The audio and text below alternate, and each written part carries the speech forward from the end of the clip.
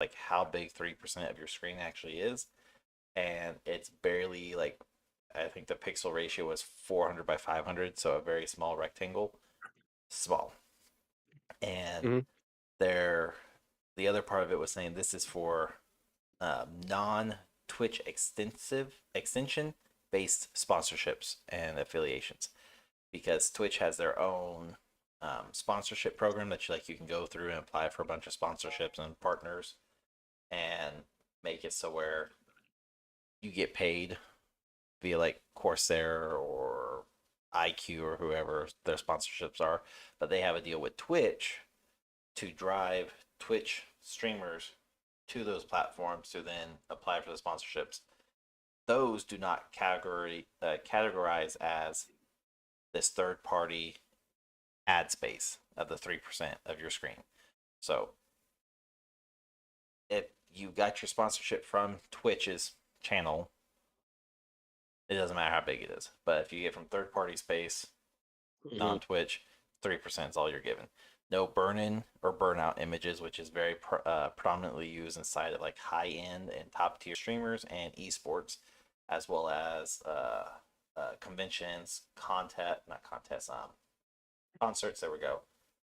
Esports league, competition leagues as well. Like most of those people use burnt in, which kind of think of like faded or the marketing that it kind of just pops up, slides in, and slides out. Man, it Hmm. looks like it's burned into the screen. That that is what like the biggest kicker that's going around, and it's of course pissing a lot of people off because again, for several years now, or yeah, several. It's been about five since about 2018, 2019. Twitch has been doing stupid renovations to their platform that is just content creator friendly. It's more marketing and business focused, but it's hurting their entire platform of content creators. And they're, of course, getting very pissed off and upset about all of it. I don't like the red light. But so that's the biggest news. And then you have the second part, which is um, after Twitch says all this stuff and releases their monthly or weekly whatever update forms, they get blasted. Twitter, Facebook, Hmm. Instagram, TikTok, YouTube, everywhere, and they're getting blasted. So what they do in kind of like to contest this and be like, oh, we messed up type thing. They said, oh, we apologize for the hard to understand lingo or phrasing that we use. Basically, they said that the wording they have chose to use is being misunderstood and being misrepresented. So they will go back and they will change their wording and phrasing properly so where it better reflects what they're trying to do. But it doesn't change the fact that they specifically said third party sponsorships, affiliates, all that other stuff, marketing can no longer be any bigger than 3% of your screen. Like Hmm. that's not a wording issue. That's a you're a piece of shit company. Literally just went, we want 3% of the space. Yeah, Oh so I shit, mean, we're I'm being looking called at the out. yeah, I'm looking at the tweet right now about it. Yep. Yeah, it's just like on the what was it June 6th, they said we do not intend to limit streamers' ability to enter into direct relationships with sponsors, and we understand that this is an important part of how streamers earn revenue. Then they followed up with it with we wanted to clarify our existing ad policies that was Yeah. intended to prohibit third-party ad networks from selling burned-in video, which you said, Yeah. and display ads on Twitch, which is consistent with other services. So Which it's not consistent with fucking stupid. other services because YouTube, you can have a fucking your entire video can just be your marketing if you wanted. Same with Kick and Facebook. Like no one has this strenuous of a fucking policy on this shit because it seems like Mhm. other platforms right now are fully understanding and aware that in order for or when a streamer gets big or a content creator gets big enough, they get sponsorships. So they shouldn't hinder that aspect at all because the bigger the sponsor that content creator has, the more eyes on that platform, whether it's Facebook, YouTube, Twitch, TikTok, Rumble, Kick. But the article, and this is from Forbes, Mhm. but the article you can even see in my fish tank if you can read tiny print. Last year alone, Twitch, which is an Amazon-owned company, Twitch revenue last year was $2.8 billion, and they are considered suffering in the revenue department. They themselves, Bezos, dumbass, has came out and said Twitch is hemorrhaging money, and yet they are profiting $2.8 billion. Just want to let that soak in because I read that part. I was like, "Are you shitting me?" Because that's all I've heard for the past 3 years. Is Twitch is slowly going under. They don't have the profits. They don't have the financial capability. 2.8 billion. I don't even have a tenth of that, and you're telling me you're hemorrhaging money. Fuck off. But you have a bunch of high-end streamers, content creation groups like the One True King, who guys came out and even tweeted, Twitch is suffocating, or sorry, this cannot exist under the suffocating canopy of Twitch. Talking about what they're doing right now. And then Does he have a contract with Switch? I think he used to. I'm not sure if he does anymore. I'm not familiar with Because I was One True King watching. anymore. Like I was he's watching someone Nick on. dipped. Oh, okay. I think I was watching Nick Merckx on Monday, and his chat started talking about it, and he was going through it, and he's like, "Oh, this doesn't affect me at all. So what do I care?" Yeah. Oh, okay. Well, because he's going through his overlays and everything. He's like, "Well, my overlays are not a big deal. Like I don't have anything like Yeah. this, so what do I care?" And I get that, but again, that's part of the part where I look at like, sorry, Nick Merckx is kind of a douchebag when it comes to a lot of things. No, he So, is. No, they all but the are fact him. Doc's a big, like that's his whole persona though. For that's his persona too. but Nick's a douche. Tim the Tap Man seems to be like kind of the most level-headed. Ninja's a fratty douche. Like just a lot of these big times are the guys anyway Like are very douchey. Tim I've met before. Cloaksy's the same way. As far as like Yep. level-headed, well, I'll air quote level-headed with him. They're He's more kind of an down. airhead. They're more down to earth with all these aspects of everything going on policy wise, whether it affects him or not. So it's very, very odd that he was looking. It's like, oh, well, it doesn't affect me. I don't care. Okay, well, no, whatever. But what's it going to take for people to start leaving Twitch? To where, I mean, I don't know how down they are right now, and I know a lot of people that I have followed or watch on Twitch have gone to Kick. Yep. But they also are dual streaming. Yep. Or multi-streaming from Twitch, Kick, YouTube. Yep. All of it, and TikTok. Doing what I do, yeah, as well too. So yeah, so they're doing that, and some of them were kind of like, well, I don't want to dual stream or doing that and have Twitch involved too because I'll get in trouble. And then they're like, well, fuck it, I don't care. Like, kick me from Twitch, I don't care, whatever. Because Kick is owned by a gambling company, is correct? A gambling affiliated. It's some company that I'm assuming the care of it, as far as I think the money aspect of it isn't there as far as they're splitting or not splitting. They're giving more than streaming is 90 is owned and registered via Australia by Easy Go Entertainment Pty Limited, and its director Breas Penna. I butcher that. So that's as of April of this year. So, but it doesn't say it's affiliated. The public face is Tyler Trainwreck Nickum. I'm butchering that. I know. Okay, so the face of the company is a high stake online gambler, but the company itself is not. Okay. So the face is a high stake gambler. Yeah. Yes. But the company is not. Okay, so I heard that it was owned by a gambling company. I believe he's the one that he got in a lot of issues with Twitch because he was doing like the slots and gambling and poker nights on Twitch, and they said no, stop that. because Trainwreck sounds familiar. So I believe Okay. that's him. I could be wrong, but I know there's a slew of people earlier this year, even late last year, that got in a lot of trouble with So that gambling. makes sense of why on Kick, like obviously I created an account and everything, but I have not done anything on it. I I'm followed aware. maybe 4 people, and but The my podcast and me. It's only two recommended other people.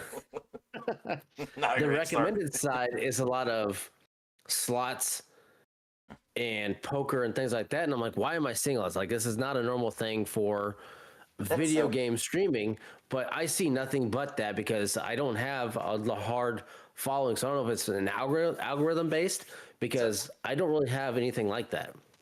okay, so I'm logging in to kick.com via our podcast channel. Not Hmm. my personal one, because my personal one I follow like a few hundred people, so it'll mess things up. So just going off of what the featured stream and recommended streams. So featured streams via again kick.com, the 2Guys1Gamepad streaming channel. It only follows myself and it follows you. That's the only two people it follows. Hmm. Feature streams is an subathon via South Korea. So a Moises X EBZ walkathon, and then a Wheel of Fortune like game, which is not in English. I don't know what language it is, but it looks like gambling because I see buttons, I see race. Feature streams recommended. It's all video games, and then it recommends just chatting. So Which I can see that too of just chatting because it's a. I don't yeah, know how. I don't even know if they catch on to it being a podcast one, but Sam. Let's see. I'm gonna go to the top four. Nope, that's an IRL and just chatting. Walkathon and just chatting. Slots Casino, um, which is that roulette thing that I was telling you about. Game night Mhm. and another game night. So it's kind of like it's a bit not 50-50, but it's kind of an even disperse of gambling, randomness, and gaming for the like what it's recommending we watch or even subscribe to. So, but it's very much a Kick. Even after being on Kick for a while now, it's I would almost deem it like an alternative, heavy alternative Twitch streaming, whereas like hot tub streams, pool streams, all that are very frowned upon. Got bad recognition over on Twitch, whereas Kick is literally just like, do you boo boo? You Yeah. want to stream in a bikini? Stream in a bikini. The only thing we require is you must mark your channel 18 and older. Whereas even if you Hmm. do that on Twitch, no, somebody can report you for indecency or having minors in the chat, whatever. And it just takes one. You're done or you're temporarily suspended. Hmm. As of right now, Kick is very just Wild West, so to speak. But it's not bad. I get a lot of traction over on Kick when I multi-stream. But Yeah. So with Kick though, again, I mean, you do have people like Nick Merckx, like you said, who basically like I don't go, and you ask what will it take. Well, you have Zach Hoyt, who is Asmongold, 3.1 million followers on Twitch, and he literally tweeted on June 5th or 6th saying that this is a legitimate situation where streamers and content creators should boycott Twitch. If somebody with even his platform, yes, 3.4, I think Nick has like a lot more than that. I haven't checked his he's numbers got in a quite a while. few.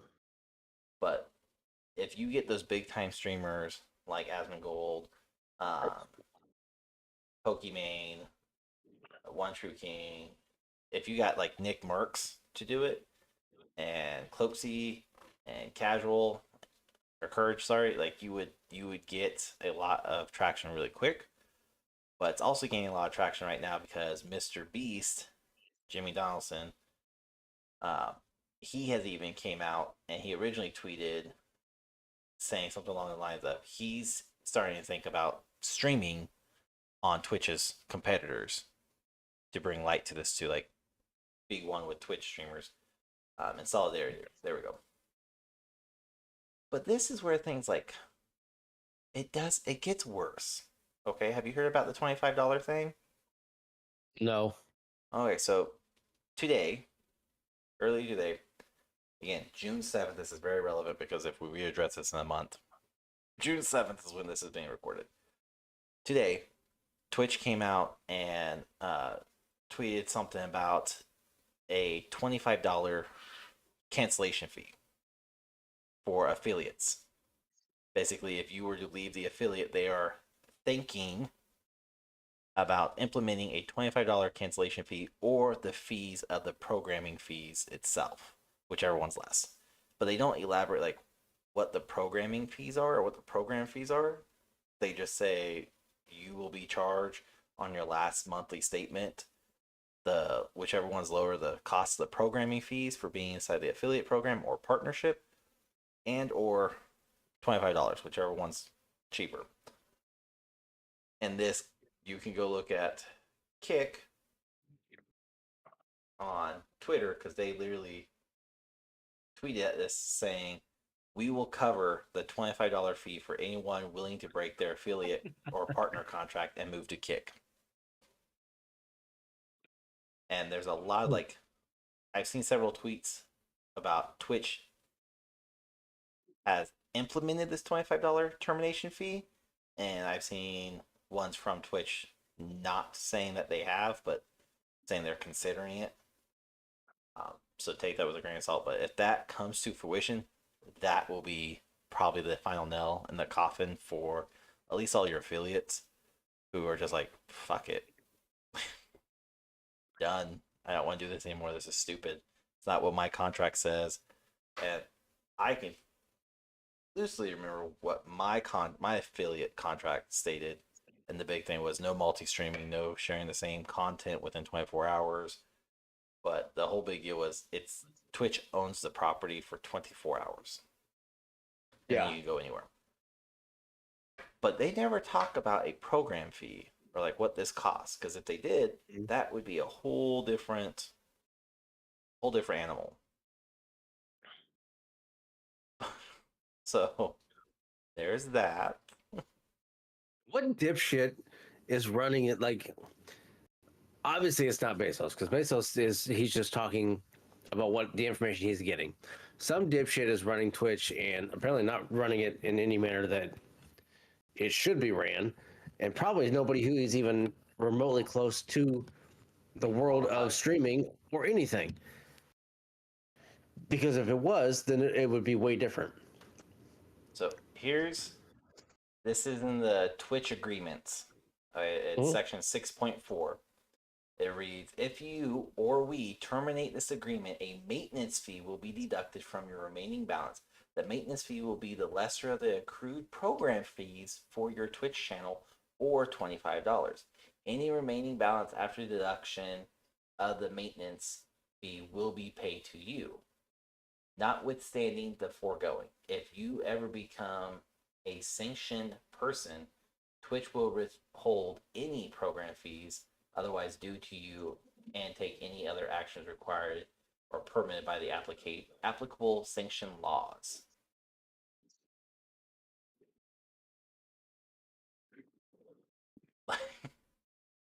I know we've talked about Twitch being a shit show last year. Yeah. that like this is I don't know what's going on over there. Clearly, like you said, whoever's in charge, whoever is running this program is not associated, affiliate. Like they have no fucking idea what is going on and why this is all bad. I did a quick search and it says Shear, Shear, continued as chief executive officer, which I have no idea who Shear is. It's not a con. I don't know him. It's so chief executive officer of Twitch Interactive with Sarah Clemens added to the executive team as chief operating officer. That's in January 2018. So 5 years ago. Okay. Yeah. So Sheer apparently has been running it since 2011 when it launched. but I don't know who Sheer is. I've never even heard of it. I've heard of Sheer, but I don't know if it was with Twitch or someone else. But Uh, like, there's no account on Twitch. no, which There's no Sheer account on Twitch. Like looking for nothing. so here, all right. So if you're going to run this streaming platform or any streaming platform, Kick, YouTube, Facebook Gaming, Rumble, whoever the fuck, Trovo, one would think at least your CEO, CFO, CEO, whatever, fucking chief, something, want to do that position or any higher up position should have an account. Doesn't matter if they have any followers or subscribers, but that person should have an account. And at least on that account, it should, at the bare minimum, say their title position and then link you to the Twitch official or the platform's official channel. So you can be like, oh, I have like, okay, cool. I can put two and two. But when you have these, in this case, a ghost style account where they don't have an account, they're not active in it, even if they use a Twitch platform account, you know they don't.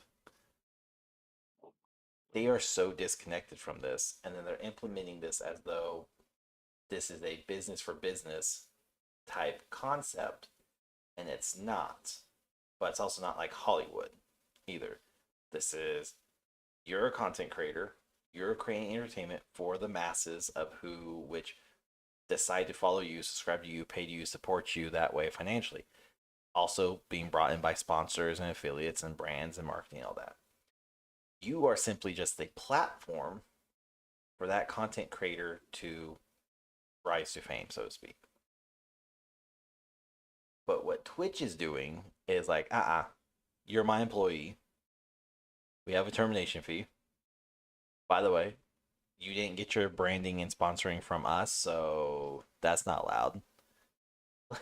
They're like working at Walmart or Target and be like, that's not the proper shade of blue or red for your vest or for your polo, or your wrong shade of khakis. You can't really, you didn't buy that from here. It's so stupid and asinine that makes no fucking sense. And I think like it will have to touch base in like a week or two, or maybe a month, depending upon what shit happens between now and then. But I think if we have big name streamers like Asmongold truly boycott and not stream there and go to Kick or YouTube or Facebook or again any other streaming platform, they actively do that and they just stop saying you can't find me on Twitch anymore. You can go and watch my old VODs, but that's it. Then I think by the end of the year, if not, no, 6 months time, that's the end of the year now. By the end of 2023, Twitch will be singing a different tune if it doesn't by the end of this month of June. But they really need to scrap a lot of these higher up positions and get people who are immersed in the field, or at least somehow connected to the field. If they would bring on, not Nick Merckx, because he's too self-centered and egotistical about himself. He clearly cares nothing about the smaller streamers because it doesn't affect them.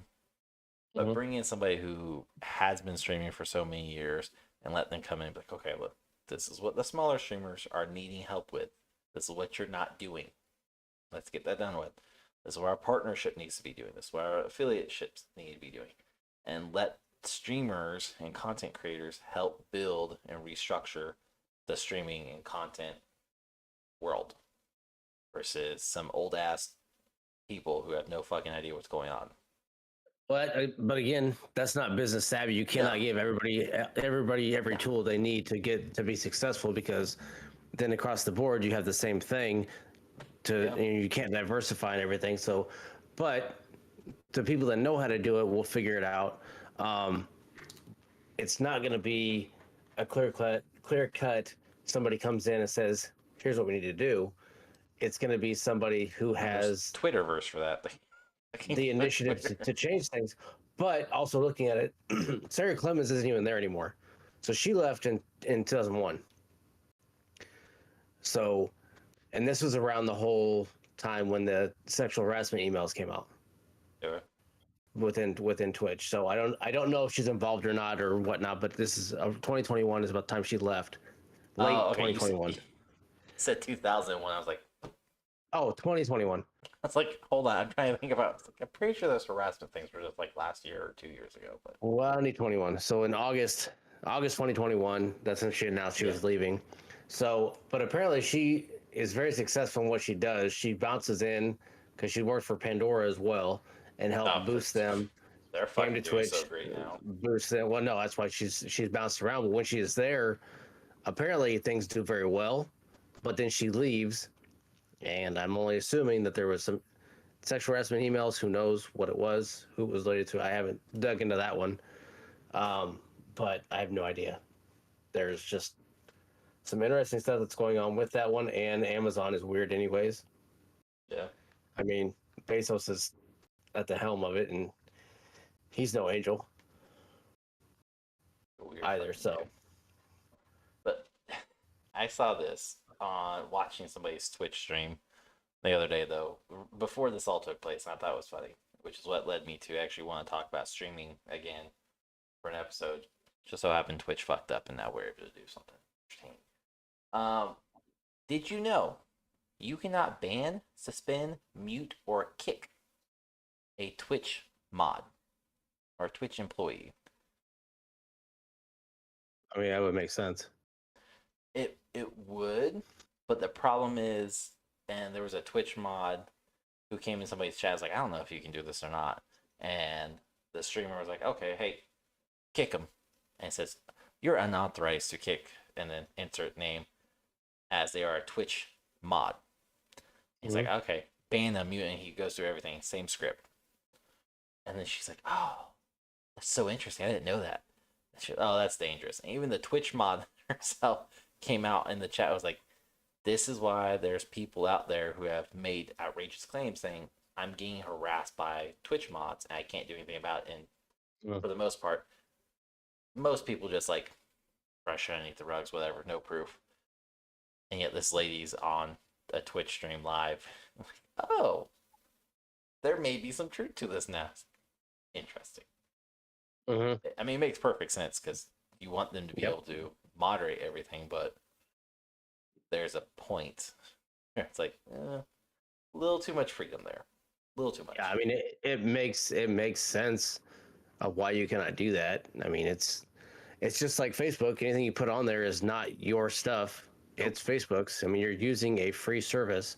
Social media Twitch. as a whole. I mean, you're using a free service. Granted, you can make money off of it, but you're still not paying into it to do anything. Which is so funny. And I'm so glad you mentioned Facebook because I think we've talked about this before. If we haven't, we're going to because I always find it funny when people make those long, lengthy posts on Facebook and they're like, I do not consent to Facebook using it. And I'm just like, yes, you fucking did consent. You literally consented with terms and agreement when you create that fucking account. Shut up. I've gone around with like family members like, you really need to like take that off. Well, it's true. They can't. No. Fucking ignorant. Go read your T's and C's. I promise you, your T and C says that Facebook has the right to use it. Same with Apple, same with Samsung and Google and Twitch and YouTube and Trovo, TikTok. They all have the right to it. That's why no matter what, you like your content is not yours. Never will be yours. It's it's a whole thing. I often see it mostly with the boomer generation and Gen X generation too, the older Gen X, and then anyone really older than that too, just posting that type of stuff. And I get a laugh out of it every time, which is you don't understand shit, do you? This isn't the Yellow Pages. Like, it's not the same. It's a blessing and a curse. You can talk to people all over the globe. You can stay connected.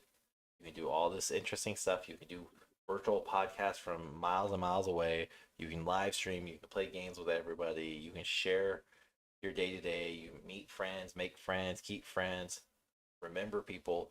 But it all comes at a cost of it's not yours. And like, I'm not against her for it. I don't care because I understand the concept of whatever I put up on Facebook, Instagram, YouTube, TikTok, it's out there. It's not mine. That's also why I make sure I don't say stupid shit that could be misconstrued. Like a couple DMs I've got in Facebook from 15 years ago where I'm like, oh, huh, that would not age very well. I didn't send it, but I don't know the context of the message either because it's like, it's a memory. A Facebook memory is like, this day ago, somebody wrote on my wall. I was like, oh, yeah, you can't say that anymore. That's very offensive. I love Yeah, Facebook memories. times change. Times change. Things don't age well. That comment definitely didn't age well at all. Kevin Hart's comment aged well better than that. I had to call him out on it too. I sent that person a message like, "Hey, do you feel like a shitty person now?" I didn't mean it like that. No. You're on the kick now. I just want to. Yeah. You're talking a lot of shit for someone who posted this. Sure, you could backpedal so fast. Yeah. I thought it was interesting. But no, I mean, other than Twitch though, have you had the time? I know I talked to you 2 weeks ago, was it? About the new Street Fighter 6, Mortal Kombat 1. Have you watched that? No. No, okay.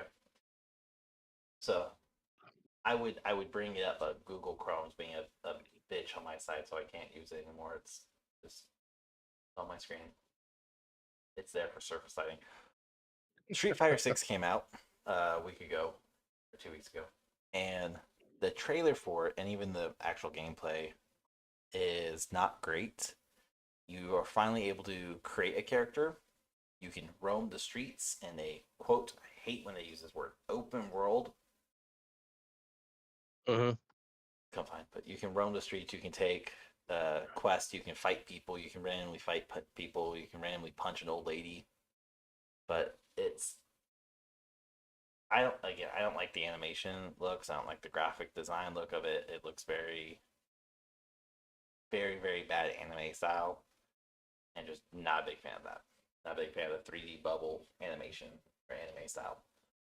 But a lot of people have been making videos and literally going around like, "Oh, can you punch this person?" And somebody uppercuts uh, a woman just on the side of the street who's selling apples or something in the game. Mm-hmm. It's supposed to have a good storyline. It's supposed to be really fun.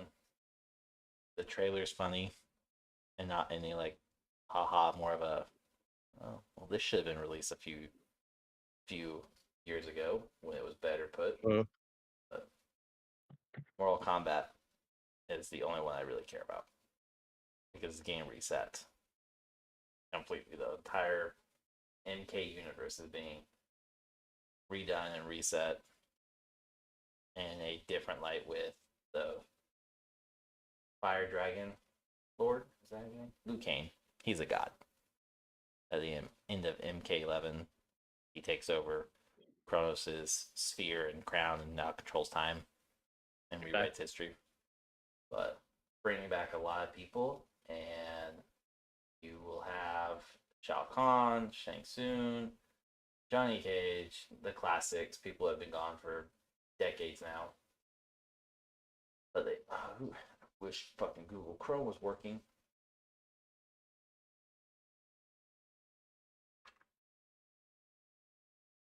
About one extra characters that we're going to. And this is Onslaught, correct?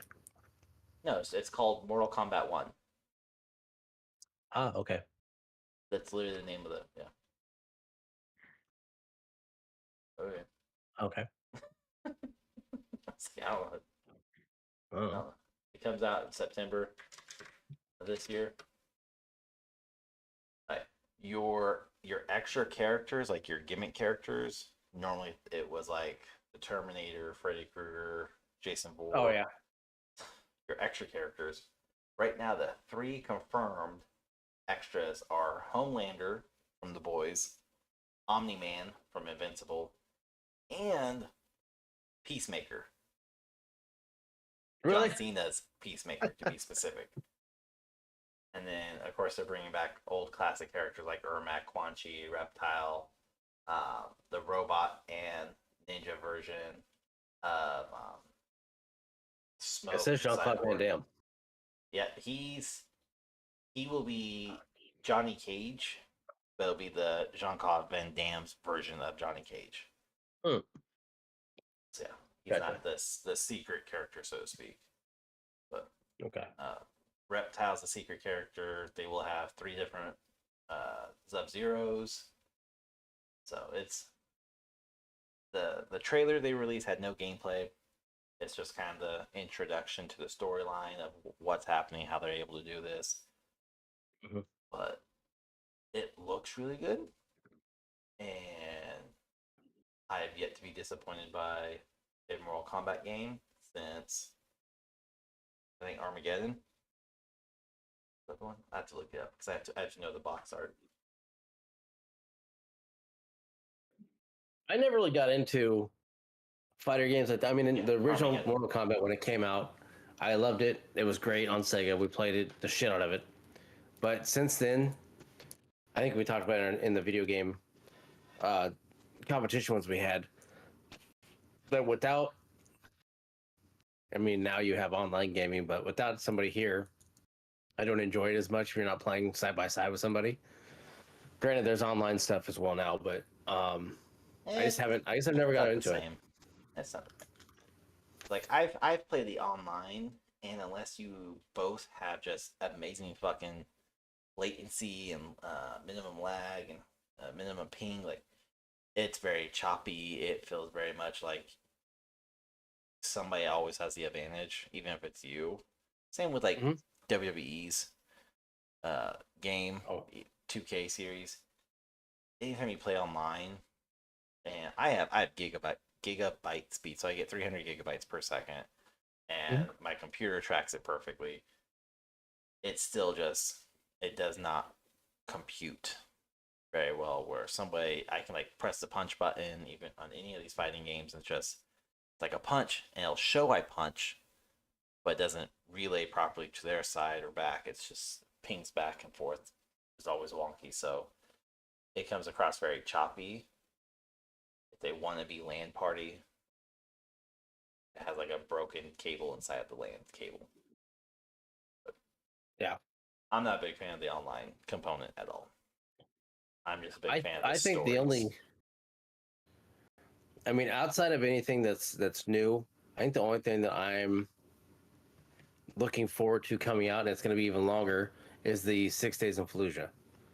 Oh yeah, because you sent me the TikTok, and that looked amazing. It looks good in the trailer. I haven't seen actual gameplay yet. That's true.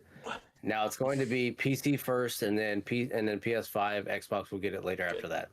Because I was going to ask you about that. So my guess is that a lot of it's probably going to be beta for PC, possibly, maybe not. I don't know. But that's the big thing on PC right now, especially if they're launching on Steam, is to have a fucking beta, an open beta for months and months and months. Yeah. And then like, okay, we're finished. Now I don't know when it was started design. I don't know how long it's been in design. The concepts, the alpha came out, or the beta's out, or anything like that. One thing I don't want is I don't want a Battlefield 2042 repeat and everything's going to be fucked up, because the game has potential. It has a... Hey, 2042 was an amazing fucking game. Fucking trash can on fire, rolling down a hill into a shitstorm. That's being very nice. The way this game looks, the way they described it, the way that every time you go into the game, it changes. The enemy changes, the terrain changes, the buildings change, positioning of everything changes. If it works that way and the aspect of everything is good, it has a fire team mentality to it, because I believe it's a 4 to 5 man fire team that you're doing. Yep. It's a 4 to 6, okay. 4 to 6 man fire team going through clearing Fallujah. Yeah. And it's supposed to be very tactical. You have no No heads up monitor as far as your ammo, your health, nothing. You have to keep an eye on in your head, pretty much, what your loadout is, everything else, which is in a way, in a manner, a not glorified, way of Tarkov, but more realistic in the I manner of know my trying to ammo keep. count. Yeah, that's what I'm saying. Trying to keep a head in your head of what your ammo count is and everything else of You what can't you be have trigger on you. happy. Because exactly, and they, from what I've seen in the trailer and looking at it, the weapons that they're using, it looks as M16 based. There's Always. CCOs and ACOGs. I didn't see any M4s. There very well could be M4s. Shotgun, I'm assuming, but it's all breach and clear, and a lot of CCQ and everything else going through the entire world that they're creating, and it has potential to be pretty fun. I just think it's going to be a very technical game, and I'm looking forward to it. I just will have to wait a little bit longer to play it if it's done correctly. My only concern, other than the traditional one of will it match the trailer at all, or will the gameplay match? Yeah. That's a given no matter what game we're talking about. Yep. But my only concern is it going to be a forced tag team? Am I going to be forced to partner up with 3 other players, 5 other players? If it's just myself, can I try to do it solo? Is it required multiplayer? Or if like you and I want to hop on, do we have to take 2 other real players? Or will it autofill it with AIs?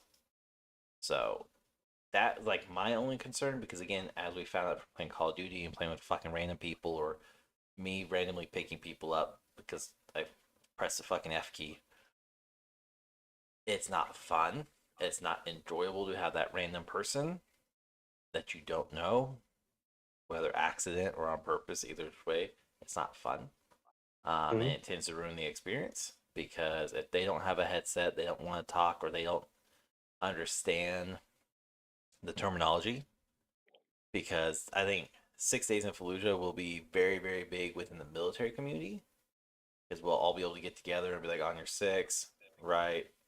Charlie's over here. Like, we'll be able to use proper military lingo and have minimum issues with conversing with one another. Whereas if we get in with like some random ass, never before served person, civilian, the only thing they really will have to go off of is maybe they've seen Black Hawk Down. Maybe they've seen 1942. Maybe they've seen these war movies. Like, that's like a huge maybe. And it'd be like, oh yeah, Charlie's over here. Who the fuck is Charlie? Charlie. But it's just Charlie.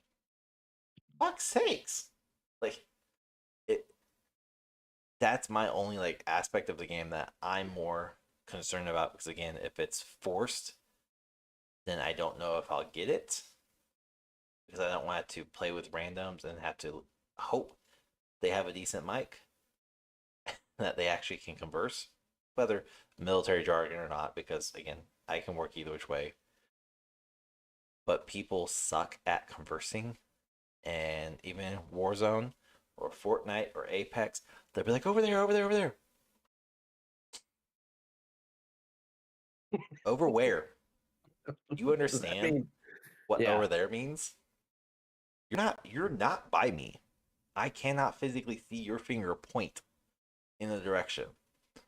And since there's no heads up display at all, so you won't even have like a compass reading up top where you can say, oh, it's 60 clicks north or 70 clicks, whatever. You'll have no display. So you really will be relying on a lot of, hey, over to our left, there's a target. He just rounded the building. He should be crouched down back there. And instead you're going to get, hey, he's over there. I saw him go over there.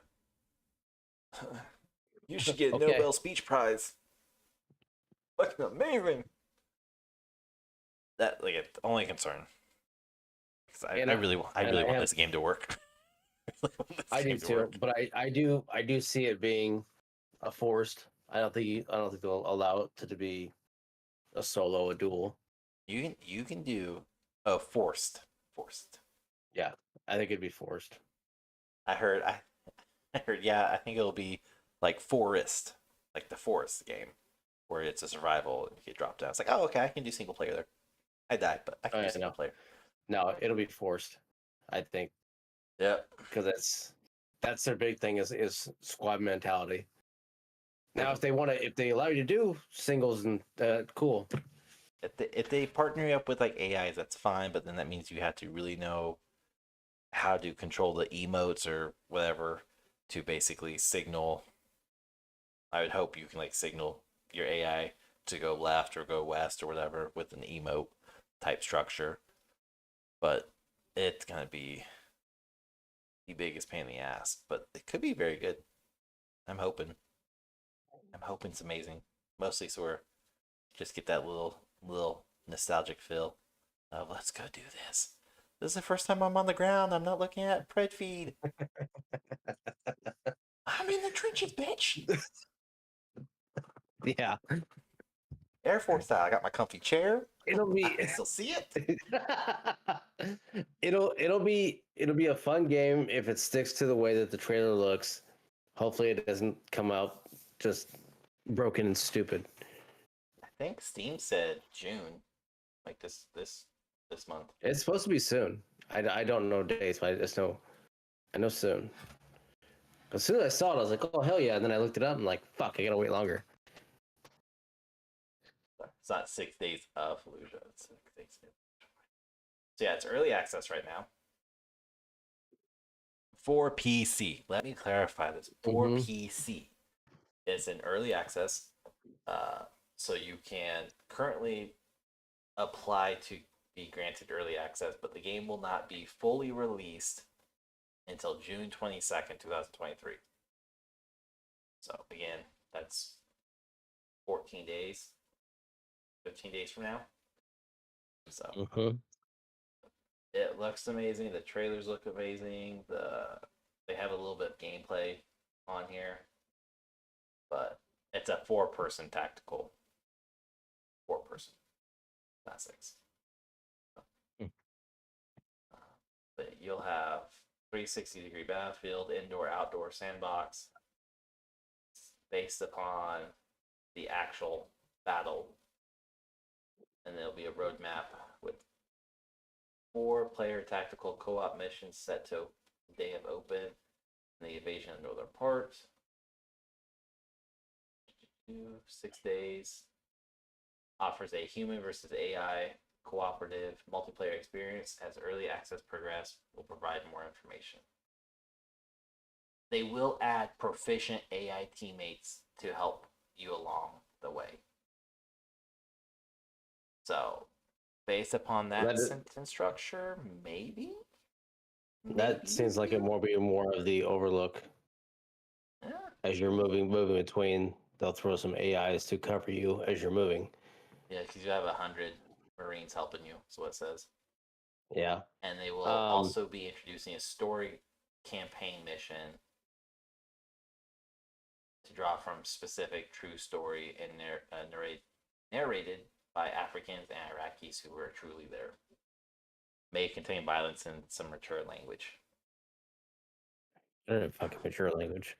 May contain? I'm sorry. I don't get this. I keep looking out. So I just went to Steam to find that. Yeah, it's not. I'm looking for a release date for PS5, and apparently I didn't know it, but it was delayed from 2022. The whole game was. So it tracks with everything else. 2022. So yeah, but they said it was supposed to release in PC, PS4, PS5, Xbox One, Xbox Series, all the fucking Xboxes in later half of 2022. But now it got pushed, delayed to 23. So I'm guessing, hoping mid to late July, I will be able to play this game. In other words, I will be waiting. Yes. I will not be picking this up just to be ramrodded by some fucking AIs or random people. I will just stick to my Diablo 4 and keep playing that until this comes out. Yeah, it just says 2023 for release on PS5. There's no date that I found. Oh, I'm sure you somebody know who else will had be a able to fucking find release like that? Skull and Bones. it. That Well, fuck sometime it's I coming fucking at some point. I did the stress tests, and then they said, "Oh, we're not gonna release this in March.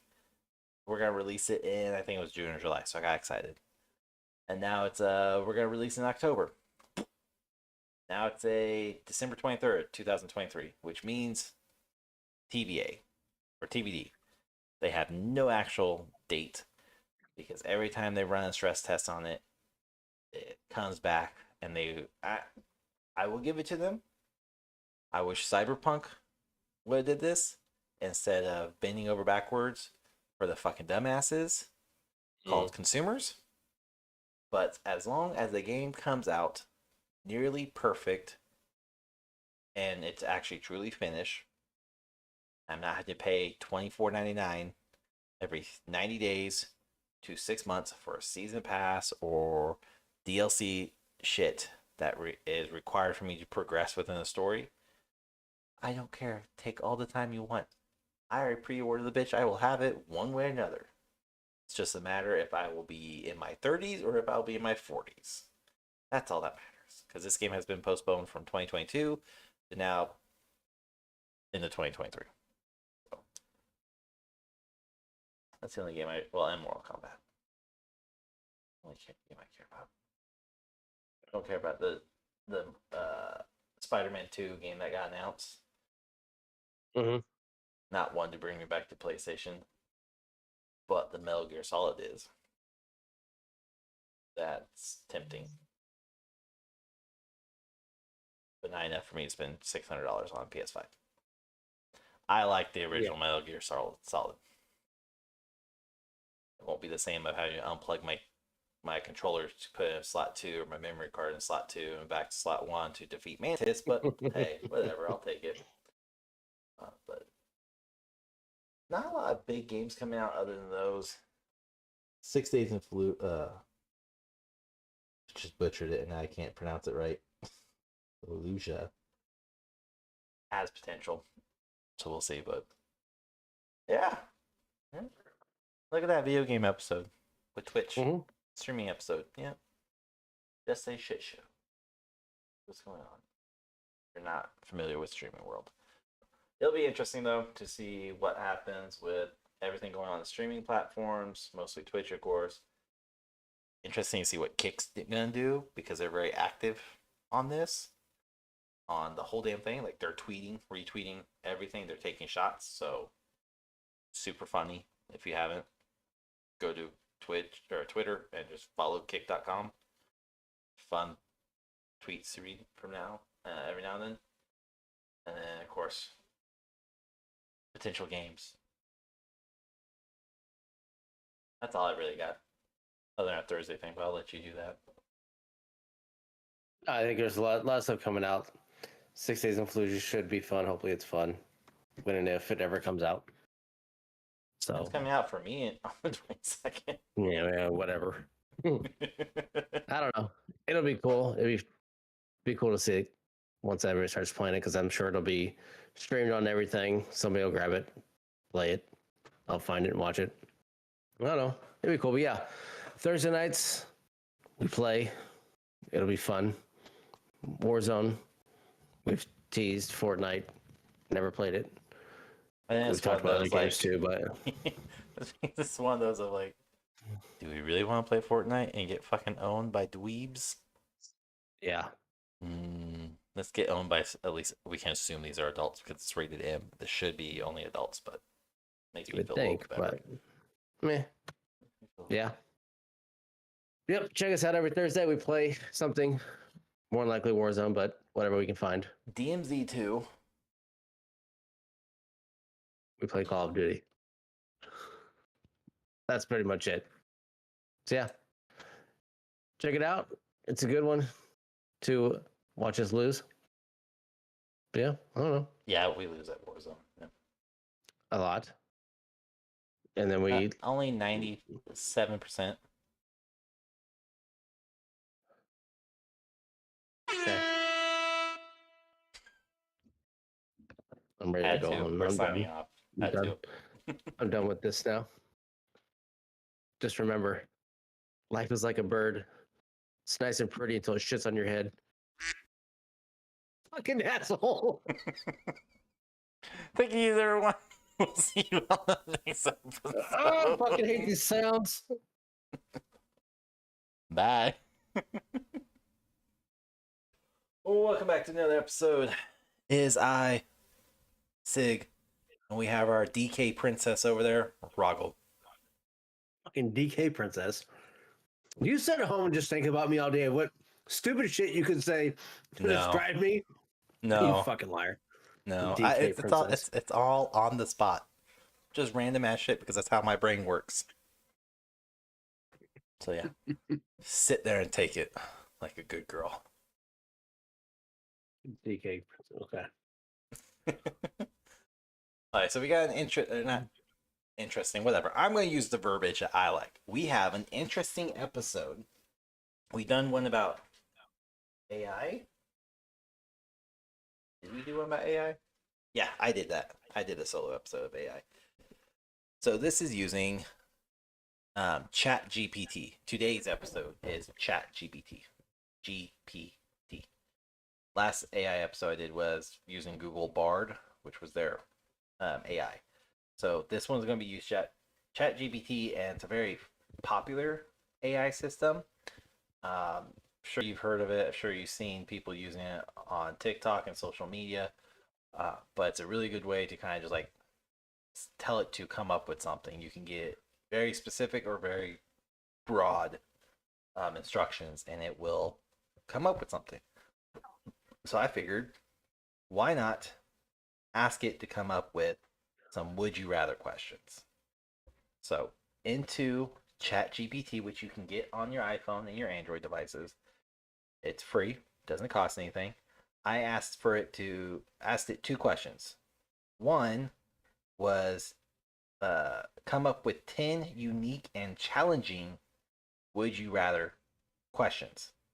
And because how the AI system works is it will never come up with anything dangerous, severe, or due to the other question I asked, scary / emotionally / mentally damaging. Because the second question I asked it was to come up with some spooky or super scary and horror based would you rather. And it told me no, I can't do that. Would you like eerie and suspenseful? Sure. So I have 5 of those questions and 10 of the regular basic questions, and yeah. So I haven't looked at these questions since I took the picture 3 weeks ago. All right. So you ready for this possible shit show? Yeah. Do you have a preference? You want to start with the unique ones or the scary ones? Go with the scary ones first. All right. These questions, I'm quoting the AI, okay? This is not Sig coming up with bullshit. This is the AI coming up with super bullshit. These questions aim to invoke a sense of suspense and intrigue without crossing the line into excessively scary or sadistic thought process. Quoting from ChatGPT. All right, so the first question that is deemed eerie and suspenseful. Would you rather spend a night alone in a actual haunted house with no electricity, or spend a night alone in a dense forest known for strange disappearances?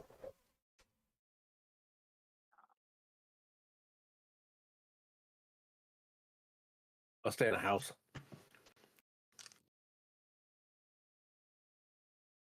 I can walk around a house. I'm not dealing with the fucking forest. No. Walk I around know a it's above me. forest. Yeah, but there's limitations to the height in a house. I don't know what Wendigo or whatever's gonna drop down on me and fucking eat me. No, I'm good. No, thank you. No chupacabra flying at me. I cannot disagree with you at all on this one because, one, the confines of a house. as you stated, it's a hell of a lot smaller than a dense forest. And when I think of dense forest and like supernatural type events, I think of like the Appalachian Mountains range. It has just a shit ton of fucking events and situations that happen on a yearly basis. From the Blair Witch to Mothman to just alien abduction to the woods people. Like, nah, I'm good. A house. I can back myself in a corner and be fine. At least for 24 hours or 12 hours, however long this night is.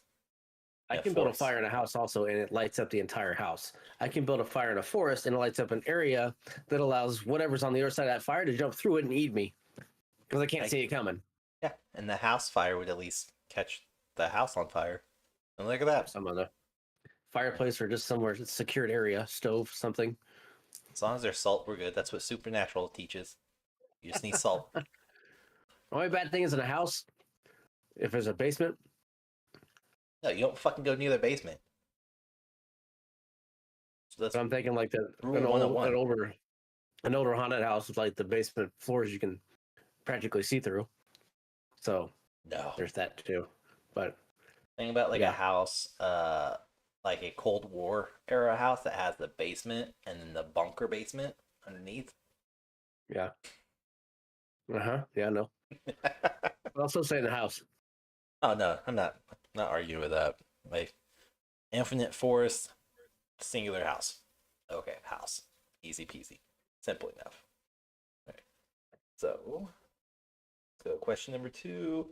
Would you rather uncover the dark secrets of a mysterious cult but risk becoming their next target, or live in blissful ignorance but always wonder about the truth lurking in the shadows? Wow, that's an easy one. So uncover something or live my normal life. Uncover and potentially be a target, or live your normal stupid life. Just live my normal stupid life, mind my business. I'm always researching and looking shit up, so I mean, that's my I know normal you are. life. Yep. It's good knowing you. Joke's on you. That'll be the real reason why I can't do an episode. Just be like, nope, sorry, I won't be there Tuesday. I don't know why. They haven't told me yet. Just, yep, maybe next week. Text me. They want to go out for drinks or something like that, but I don't know. I said, don't make plans the next day. There's some candy in the van. I fucking went with them. Sorry, they got me. Something about jelly beans or something of the sorts. It's fine. They've got Kool-Aid to drink too, so they said, yeah, whatever. They said, you know those hard Mountain Dews you've been looking for? We got them. We got them. I'm there. It's done. Say less. Ready to go. Blissful ignorance would always be the best in that type of situation, though. So not even upset with that. These questions are not really like, ooh, scary. They're kind of easy, honestly, looking at them. All right. Third one. Would you rather wake up every day in a different, unsettling location with no memory of how you got there, or wake up every day at the same location but with a lingering sense of being watched constantly? Again, this is kind of like normal day or live my normal life. When I wake up, my daughter's staring at me. Hi, Dad. What are you doing? I don't think this is really talking about children or family. I think this is talking about like the unknown watching you. Well, same thing. Not saying you could punch one of them, but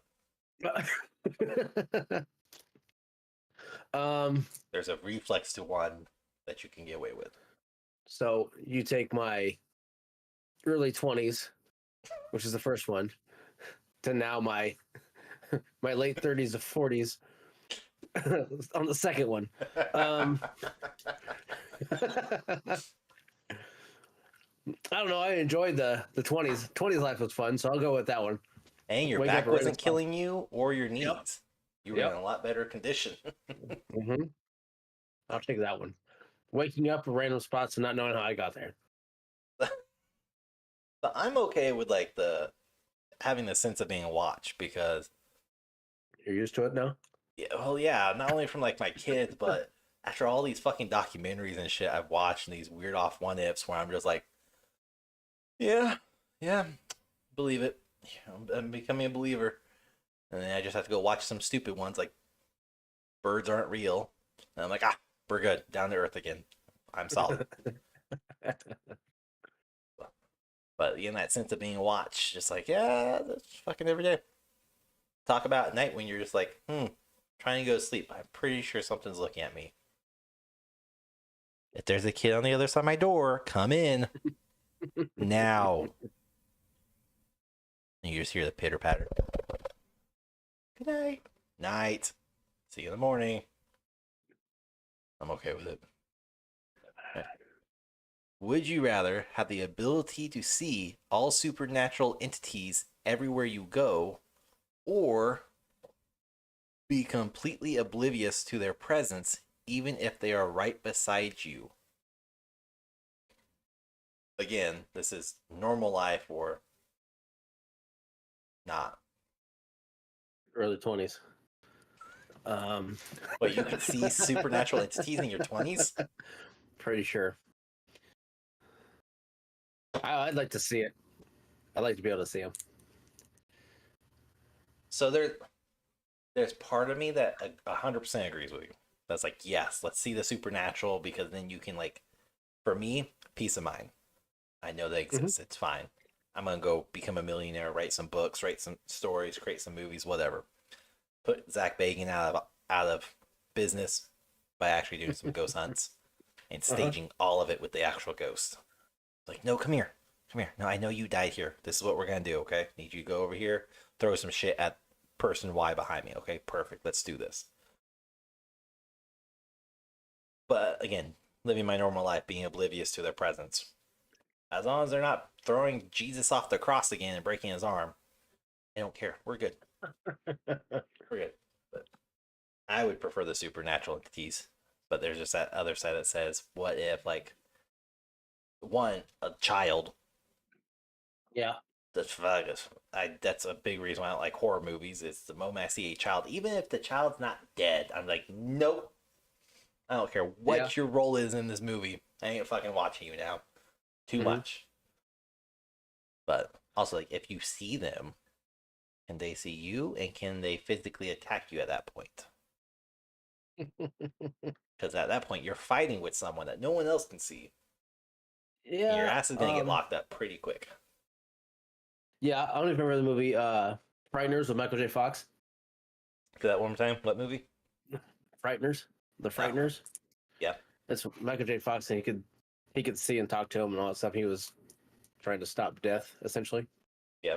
So yeah, it's movies like that. I guess it would be similar to that. He was talking to him and everything, but there were some fucked up ones. Yep. Yeah, I'm thinking more like 13 Ghosts. Type fucked up. Yeah, that's yeah. Those were fucking weird. I mean, talking about horror movies, why not? I'm just in a house all by myself this week. Have no protection here. That's one that needs to be made into a series or show or something.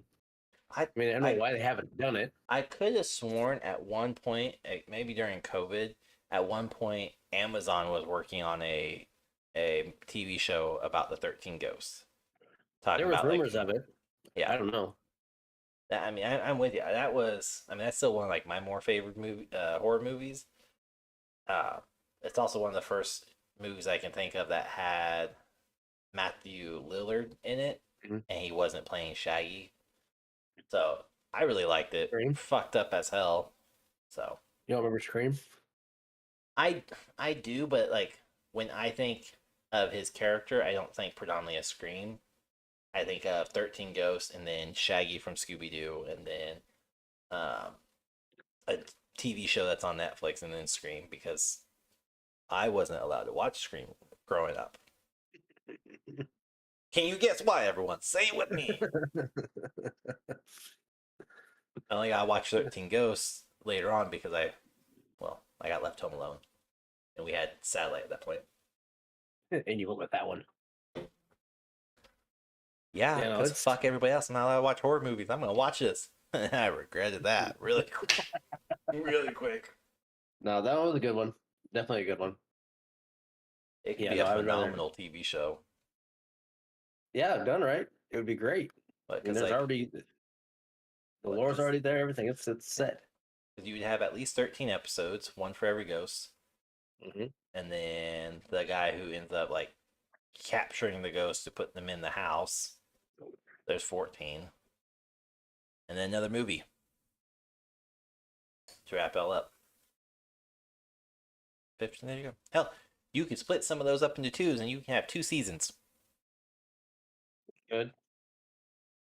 They're gonna have to sell it to Netflix. Come on, Netflix. You guys do the limited series shit. Pick it up. I mean, Let's they go. could do it somewhat similar to the fuck was it called? I do not know. It was Grimm. Similar to that one, how they use fairy tales. Oh yeah, I haven't watched Grimm in a while. Grimm was good. Grimm was really, really well done. I enjoyed it. I don't think it. I think it got canceled before it finished, but I'm not. I think I haven't finished it completely, so I don't know. I remember I started it. I think I got through like 4 episodes maybe, and then I just got sidetracked because, well, I have fucking ADHD. I just got sidetracked with other shit. Yeah, it kind of steps away from the whole fairy tale ask of everything, and then gets into Well, everything else. well, it's all based off of Brothers Grimm, so it Yeah. supersedes the fairy tale. It's what the fairy tales are based off of. Yeah, but it gets away from all that. You're not alone. No, I just heard my 2 cats fighting. And it sounded like one of them was dying. No, it's because they're not fighting each other. They're fighting for survival. It's still that, but yeah, they're still fighting each other. Okay. You see me like tripping out over here. I promise, I'm not on drugs. I'm just hearing shit. Just wait for you to get snatched out of frame. I do have all my lights off too, so just have you be like, well, that's the end of the episode, and this will not air because Sig is recording it. Hey, Mr. Ghost, can you press stop? Just go ahead and upload this if you can. All his stuff saved. It's fine. Just do it for him, please. Can Thanks. you clear his browser history too before you step out? Automatically does that. I'm smart. All right, so last scary one. Would you rather be trapped in a never-ending loop of your worst nightmare or experience a series of chilling and unexplained events that follow you everywhere you go? Yeah, I'm not looping anything of my. No, I'll go with the chilling events. Not reliving some of that shit. Trying to think. Do I get to choose my nightmare? No. No, it says the worst nightmare. Oh. There's like a few of them that are tied. I still wouldn't like any of them, but you know. Punch a shark in one of them. What? I don't like the ocean. Leave me alone. Gone over this in the other Would You Rather episode about drowning or being eaten alive. Yep. No. That's why I'm not doing that one. I mean, again, I have chilling and unexplained events happen to me quite often. So, like me getting snatched out of the frame of this camera here in probably the next hour. It's fine. It's whatever. No biggie. Those weren't super scary. The ones I looked up originally before I did Chat GPT, there were some like pretty mentally fucked up ones where you had to kind of question your morality and whether or not you could basically think of a lot more severe and messed up version of if you could travel back in time and kill baby Hitler, would you kill baby Hitler? And Just a lot worse, though. Someone's out there has to be like, Hitler's pretty bad. I think it's pretty as bad as it gets. No, there's some really bad ones with self-mutilation. Couldn't do it. All right. So these are the 10 unique and challenging questions of Would You Rather. Again, Chat GPT. I did not come up with any of these. And I think some of these are pretty maybe similar to other ones we've had. So, first question. Would you rather have the power to teleport anywhere instantly, but lose all your memories every time you teleport, or never be able to travel outside your city, but retain all your memories?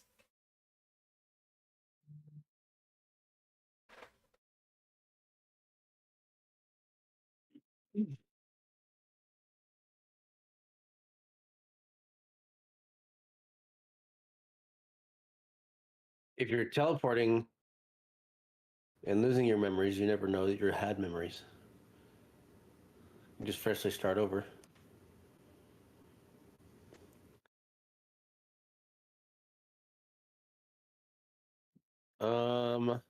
Well, take it as though it's in your current situation. So you have your 3 kids and your wife.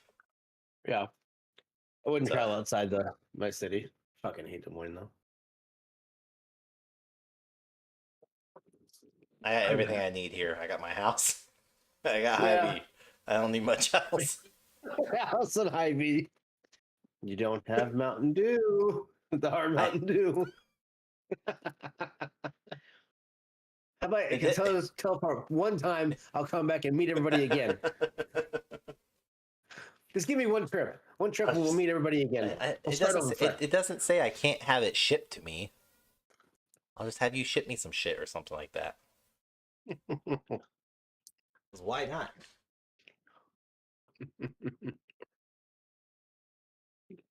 Something under your desk? No. My charger's not charging my phone. I was trying to figure out why. Something unplugged it. No, it's plugged in. Shut up. Yeah. Mm-hmm. I have to try to go to sleep before 3 a.m. again. Okay? Fuck off, asshole. I do not have to pee. I do not have to pee. I do not have to pee. You can get up and go to the bathroom. It's okay. Nothing's going to snatch you from under the bed.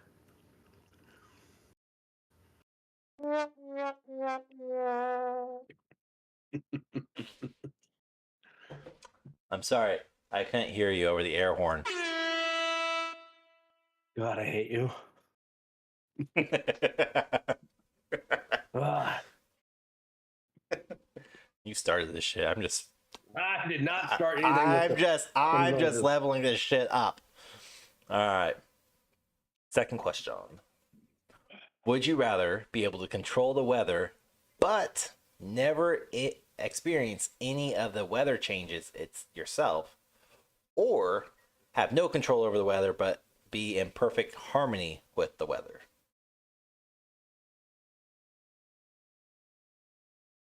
I can control the weather, but never experience the weather change. Correct. So if you change it to like a beautiful sunny day, 75 degrees, you won't be able to experience it. Everyone else would, but you would not.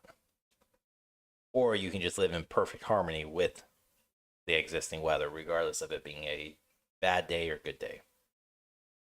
I'll control the weather all fucking day long. I give two shits everybody else thinks about it. I'm tired of being fucking cold. If I'm not freezing or like that, cool. I don't give a shit. I'll control it. I took this from a more maybe sinister route. I'm going, fucking control the weather. I don't leave my house. That's fine. Hail.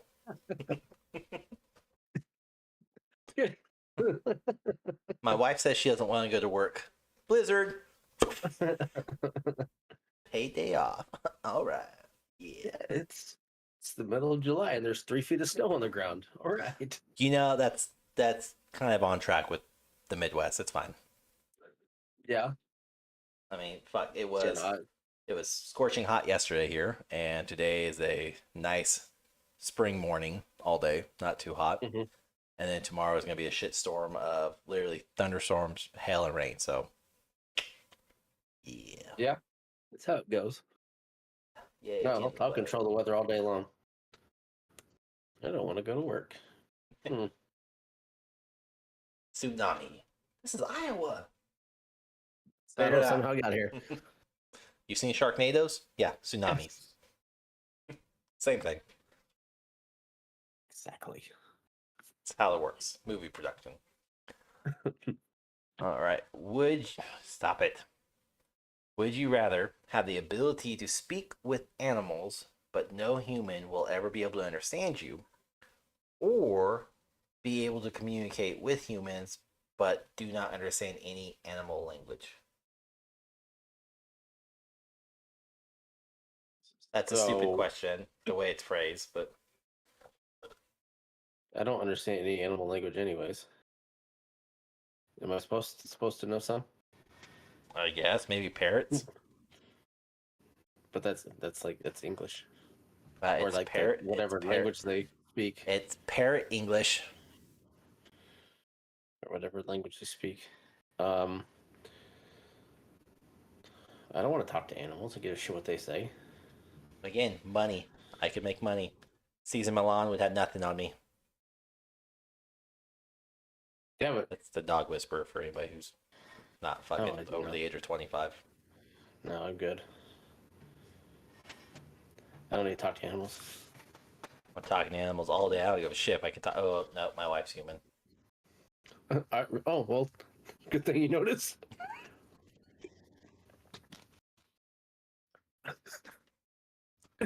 Oh, shit. Huh.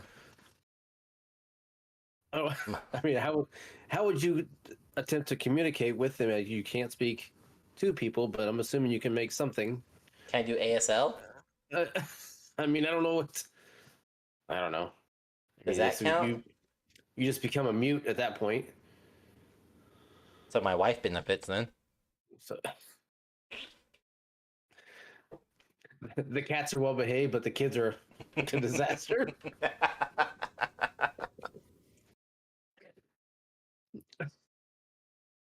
Cat and dog.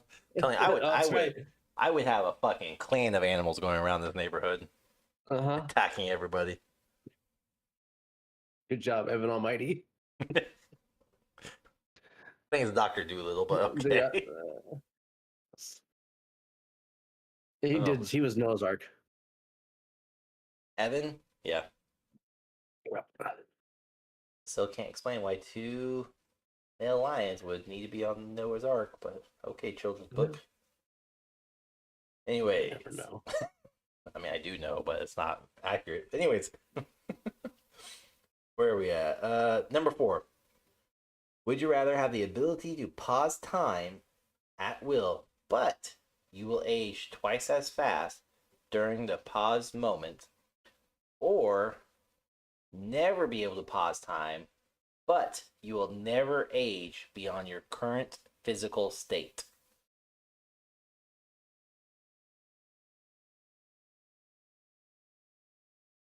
So I'd be stuck where I'm at right now.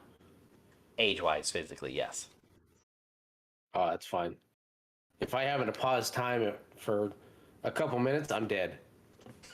I'm not gonna be able to walk. My back will fucking break something. I don't know. I'll trip and turn into dust. Nope. I'll stop aging right now. You pause time. You're like, I'm gonna go fucking rob a bank. You lift up the bags. My back. Shit. I got a pause time, so I go to the hospital. Can't snap fingers. Damn it. Yep, that'd be my luck. Which then would beg the question of, if you Does died, it unpause? Yeah, does it unpause or is it an infinite frozen state? Yep. Nope. I'll stay right how I am. So it just says physically, you don't age beyond your physical state. So does your mental capacity go with it? That's already gone anyway. So again, stay right where I'm at. Fair. I would be, my back's fucked, but it's not completely fucked. It's only like 85% fucked. I think I would go and pause time at will and just kind of become an evil villain, an unknown evil villain. Robbing some shit, taking some shit, maybe punching somebody in the dick. I don't know. People that do. It's gonna only happen like 3 times for maybe maximum of 10 minutes. It's fine because 10 minutes means instead of aging just only 10 minutes, I would age 20 minutes, so it'd be fine as long as I'm not doing a year-long pause. I'm fine. So I'd be good. Be good. Again, the only thing would be tripping or having my back spasm out and be like, oh well, fuck. Done now. Great. Just unpause time and call my wife to come pick me up and try to explain to her how I got all the way to Europe during pause. All right. Number 5. Would you rather be able to read everyone's mind but constantly hear everyone's thoughts all at once, or have the power to make people forget things but lose your own memories in the process?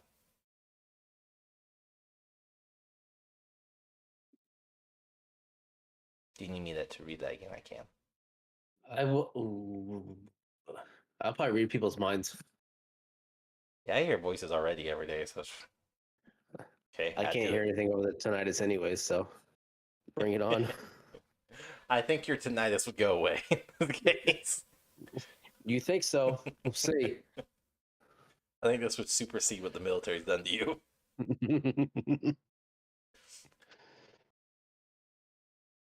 I'd go with that too. Again, I'm looking for my advancement of my own will or my own goods. I could be off more beneficial reading everybody's minds and hearing their thoughts. Because then I don't know why I thought you said beat off more beneficial. I'm like, what? What kind of weird shit are you into? Don't question my BDSM. It's fine. I don't know what the fuck you're into. Tinnitus, it got you again. It does. Don't worry, everybody. He has his headphone set to like 100% plus a modifier to go above that. It still can't hear me. Yeah. Yeah. Look back in other episodes. You'll hear it too. You'll notice it when he's like, yeah, because he cannot understand everything. Talking to an old man. Number 6. Shut up, DK Princess. Number 6. Would you rather live in a world where everyone can hear your thoughts, or in a world where you can hear everyone's thought? Hear my thoughts, people. Bring it on. You ain't gonna live too long.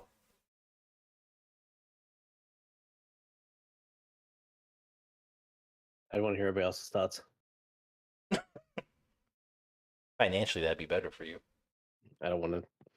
You don't even know what I'm thinking. It's not nice. Mine's not nice either, but it's not there for too long either. It's not nice. So they'd be like, what am I hearing? And it's just me bitching about the person in front of me being a stupid asshole. Then all of a sudden me going, oh man, I bet I don't have the stuff for this recipe. Oh, I wonder how you build this. Oh, I wonder this person was ever caught for this homicide. Oh, I wonder. And just like, what the fuck? It's one Get person's away thought. from me, you fucking weirdo.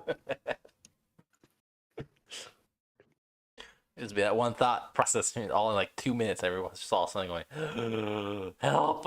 I'm hearing voices. I know what you did the entire week. In 30 seconds. You know, I do it my whole lifetime in about a minute. I think I would rather hear everyone's thought though, because I mean, hear my thoughts would be funny. I don't think people would last very long, other than other ADHD people. But if I could hear everybody's thought, I'm telling you, I'd become a supervillain with all this shit. All of it. As you can tell, you're heading with all these. I'm telling you, if I ever got superpowers, I'm not being a good guy. I'll do all under the name of protecting my family. So it sounds It's like I'm a not good home. guy, but I'm not really a good guy. Uh-huh. Yeah. King villain. Number 7. Would you rather have the power to cure any illness, but never be able to heal yourself? Or be immune to all diseases, but unable to cure others? Can you guess which way I'm going? Hmm.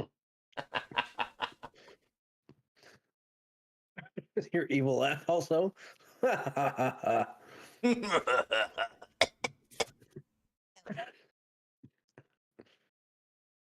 um, I'd probably go Green Mile style. Why? Just to help everybody else out. Kids get sick, whatever. Not really elaborating, but okay. I don't know. I don't really know. It's like the benefit of it. And what's that? What's the downfall of it? You help everybody, and then what? So you can cure all illnesses, but you can never heal yourself or be immune to all diseases without being able to cure anybody. No, never mind. I'll just be immune to everything. There's doctors for that stuff. Yeah, because they're I'm so not a helpful doctor. right now. Huh? I mean, I'm not a doctor, but there's some out there. I mean, I'll be alive to get them where they need to go. Look, I can go either which way. Financially, be more responsible to cure others and have a ton of money, or become the world's worst guinea pig because I'm immune to all diseases. Yeah. And the worst part would be they'd be like, "Oh, let's take his blood; it can cure everybody." No. You can try, but ain't gonna do shit. Sorry. Hand me my $2 million, and I'll be on my way. Mm-hmm. It doesn't say how you cure people either, so like, could be some questionable ways of having to cure people. Could be some R. Kelly style. Touch your forehead. Boop. Ouch. Let's go ET style. Oh my god. No, let's not go with ET. All right. Oh, hey, this is just for you. Would you rather live in a world with no colors or a world with no sound? Keep in mind, no sound means you have to read the captions. I'll go with no color.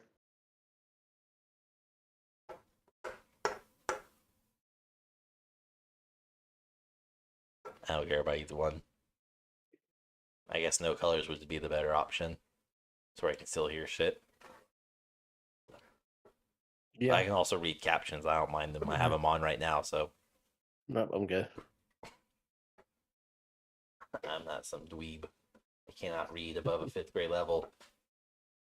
Not that I can't, I don't want to. Yeah, keep telling yourself that. It's fine. It's fine. I don't want to. It's fine. Not doing it. All right, if you say so. It's quite easy to do. It's a very simple task. My 6-year-old can do it. I know it is. I just don't want to do it. Don't want to do it. All right. Number 9. Would you rather have the ability to see 10 minutes into the future, but have no control over when it happens? Or have the ability to go back in time by 10 minutes, but only once per day?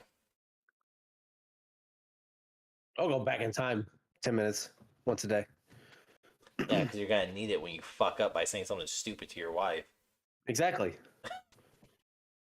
That's exactly what I use it for. Or she tells you. That or I get to say whatever I want and then go back and take it back. I can let it out and then go back 10 minutes and say, okay, we got it out, rewind.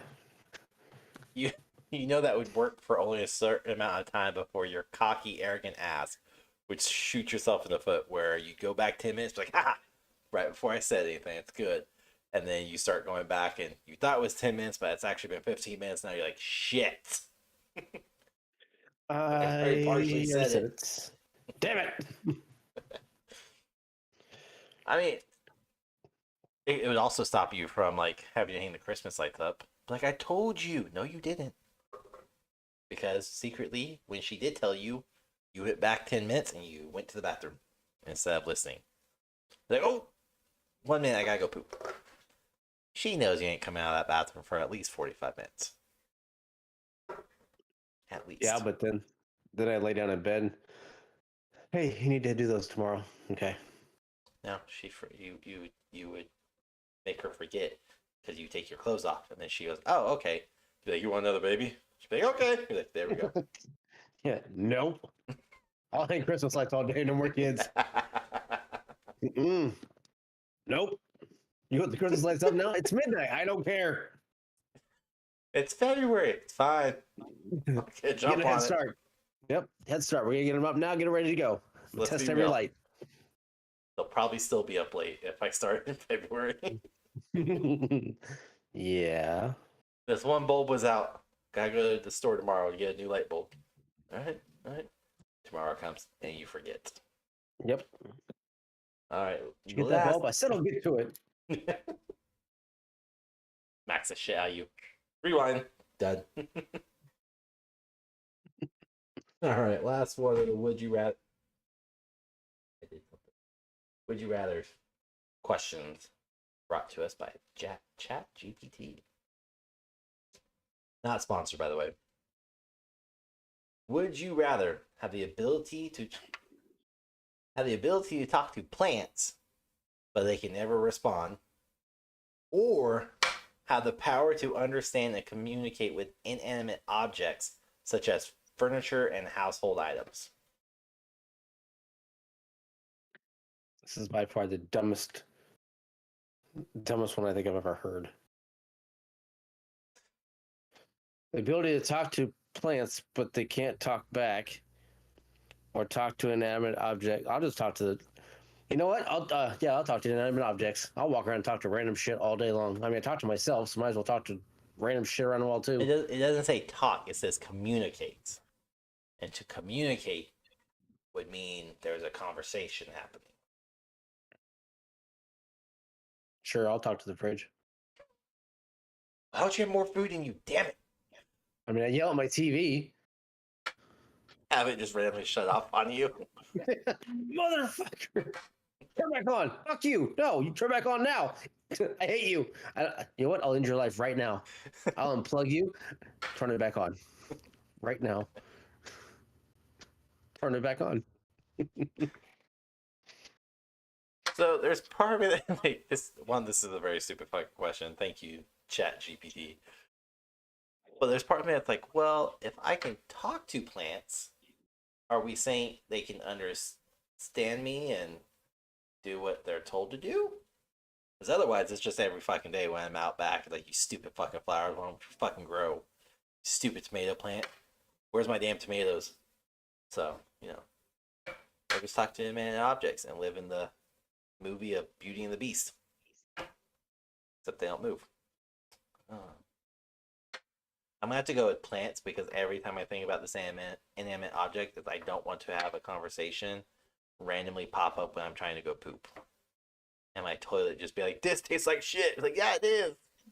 Please don't talk to me while I'm filling you up. This is weird. Well, yeah. I mean, Or be insulted by my shower or bathtub. Like, I don't need that type of negativity in my life.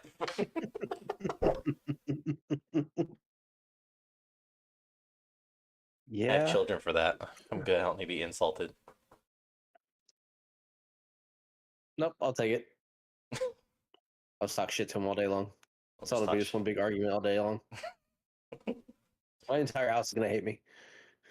Could be your work too when you go into the job and you're like, it won't work for me. They will not turn on. What the fuck do you mean? Turn your fucking computer on and let's go. I did. And he won't stay on. He says he's pissed off about something. Goes crazy like that. There was a sticker on my headphones, I promise. Mm-hmm. There was. Right here. Look at that. It's a sticker. Thank you for the close up. I mean, that made it so much easier to see it. Yeah, I thought it would. I thought it would. Mhm. All right, those are 10 questions, unique questions. Here, I forgot to quote Chat GPT on this last part. These unique and challenging questions will add an extra layer of excitement for your future podcast episode. Or make us question a lot of things about how ignorant some of the questions are. Yeah, yeah. Well, let's see if I can. Yeah, we got 5 more minutes. We'll do that. Yeah. Let me just pull up.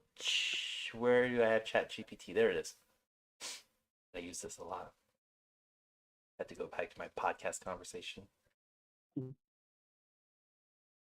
Give me a super awkward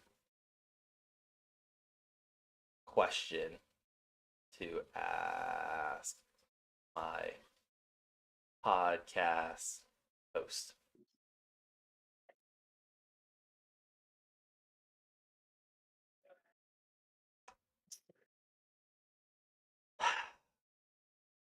Chat GPT has failed me. Here you go, Rahgel. Per Chat GPT, which you're not gonna see because fucking camera's not great, says, sure, here's a super awkward question you should ask your podcast host. Question is, if you had to choose between revealing your deepest, darkest secret live on an episode, or do the chicken dance for an entire duration of your next episode, which one would you pick and why? You're getting my deepest, darkest secret. I'm not fucking dancing for you. I'm gonna make you live through whatever I had to deal with. What I'm keeping. I got some singles though. No, I'm good. No, no, thank you. Not shaking it for just taking it for some change. I'm good. Nope. It would be changed because I got nickels and dimes on my desk. That's like slot machine. Where's this go in? I can't make it rain, but I can make it hail.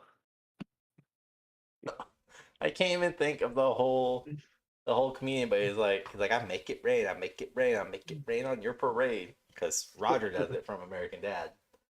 And he's like, there's part of the comedian stand up line where he's like, yeah, but one of these times I just want to see somebody come out to strip club with a handful of pennies and nickels and dimes and goes, make it hail, fuckers, and tosses coins up there. And it's like, ow, I'm bruised.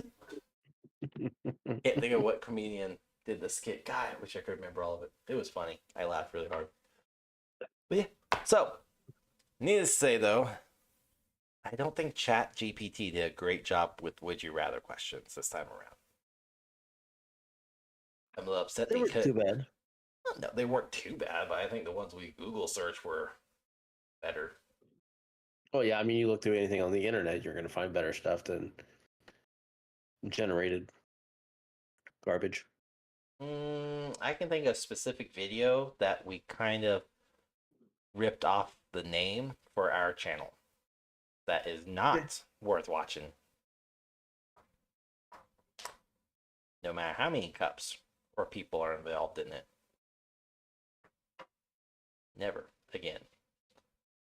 Or a certain color of waffle that should never be researched.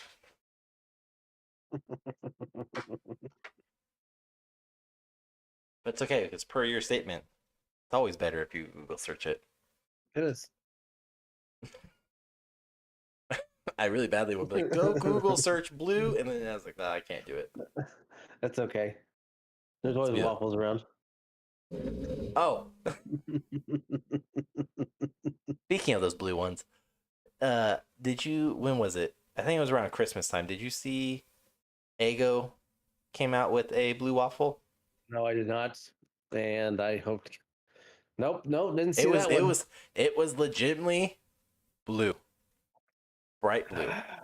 Why blue around Christmas time? I don't remember. Frosty the Snowman. I don't know. But the funniest part of all of it, well, it's funny if you weren't me. It's funny looking back now. Was my daughter saw them. Dad, can we get these blue waffles? And me just going, No, we cannot. traumatized by the past. Went, no, No, that's not something you should ever ask. Why? Can't tell you? Don't need to traumatize you this young. I'll have you Google search it when you're 18. It's fine. Oh my gosh. Don't traumatize them. It's fine. It's fine. It's okay. It's the way of the dads. Gotta set them up for life. Yes.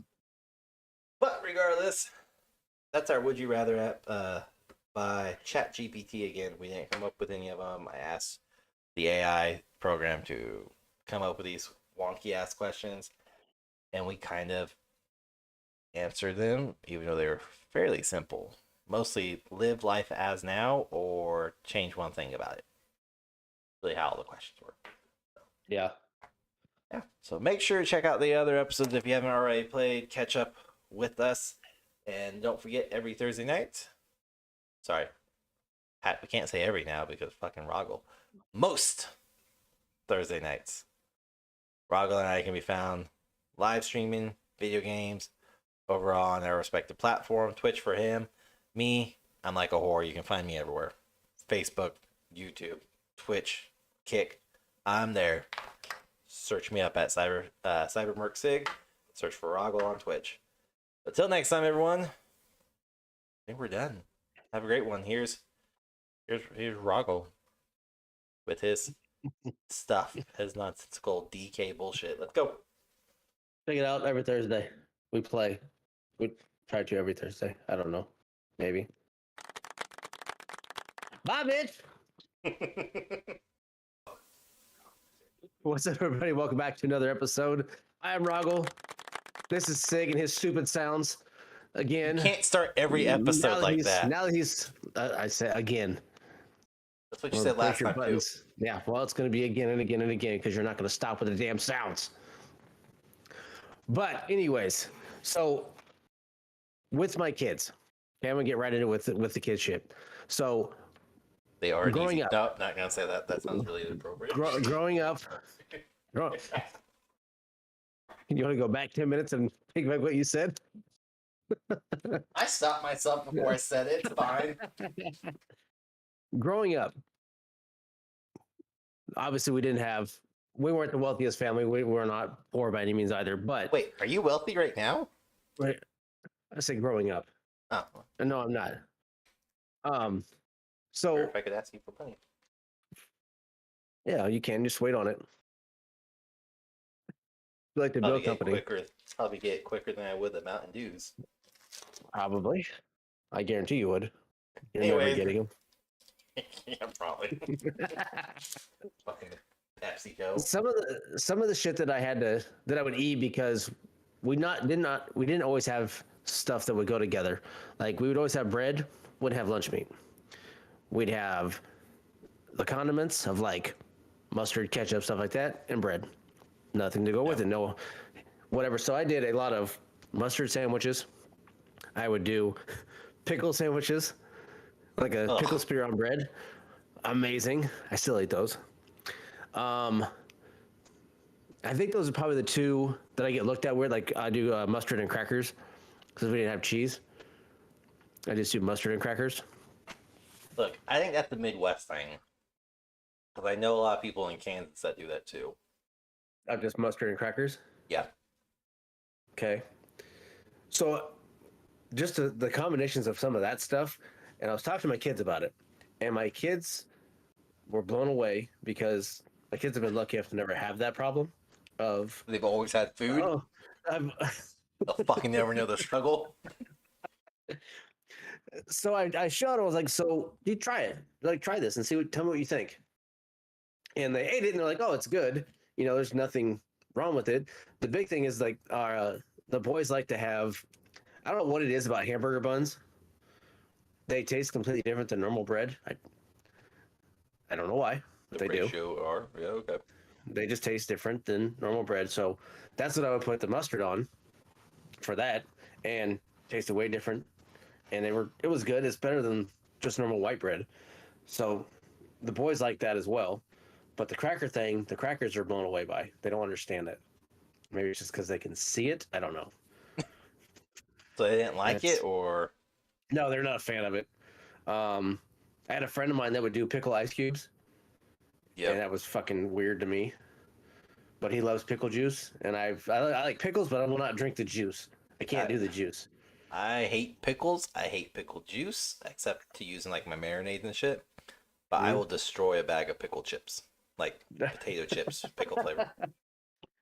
I do mean destroy like a fat kid. I just and also that's stuff that we didn't have growing up either. I mean, No. we didn't have all the ridiculous amounts of different flavors of chips that we have nowadays. You The had potato combinations they chips. have. You had maybe sour cream and cheddar. We And had even 3 then- types of Doritos: taco, Cheese. nacho cheese, and Cool Ranch. You guys had tacos? Mhm. We never got the taco ones. We always got the if my mom would splurge, like we had an extra for groceries, she may pick up Doritos, and it would always be nacho cheese. We didn't get Cool Ranch. She didn't start buying Cool Ranch until like my high school years, and that was more Cool because Ranch. like it was more like I wanted Cool Ranch, and I was taking sandwiches for work. I'd See, go to school and go to work. I was never a huge Dorito fan. Mine was my dad loved barbecue chips, so we had Lay's, and this is also made with our Guys potato chips. Yeah. Guys is one that's made in Kansas or Kansas City, and no other fucking place in the world has them. And even going down to Missouri, Kansas, they're fucking still hard to find. No, I mean, unless you're actually in KC, you ain't gonna find them. Yeah, no, they need to make their way up here because those are by far my favorite barbecue chips. I love them. They're amazing. Note to self: I'm in KC Friday. I'll just pick up a bag and I'll come on here and be like, "Look what I got." I have a bag of them upstairs. Just one though. Or just open the bag and be like, "Look, Rahgel." Trash. Trash. You son of a bitch. You know the difference than you taking a hard Mountain Dew. Be like, "Look, Sig." You probably would too. You wouldn't even swallow. You're like, Actually, no, this is disgusting. Yep. Does. Right in the trash can. Damn it. You'll never get this. You'll never get this. Neener, neener, neener. But no, I mean, like that food thing, like for real, because we've had that conversation with my kids before. My fucking 6-year-olds are weird. They're just the questions they ask are fucking weird. And yeah, my daughter has asked before because how my wife eats her grilled cheese, and apparently this is a big thing. I think it's disgusting. I will forever say it's disgusting. I will die on this hill.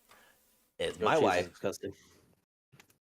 If it's like American cheese, yes, but if it's like Gouda and some Munster, I get bougie with it, then yes, I will eat it. Or Hard Times, white with American, yeah. But regardless, my wife likes to add grape jelly onto her grilled cheeses. I don't like it. I think it's disgusting. That's her thing. And she As it's being cooked? No. So you Or cook after? it, and then you smother jelly on top of it after it's been cooked. Which, if you think about it, the pairing's not weird because you do eat cheese with wine. But it's still weird as fuck. I don't like it. I don't think it goes together. I refuse to try it. I can get drunk off wine. I can't get drunk off jelly. That was my excuse too. I can get inebriated enough to yeah, I can get inebriated enough to be like, yes, cheese. I want to just eat plain cheese because I don't eat. I will never just grab a cheese cube, or whatever, and pop it in my mouth. Now a fried cheese curd, I can do like 3 or 4 of those, and my stomach goes, "Fucker, you can't have dairy. Stop it." I'm like, I'll be back. I'll be back. So I'm not a fan of melted cheese. I think it stinks. I like normal cheese, just like block cheese or what, like string cheese, all that stuff. You don't like pizza? Well, I love pizza, but melted cheese by itself stinks. Oh. It smells fucking horrible. I've never liked it. Grilled cheese is disgusting. I will eat it if I have nothing else. Man, I can't argue with you on that part because I hate mac and cheese. I cannot stand mac and cheese, but I will eat it if I have nothing else. Well, you just got And removed from the there's a cookout. shit ton of hot sauce that goes on top of it. I cannot do mac and cheese. Oh, Now, I can't do I box will. mac and cheese. I can like I used to be able to do box mac and cheese, like Kraft and the powder fake Mhm. shit. Yeah. But until like literally fucking COVID jacked me up. When COVID hit and I was stuck at home, I was like, ooh, I'm gonna make some homemade mac and cheese from scratch. The cheese Mhm. sauce. I didn't make the noodles from scratch. Sue me. But I made it all. I was like, oh my god, this is so good. Now I can't touch like the fake processed shit. No, Like a it's. flat I on the mean, screen. they're not good. I can't. Oh, there's a fly on the screen. There was. I think I got it. You've seen The Ring, right? Shut up. I'm alone in my house. Some chick's gonna pop out of your TV screen now.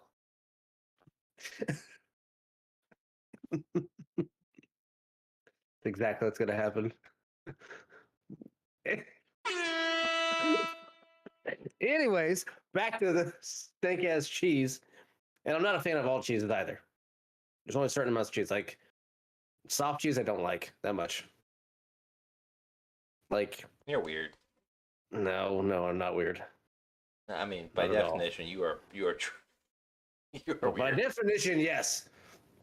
By not liking soft cheeses, no. So no, I blue cheese should never be fucking invented. That shit stinks so too. so Same with here Parmesan cheese, here's the thing. foot cheese, Here's American Parmesan is not good. Parmesan Parmesan front no stinks. no listen. When you're over in Germany later this year, take the train ride down to Italy and get some true authentic Parmesan cheese. It's a whole different thing, and it's amazing. But I will agree with you on blue cheese. But here's kind of the funny thing, because I got tricked, or tricked's not the proper word. The server sucked, and she did not do her job right. I've never liked blue cheese. I didn't like the smell of it. I didn't like the taste. I didn't like the clumps and like blue cheese dressing for wings. However, like a few years ago, I was doing um, fantasy football with my work people at the time. And I don't do sports, but I won fantasy football that year because I know how to read statistics. Thank you. So we would meet up in B Dubs, Buffalo Wild Wings, for anybody who's not literate in that jargon, but we meet up in B Dubs, and the first time we got there for like the picking all of our players, I ordered just buffalo wings with dry buffalo with ranch, and the lady brought over blue cheese, and I didn't fucking pick it out until like I dipped the wing, and then I ate it. I was like, oh, this is actually pretty good, and I bit into the cheese. I was like, oh. Mm. So will I still get blue cheese dressing? Yes, but I then will pick out the chunks because I don't like that texture. For the What for the about ranch. cottage cheese? No, I do not like cottage cheese at all. Hate it. Disgusting. I It used is to eat all the time when I vile. was a kid, and I had it the other day, and I liked it again. Nope. I know I didn't Nope. like it for a lifetime. Now that's My- another one with weird combinations. I put fucking peaches in it. My grandparents did that shit, and it was weird. So okay, it's not weird because my fucking fly. My understanding Mhm. my understanding is it's very much a southern and midwest thing because like we grew up Yes. with that. My family grew up. I was stationed down in Texas. They all did it. It was part of some sides even like the southern and Yes. midwest. But with that said, my son, I mean he's 3. Everybody in this house loves cottage cheese except for me, and we go through probably 2 or 3 of the big tubs from Hy-Vee. I think they're like Mhm. 16 or 24 ounces of small curds, 2% milk, cottage cheese, and they will destroy that shit. And my son will eat it and will only eat it if it has pears or peaches in it. And that kid, I am telling you, like, if I get canned peaches or pears, he will eat a whole can in one sitting with the cottage cheese. And he'll do the same with like cantaloupe and honeydew melon. My wife I does mean, if it. it My works. son, my daughter does it. I can't. I don't like cottage cheese at all. I think it stinks. I think it's a weird texture because it reminds me very much of, and I mean, it is reminds me of curdled milk. Yeah. And I'm also just not a big fan of like drinking milk in general. Hmm. I will go through phases like once a year where I will drink basically a whole gallon of milk within a week span, and I won't touch milk again the rest of the year. Yeah. It's like you're like, oh shit, I do that too. Yeah, but you go through a lot of cereal, don't you? Like, do I eat cereal? Not a whole Yeah, lot. you should. No. I thought you would eat cereal a lot. I thought you said You you would did. think because I eat a lot of candy that I eat the sugary shit. I thought you No, said no, on one episode we talked about you eating cereal all the time. I go through phases where like I will Okay. binge on cereal, but even then it's more of like the because we're talking the episode you're thinking about is the one where should you put milk first or second? Yeah. Yep. Your wife's crazy. She is fucking crazy on that. Knock uh, Speaking of that, like I've gotten onto my kids because I've seen them pour milk first. That's not how we fucking do it here. it off. My wife's like, it's fine. No, it's not. That's the devil shit. We're not doing that in this house, Bobby Bouvet. But but no. If I do eat cereal, like one of my more favorite ones is Fruity Pebbles, I will basically let them soak for a split second, and then I'll eat it by drain all the milk out of every spoonful. Or I put such a minuscule amount of milk in it that it gets absorbed into the Fruity Pebbles, and I can just eat it, and there's no milk really in it. But I'm not a big fan of milk. So, Okay. Fruit Loops I'll eat by themselves. Well, there are cereals like that you can eat by themselves. Now, have Captain you Crunch ever is not taken one of them. anything? No, it just rips the shit out of your mouth. Have you ever tried anything other than milk with cereal? Yes, there Like in the was. bowl style, not Yes, like drinking. yeah. Again, COVID brought out a lot of weird fucking people on TikTok and shit. And I'm definitely one of those that's like, that doesn't work. All right, I'm gonna try it. So, but so like I tried OJ with cereal. That's heavily dependent upon what cereal you get. Rice Krispies, that's good. Rice Krispies, it's decent. Cinnamon Toast Crunch, it's weird at first, but then like after your second bite, you're like, okay, this kind of makes sense. Um, what was the other one that I tried it in? It does not work with Fruity Pebbles. It does not work with Fruit Loops or Tricks. Um, God, what was it? The big name brand too. I can see everything on the box. I can't see the brand. Not Lucky Charms. That's disgusting. Tricks. No, because it's too fruity. Oh, was it? It's What? either Captain. I think it was Captain Crunch, the Oops Berry edition. Yes, I'm a child. Leave me alone. The all Oops edition. But yeah, I mean, it worked with some of them, but I definitely tried it with like shit ton of cereal that we had in the house at the time because I was going through one of my phases where I was just eating cereal a lot. Yeah. And I was like, oh, this doesn't work. Oh, this is kind of good. All right. But I think that's as close to adventuring.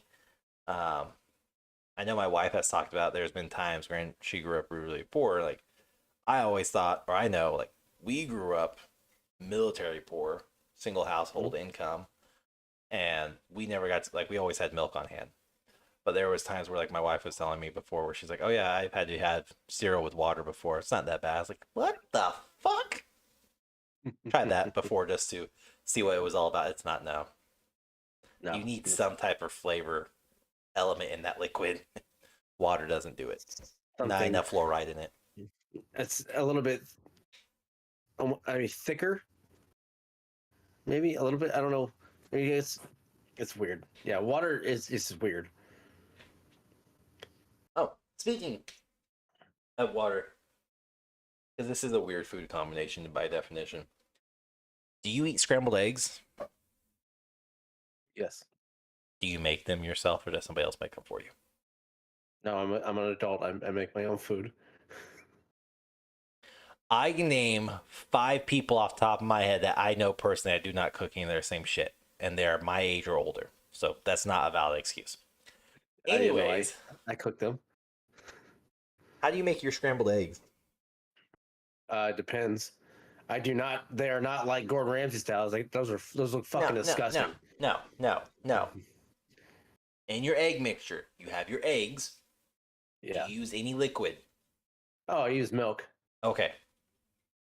So Yeah. we're on the same page. I use milk and butter. Okay, same page. I will add cheese. Because Yeah, I like cheese. You don't. It's fine. It's fine. You don't like melted cheese. No, I like cheese. In eggs, it's fine.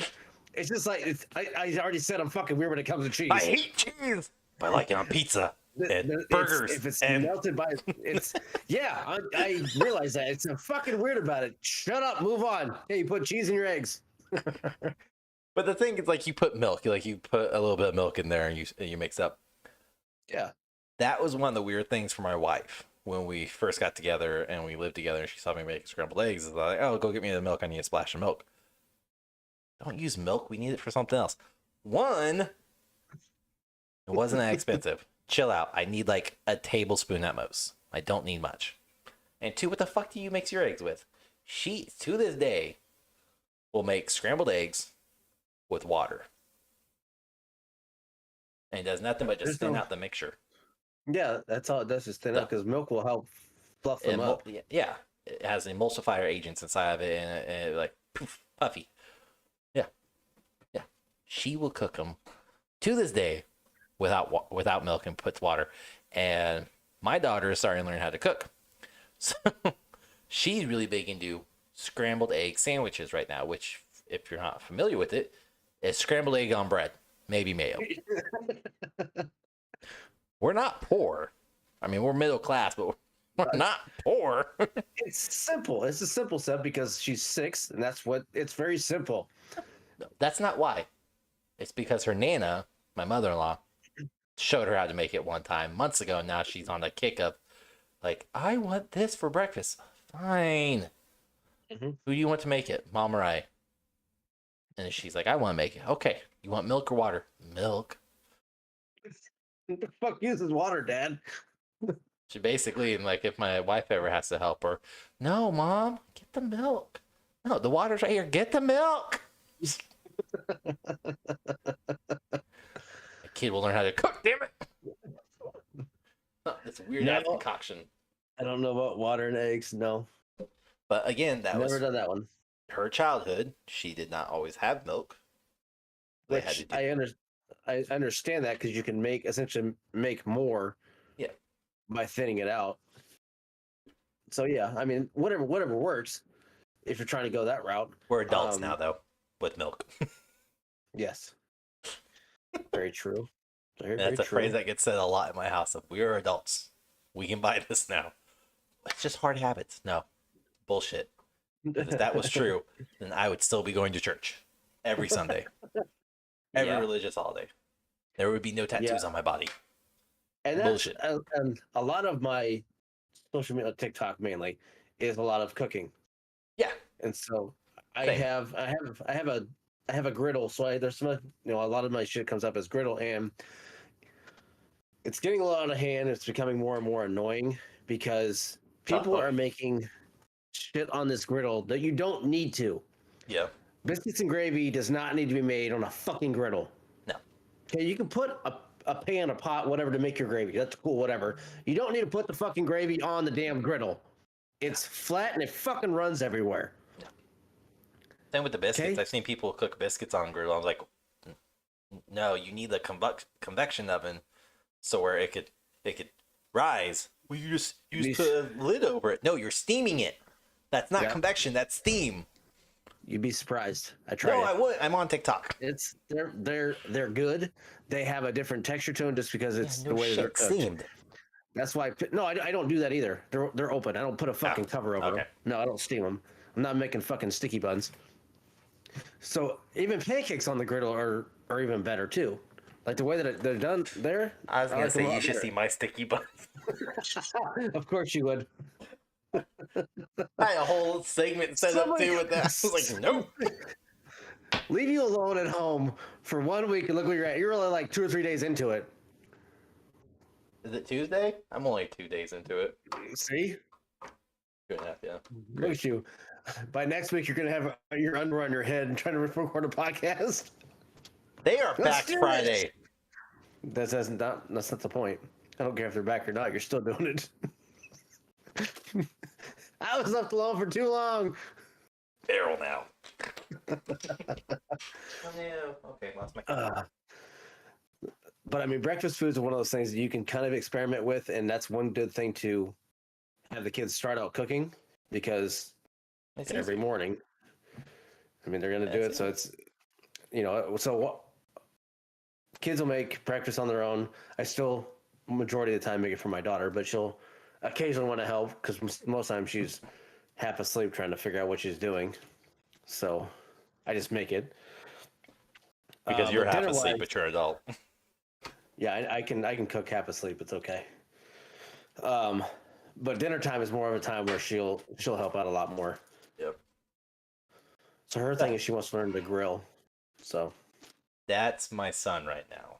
no, He is so big into kind of just watching me do anything, which is super cool. Like I'm not bashing, I love it. But like sidestep food for a second. I was fixing my computer because I need to put new new fans inside my computer to cool my CPU down.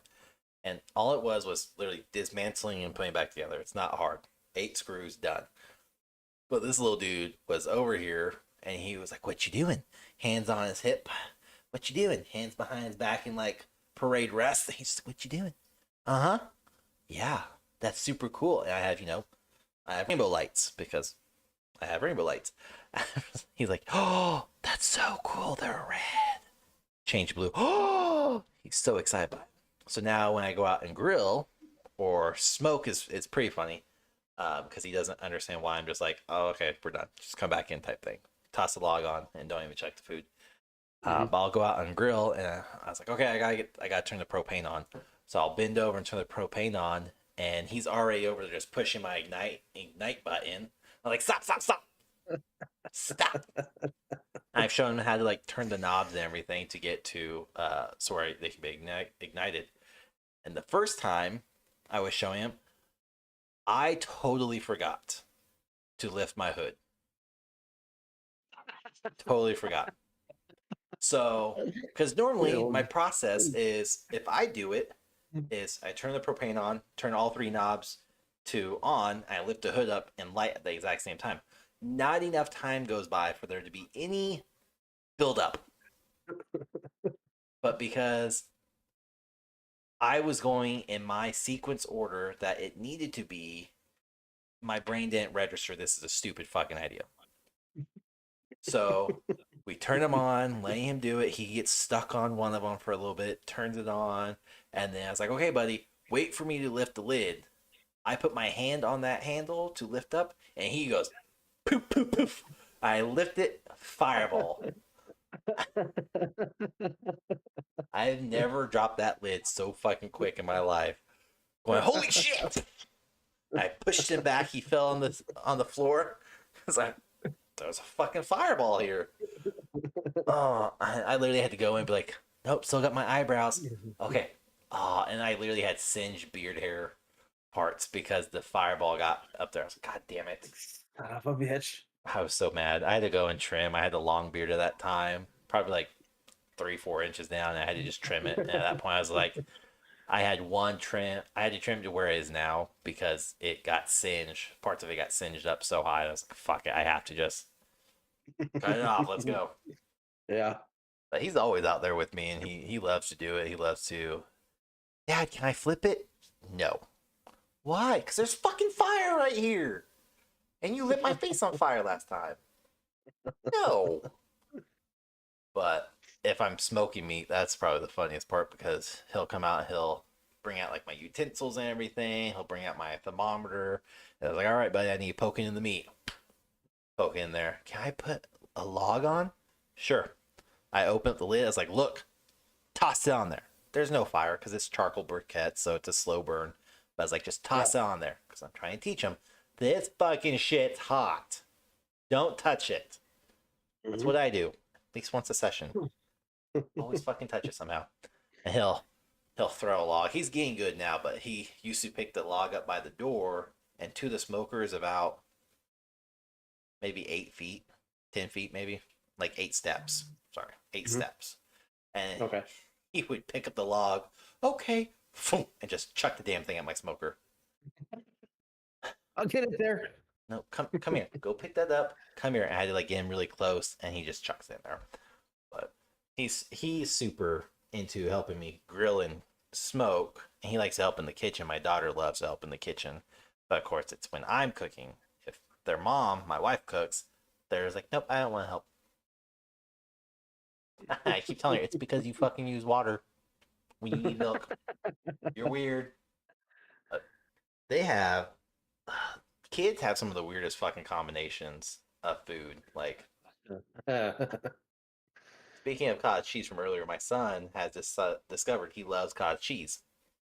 His go-to meal is cottage cheese, peach, pear, cantaloupe, melon, whatever, and chicken nuggets.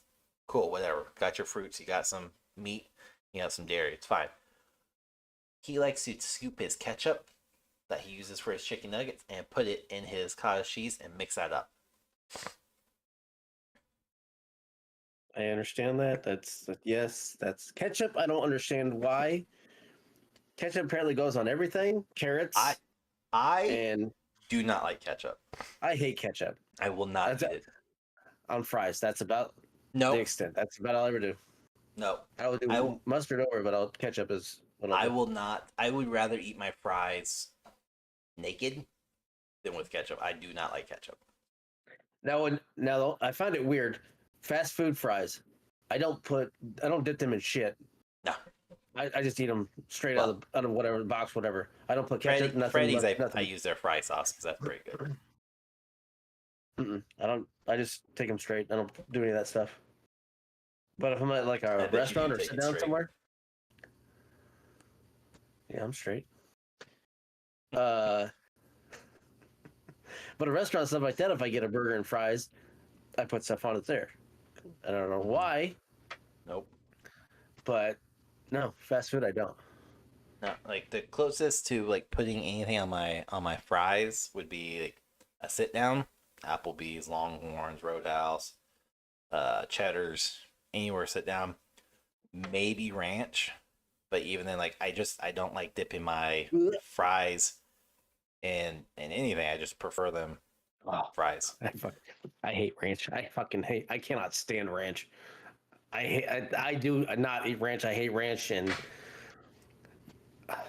like ranch dressing. I can't. No, no. I hate ranches. Like with there's the ranch dressing powder. That's still ranch. It's better. It's gross.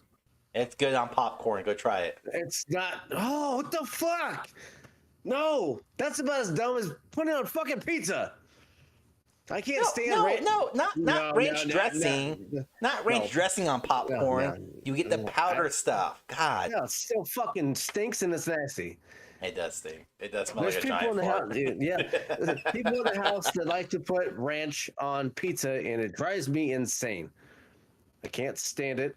I don't understand why ranch on pizza. So I understand ranch on pizza. I do, because I used to do that growing up.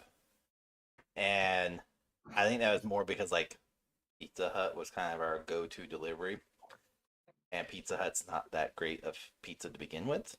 And ranch kind of just masked it. But I was also the weird kid that I used to have ranch with like PB&Js. Don't ask me why. I don't know why. What the fuck? Don't know why. Your wife shit for putting jelly on grilled cheese. What the fuck? It was weird. Ranches. Because I don't do it anymore. She's a grown ass woman, 30 years old, still putting fucking jelly on her goddamn grilled cheese.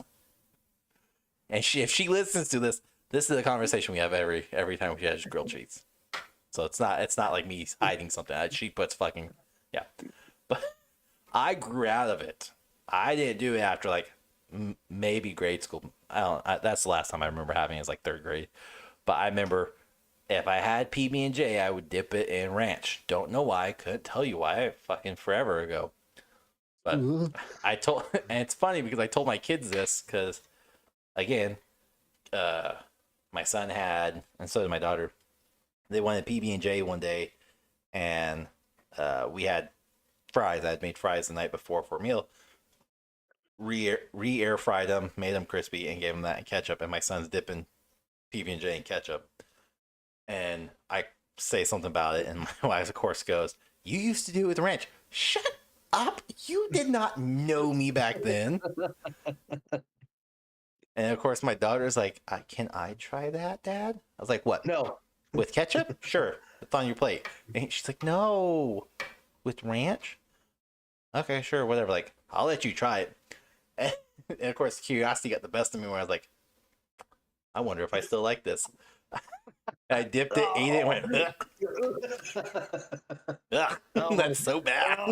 But of course, my daughter dipped it in ranch, and she goes, "That's not bad." I was like, "Okay, okay." Gosh.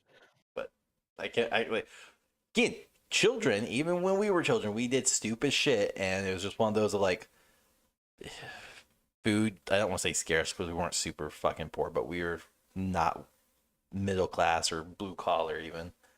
But you just did weird shit to get food and to get by. And yeah, I'm trying to think, that may have been like the weirdest shit I did. I remember having Spam a lot growing up, but that's kind of made its way into like being okay to have because now it's $5 a fucking tin. that's because It used to be 50 cents. yeah, it's become more people are using it now for other stuff. Because it's now okay. It's cool. It's okay now. Yeah, culturally acceptable apparently. Bullshit. No. It was we would only use it whenever we were hunting. It was because it was easy to pack and No, that was like just fry it.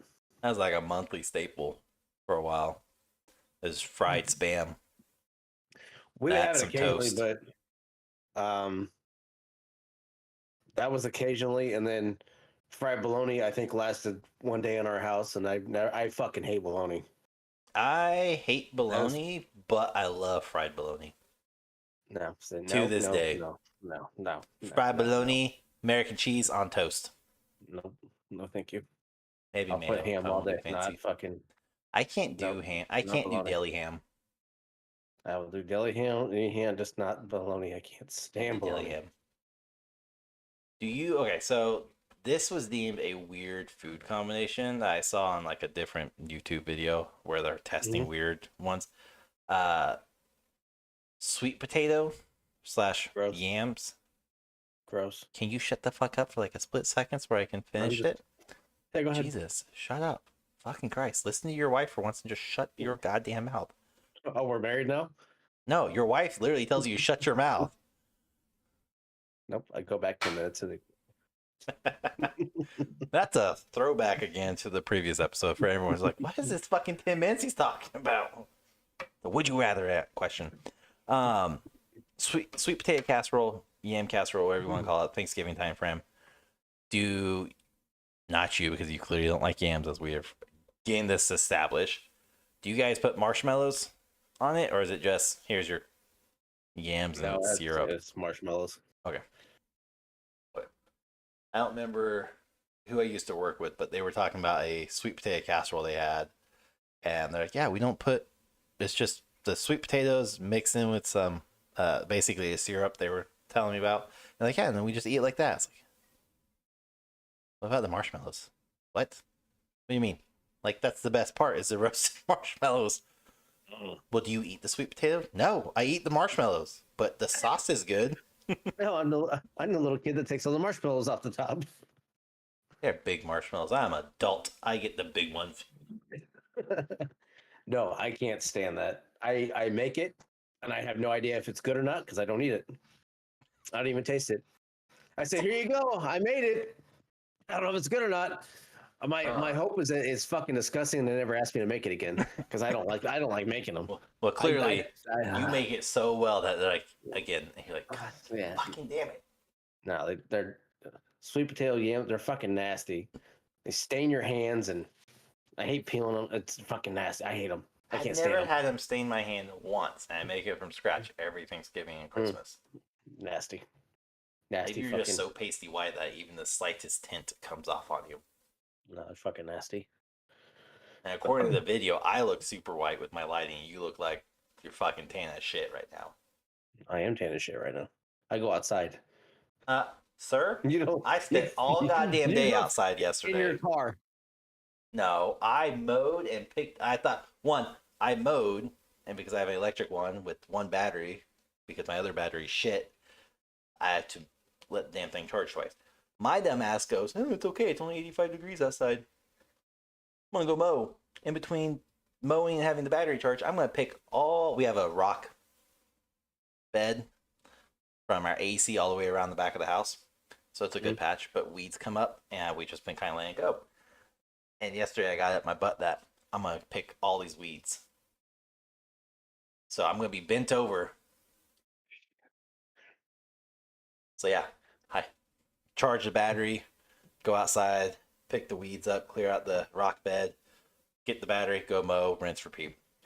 And by the end of the day, I was like, oh man, I did a really good job. I'm going to do the front yard now. Have a smaller rock bed with bushes in it. Take out the weeds, mow, done. This morning, woke up, I was like, I actually got a good night's sleep. Rolled over, sat up, and went, no. Oh, that's cute that you get to make it to part of the day with your back not hurting. As soon as I bend over, I did all this. I did all this from like you are. I did all this from like 2 to 7. And then after 7, I made dinner. I literally sat down in the chair or this chair and played some games and went to bed or lay down in bed. So I was always like, my back was always relaxed. It wasn't fully suspended. So I was like, okay. It was just the moment I sat up in the morning, my entire back seized. I went, shit. I crawled to the bathroom.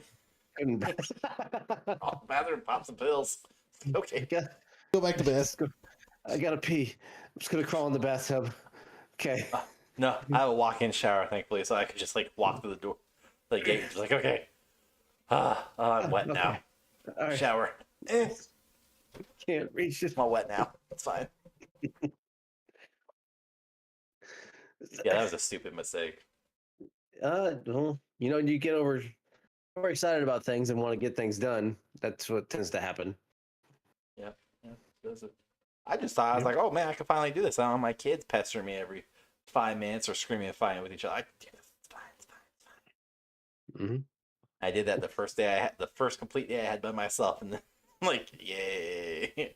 Rest of the week is just relaxing because I can't move. My back hurts so bad. Exactly what it is. Whatever. Thanks, military. My knees hurt too. Like I definitely noticed my one of my knees, my left knee is just super inflamed. I'm like, yeah, that's about right. And then my right one hurts. I'm like, yep, we're gonna get rain today. That's cool. Awesome. Lovely. Amazing. I love being over 25. Just grab some knee braces and you'll be all right. I can't. I put them up high. I put them away last season. Like I climb up on the stuff and they hurt. If it's not on my first level, I'm not climbing anywhere. Anyways, though, side note with that story. Trying to think of what other weird. Because I know. Oh. Have you seen the Oreo thing? I don't want to call it a challenge because it's wrong, but the alternative way to eat Oreos. No. Is this like your vegan water thing? No. Fucking weirdo. I forgot about that. Fucking vegan water. Oh my god. That has to taste like shit once those melt. Once the fucking tofu ice cubes melt, that has to taste like absolute dog shit water. Now I know it's not. Obviously it's not real, and she's trolling. I'm praying that she's not that stupid. I went through her. I went through all of her content, and I went over to her Instagram, and she has a YouTube channel, and she legitimately has a recipe for alternative vegan waters. I know, and it's no way. There's no way that Oh, I somebody keep is telling. that stupid. Well, hold on. You've been in the army. You know there's I 100% I way yes, that this is but possible. I know. Just it has to be. It can't be true. There's no way. I'm Look, trying my best. I'm with you. And for those that are trying to figure this out, vegan water. I saw this on TikTok several weeks ago. I sent it over to Rahgel. What it is, Hold I'm on, not making this up. water, water. It's not vegan water. It's just water. Let me go along with the TikTok, okay? God. Anyways, this TikTok creator had a thing called vegan water. And what it was she would put tofu, little chunks of tofu inside of an ice tray, put water on that, freeze it, and then make a glass of water with her tofu cubes of ice. And a lime wedge. Oh yeah, and a lime wedge. Forgot about And the best part. the metal straw to save the turtles. Because Yeah, there's tofu in the water as well. That's a legit thing, but Ah. no. Anyways, it's not that. So there was a thing going around.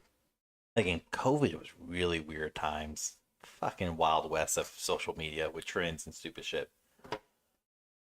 There was a thing going around like different ways to eat Oreos, and people were using. Don't fucking judge me. I didn't do this because I do not like Oreos to begin with, except for one. I like one specific Oreo. But anyways, they would eat Oreos with ranch, with cottage cheese was one of them. There was sriracha. Sriracha was on a big kick back then too. Butter, milk, of course. There was something green got dipped. Yeah, the ranch was no, no, it wasn't. No, I want to say like it really not wasabi, a little bit lighter than kind of in between green tea and wasabi looking colors. But that was a big deal, and a lot of people thought ranch went. Oh, mayo, that was another one. Anything white condiment, and apparently that was like everybody loved ranch and Oreos and mayo and Oreos. Yeah. Here's a controversial one or controversial take. French fries and ice cream, I don't like. There's Don't like. it's ours was not ours as in mine. My parents growing up, it was French fries and like a milkshake. Well, yeah, It's a little different. Like not like straight up ice cream. I've seen milkshakes. It's typically Wendy's Frosty, which is like a thick milkshake, not quite ice cream consistency. I've had it. It's not horrible, but I don't do it. Speaking of fries, do you like crispy or soft? Okay, well, I'm gonna need a little bit more definition because there's not like a. When I think crispy, I think like there's no softness inside of it. Yeah, it's a crunch. So crunchy exterior, soft inside. I prefer those, but it still has to be meaty. It can't be a thin, crunchy fry because then it's just a briquette and doesn't taste good. So it depends. Like steak fries that are thick and crunchy, good. But I like McDonald's, I guess you call them like soggy. I guess shoestring soggy fries. Soggy fries. No, I mean I eat more because like Freddy's is soft fries, Mickey D's is soft fries, BK's is soft fries. I mean, if I have my choice, I will take a thick, crunchy one, but I'm not picky about my fries. No, I don't like crispy, crunchy fries. They gotta be soft. Well, hold on. If we're gonna go down the crispy and crunchy / soft and flaccid like you, bacon. This is gonna be a multiple step one, so you gotta bear with me on this bacon one. Bacon, crunchy, soft. And I do mean soft, like you pick it up and the damn thing just folds over on itself so quick. Still cooked all the way. As long as it's cooked all the way, I would rather have it flaccid. I cannot stand crunchy bacon because like you take one bite and it falls apart. I can't. No, I don't like that. I'm like right in between the middle where I don't want it to be super flaccid, but I don't want it to be hard either, where it's not like satiable to eat. Brittle. I yeah. So, but I'm definitely one of those like it has to have some give to it, so it's more on the crunchy side, but it's still like Mm-hmm. you should be able to. You remember taking a pencil, number two pencil, and doing like this little thing to see if it waves. Basically, I want my bacon to Yep. do that. If So those yeah. listening try like what? No, I know what you mean. You put a pencil between your index and your thumb, and you shake it up and down, and it looks like the pencil is waving. Look, I was taught in grade school. Shut the fuck up, stupid plebes. So yeah, if you're doing like a BLT style sandwich, it's got to be a little bit. I like a little bit more of a crunch size, crunch style at that point because that's the only type of thing on there that's gonna have you add some crunch to it. So I guess tomato maybe. do you use soft bread or toast with BLTs? Um, And by toast, I mean you put the bread in the toaster and it's toasted either all the way or whatever your likeness of toast is. okay, so then I also have the next question would be what? How do you like your toast then? Do you take it just Golden. browned, or do you go with it like? So that's like. It's like So a it's 2.5, firm? 3. Yeah. So mine is like I It's like still it barely soft in the toasted. middle a little bit, Yeah, but it's I still like mine crunchy. barely toasted. Yeah. Barely toasted, just enough to where it's firmed up the bread, but it's still. Yeah, golden. Just like a little golden Mhm. sheen on it. Yeah. Okay. Yeah. Yep. Barely. Yeah. Yes. Okay. That's my. So that's how I am too. But back to bacon, because that's what we're fucking talking Oh about. yeah. I won't deny any bacon. Any pork Oh, bacon. I will. Turkey bacon I won't eat. If it's Look, charbroiled nasty shit, burnt no. does not constitute as food. If it is the color of a charcoal briquette, it is not edible. It's not edible. Some people would argue, but It's yeah. I know. My mom is agree one of with them. you. It's not fucking edible. Nope, I agree with you. But no, like bacon. I got into an argument with somebody about this several years ago. How do you make your bacon? I want you to be specific. And what I mean is pan on the stove, air fry, griddle, oven. So I've What you're tried cooking. multiple different ways. Boiling I don't bacon apparently is a big one. I don't. That's that. I've seen people do I've seen people do that with hamburger, Mhm. and it fucking blew my mind. But I mean, it makes sense after I watched them do it. But I don't like it in the air fryer. I don't think it comes out very well at all. I will not do it in the oven because then it's just a pan of grease. Um, Typically, I do it on a stove or griddle. Either way, I like it more on the griddle. I don't have my griddle insert for my grill yet. But I saw they make those where you can take the grates away and put a griddle in. Mm-hmm. I will do the oven, but how we do it in the ovens, we have our baking sheet, and then I have like a cooling rack on top of it. The bacon sits up there so it doesn't sit in the pool of grease. But it really depends. If I'm cooking for just like myself or my wife, and we're just making like BLT, 4 strips of bacon each, break in half, you get 8. Pan, quick and easy. But if I'm having to cook like a lot of bacon, like half a pound or more, okay, a pound or more, then yes, it gets tossed in the oven because I'm not gonna sit there and do 4 strips of bacon in my pan, 4 strips, and like that's too tedious, too much work. Air fry I have done. I don't hate it, but it is very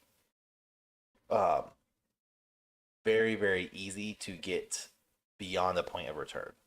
So like I will air fry at 375 and it's literally in there for like 5 to 6 minutes. And then if it's still a little on the raw side, then it may get 1 minute at a time. But it's literally just like a 1 minute increment because that air fry will go from super undercooked to toast in a matter of seconds. So but I also have the Ninja air fry one, so it's a circular rather than the basket one, which is really cool. But yeah. That's always a controversy. I got into it with somebody when they're like, "You're not supposed to bake bacon." It says That's how it's bacon in done it. in every fucking restaurant. That's how Yeah, they do it. yeah, I know. Trust me, I go down that So, route too. And I was like, Bobby Flay does it that way. Guy Fieri does it that way. Alden Brown does it that way. Gordon yeah. Ramsay, fuck you. What do you know? All these people have Michelin stars, and you're some fucking white fat ass who doesn't know shit. Shut your ass. Yep, that's how it's done in majority of Literally, all restaurants. anybody questions my culinary shit, I instantly bring back my Food Network and Gordon Ramsay people. Fuck you. This is how I was taught. Yeah. So yeah, no, that's how it's done in the kitchen like that. Yeah, so I don't know. That's typically I don't eat a whole lot of bacon anymore, but sometimes I don't enjoy bacon. But yeah, I'm not a big fan of bacon. I will destroy some bacon, but I don't get bacon too often because I can't. And by I can't, I mean I'm not allowed to. I can't pick up bacon every week. So like if we get bacon, it's maybe like once every 3 months, unless a meal I'm making calls for it. In which case, if I have a meal that calls for it, it's typically like add 2 strips of bacon. It's like pound of bacon gets cooked. And I will eat it all. Yeah. But I No, will I don't- also only eat bacon from Hy-Vee's butcher counter. I will not buy the packaged bacon because it's disgusting. It's too fatty. And I will not buy the frozen bacon. And I will not do the microwave bacon because that's weird to me. And I used to do that growing up because it was deemed healthy all those years ago. Yeah. And it's so weird. But I'm also very particular about like my bacon has to be the bourbon brown sugar bacon from Hy-Vee. Okay. And Hy-Vee, if you're listening to this, sponsor me. I'll buy all the fucking bacon. No, I will. I just do packaged majority of the time because it all fucking tastes the same to me. No, So if your Hy-Vee location has the bourbon brown sugar, go buy a couple strips or a whole pound. I advise a whole pound because you'll eat one and then you're gonna be like, "This is fucking delicious." I've had them. I just all bacon. I just have never taken time to go through all the bacon flavors, but they all just fucking taste the same to me. I don't care about it enough to Too bougie now. see which one I love. No. So no, don't do much of it anymore. Have you ever had pickles and ice cream? AK probably one of the biggest pregnancy cravings. No, I've never been pregnant, so I've never had that one. Yeah, but you made people pregnant before. I've made people. No, they never wanted pickles and ice cream. That was one I never got. Well, Never pickles and ice cream. so we're gonna kind of wrap this up. And I went to Reddit as we discussed before this episode. I'm just gonna go through a few of these weird ones. And you just speak your mind. Like that never fucking stopped you. All right, this says one person on Reddit says put your mashed potatoes, well mashed, in a bowl. Make a well, crack an egg, beat it till the egg is no longer visible. Grate cheese over it, top it, and then put in the oven to bake until melty. I mean, I would eat it. Well, it doesn't sound horrible by any means. If you're, The egg is what gets me. It's the only like I would try it, but it doesn't make sense to have eggs in a mashed potatoes. So it's the egg thing that kind of gets me. I didn't think you'd. Egg. I wouldn't even taste it, to be honest. That's what you say. Peanut butter. That one, yeah, I'll try that one. Peanut butter sandwich with extra mature cheddar, which is a thing.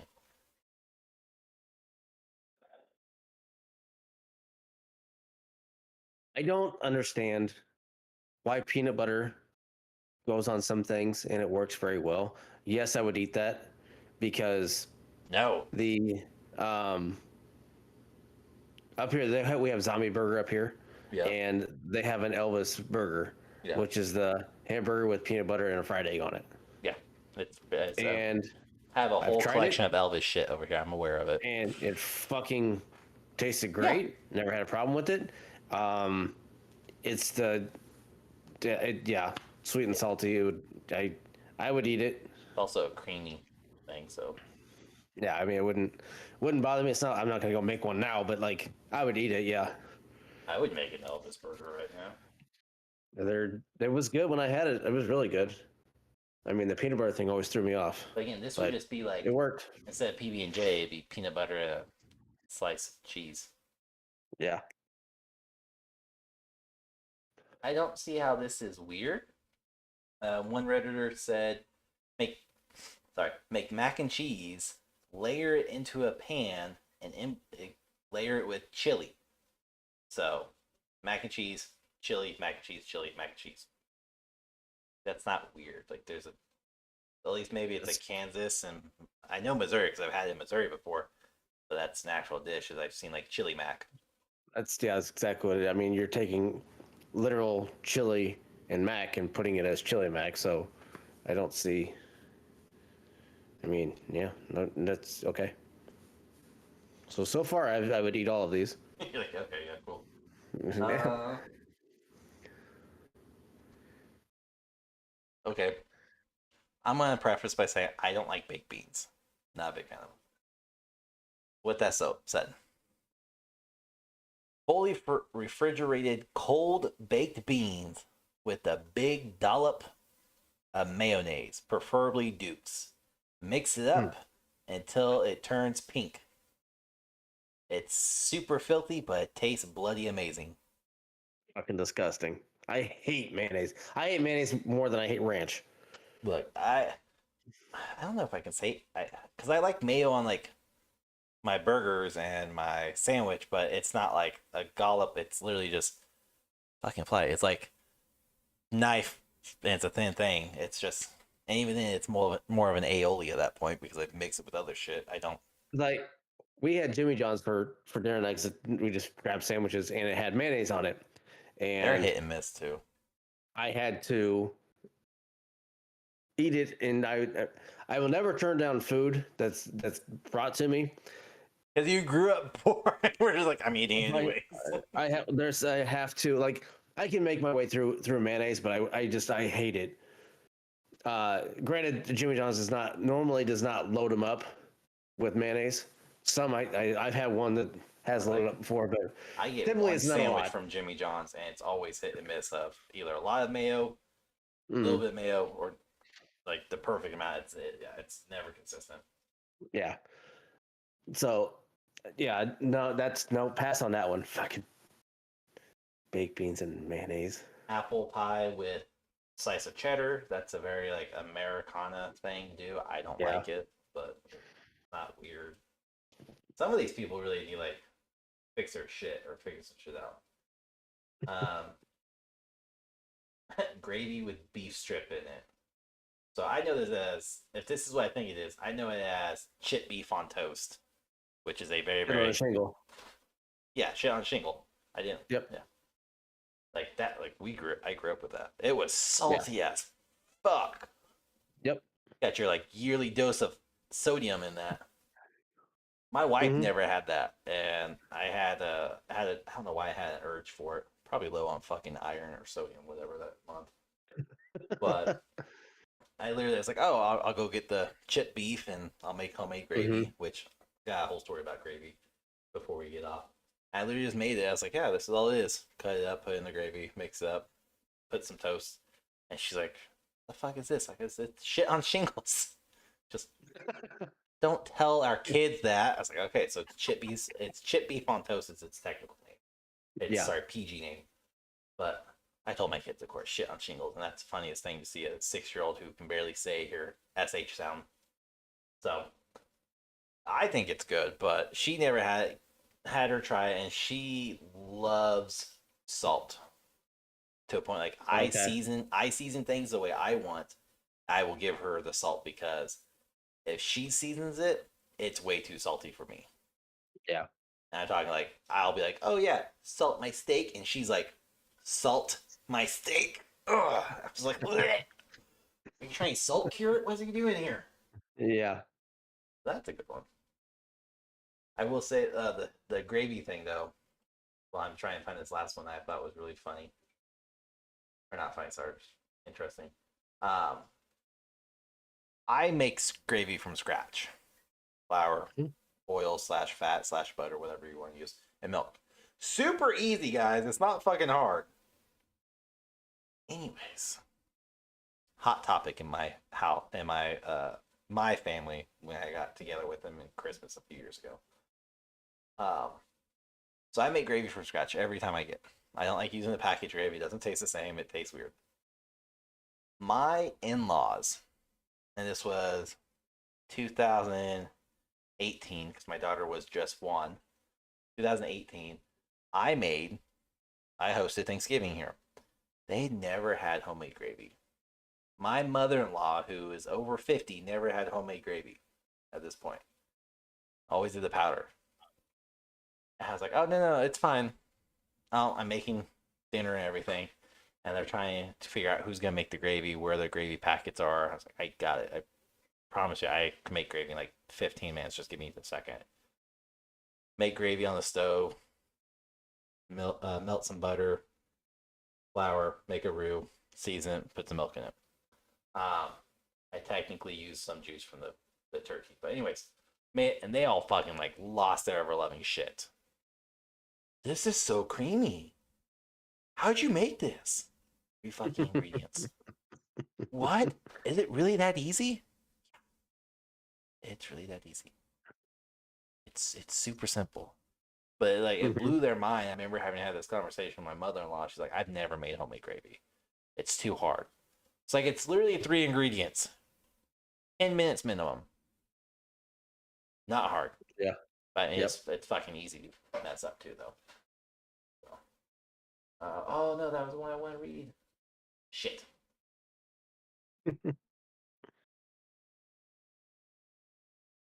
This says fish fingers and custard sauce. So, depending upon where you live, custard has different meanings. Custard for me is like soft serve ice cream. Like yeah. So that's probably more like a sauce. That or a horseradish sauce. Yeah. Yeah. I don't know what a normal digestive biscuit, but apparently that with some butter and marmalade is weird. What's a digestive biscuit? Because there's several people on this thread that's like the digestive biscuit with Philadelphia cream cheese and jam. Never heard of this biscuit. What biscuit? Digestive. Sorry, like your digestive system. Digestive biscuit? Yeah. Cold mac and cheese sandwich. No. Coagulated cheese. Well, no. Like head cheese? No fucking way. No. Thanks for ruining that completely because head cheese has 2 different meanings completely. Yes. Thank you. That is for fucking ruining. disgusting. No. That's gross. So that's just like a cracker. Okay. It looks like. So it's like a. Is it a British thing? Because it sounds like. Yes, yeah, it is. It looks like a wafer.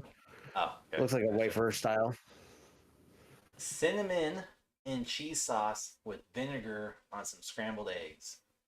Mixed in with some cream cheese, whole grain mustard on toast, and a side of Tabasco. That's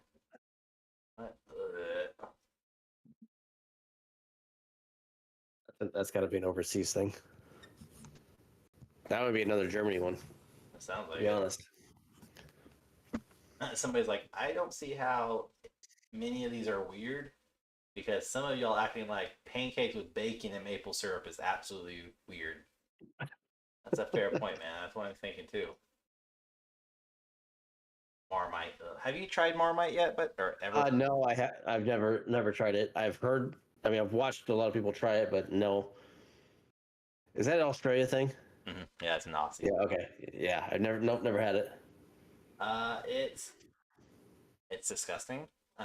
When I was down in Australia several years ago, over a decade ago, I tried it. Them just going, "Hey, try this," and I was like, "All right." Been spoonful. Should have known better.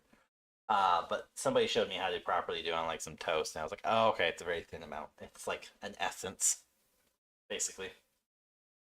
Oh, okay. So is it very strong? Yes, The flavor, like a bold flavor. that's an Is that all you understatement, do? but Is just put yes. it on toast? Uh, they Do you put it cook on. with it? I've never seen them cook with it. I've seen people on Food Okay. Network cook with it. But we just did it on toast. They say it's the easiest way to do, other than crackers too. Yeah. Hmm. Yeah. McDonald's chicken nuggets in their chocolate milkshake. Which, I mean, that's somebody trying to be funny between that and fries and milkshake. No, he posted a picture. I guess. I mean, I'm Hot sure it's cross not gonna be bun with horrible. cheese. Okay. Weird. I mean, there's some weird ones in here, but they're not too weird. Most of these are coming from like pregnant people or people who've been pregnant, and they're like, "Yeah, I had pickles with ice cream and pickles with cream cheese and all this stuff." It's like, Oh yeah, yeah. that's just normal stuff. It's Hmm. not too slice of cheese, cheddar cheese dipped in a Pepsi Max. Must be Pepsi Max as it's a different flavor than Pepsi. I will not be elaborating anymore. Thanks. I, okay. That's a You're like, not an odd combination. Just something stupid, I guess. I don't know. yeah, yeah. Ugh. Again, cold mac and cheese, tacos, cold mac and cheese, paninis. Guys, cheese is meant to be melty.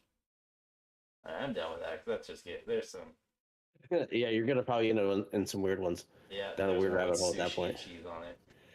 No, fuck that. No. Yeah. There's a lot of weird food combinations out there though, and Hmm. like having children definitely make it to the point where you're like, you fuckers are disgusting. Yeah. I constantly tell my son that because he is ketchup anything he can dip. It doesn't have to be ketchup. Anything we give him to dip, he will Hmm. dip anything in it. Like we had, I made a crusted chicken dinner a few nights ago before they went on vacation, and for my kids, I just made homemade chicken nuggets because it's literally the same meal, different style. But anyways, so they had mashed potatoes, gravy, corn, and they wanted something to dip their chicken nuggets in. So brought out ketchup. Of course, my son all of a sudden that day of all days, even though he had ketchup earlier, that moment he doesn't like ketchup anymore. By the way, he had ketchup the next day with his chicken nuggets because he wanted Hmm. ketchup. Fucking children. So we're like, okay, cool. You want some ranch? Sure. So he got some ranch, and he was dipping his nuggets in there. Cool, whatever, makes sense. For the crusted chicken meal that I made for my wife and I, we make some hot honey, which is just the hot sauce and honey. So it's quite simple to make. Just in case you didn't know. Ta-da! 2 ingredients. But anyways, I make mine spicier. So I let my wife make hers. She puts a lot of honey in there and just enough Tabasco or I think we have Frank's, whatever hot sauce we have. She makes it and it's just a hue of red. So she puts it over chicken, puts it on her plate. I make my portion of it and I just dump like a shit ton of hot sauce in there where it's more red than golden honey or whatever. So it just looks like Frank's with a dash of honey. Hmm. And so take the bowl out there. I'm just like cutting off a piece of chicken, dipping in there, eating. My son decides he wants to try this hot honey. I still don't think it's hot. I've said this before where my family thinks black pepper is hot. That's spicy. So I don't get to use a lot of like cayenne or cumin because they're very spicy, intolerant people. But my son decided he wanted this hot honey. So he asked for it. His wife gives it to him. He takes the chicken nugget, dips it in there. This is good. He ends up taking a spoonful, putting it on his plate, dips his corn in it, dips his mashed potatoes and gravy in it, dips his chicken nuggets in it, and he's just eating all that. And they're finishing up dinner, and I was like, okay, you guys want some veggies? Because cut up some vegetables for my wife and I to have. And here he is. He's taking his orange bell pepper slices, dipping in hot honey. He's taking his carrot, hot honey. It's like, I'm watching all this. And of course, he still has ranch. And so I'm just kind of watching this, and then my ass, without thinking this through, hey, buddy, use the ranch for your veggies, please. Don't do that. Takes the carrot, ranch, hot honey, eats it. Pepper, ranch, hot honey. All right, cool. So I was like, dude, you're not going to be feeling very good later. Sure enough, 2 hours later, it's time for bed. My tummy hurts. Oh, really? You don't fucking say. Is it just because you downed a bunch of hot honey that you don't normally ever eat? Yeah. Oh, tummy not good. Where you're going to bed. So if you're going to shit your pants, it's fine. You got a training diaper on. It's fine. Go. Jesus. There's been times where like I bought them candy. I think it was Twizzlers one time, and they just had lunch. So I think, it was ramen noodles. They had lunch for ramen noodles, but one of them had the broth left over still. My son saw me take a Twizzler, put it in my soda, and just drink from it. Don't judge me. I'm a child. It's fine. So I do that. So what does he do? He puts in his water. Ramen. Oh, yeah. He puts in his water, drinks it. He goes, I didn't know there was broth in the bowl. So I just see him go over. He bites off. He starts sucking the ramen broth up. I knows what he's doing all of a sudden. I was like, hey, buddy, what you doing? Eating ramen noodles? Okay. What are you doing with the Twizzler? Drinking. Oh. Okay. And it's soy sauce now. It's not deemed Oriental. It's the soy ramen. Oh. So he's drinking that. I'm just like, that has to be so disgusting. But because I called him out on it, here comes my daughter. I want to try it. Please no. You guys are going to make yourself sick. 2 kids just drinking ramen broth through a Twizzler straw. Do I take a picture of this and send it to my wife?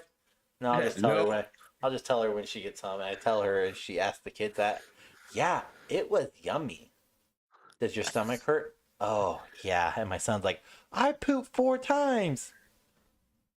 Which doesn't mean he actually went poop 4 times. It means he had 4 turds. Just for anybody who has parents, that's how my kids elaborate on this shit. And, just because you're a dad, and there has to be some parents listening, and you're a male. So and you have 2 sons, so I don't know if they did this. My son has started figuring out he can stand up to go pee. All right? I did not teach him, okay? He kind of just like, there's been times where he's seen me pee, whatever, cool. I've told him before, hey, you just got to hold it and aim. Solid. Not really much to go off of. It's a pretty simple process. Mm-hmm. This dude has a fucking death grip. And I'm talking about not like just one hand. He is pinching that fucker like this. His fingers turning white and red. And I only know this because it ain't going anywhere. Because I can hear him grunting.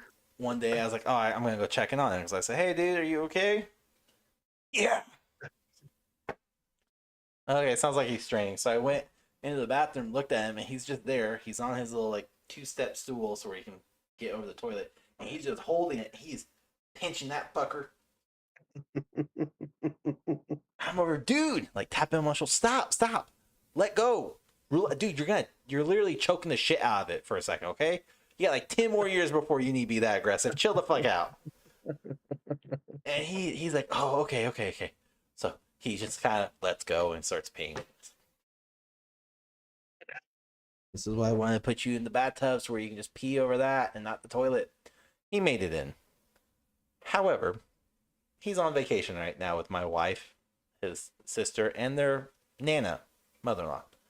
And apparently, the first day there, he tells my wife he has to go potty. So he goes, and he goes, poop. Yeah, he didn't aim, and he sprayed the entire back of the door, all over the floor. Didn't tell my wife. He just said, I'm done. Need help wiping. Because the toilet paper, you know where it is in the hotel. It's like behind the fucking toilet. Mm-hmm. So my wife gets in there. She's telling me this. She's like, I stepped in what I thought was water, and I could smell it. I asked him, did you go pee? Yeah. Did you miss? Yeah. So they had to use all their towels to dry the pee up, and then use their towels to wash the pee off of everything, and then call room service for more towels. And then he did this again Monday night, so yesterday, and he stood up to go pee, and he sprayed all over the back of the toilet, on the counter, and the bathtub / shower. And she's so mad because she's like, he's never missed a toilet at home. Did he have a death grip on it? Well, no, I didn't watch him. Was he grunting? No. Sounds like he didn't have a death grip on it. Yeah. Nope. Easiest thing I ever did was Cheerios. Yeah, my wife tried that, and my son has attempted to reach in the toilet several times to pull the Cheerio out. So yeah, it was like, nope, you got to kill it. You gotta pee on it and kill it, and you don't touch it. Leave it alone. No, he's good at home. Like he's got it down, and it's funny because there'll be times when because he leaves the door open, where my daughter will walk by him. She'll be like, I don't pee like that. Well, you're not able to. I can go get you a funnel and you can pee like that. Oh, what? Mm-hmm. Yeah, go ask your mom. They make them. Okay. Wife comes home. Daughter asks for a peeing funnel for her birthday. Anytime she wants something, it's always for her birthday. And of course, my wife's like, what the fuck are you asking? Looks over at me. Hey, what she wants? She wants a pee funnel. What? So I go on Amazon, show her, and she's like, no. No. You don't need that. I want to pee like Roro. Oh, no. We are ladies. We sit down to go pee. It's not fair. Oh, children. Kids. Kids. Love them. Yeah, we fucking whole different episode about that, but I meant to tell you that like weeks ago because it's funny. I was like, oh, he's a dad. He has sons. I'm sure he went through this. Yep. So, oh yeah. And it reminded me when my wife told me about the pee issues this week. So. Oh yes. But a lot of weird food combination, a lot of weird food items, mostly thanks to our kids or our own childhood. I mean, again, I think the only weird shit I did was PB&J with ranch. Weirdo. But yeah, but we also like, well, you're poor, you do weird shit. So, yep. Yeah. Can't argue with that. But I think we've been on here long enough. It's been over an hour and 20 minutes, so we will let you people go. Wrap it up. Yep. Don't forget, every Thursday night over on Twitch for Rahgel, YouTube, Facebook, Kick, and Twitch for myself, you can catch us live streaming our favorite, or not favorite, let me not get too braggadocious about that game. You can see us streaming live games, mostly Call of Duty, but we'll see. We always talk about other games. We don't follow through with them. Mostly just Call of Duty. So yeah, but come check us out, and then don't forget to go check out 2Guys1Gamepad on all social media, and let us know about any weird food combinations you had growing up or now. Pregnancy cravings do not count. If there's any interesting ones, I will try them and post them as well. But since I post all the time. I think our TikTok account has like 4 videos because you tried to do the 31 days of Halloween and you failed. Yeah, I didn't. I will try it again this year. Yeah, okay, sure. Just do it all ahead of time. Do it all in September and then just start releasing in October. Yep. But yeah, if they're not too weird, I may try them, but I'm very particular because I have a texture thing. So if they're like completely stupid, then no, I'm not fucking trying it. No, if it's anything to do with ketchup, I ain't doing Oreo and ketchup and shit like no. If it's something that you think is good, and then yes, I will give it a shot. But no, don't come up with some bullshit. Tag us too. Not That's happening. the easiest way. Comment or tag us on social media and let us know what we should try. And Yep. Rahgel will be very happy to try them all. Yeah, as long as they're legit things, not some stupid shit. Yeah, the stupid shit always try gets it. people. Yeah. Always like Nope. pickle and beer. It's not good, guys. Not good. I've had it. It's not bad. You just don't like pickles. I don't like pickles now. So no, it doesn't work for you. I also don't like beer too, so nothing really going for me on that one. But anyways, thanks for listening. I'm Sig, as always, because he didn't introduce me at the beginning of this. As I did. I'm gonna I did listen too. to this. Go ahead. I'm gonna edit. I'm gonna make an edit if he didn't at the end of this, and you're gonna just hear just me saying that bitch lied. That's if I remember to do it, because I have a lot of free time this week. So come check us out. Other than that, thanks so much. I'm out of here. Here's Rahgel. Bye, bitch. That's all he has. He's so simple. What's up, everybody? Welcome back to another episode. I am Rahgel. This is Sig. No audio, no music, no chants, no cheers, no rants, no raves. Anything on his side from buttons he likes to push. This is stupid. I had no plans of doing that, but Sure you didn't. I did. I had to fucking start looking for it. I didn't even have scramble it around pulled up. needed right now. I was like, where did I put that? He's talking shit. I gotta push a button. It really was. It was hold on a second. Where is this at? We're gonna fix this real quick. Talking mad shit, yo. We can't do this. Can't have this crap in my house. Not today, Satan. Not today, Satan. Becoming overly sensitive. With your wild bill pop that you're drinking. It's turning you into a pansy. It says it is pure cane sugar, even though it has more sugar than a Code Red Mountain Dew. That's how much time you have in your hands to sit there and compare the sugar amounts and No, and my pop. wife did. My wife did before we hopped on. She goes, "Oh, I wonder how much sugar's in this." And she's like, 47. Holy shit, that's a lot. Looked at her Code Red. She goes, 44. It has more than Mountain Dew. I was like, that's actually impressive. I wonder what's in the I fucking hate you. hard Code Red. Or not Code Red. Hard Code Red. Mountain Dew Baja That's Blast mango Puncher. or something. It's Baja Blast Punch. Mango's in the case that I've got. The 12-pack that I have. That I just went up and bought up the street. Since we have that stuff. Since we're not so country, we can't even get Mountain Dew in. Speaking of which, now that we were talking earlier, they redecorated the entire can and put 21 plus 5% alcohol all over the damn can. Because, like we said earlier, pretty sure select people have allowed their children to partake in their Mountain Dew habits. Not only do we absolutely know, I can guarantee you, or I can virtually guarantee you, I know which state caused it. And for those going Florida, that's a top contender. But I'm thinking like California, New York, Colorado, maybe Missouri, because Missouri's kind of they're wonky. You're putting way too upscale when you go to California and New York. Need to go down a little bit to the southern states, because Kansas is not Kansas, because you guys don't even have it. So it's definitely not Kansas. I mean, maybe Missouri. I'm looking more of like Arkansas, Kentucky. They're not reporting it, but I'm not gonna go to PepsiCo and be like, "Hey, I gave this to my kid by accident," or making TikToks.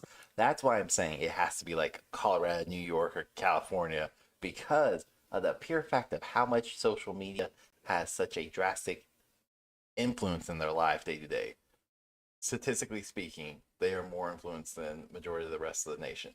So to say that something doesn't change because of them, maybe not. I don't know. But I also would not put it beyond, Missouri either, or Oklahoma. I could see Oklahoma being the real reason, honestly. Yeah. I don't. I don't know. I'm curious which one it was. They don't. They don't list the sugar amounts on here. No. Google it. Who caused Mountain Dew to redo their hard to design?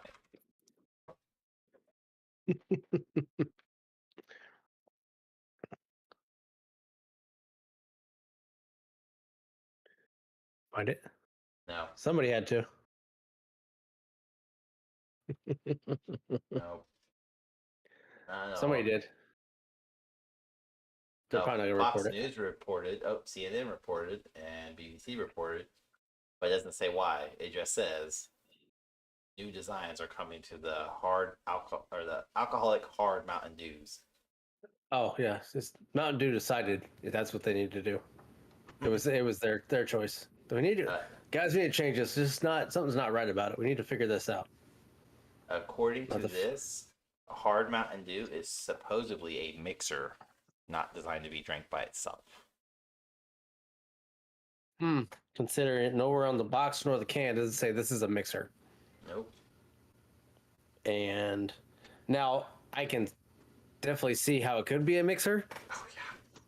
Because I'll be honest, it doesn't taste the best. Like just straight up. But to be fair, you also like To be seltzers. fair. To be fair, you like seltzers. I do not like seltzers. These are very I mean it does have a fairly close taste to Mountain Dew. But they also have more of a syrupy taste as well. So you can see how it'd be a mixer. But with 5% alcohol in it as well, seems like a pretty strong mixer.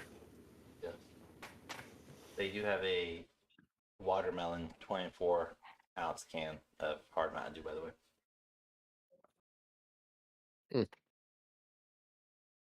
I'm trying to purchase 24 ounce? and it won't let me.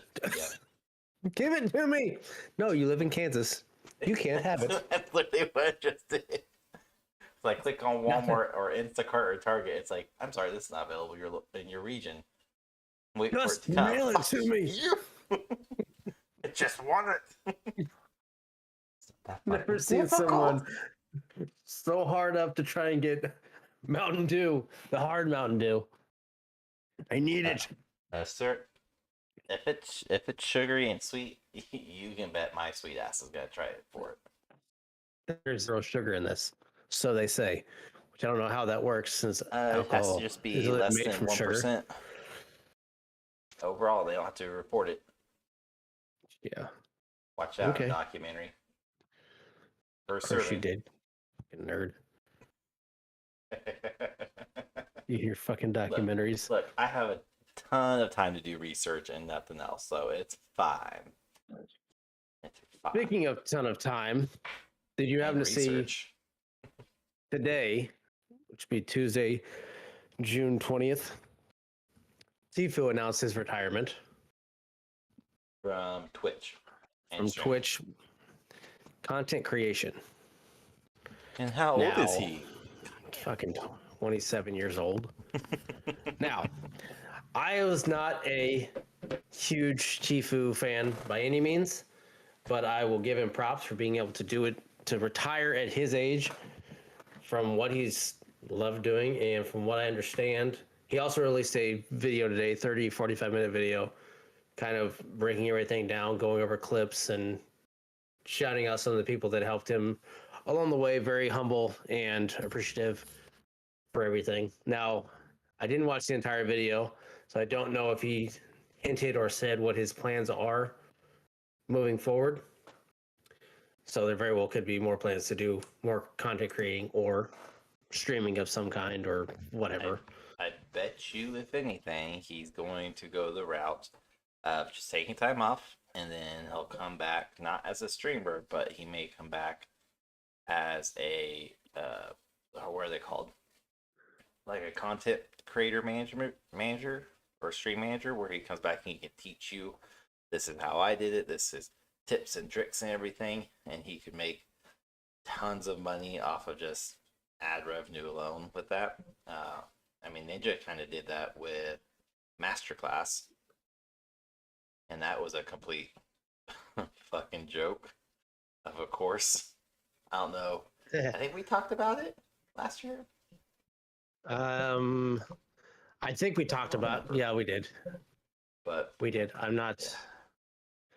For those who don't know, he apparently broke a bunch of cardinal rules within streaming on his masterclass. So it was fun. Yeah, it's yeah, I don't know. It definitely needs to be addressed of what they're doing, and you look at how many big streamers there are, and there's been some big movement as far as XQC. I'm gonna butcher her name, Asmarith, and we haven't fully confirmed or figured out yet, but Ninja is possibly hinting at doing something as well. We don't fully know yet, but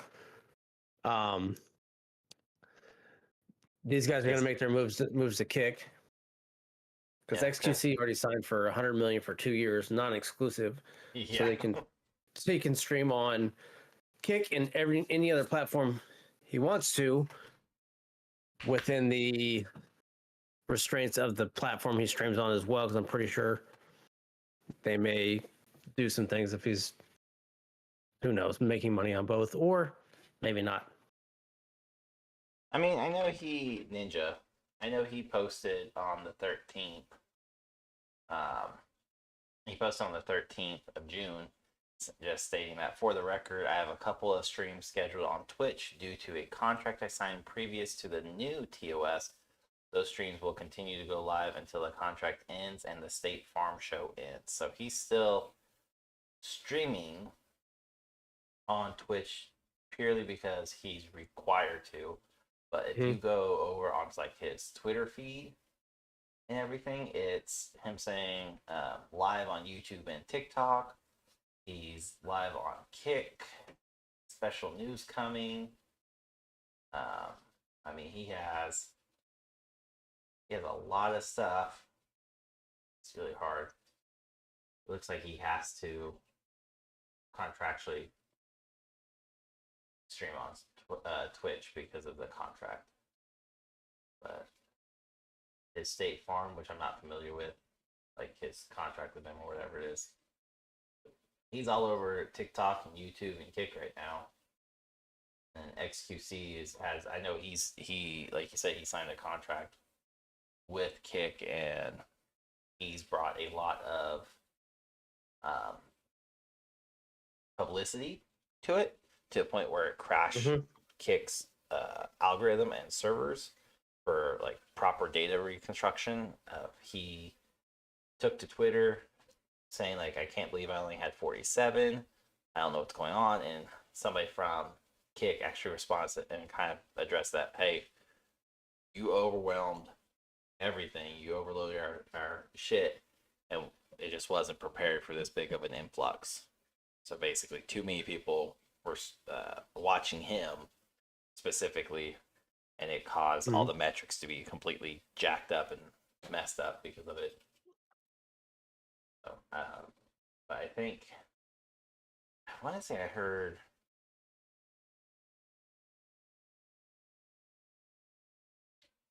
no, there's nothing about Nick Merckx other than his bullshit going on with Call of Duty, which...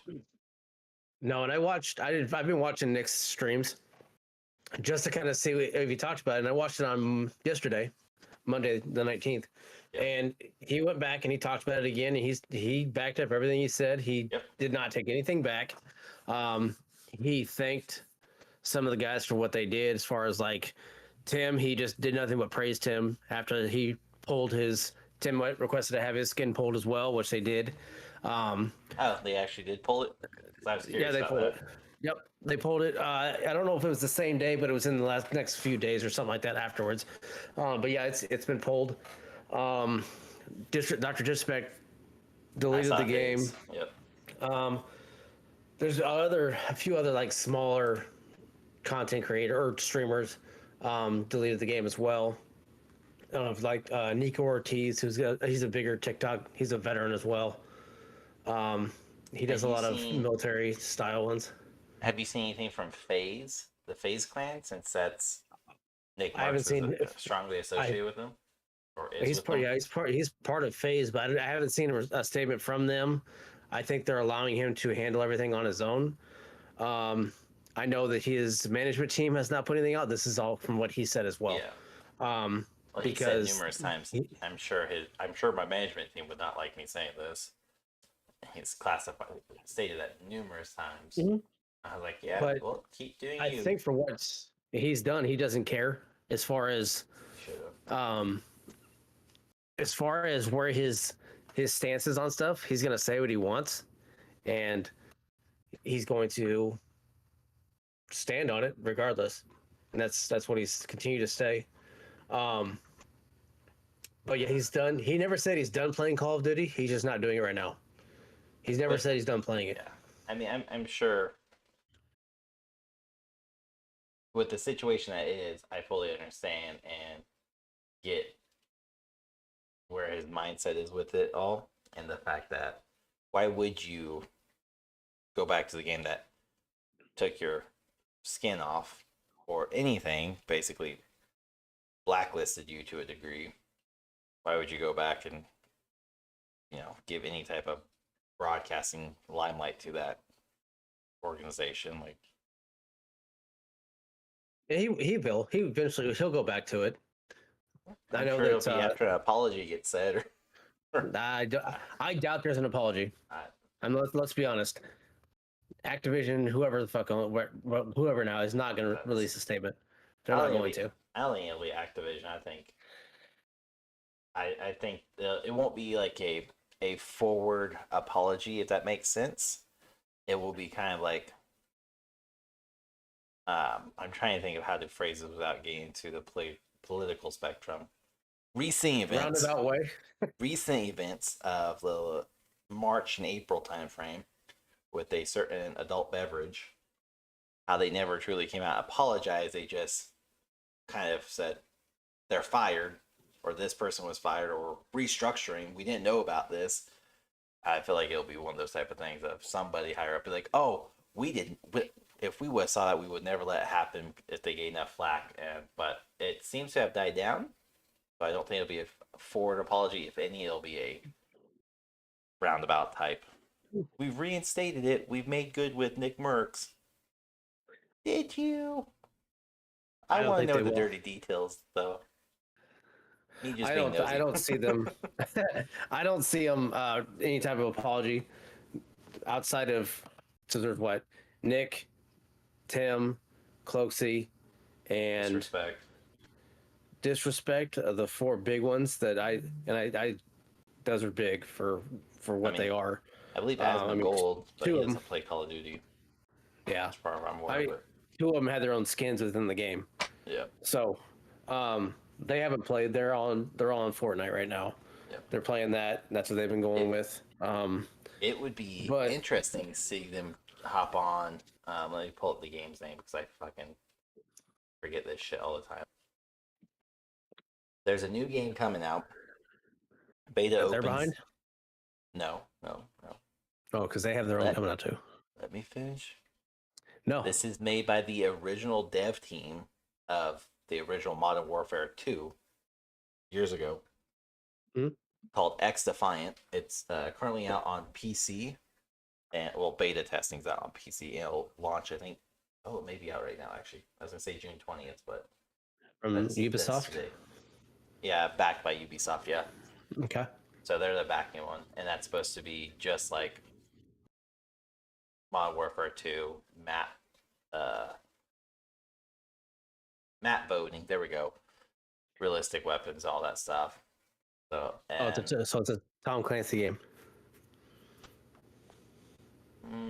It's Pretty sure there's X It only Defiance. said- Wouldn't see it. Yeah, it's Tom Clancy's X Defiant. Is what I'm seeing. As free-to-play shooter. Mine doesn't say Tom Clancy. And all the, unless there's another X Defiant, another Tom Clancy X Defiant, but that looking is, on and it says Steam. backed by Ubisoft. Okay, I just Googled it, Yeah, and then no, I clicked I know. on images just to see it. So So this says X Defiant, a Ubisoft original.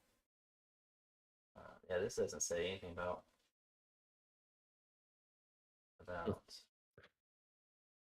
So it's the letter X, Defiant, one word. yep. Yeah, that's not it. Okay, so That's then not it. Oh, here. that's not the right one. I'm like, what are you fucking looking at? I'm trying to find it. Send you a link. There you go. I don't want your link. I found my own. Fuck you. Whatever. Okay, so it's the fuck is that thing? Okay, I can see like the layouts or maps Completely look free. similar. Yeah. And they're using quote similar Modern Warfare 2 maps. Because again, this is the dev team that worked on Modern Warfare 2 back in the day. You're gonna have 5 factions that each of them have something special, I believe. But it would be amazing and kind of the biggest middle finger. Yeah, I don't know when this launches because we're right here on the game. I might as well talk about it. When is it? It's just right now. Release date summer 2023. Okay, so soon. So you have Liberated, Phantoms, Echelon, Cleaners, and DeadSec are the 5 factions. Yeah. Phantoms are your ghost But style. This would be amazing for Nick Merckx, Tim the Fat Man, Dr. Dexter Spec, like the big Call of Duty guys. If they were truly done with Call of Duty, or even taking a break, if they were to hop on this and just play it, stream it, this shit would blow up. And I know this game has been, because originally this was not a Ubisoft game. This was an independent game, and it got shut down by Activision. Because Activision went and sought legal action against them and told them to cease and desist, and they had to. And then Ubisoft backed them up, I think, like 6 months ago, and basically said, "We'll foot the bill." So now it's a whole different game by definition. So the game I was talking about, that it's I don't know if it's backed or being heavily created or helped on or whatever by Ninja, Tim, Cypher, Courage, and Nick Merckx. It's Project V, which looks very, very similar to Fortnite, but has the same style of Valorant mixed with Final Fantasy and art-wise. But it's still VR style. Can we quickly address the fact that, and I get it, you make the game, why not? But that is some egotistical shit to put yourself as a skin from day one. Because if you go to their studio webpage, it is the banner and it has Nick Merckx, or sorry, a wannabe Nick Merckx skin, Ninja, and what looks like Cypher. Yeah, Cypher PK. Cypher, yeah. So, like, I get it. I would do the same thing, but that's kind of, to me, that just goes, you're a little egotistical. But I mean, I won't play this because, again, I barely play Fortnite. I'm not a big fan of Battle Royales to begin with. The closest I get is Thursday nights when we play Warzone. And even then, we split very heavily between Warzone and DMZ. Yeah. So, yeah, I see with the kind of the backdrop or the looking over them. Yeah. Look too, yeah. So, I mean, you can definitely see what they're doing with it. Will they be in the game? Who knows? Or this is just their characters to make it. But my main thing about bringing up for the whole Cypher thing or Tfue thing was, what are these guys doing to set themselves up once they're done streaming content creation? Because eventually it's going to stop. Eventually people are going to be like, okay, you're too old to do this, or they may just say, I'm too old to do this. I know that Gaming Granny, is that her name? yes, yes, I know. I've seen her. She's old. Yes, she is. Yes, she is. But I'm saying that it's gonna get to the point to where they're gonna get tired of doing it. They're gonna want to stop. They may step away or want to step away. But the steps they're doing to make their own footprint in it, and where they don't have to do anything anymore. Well, I mean, Besides think Ninja's game for already fun. set up. I think Ninja's already set up too. He could stop today and be perfectly fine the rest of his life. That's he is one that's set. I mean, he stepped away from streaming before, and he has completely like gone ghost. So I mean, he's set up. I don't know about the likes of like Tim and Nick. I would assume Dr. Disrespect has to be set up because dude's banned on Twitch. I think he's suspended or he's banned on YouTube. Something happened on YouTube that he's not allowed to stream on there for a little bit. As of like 2 weeks ago, so that'll be lifted.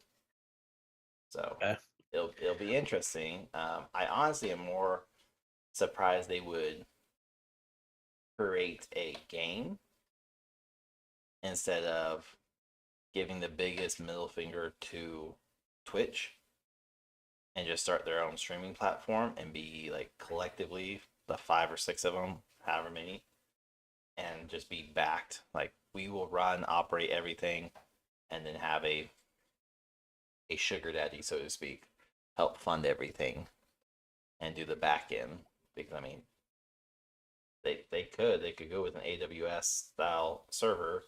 Hell, they could even do it Amazon, but tell them stay the fuck out. But Amazon won't do it because they have conflict of interest. But they could be backed by Google. They could be backed by Apple, and either one of those would be a massive threat to Amazon Twitch platform.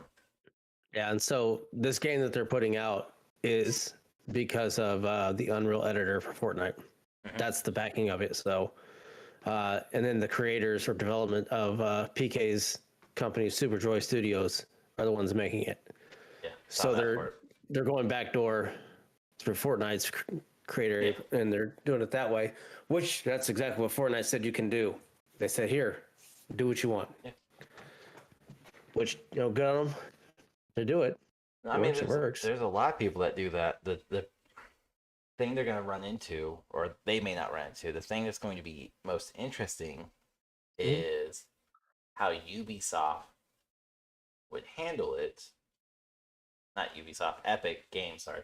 How Epic Games would handle it, because if Project V, whatever the official name is going to be, is astronomically more accepted, beloved, and played than Fortnite, what would stop Epic Games from just being like, you know what, we don't like this anymore, we don't approve of this anymore, and then block the builder? Granted, yes, they will still have all the code structure, all the programming structure as well, so it won't matter. They can literally just replicate it and tweak some codes to make it work. But then they come at a chance of this is basically a Walmart version of Fortnite.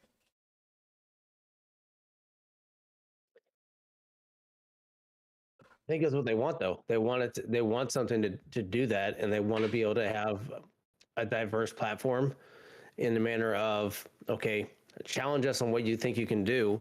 If you want to try and be better, go ahead and do it. They're still going to get credit for it. Fortnite is still going to get credit for it because it's their software they're using, everything they're doing. And if they end up doing it better than Fortnite, then all that Fortnite has to do is figure out what they're doing to piggyback up and steal it. They don't even have to figure out. They can be like, we're going to buy you out. They could do that too. They're not going to stress their people, their dev team over all this. They'd rather just be like, we'll take all you guys in. Here's your multi-year contract. Here's your multi-million-dollars. Done. Yeah.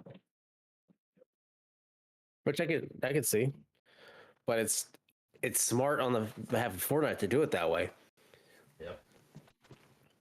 I mean, they're not paying anybody to do it; they're just doing it on their own, and it's PK's company doing it out of their pocket to develop all this. So again, Fortnite pays nothing. They get another free game made that will essentially back into if they wanted to put anything Will it be free? battle pass wise stuff like that on there. It's going to go. I'm assuming. Well, no, they said you can make money off of it too. But I'm Is this sure the crypto Fortnite. shit? No, it's I don't know. I don't want to say yes because I don't fully know. I know that was what Dr. Disrespect was trying to do with his game that he was creating. Was he wanted to involve crypto, Mm-hmm. and then shortly after that, the crypto market took a huge plunge and still diving technically. Yeah. That a lot of people who were putting crypto factions and structural coding inside of their games have now pulled them all because it's not becoming beneficial at all. It's I wouldn't hurting want. the I wouldn't games want that more. anyways. There's nothing about cryptocurrency I want to play with. Well, the big thing I with don't- like docs was the fact that you could earn crypto and then make money off of that because that's how his game made you money. Was you could again, this is months ago when I was reading about it.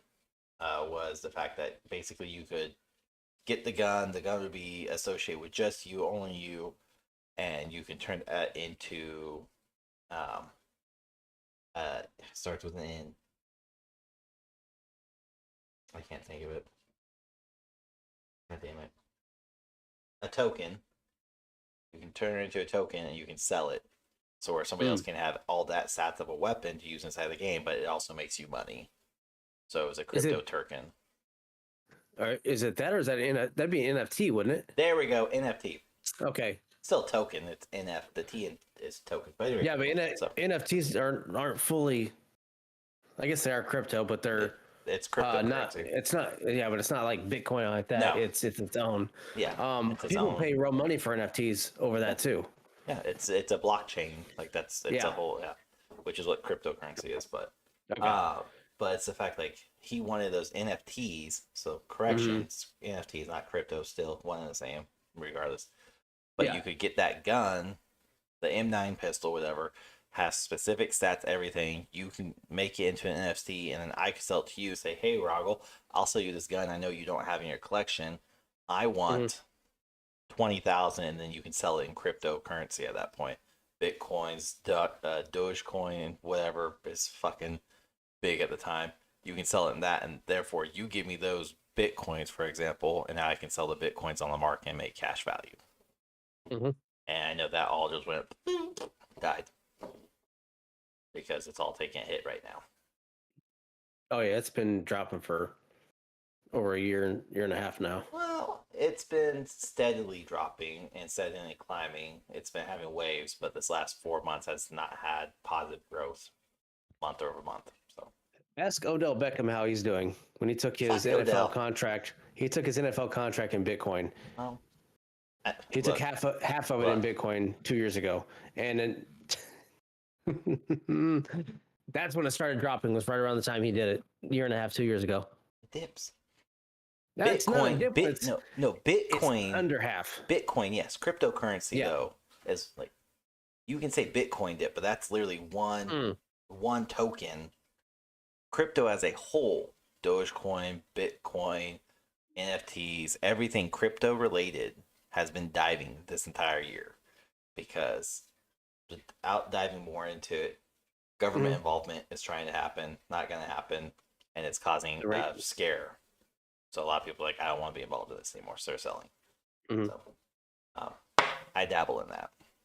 I have a buddy, him and I talk monthly about poor investments, good investments, what to look out. So, but Bitcoin was big several years ago. Oh yeah, when it was worth I mean, less than 1/100 of a penny. But regardless, that can't be inside of a game. I know that's what Dr. Disrespect was going for, was the NFT section of here's a Yeah. weapon, Okay. here's a armor, whatever. I can sell it to you. You buy it from me in crypto. I sell my crypto, get cash. Because Hmm. he wanted people to be able to make money.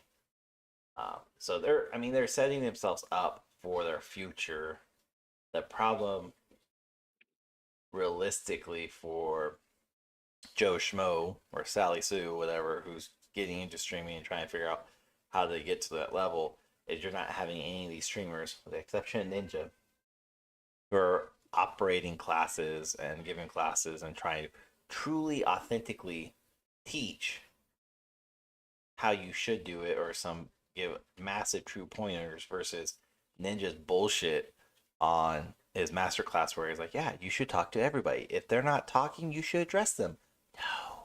That's like the biggest cardinal rule in streaming is if somebody's not actively talking, you don't go, hey, Rahgel, I seen you haven't chatted anything. It's okay if you're watching, but feel free to chat too. Like, no, no.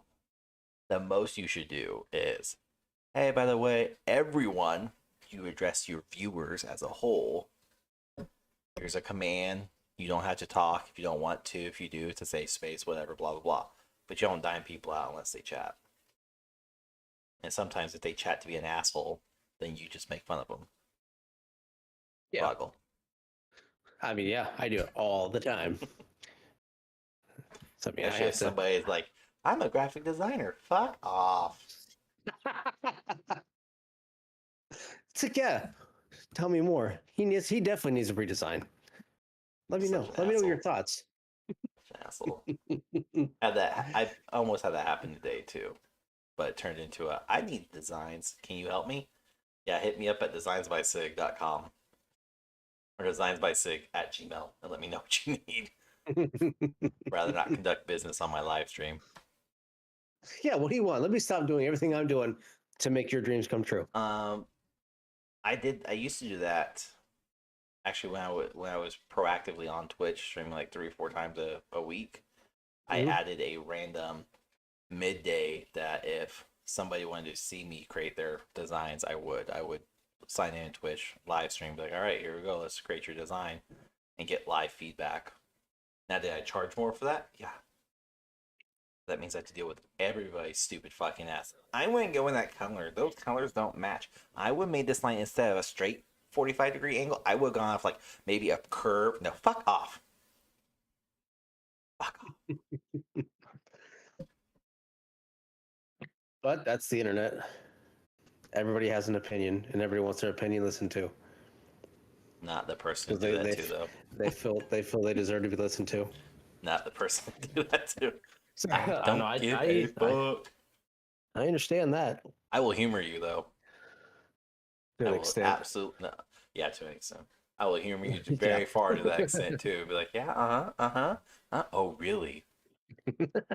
Tell me I more. don't Tell care. me more of how dumb you are. I don't care. I'm here for myself. Exactly.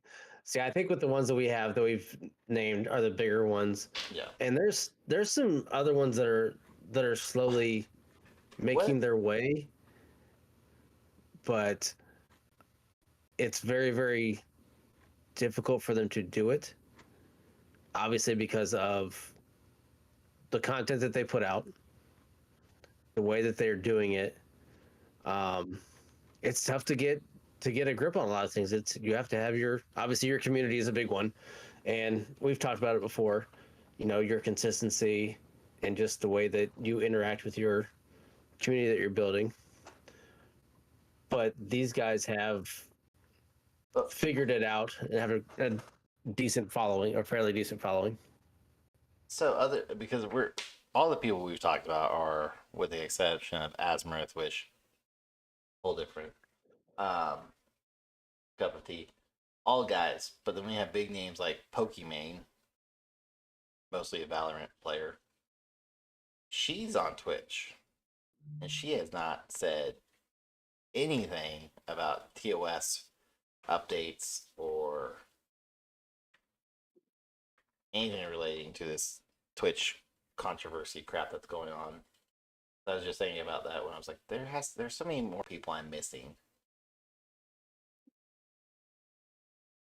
I don't know. I have a hard time even trying to. For one, I don't even know when she. I think I've seen her on Twitch one time in the 3 years I've been on Twitch. I think I've seen her on there once, maybe. That and I was like, oh, I thought it was a guy.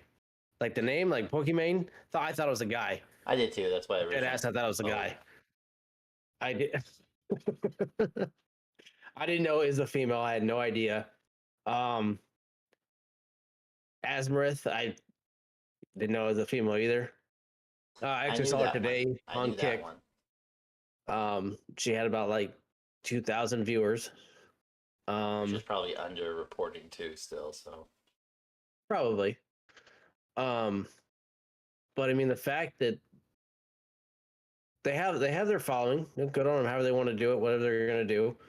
She does game, but from what I saw, she was just doing just chatting for the first 6 hours she was live. Well, that's how a lot of people do it, especially on Twitch. Is they will stay in the just chatting, and they may have like the gameplay up in the smaller right hand corner, or they may be playing a game while they're actively chatting, and you don't see the game.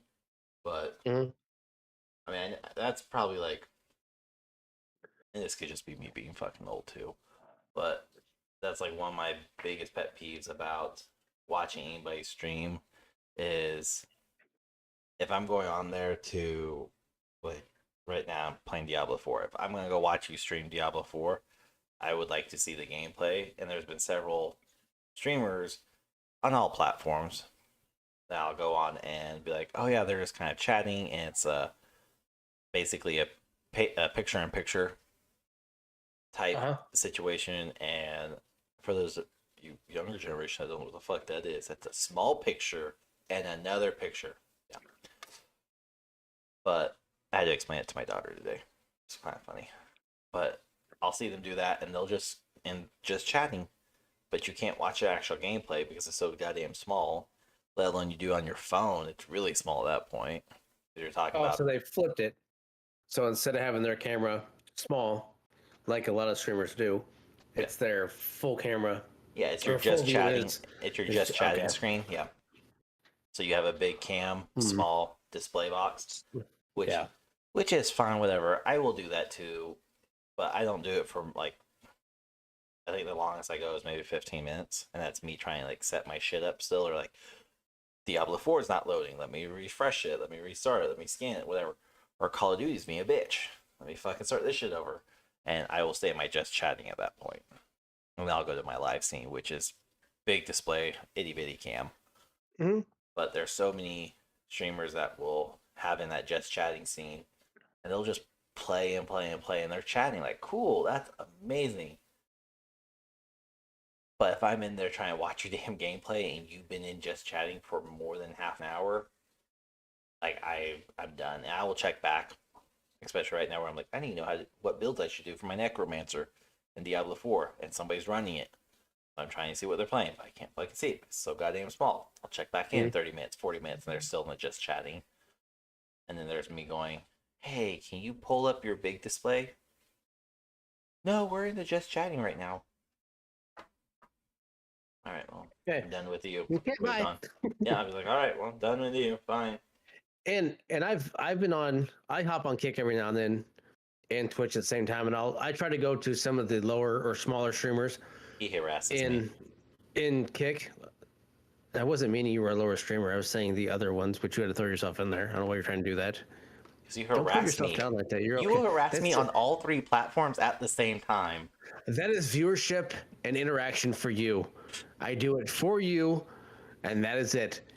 All you do is complain. This relationship is a take. I cannot help you or do anything right in this relationship. This is why I give you episodes every week.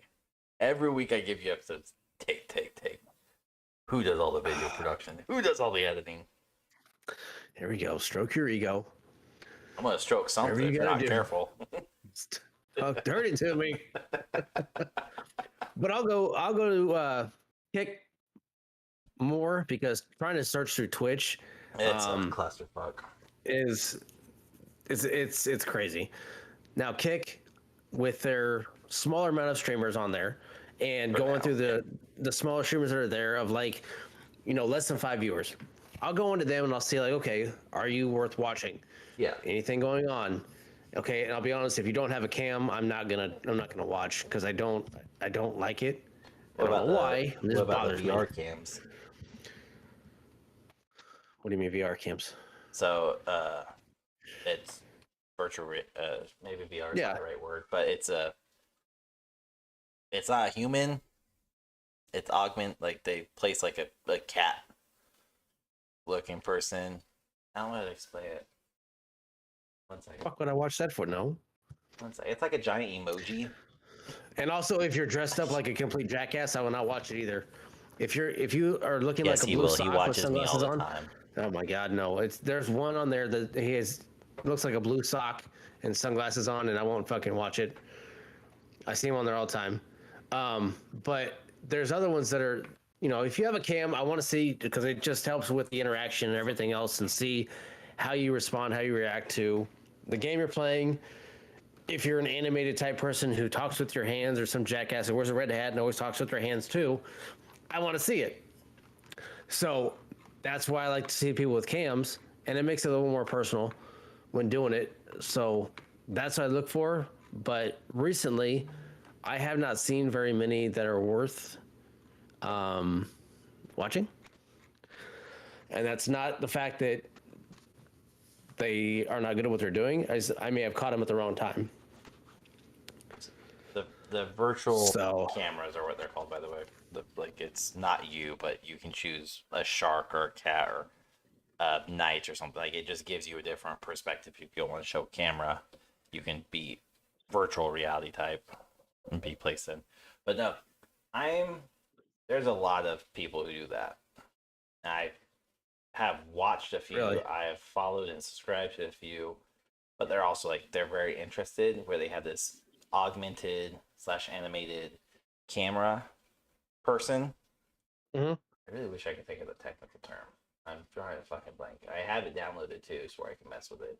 But it uses your virtual camera and it picks up on your head movements and mouth and all that, so where it can be accurate. I will watch some of those, but at that point, like I'm fully with you. If you don't have a camera, I've watched people who don't have cameras because there will be days where like I just want to hop on and stream and bullshit with somebody and my camera won't be on. I'll be like, fuck it, whatever.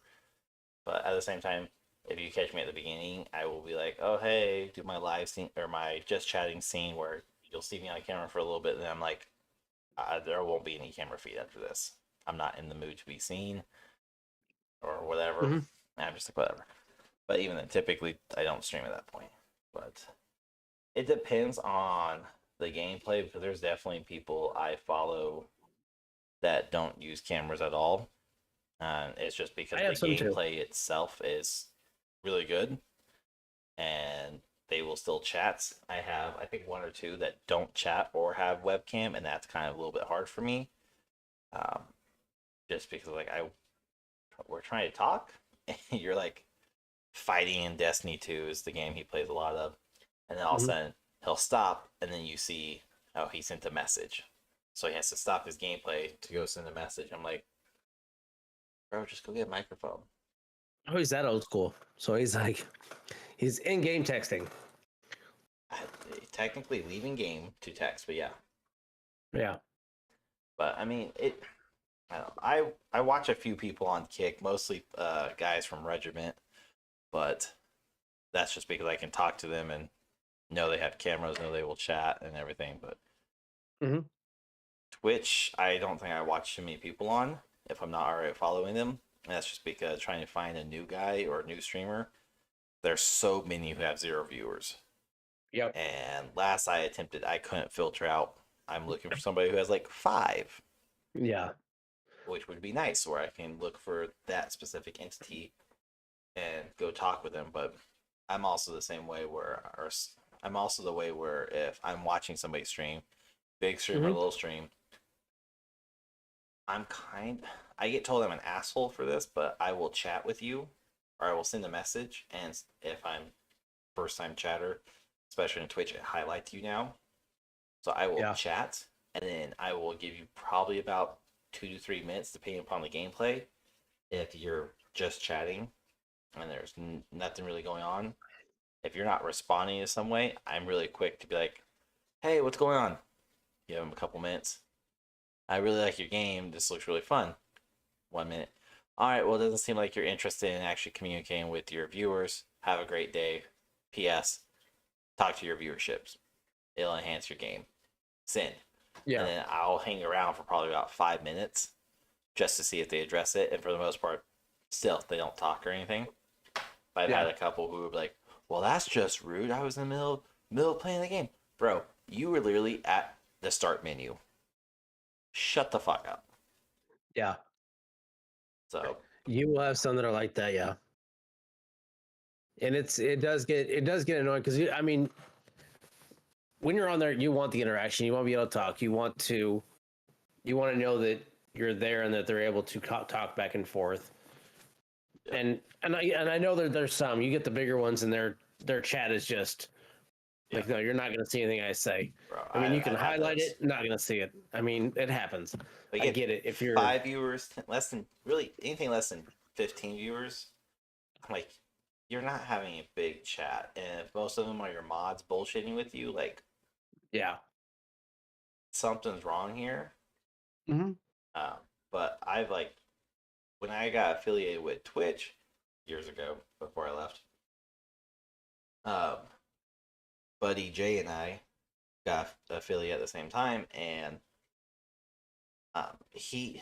did he rate me or somebody else? Somebody else rated me. He was watching me. Somebody else rated me, and they brought in like 75 plus viewers. And of course, I'm dabbling around like 15 to 20 at the time because I was playing Destiny 2 every day of the week, 5-6 hours a day. So viewership was solid. And this guy came over with 75 plus. So I'm at 100 plus. I'm already like, I stopped playing because I don't fucking know what just happened. Mm-hmm. Too many fucking people. And of course, I'm seeing names over my right monitor, just ping, ping, ping, ping. ADHD kicks. So I was like, I can't. Had to go just chat. I was like, hey, and I literally sat there. I was trying to read them off as quickly as possible. I was scrolling through. I had to stop and was like, Jay, I need your help. Fucking start responding to some of these. And a couple other guys who were mods and they were responding too. It's like it got crazy. Yeah. And I could barely manage 25 without a mod watching who'd be like, hey, Sig, XYZ wants to know what's happening. Sig, somebody wants to know if they can join. Cool. So I made shit ton of commands where people can just type it in and done. So I don't know how. Well, I do know how. I know how like the likes of Nick Mercs and Ninja and Tim the Tatman and all them, where they'll talk with chat, but they're not talking constantly with chat. They always have somebody else on the headset, typically one of each other, and they'll just bullshit with one another. And if somebody says something on chat, they'll be like, "Oh, 1 second," and they don't focus too hard on chat, which is you'll see them they'll go to slow mode. Yeah, they'll go to slow mode at times. Like when they first come in, I know Tim does it when he first starts his stream. I think he started doing, and it's been over a year or year and a half. He would do a hour and a half podcast style, just be him just chatting, going through stuff, going over what he's got going on, updates, what he thinks about stuff going on, things like that. Pretty much just chatting, but you would turn it into as he would call it, a podcast at the time. But then he ended up creating a whole other channel. So I think he's got 3 or 4 channels now that he has on YouTube. And that's where he puts some of that stuff out. He puts shorts on another one. He puts his just chatting portion of it on another one.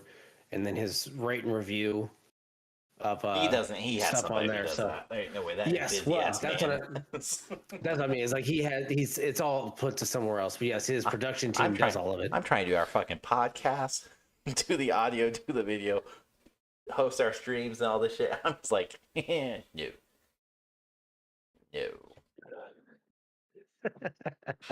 Run my own Discord.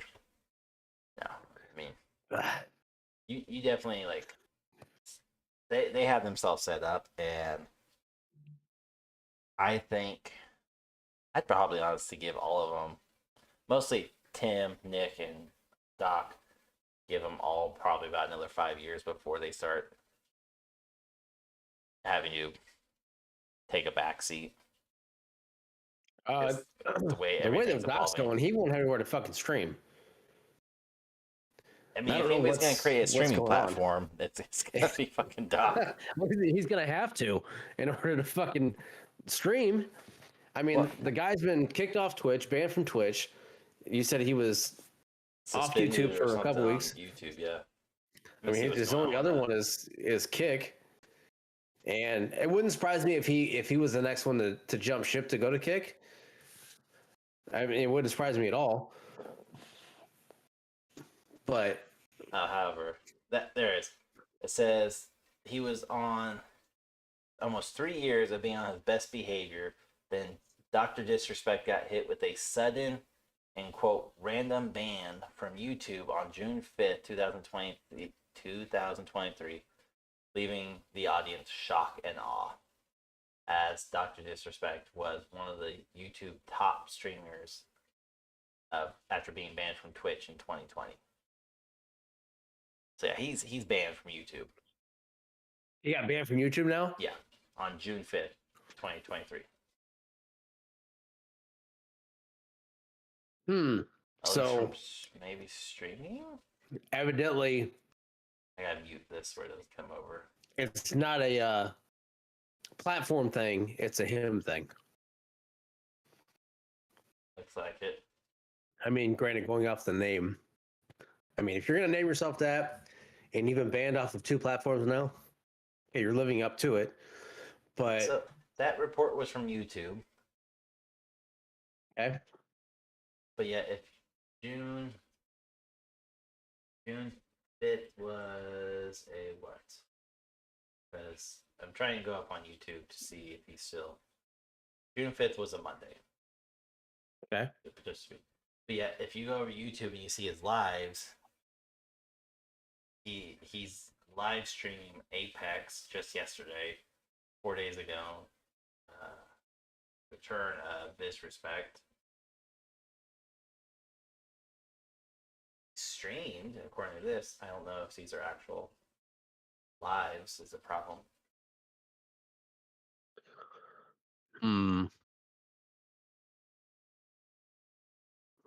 But I'm confused if he's fully banned or not.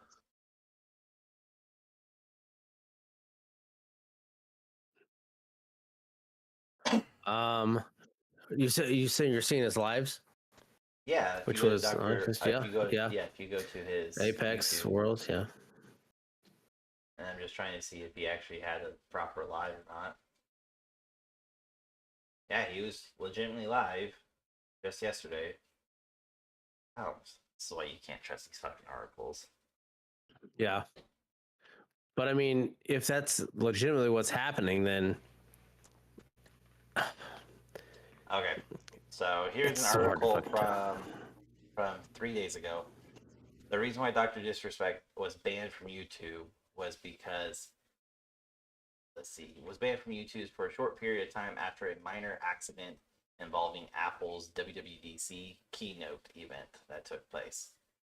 So he actually accidentally streamed copyrighted content of Apple's, which is their Apple's yearly WWDC event where they show like a new phone, new tablet, new technology coming out from Apple. But he was in his stream, he accidentally switched from his camera, which was still broadcasting the keynote. This resulted in his stream being taken down for copyright infringement, and it was quickly lifted after conversations happened behind closed doors. So I guess he hasn't addressed what happened, but this has frustrated Dr. Disrespect, according to this article from 3 days ago. From the 17th, whenever that was. 3 days ago from the stream, so. a bad audio in a game frustrates Disrespect. I mean, what doesn't frustrate him? He gets frustrated over everything. I mean, I've watched his streams. I've tried to watch his streams. Though. I get it. I get it. But I mean, I'm not justifying. Gets annoying. It gets annoying. And I know that's his thing. I watch the streams. I've tried to watch his streams. Tried. I have a Just hard not. time watching. Like I like watching Nick and Tim from time to time, but if they're playing with Doctor Disrespect, even his audio, I'm just like, you're too much. Like There's you're complaints all the too time. much. And I can watch Tim all day, no problem. Nick, I can't. Nick is. he, I don't I want to can, look at Nick's forehead the entire time he's playing. I it, And the cams don't bother me. It's literally about their presentation, like how well they talk and converse and all that. But it's just like disrespect. Dude's got it, but at the same time, he's also the biggest fucking issue inside the streaming world. Because the one thing, like, at least for me, when people find out I'm streaming or they ask questions about it in general, and they're like, "Oh, I know there's like a doctor that's on there." I was like, "Doc, there's no fucking. I'm sure there's a doctor somewhere that's probably streaming, but I don't know what you're talking about." Yeah, he has the goofy ass mustache. Ah, disrespect. mhm. All It's right. never Lupo. It's never Dr. Lupo. Nope. It's disrespect. Yeah, but he has brought so much bad publicity to the streaming community where a lot of people are like, "Oh, it's just very toxic." It's not. But yes, gaming, it gaming can and be. streaming is can get very toxic. Not I mean, gaming has always been toxic. Streaming is going to be toxic as well, but gaming's always been toxic. gaming has always been toxic. Always been toxic. You tell me that you would sit there with your friends Friday, Saturday night, and everybody would get along just fine. Golden Night Yeah. matches, everybody's fine. Yeah, absolutely. Nobody ever got mad. Nobody ever got mad, huh? No controllers were ever broken, Exactly. so clearly it wasn't toxic. I can see the web of lies that you're weaving right now. No, that was true. No controller ever got broken during GoldenEye. That's bullshit. At least every household that had that game, there was at least one controller broken. No, There had to have been. because everybody in my town that had the damn game, we were all quite financially needy. So if you broke a controller, you were gonna get your fucking ass whooped because your mom and dad could not afford a new controller. So you played, and the most you would do is you grip the fuck out of those controller handles, and you could hear it just start cracking. Like, oh, I gotta stop. I'm gonna get my ass beat. I didn't start breaking controllers, and I was a grown ass adult, and I was like, oh, I have never gotten to that point. I guess I've never been like that to throw a controller. I've never been like that, and I've broken it three. drives me nuts. It drives me nuts to see people do it. Like, really? Like, you let a game? I mean, I get frustrated as fuck. Don't get me wrong. I get mad, but I will like internalize it more. I guess I don't know. I will. No, not when you're in Germany. You've been drinking all day. No, Well, that's. I still broke it. Like I've still never broke one. I've been hammered playing. I definitely. I'll just cuss everything out on the screen. I had definitely been to the point where like I'm grabbing a controller and I would just grip it, and then my hands naturally twitch, and I'll sound like, oh, damn it, I go buy a new one. No, never broke one. I had no shame saying I broke three. Never have. I have squeezed the shit out of one. Yes. I am so passionate about my at that time. Now I have a hard time playing a game because I'm burnt out. No, that's one thing I did notice. Games nowadays, I will burn out a lot faster. Quick. It's so weird. Like we'll do a whole episode about video games and burnt out and all that stuff, but I haven't burned out on Call of Duty. Take it back. I did. I mean, I did a whole month straight of streaming, and I think I took off for like a half a month of playing because I did kind of like, okay, I don't want to play right now. Sir, you were not playing with the game launch or the month after.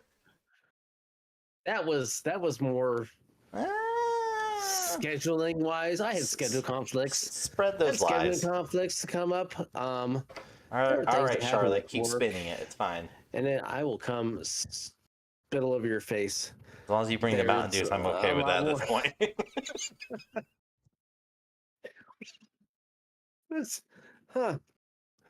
What would you do for a 12-pack? Well, Rahgel came and pissed all over me. I got it though. I got the 12-pack. You want Baja Blast or Baja Punch? Not Mango. Here's It your hits a little too Baja. close home. Yeah. Well, let's see. But no, I mean that was just a different type. But burning out is a real thing. I don't know how those big time fucking streamers don't get burnt out. It's different, I think. I mean, if you're looking at that's it. That's all you do. That's your job, and you're able to kind of have a little more interaction. I would get burnt out from my fucking job. Are you kidding me? Where I was like, look, I know I have PTO, and I know I normally would never call in, but if you don't approve my 2 weeks off here in a month, I'm going to come in here, and you're going to fucking want to fire me. You can't. I'm going to make everybody's life a living hell in the most professional manner. And I've done that before where people are like, I need you to go do this. Not my job description. But I need you to do it. I don't give a fuck. Not my job description. You're going to give me my 2 weeks off in a month? No. Well, I need you. So you're getting P's and Q's right now. That's it. It's not my job description. Fuck off. And then after my 2-week vacation, yeah, what do you need? Oh yeah, I'll go do that. That's no problem. I mean, it's way different though. If like, take Tim, Nick, and those guys, like they make their schedule. They can stream when they want. Granted, they had to all the fucking time. But granted, they had to have a legit schedule when they started. They had to be consistent. Yeah. They had to build it up, and when they get to that point, they still consistently stream. But you know, it's different when you're making that money that they are, and it becomes the job. But you're hanging out with your friends essentially and playing games. Well, you need to become a stay-at-home dad. You need to tell your goddamn wife to fucking sign off on this shit. We got dad shit to do. Hey, do you hear that? No? Okay, no. She already said no. I would love She's 2 stories up and said no. I would love to see her pop in on the camera and be like, say what? What did he say? He was like, go away. Nope. Go away. She's asleep. She's asleep right now. She heard stay at home. She's like, no. I don't think so. I'll just tag you in the Facebook post. Yeah, that's fine. Yeah. Like, hey, stay at home dad. No. Snow bueno. No. During a live stream, Rahgel said he got approved to be a stay-at-home dad. Now we're going to be bringing you every lunch hour. We're going to be bringing you dads play video games. Let's go. And you see her comment. No, when the fuck did this happen? And you go talk to him. Be like, okay. I can't do the podcast should you be at anymore. Work? Okay, I gotta go. She's home. I'm stay right here. She can't hit me on camera. You're gonna see a fucking chocolate come from right this direction across my face, and you're gonna see it go back because that's what they do. Yeah, they come this way in, and then they go back. And breaking those going in, and then it's a fucking boomerang. I don't know how they do it. It's a fucking boomerang. She's accurate too. I'll be around a corner and she fucking hits me. Okay, cool. It'll happen. It's okay. It'll happen. It's not gonna happen. No, as much as you think it's gonna happen, it's not gonna happen. I'll find me some stay-at-home dad friends. They're far and few in between, but we'll find them. No, it's fine because you're not the only one. I hit the other buddy of mine who just became a stay-at-home dad. Likes to rub it in now, but yeah, cool, whatever. What's his name? Can you hook the stay-at-home dads? He doesn't play the games you play. He plays sports games. So joke's on you. You can't spell sports. SPORTS. Wrong. Capital S. You're not SPORT capital S. That's stupid. Nope. So you already fucked it. You fucked it. That doesn't make it longer. The heavy emphasis. That's not exactly how it goes. No. You're not the only one. Trust me, if it could happen, it would happen, but it's not going to happen. It's not going to happen. We could have done movie reviews. We could have done a whole shit show. A whole bunch of stuff. What? Trust me. I'm this short of a fucking PowerPoint on the wall. Saying, look what I can do.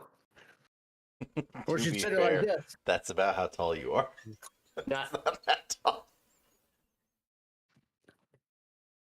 Wrap this shit up. I'm done. Wrap it up. We're done. I'm done. No more. If it makes you feel any better, nobody can see how short or where you pointed, so you know. The visual representation.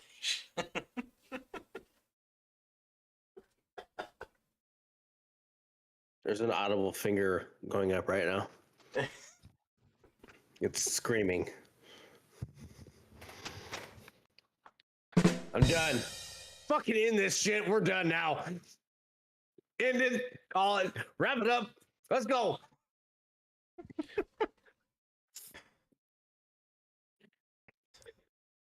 Yeah. Thanks for listening. No, it'll be interesting to see what all these streamers do. Oh yeah, let's bring that back. Yeah, let's bring that back. That's all. This is all still connected. I'm telling you, if you're a stay-at-home dad, we can stream, and we can stream any 2Guys1Gamepad, and we can co-stream and do all this other stuff, and then we can compete with these bigger guys, and maybe get Tim the Tatman on. If you're not such a fucking little pansy, and you reach out to people, do your fucking job.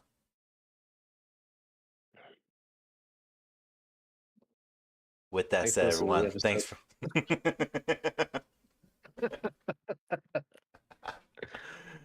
Catch us every Thursday. Well, most Thursdays. Maybe. After tonight, I don't know what's going to happen. We're going to have a conversation with this.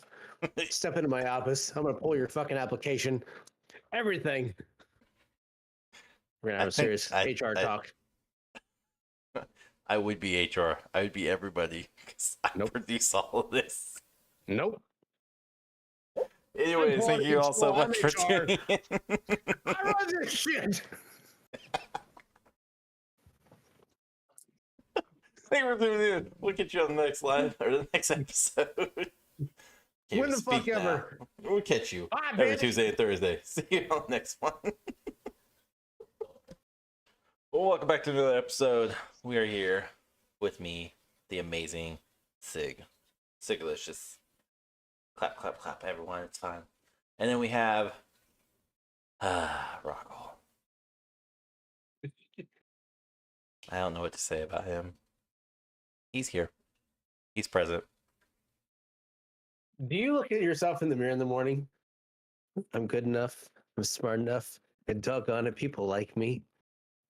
No, I am Sigalicious. I'm looking in the mirror and going, where the fuck is that hair that I can see out of the corner of my eye?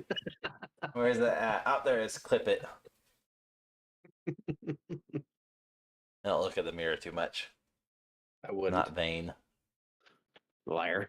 You just called yourself the one, the only, the Sigalicious. That is something you called me before, so I have just piggyback off of it. Mm-hmm. Mm-hmm. Lies. Also called me Thunder Thighs at one point too. Mm-hmm. That's right. Pretty the same sentence too. Pretty sure Sigalicious Thunder Thighs was all like one sentence. It was all of it in one. It was. But no, so this is gonna be kind of a interesting. That's not. I hate using that word. That sentence structure. This is gonna be interesting. It is so fucking. I think about our podcast is interesting. I'm fucking interesting. I'm fucking delightful. You're some punk ass basic bitch. Here we go. Let's pick it up for the last episode we were just in. Wrap it up. Let's go. We're done. Can't do that. We haven't hit the 2-minute mark yet. Nope. No, so you and I played collectively, meaning together. Thursday nights we play Call of Duty typically, and the rest of the week you do your own thing because you're not a stay-at-home dad. I get to. Fucker. I get to attempt to play games for about 2 hours during my kids' naps. And if my wife's not home, because if she's home, then I'm going to spend time with her. But lately, by lately, probably since like April. Yeah, since April.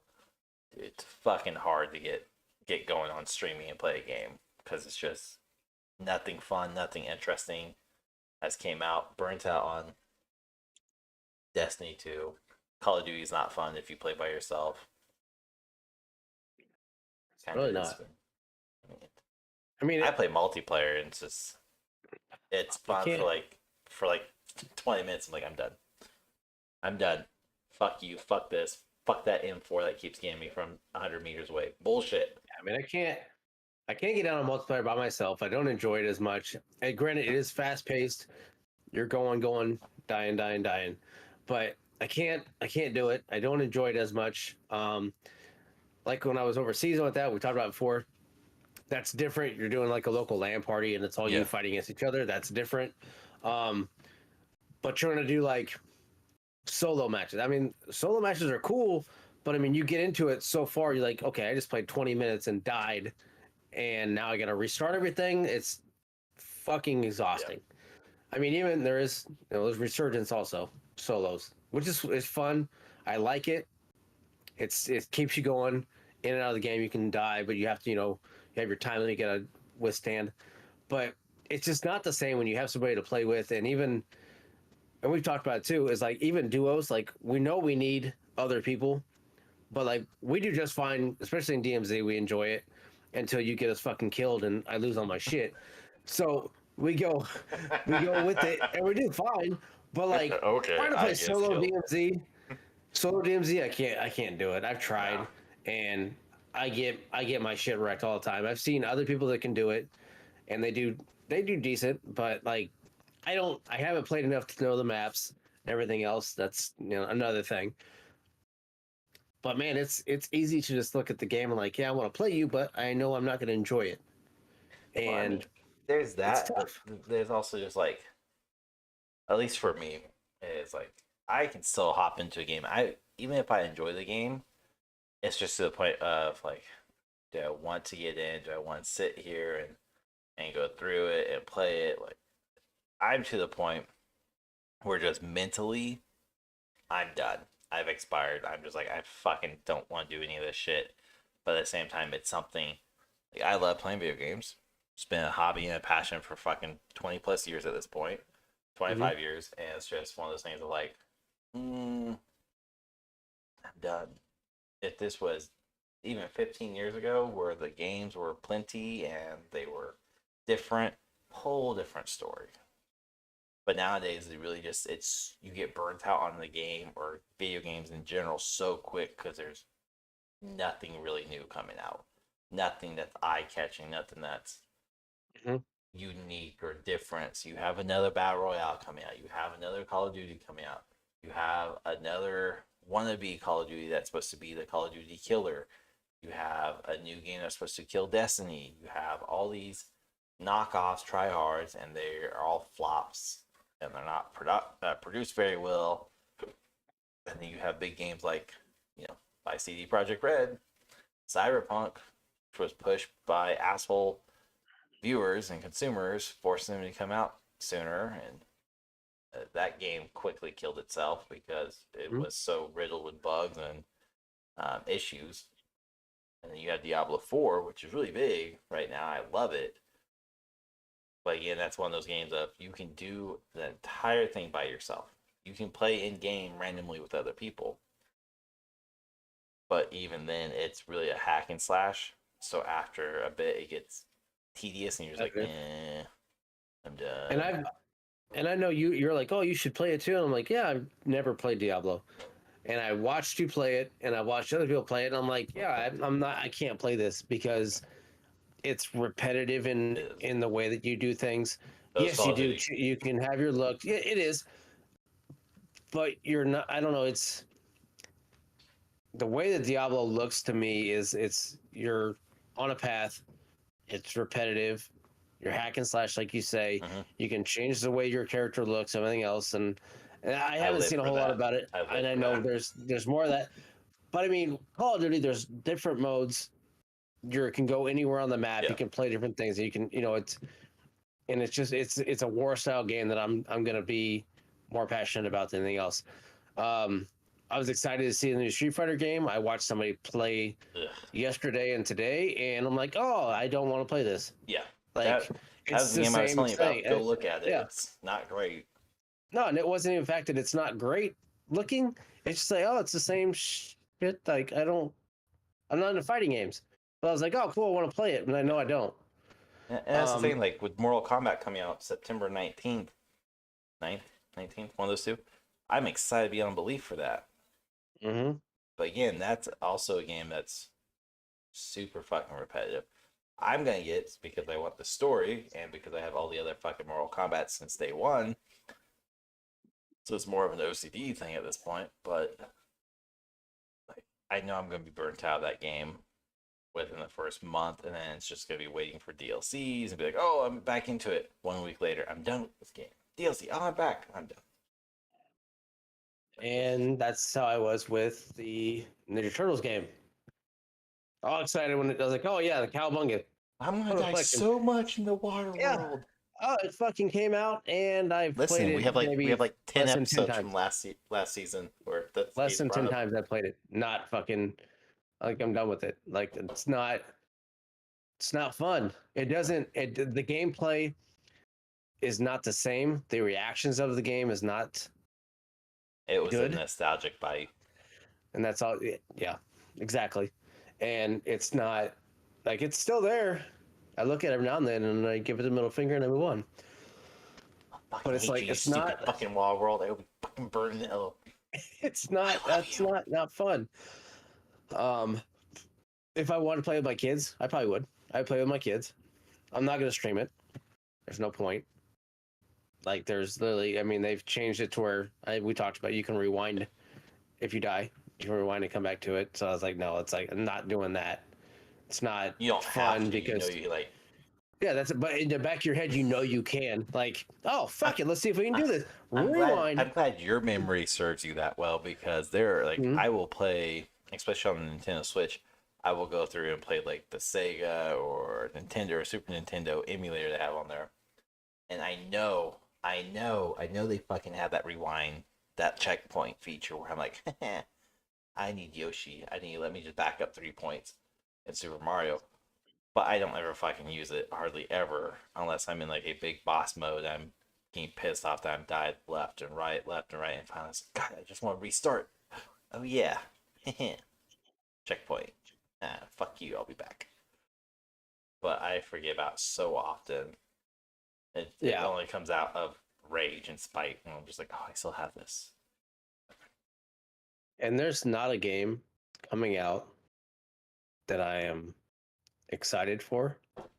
I know 6 days in we Fallujah. we talk about that one, but that's I'm going to be way behind the curve on that one because you're going to get that first, and then I think is what. That's fun. You think I'm going to get before you get? Like I'm going to waste money. Yeah, I'm you will. I will wait for you because I need somebody to play with it versus being pissed off at randoms. Be like, I paid $20 for this. Fuck this. Rahgel, be a grown ass As man. Get a PC. Let's soon as go. as soon as it comes out, I'm getting it. Um, but like it's yeah, the burnout is happening. It seems like more and more, and I'm maybe told it's because we're older. I may, I don't want to believe that though, but I think that's what it is. It's Oh, probably what it is. so that's But what like, I get told a lot by other dad gamers or people who used to game is it kind of goes away. And I'm with you. I don't want to believe it, and I wholeheartedly don't think it's that.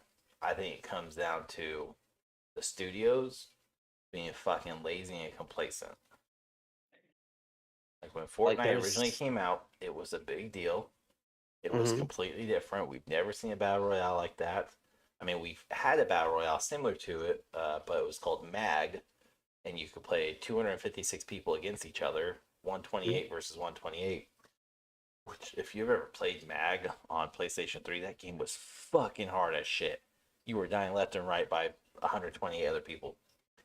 But, like, Fortnite, to me, is probably the last big revolutionized game.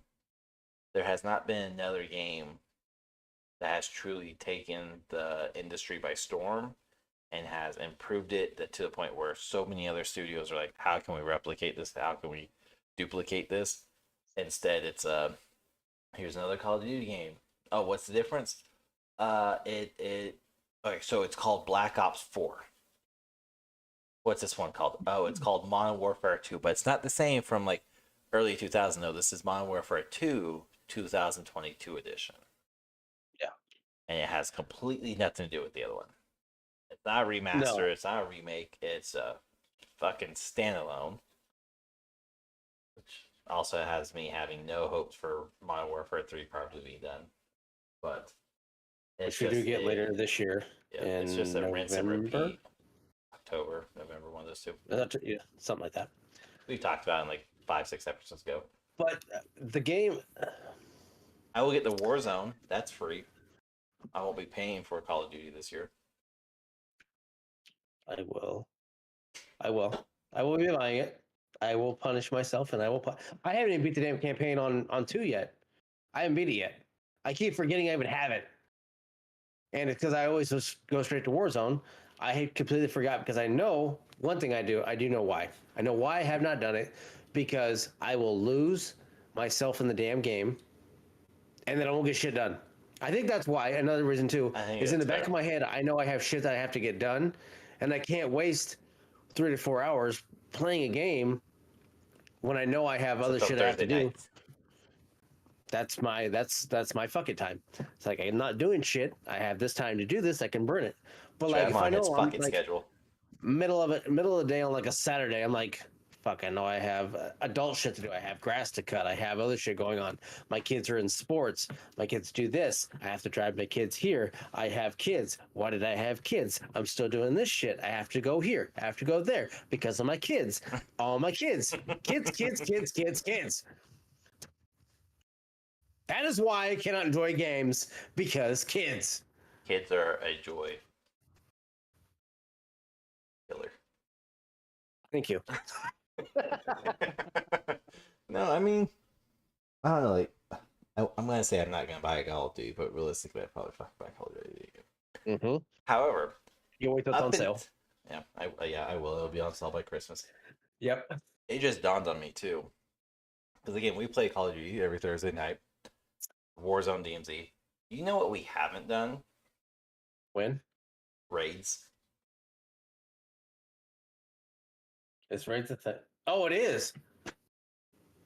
I forgot about that. They are Me on there, too, aren't they? until now when you were talking about the campaign. I was like, oh yeah, I haven't done that either. And in my head went, I haven't successfully done raid. It's not like playing with fucking other people. You had to play with other people. That is true. They are Assholes. That's right. There are. There's fucking raids, but a lot of them are trios though, because I don't think there's any duo raids. You don't need trios. I've played a couple with duos. You just put no fill if you're in a party. Oh, they ditch, so I would assume you could do no fill. Oh. Or we can Either way, I forgot about those. Yeah, there are fucking raids, aren't there? We got new content for Thursday nights. Until we get in there and get our ass kicked. Like, let's go back to Resurgence or DMZ where we know we can do something. But I will not play fucking multiplayer. That's one thing you will not see us play. I cannot do multiplayer. I'm still gonna stick with the fact though it's all stagnant. That's why, at least like our age group, our generational group, whatever you want to call it, that plays games get burnt out so quickly is because it's all just a fucking copy paste of each other, different name, different company, but it's the same shit every time. So it becomes very monotonous where you're like, oh, let me hop on here. Oh, here's a battle royale. Oh, I have to build shit. Done. I won't play that. Oh, I have to go around killing people. Oh, there's a bunch of 12 and 15-year-olds who are just fucking owning me because they have nothing better to do with their life than play this for 18 hours a day. Their mom and dads don't love them enough to tell them no. So even kids that are not my kids are joy killers.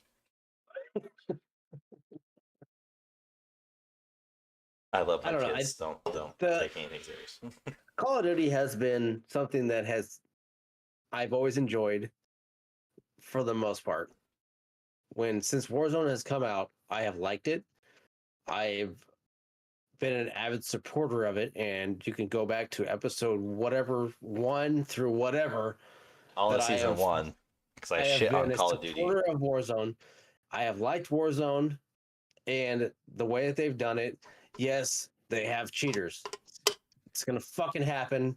But when you play in the wood and plastic lobbies like I do, you're not gonna see very many of them. 4 words: Godzilla versus King Kong. I like how you had to count that out before you said it. Yes, not the best thing they did at all. But it was cool to see them. The whole build up to it was cool. And then when I got there, it was a complete shit show. Yes. One thing they need to not also do ever again is planes. Please don't ever put fucking planes in Warzone again. I could not stand it.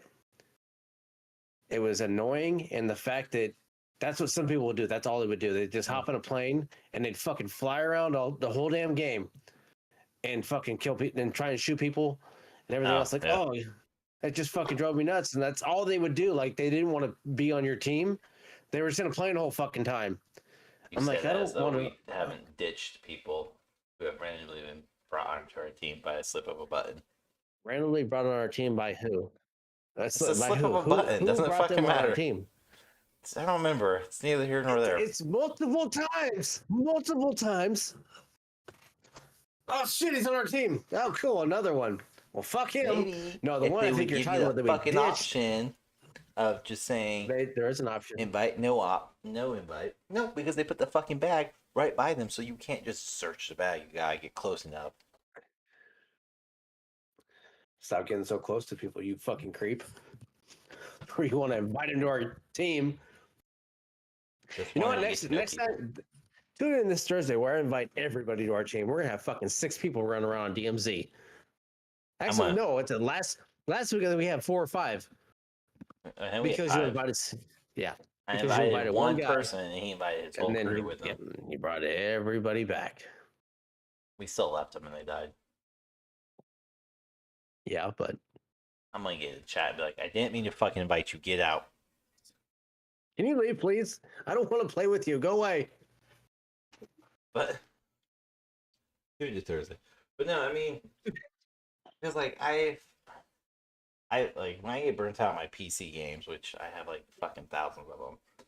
I have no problem going to my Nintendo Switch and be like, oh, let me play something here. Let me play my Pokemon game. 30 minutes into it, max. Done. Repetitive.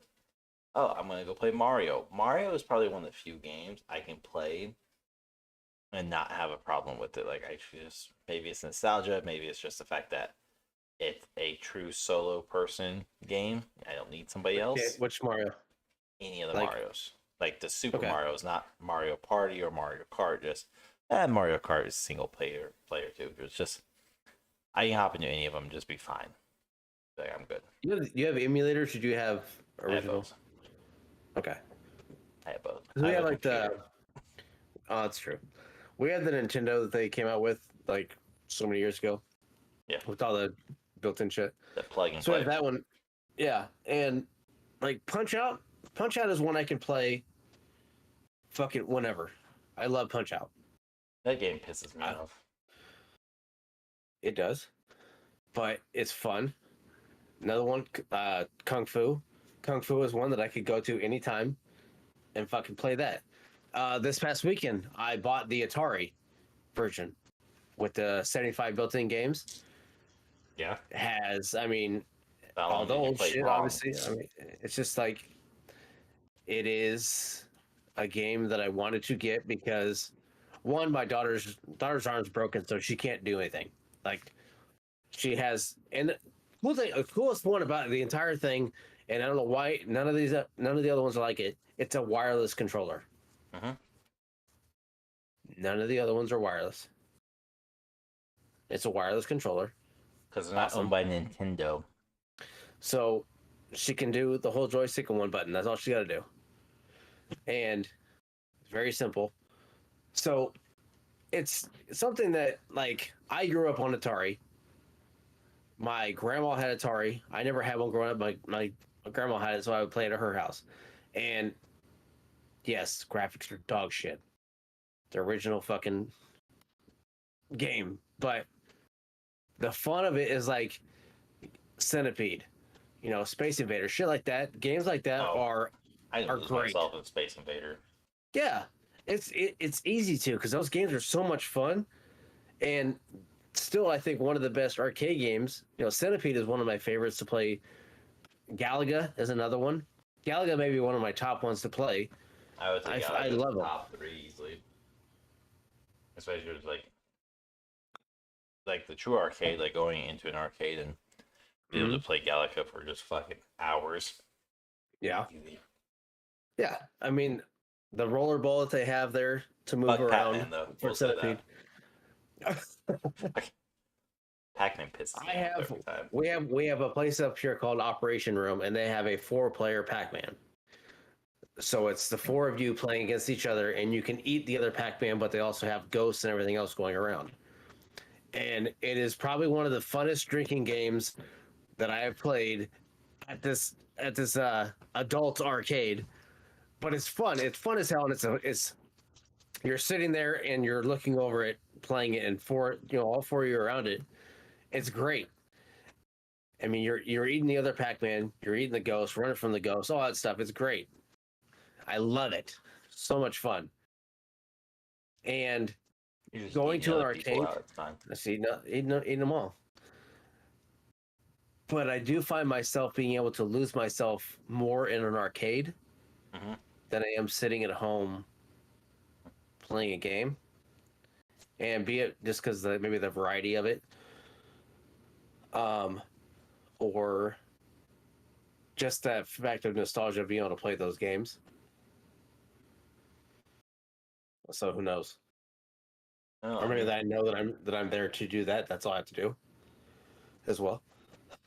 I know like what, almost 2 months ago, back in March, we went to Branson to for spring break slash daughter's birthday, and when we were in Branson, Missouri, they had a giant arcade there on the landing strip, and it's just a giant fucking arcade where you could win tickets and all that.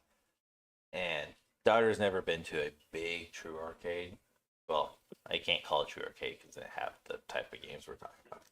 But they had ticket winning games like knock stuff down. They had the put a coin in, letting it fall. They fall, you get stuff.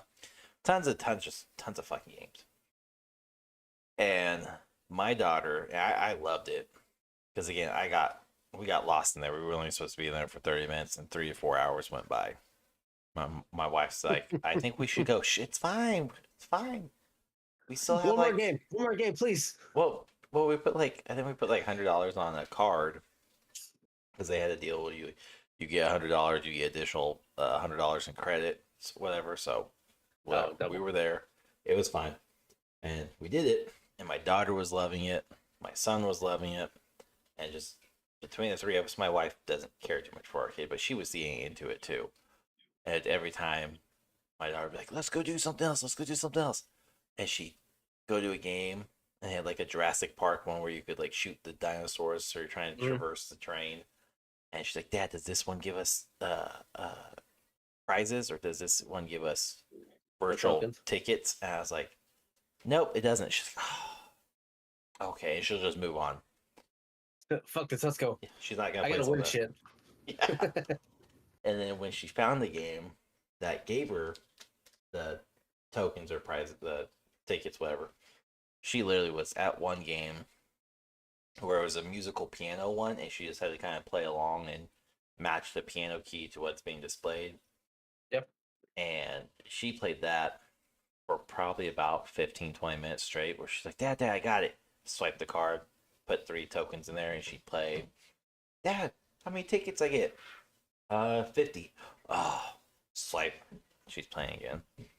Got 85 that time. Oh, and every time we just go up, and she gets so so just engulfed into it to the point where we're like, okay, let's go play another game. We've only been at this, like, this is the entry to the store. Let's move on. Let's go to another side. Let's go visit the rest of this store. There's so much more. But her and my son would just get lost in it, and of course, my ass is like, we're here, let's do this. To the point where they went to Florida last week. Yeah, last week. And the first thing my daughter apparently asked for was, can we go to an arcade? It's like, I raised her right. Yes. But of course, she's now came back. She's like, Dad, do we have an arcade here? Not the type you're thinking about. Like, we can go to Leap, which is a trampoline park here, and it has those type of games she's used to playing. And she's like, okay, let's go there. Cool, whatever. So we're gonna try to do that Friday night. But she's so infatuated with that, and then she's getting to the point now where she wants to play these video games on the Switch. So I'm trying to go out and find somebody who has the old Nintendo controllers, 4 button, 6 buttons, Mm-hmm. and just so where she can play them a little bit easier versus the tiny ass little controller or the Switch.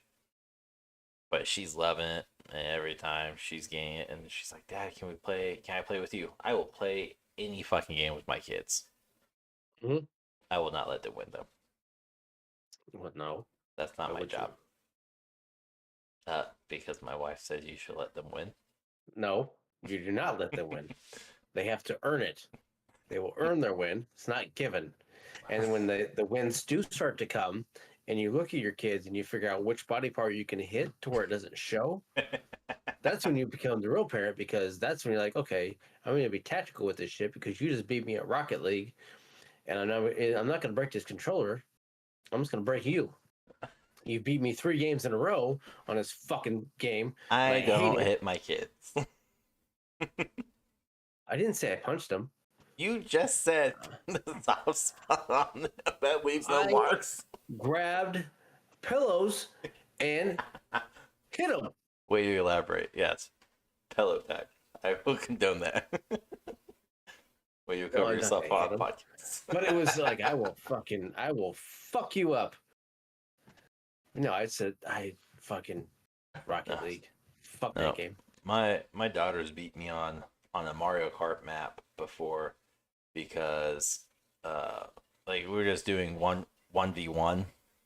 So it's just her and I. And of course I had virtually lapped her, and that fucker was getting blue shells every time she picked up a goddamn mystery box. Oh yeah. And she's just spamming with blue shells. I'm like, God damn it. It got to the point where I literally stopped. Like, will you fucking stop? Stop. If you don't stop hitting me with the goddamn blue shell, I'm not going to play this game anymore. And I was like, are you really going to be that petty about this? Fuck off. This is stupid. Not enjoying myself anymore. Oh, it's not fun when you're not winning. No. No, I've playing this for 30 years. But does she talk shit to you? So she tries, and because like how we raise them, we're like, I don't care if you swear, I don't care. Just don't. Fuck you, Dad. Yeah, don't say at somebody to be malicious. So there's been a few times where she's like, she won we were playing Mario Tennis, and of course she can either hit a button or swing, and she beat me. And again, because your character kind of moves at their own pace, you have no control of how fast they move. So I'm just like, kind of like, come on, Yoshi, get the fuck over to the left court. Come on. But whiff. Fucking kill you. This ever becomes real, you're the first Iron Strike I will stop. But anyway, so she beat me, and she literally goes, oh, fuck yeah. I was like, huh? And she's, oh, I'm not supposed to say that. Sorry. I was like, no, it's okay. I don't care. I was like, it's okay. It's fine. And she's like, okay. Well, you sucked. I beat you, Dad. And I was like, all right. Let's try this again. So then literally the next round, I normally would be like, okay, I'm getting ready to serve, so get ready to return. And she's like, okay. That time I was just like, up, serve. You didn't tell me. Pay attention to the game. Ace again. Ace again. Come on. Ace again. Quick. Who sucks now? I was like, hey, what did we learn? No, that's not fun. Don't you shit talk me. It's like, you can trash talk. Just understand, if you're gonna trash talk, there's consequences when you say somebody sucks. That's not nice. Well, I heard you tell Mom that she sucks. When did you hear this? When you guys were playing Mario, I think baseball or whatever it was, golf it was. I was like, oh, because your mom was sucking. She fucking couldn't hit the goddamn ball 100 meters. Yeah, she sucked. Oh, but you're not supposed to say that. No. you're not supposed to say that. Say I can say whatever I all sorts want. of shit. Like I told my wife and I were horsing around with each other, like mostly just smacking each other on the butt or whatever. But I said "ow" tonight, and my daughter and son's like, "Oh, what happened?" It's like, your mom fucking hit me. She wouldn't do that. What? Yeah, she's so mean. She says hateful things to me too. Like what? Keep in mind, my kids don't know the meaning of this word. But I was like, your mom has just called me a twat. And, and she was, and like so exaggerant. She's, no, mom would not call you that. And I go, yeah, she calls me all the time. And my wife goes, yeah, I have, but I didn't call him it today. I was like, oh, that's not very nice, Dad. She's looking at you from across the room like, I will fucking kill you. I will end you right now. Shut up. But like, but the whole point of Well, that's it what I is, get. yeah, I know my wife and I, we actually care for each other and love each other for 95% of the day. Um, What's that like? it's nice. It's nice. But for like 3 days out of the month, it's nice. But I can play games like if it's Thursday night with you, or if it's playing video games with my wife, or playing video games with my kids. I don't get burnt out. I can do that all day, every day. But there are certain people who I can't play certain games with because they take it a little too intense, a little too far, a little too much, and that in itself will burn me out so quick, so much every time. It's annoying as hell. Yeah, where I'm just like, I'm so done. I've had to talk to a couple people where I was like, look, I'm not playing with you anymore. Well, I bought this game because you were playing it. I didn't tell you to buy a game. I will never tell somebody to buy a game. I will harass you, make fun of you, but if you say I can't afford it or I don't want it, then I'm like, okay, whatever. Just understand. I'm going to jokingly tell you should buy this game. And that's it. But I've had a couple people who were like, well, I bought this game because we were playing together. Cool. You're toxic. Like you ruined my experience. You make it where I don't want to play this game anymore. Or there's a couple games on Steam where I will go offline, but I'll still play and I'll still stream. Yeah.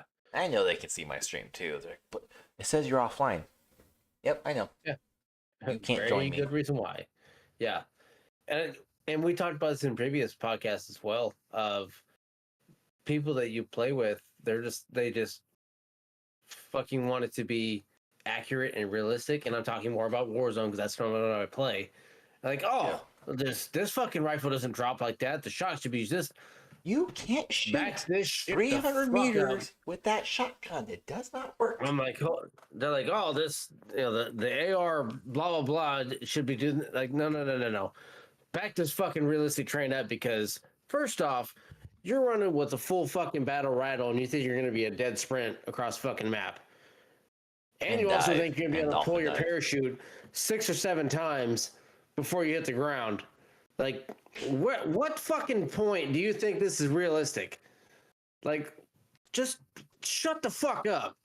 Understand it's a video game. It's meant to be enjoyable and fun, and you want to sit over there and think this is closer to Tarkov. And even Tarkov is not as accurate. More accurate than Warzone DMZ, yes, but shit. But that's the nature of the beast, is it's designed to be that way. Excuse me, I've talked about it even before in those same podcasts or even past podcasts, like realism. I love when games are very realistic. I love it. It makes it more enjoyable. Not to the extent of like, I'm shooting an M4 and I know the drop range on that, or the power range of it, or the fact that you can't shoot 300 meters accurately on a dead shot. I mean, if you point, that I'm going to hit that exact same spot 300 meters, let alone 100 meters away. I'm not that. I want my guns to look real. I don't want you to tell me this is an M4 and then have it look like some pansy ass shotgun. It's like, this makes no fucking sense. You can't just throw a label of a popular weapon together and say this weapon is XYZ. No, it's not. That's a shotgun. An M4 is a rifle / AR, not shotgun. And there's a game that I'm specifically diming out for that, but I can't think of the name of it, that calls their shotguns an M4. It pissed me off. But I just want it's a whole thing, whole fucking thing. If I find the game, we'll do a whole episode about it. But realism doesn't bother me. Like I love Battlefield. I love Battlefield because of the realism, where I have to be able to shoot and be okay. My drop shot's gonna happen. I love that, but it also pisses me off. I mean, I get the drop. I understand that. I mean, Warzone has it as well. You're not It's not. aim and shoot exactly. It has to have drops and Yeah. everything too. It has a. I will say Warzone or Call of Duty in general's drop shot is not natural by any means. So No, I definitely pegged people 150, 200 meters away where the drop should have been a lot lower than it was. And I was like, whatever. But Battlefield, Battlefront, Star Wars, Battlefield will have a drop shot where like I'm shooting somebody 150 meters away. I need aim, 10, 15 clicks above them, and it will kill them. Whereas Call of Duty, you just need kind of aim slightly above them, and it'll get them. And like I get it, I love the realism, but it's to the point of if we're going to make it realism, you either go all in or you don't go all in at all. Like it's a all or nothing type situation. And the people who do play Call of Duty is like, well, it's not realistic. Like I get it, but you're also not gonna run around with the rucksack and your ruck gear on with carrying a fucking LMG plus your sniper plus your pistol full of grenades, and you're gonna go fucking dolphin dive. Yeah, you ain't doing that. You like and you're going to kill yourself. Yeah, and the fact you now get a backpack to go along with it of more shit that you carry around, like no, not gonna happen. Now I do that you can carry a power drill. Yeah. And also, I mean, to look at the realism side of it, if you want to get that, I think, and I always have thought, sniper rifles, one shot should drop you. Oh, absolutely. 2 shots to finish you.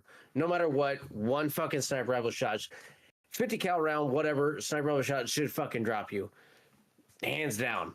I've said that before in other podcasts. Yeah. And that's my only argument, and also a fucking rocket launcher. You should be dead. Well, that's if you get blown the fuck up, you're done. Yeah, I think rocket should be a one hit kill if it actually like hits you or within a certain range. Sniper should be 1 and 2, meaning one shot drops unless it's head. That's kill, like you're dead. Headshot should be a legitimate headshot. Body shot, 2 shots, you're dead completely. And then shotguns are my other thing. Like close range shotguns, you should be dead if not dropped completely. Because there's been numerous times, especially in Call of Duty, where I have shot people. I was like, I'm literally unloading a whole fucking barrel of shotguns shells, and you're still not dead. Like that's not how this. Like that's where realism kind of pisses me off. Is like it's not. You're literally 6 inches away from me, and my shotgun is going through you, and I'm shooting you. My marker's going off, and you're just losing plates. Bullshit. Yeah. No, and I get it, and I know for the sake of and the fact that shotgun should not be able to snipe. And no, but they're gonna find. I mean, guys are always gonna find ways around or find ways to do things in the game. But those are like sniper rifle is one for sure that should be that, and rocket launchers. Yeah, that's always been my argument. But I know that there's always been the other thing of, oh no, this is that, that's it. And no. I don't want to fucking hear ballistics and everything else. Like just simple, very simple. This is that, that's that. Yeah, that's it. I mean, I'm not gonna argue with you on that one at all. No, there's guys I've just stopped playing with because that's all they want to do is complain. Yeah, I mean, I'm in that same boat, but there's also I don't know if I've stopped playing. There's definitely been games where I've stopped playing with certain people, but there's also been people who have like I've played with so much where I won't play that game unless they're on, and then they've either stepped away. I'm like, well, I'm done with this game. Yeah. I'm done with this franchise. That's great. But there's also been times where somebody's kind of annoyed me so much to play a game. It doesn't matter what the game is, just play a game. And I'm just like, you know what? At this point, something mentally just snaps in me, and I'm like, I'm done. I don't want to hop in on my computer. Like with me having a whole week to myself, You know how often I actually played games that whole week? You didn't stream that often. I streamed once that whole week. And I streamed for 2 hours. And literally at the end of 2 hours, I said, okay, I'm done here. I'm burnt out. I'm done. That was Diablo, right? Yeah. I was just like, I'm And done. you had talked about doing a 24-hour stream. You're like, ah, that didn't happen at all. I had high hopes. Yeah, I mean, I get it. I know I can see the thought process. Like, oh, I got all this time. I can do this, but then also, like we talked about at the very beginning, adult life is like, oh, I have so much other shit I could be doing instead Dude, of this. it wasn't even that like so I dropped him off at the airport 2:30 or sorry 5 o'clock in the morning on Sunday. Dropped him off, came home, got home by about 7:30. No issues. Sunday, I was more stressed out and had high anxiety the entire day because I was trying to figure out and wait to find out if my kids and my wife, who were traveling by themselves at the time, got to Florida with no issues. And, the flight from KC to Atlanta got delayed in air because of a massive storm that was hitting Atlanta. So they just kind of circle around. I didn't know that until they landed, and my wife texted me say, "Hey, by the way, we're in Alabama right now. They deferred us over here until the storm clears up, so we're talking." And I have high anxiety and stress about my kids traveling when I'm not with them because, again, me being the dad, I can protect them. Uh, my wife can protect them too, but I'm willing to go to jail and kill somebody over it.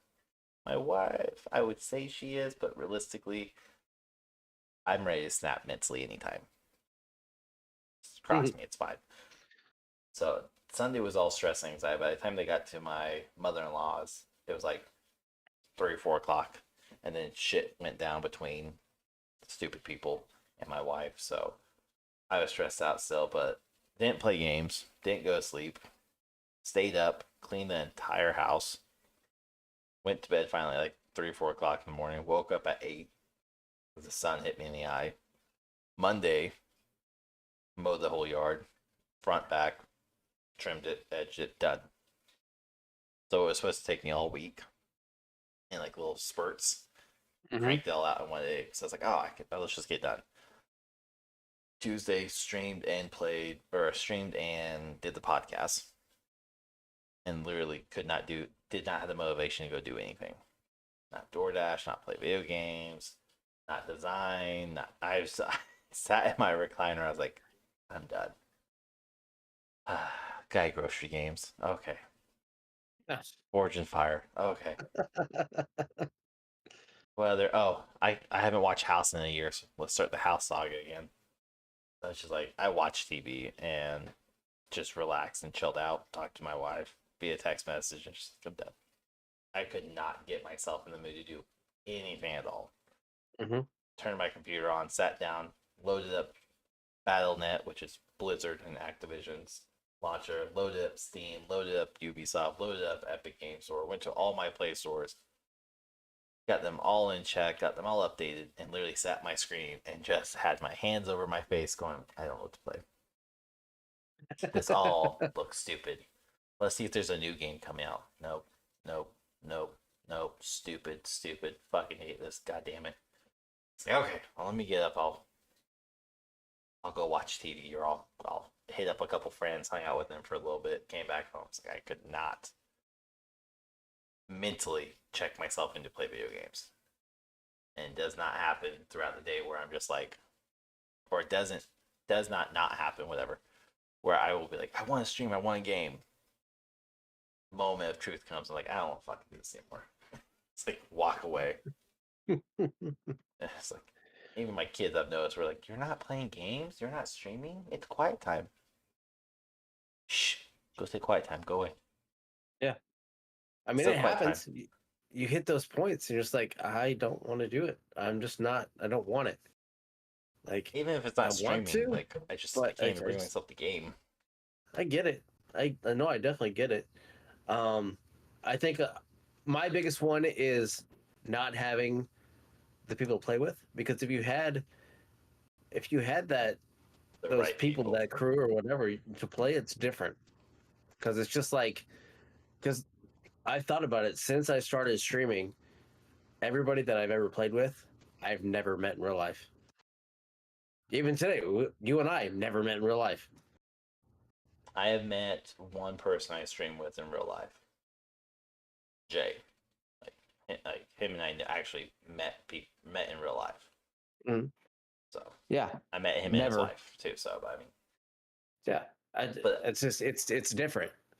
yeah, it is different. But I mean, it's also like I'm gonna blame pandemic era because now that I'm thinking about it, like Jay and his wife or girlfriend Allie, the three of us would play Destiny 2 fucking every day. This is when the big push for Twitch affiliate started. Back in like 2020, we're not started, but was ramping up, ramping down, however you want to phrase it. We were playing 5 to 6 hours every day. The three of us would hop on, make a fire team, go do dungeons, go do raids, go just roam around the galaxy and just kill and do quests and everything. We would do that every day. I had no issues whatsoever. Mm-hmm. And then it happened. It just so happened that, oh, well, now they have to go back to work. So now it's no longer you're out of office or they were remote work up until like I think a year and a half ago, maybe 2 years ago, into 2021, and then all of a sudden, what was gaming every day with regularly set people went to gaming a few times a week with the regular people too. Now they're full time jobs plus one of them has to or got promotion, so they're having to like do other training and shit, and they're not active anymore, and they still have guard duty too, first of every month. So it's just like, man, they never had time. That's just fucking adulting sucks. Life, man, it gets in the way, and that's the thing is that, and that's why I found it funner to have nighttime to stream because that's typically when people are off work, nothing's going on, kids are asleep or going to bed. One of those two. It's a little bit easier to do all that then because people are winding down, but then also, you're only going to have a couple hours before people have to say, okay, I'm done. I have to work in the morning. And then that's what and I get it. It happens. I have to do the same thing. And when I first started doing it, I had to pull myself away. Like fuck, it's 1 o'clock. Yeah. I have to be up in a few hours to go to work. And after a few months of doing that, I'm like, I gotta figure out like I have to stop at this point. Like I can't do this because I'm tired of shit at work. I'm doing this at night. It's not working. But I was making, I quote unquote friends or whatever to and I can't my kids say that shit too. And like, oh, my friends are online. Like, how many friends have you met? None. Oh, okay, so they're not your friends. Don't sound like your They're boomer online parents friends. at all. Yeah, no shit. So it's like, these people that I hang out with online and play games with, Do a we talk podcast and with. whatever we do. It's just like, what point do I say, okay, this is what I'm going to do, but damn, it's weird because we've never even met, and it's a different time now. Yeah. I mean, But it's it's socially still acceptable there. now. Yeah, and Thank you, it's Tinder. there. The the camaraderie is there to a certain extent when you find the right people, and it's finding those right people that makes the gaming a lot more fun and Yep. enjoyable. And when you're by yourself, it sucks because that's how the games have gravitated to. Is you almost need Yeah. people to interact with and play with in these games because that's how it is now. I mean, we've talked about it before, and I think we're going to start seeing it a lot more because a lot of statistics have started coming forward of, um, they didn't call it burnout. There was a fancy jargon for it, but basically the amount of people who uh, purchase a game, play a game, and then play the game through its entirety, meaning the first year, with all DLC, all content release, the average person does not complete the year's time. Within 1 year, the average person will play at most 3 to 4 months of a game before calling quits on it. And whether that's a burnout, whether that's bad development, no DLC, no continuation of the game, whatever it is, they don't last more than a quarter of the year. And Yeah. all these games that were being watched and viewed and studied were all multiplayer based games where you were required to play with somebody else. However, the games that performed very well and had a statistically higher number of retained players were the really, really few, far and few in between, single player only games where you could hop in and you could literally just go nuts. You could play it by yourself. And a lot of those were still coming from Nintendo, where it was Mhm. Breath of the Wild. A lot of people would still play Breath of the Wild to this day.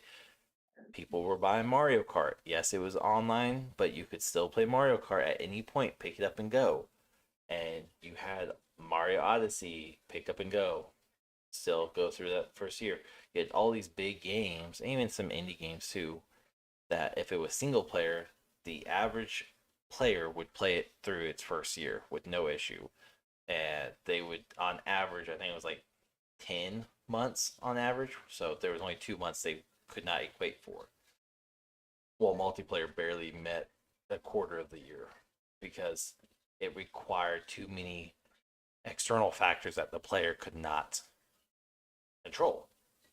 So I think here in the very, very, very near future, honestly, before the end of this decade, which is like 7 years away now, or 6.5 years away, I think we're going to start seeing a big surge in single players, and we're already seeing it with who was Ubisoft just had their big game revealed, and they had a bunch of single player games coming out. You had Xbox, bunch of single player games coming out. PlayStation, bunch of single players coming out. So we're starting to see a big transition very quickly, going away from forced multiplayer online to single player again. And we're starting to see a lot of people be able to go, I don't want to play with anybody. I want to just play my game and be done. So the big one for Microsoft, of course, is Fable. So Fable's finally coming out, and that was a Great huge game. game. Yes, amazing fucking game. So you have And, Xbox and PC that'll be on. yep. Well, and yeah, Xbox and PC. There was rumors of it possibly making its way to Nintendo.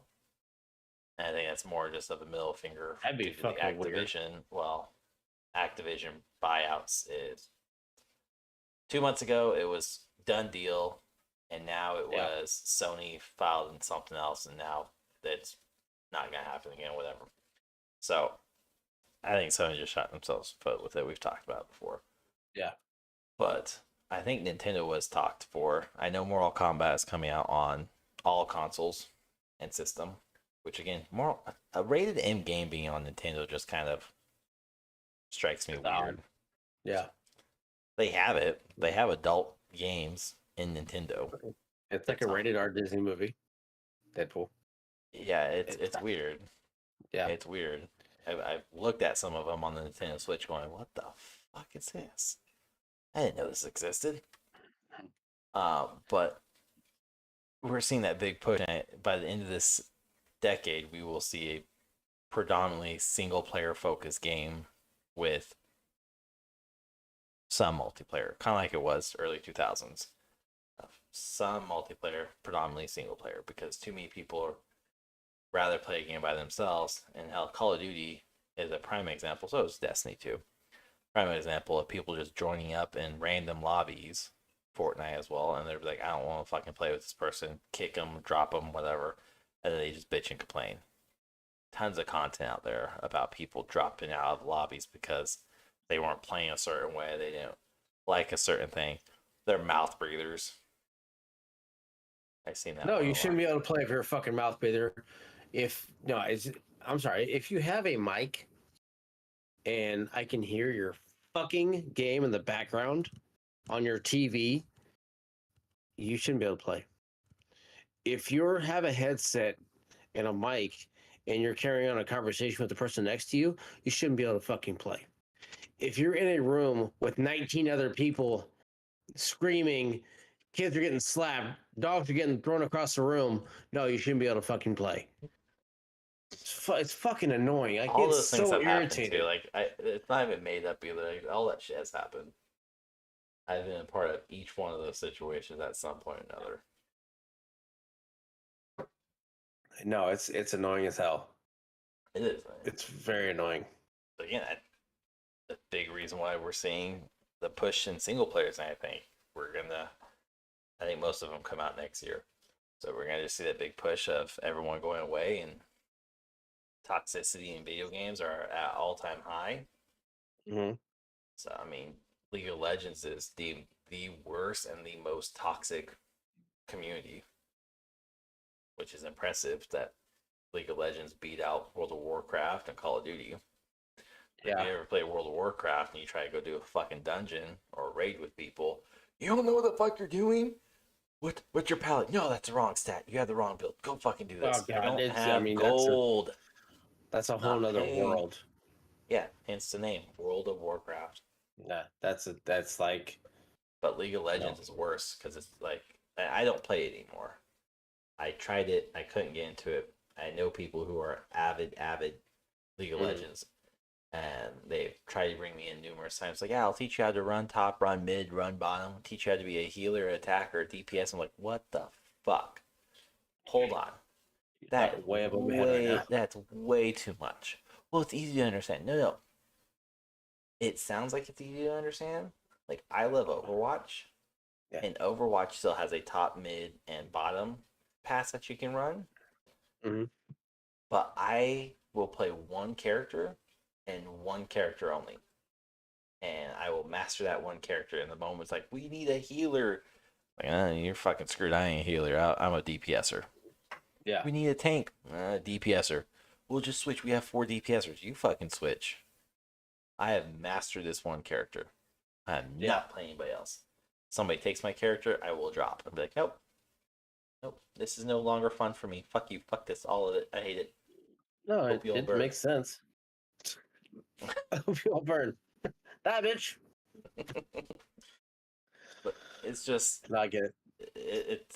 it's all different. I still think it, like we said before in this episode, just I don't think it's age that's making us burn out. I think it's the fact that everything is so fucking similar. It's all the same.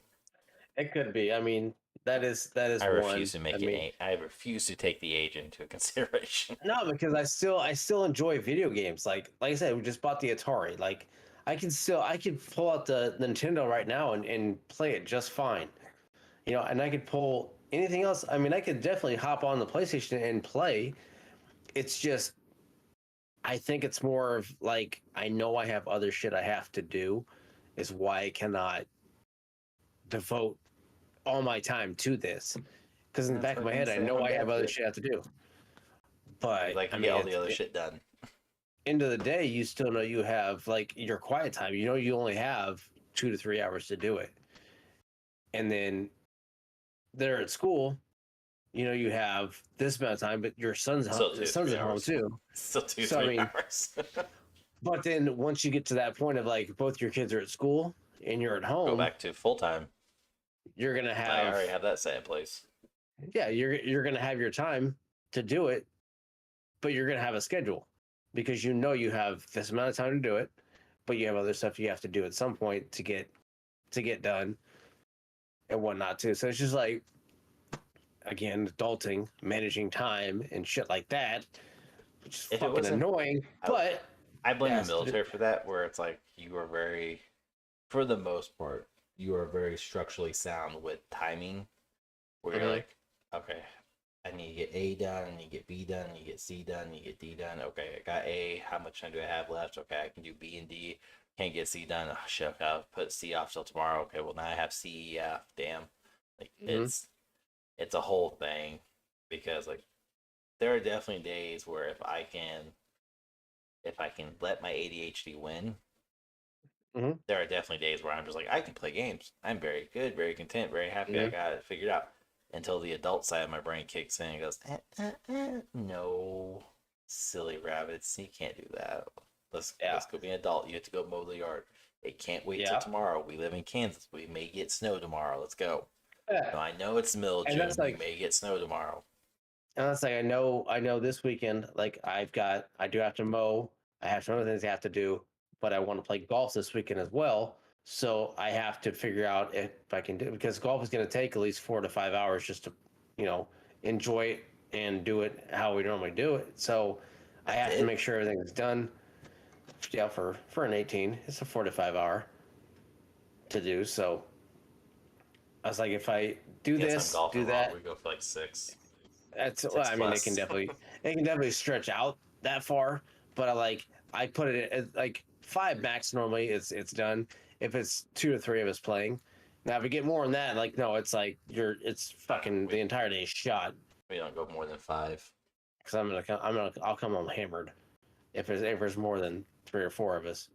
Like 2 to 3, it's okay. We can get done in about 4 or 5 hours. But I mean, still, that's half of a day, because you're waking up and going, and you're not getting back until after 1 or 2 o'clock more than likely. And then at that point, oh shit, what the fuck am I supposed to do after that? Because I'm not going to do anything. I've been out in the sun all day swinging a club and drinking. Like, I don't want to fucking do anything else. Whole day shot. Well, it depends. Are you still gonna cook dinner? Is there leftover dinner? Do you have to go grill? Do you need to go smoke? Do you need to go do this? Do you need to go mow the Yeah, lawn? Did you get all that done before mow? Yeah, it's that's what I'm trying to say. I get it all it's done all just a before. trickle fest. Mm-hmm. I want to get that done before, so I can do that. But if I don't get that done, I can't go do that. And what I would want to do is go golf, come home, play. But shit, if I don't get everything done, that's not happening. It's Yeah. just adulting gets in the way of doing things. No. Being a responsible, mature adult gets in the way of doing things. It's still adulting. No. Go to your local campus. I guarantee you, those fuckers. Well, not right now. School's out. Go in August, September timeframe. I guarantee you, those local Mm-hmm. fuckers are not doing jack shit. I can go on a Friday, Saturday, and Sunday night and know where to find all of the college kids. They're all down in Aggieville, getting drunk, getting hammered, beyond their beliefs, and then bitching about how they can't go to work on Monday or Saturday or Sunday because they're hungover from the night before, or they have tests that they totally forgot about over the weekend. So, Yeah. No, I get it. responsible, mature adults. Yeah. No, I get it. It's one of those things. But it's just fuck. It's never ending. Nothing ever ends. I don't know. It doesn't. It's Because as life. my daughter has let me know this last week, everyone dies. It's true. So, happens. But yeah, it's just I don't know. It's been very hard. I've had people, especially my Discord community, is like, "Hey, Sig, you want to go play Call of Duty?" It's like, no. Well, you said you're playing all the time. No, I play on Thursdays. You're welcome to join me on Thursdays. Well, when do you guys play? 8:30 p.m. Well, what's at my time? I don't fucking know. Figure I'm it in out for Central, yourself. so do the conversion. I'm not trying to be rude. Well, I want to play Diablo. I don't want to play Diablo. Or if I'm in the middle, I'm like, I think it was Tuesday last week actually when I was streaming even. Somebody hit me up that's in our clan. It's like, hey, say you want to run dungeons right now? I was like, no. Well, do you need help? No, I can do this by myself. Like, I chose my character because I can solo the whole fucking game without support of anybody, Mhm. which is like how to play my games, not having to rely on anybody. Okay, well, if you need help, nope, I don't. Thanks though. Okay, but I'm here. No, I'm good. Nope. Same happens with Destiny too. I'll hop on and somebody will chat up, or worse, Destiny 2, if you don't fix your settings, people can just randomly join you from your guild. I've had people join me and then like I'm in my loading screen where it's just in outer space and you see my ship just kind of floating there. And all of a sudden I see 2 ships pop up. I'm like, what just happened here? And to go to my Yeah. pirate team chat, hey, who's in my team? Oh, well, I saw you was online. Yeah, no. No. I'm not playing with other people. I'm doing story mode, or I'm just sticking around by myself. Oh, well, Yeah. we wanted to go do pinnacle stuff. I don't want to do pinnacle. Well, we can carry you through. No. I didn't say I You're need not listening. help. I said I don't want to do this. Yeah. I'm very literal. If I need your help, I'll ask you. Otherwise, I'm like a child in the 1920s. I'm to be seen and not heard. Just leave me alone. Yeah. I'm good. But it's happened so many times, especially this last like 2 months, because I've been burnt out just on video games as a whole. So. No, I get it. Do you? Because you're never present on Thursdays. Well, I'm trying. So. That's it. What? That's just a timer to let you know. That's it. Thanks No. for listening. No, we will be live this Thursday. Maybe this weekend if I can get away, which I should be able to. My wife totally understands that. I just need time away. So we will be live on Thursday on our respective channels. Rahgel will be on Twitch or twitch.tv/Rahgel. Unless he decides to fucking leave Twitch after all their bullshit. He won't. He's a creature of habit. With the army. That's right now, yes. And find me over on Cybermark6 everywhere. So, oh, and if you want to see random bullshit content, TikTok. I've made a bunch. Stupid shit. I don't even know why I made it over there anymore.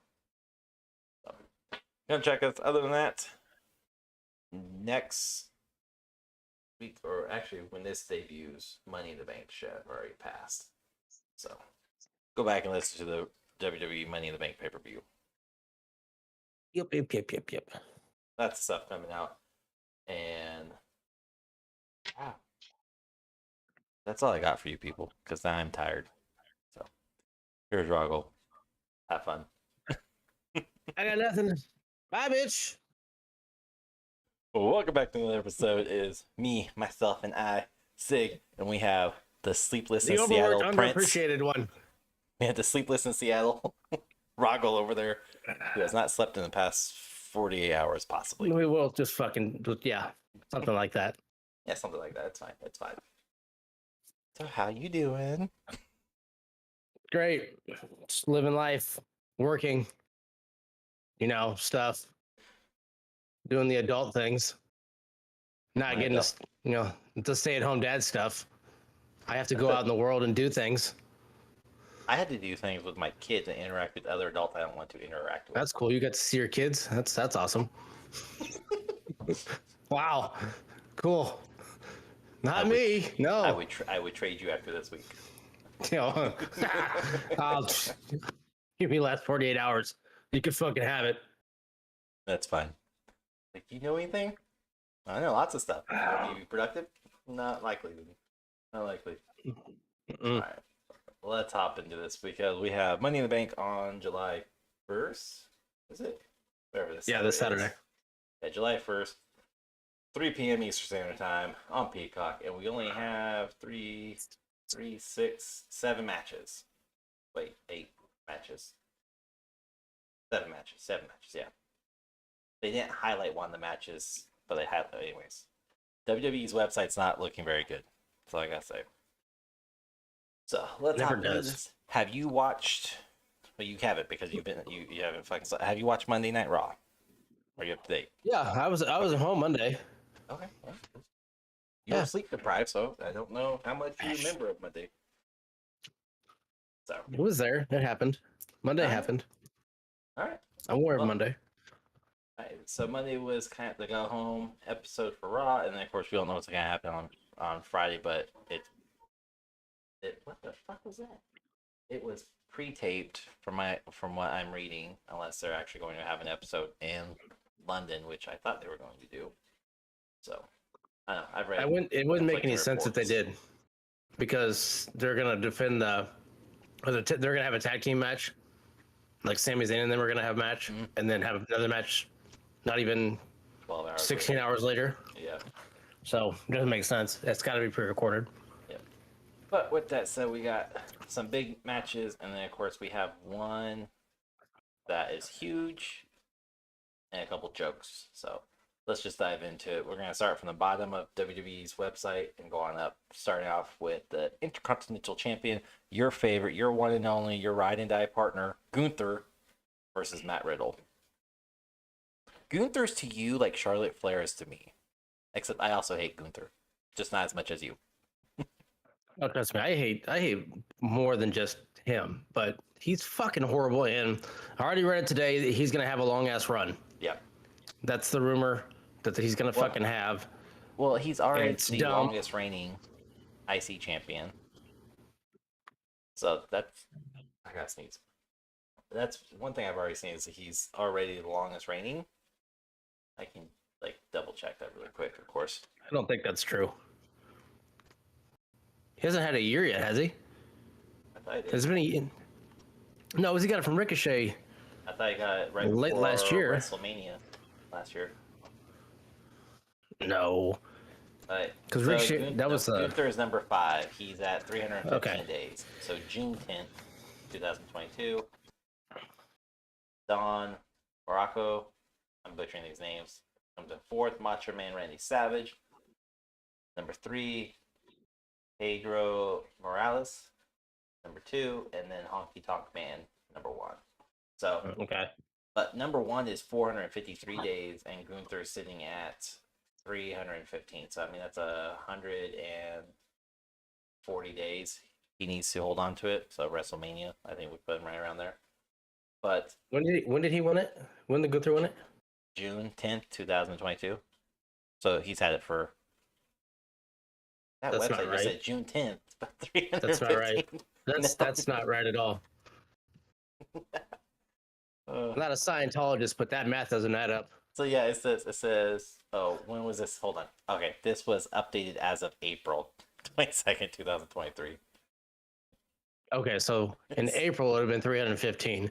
June 10th would have been 365. So now, or right around there. So now he's past a year.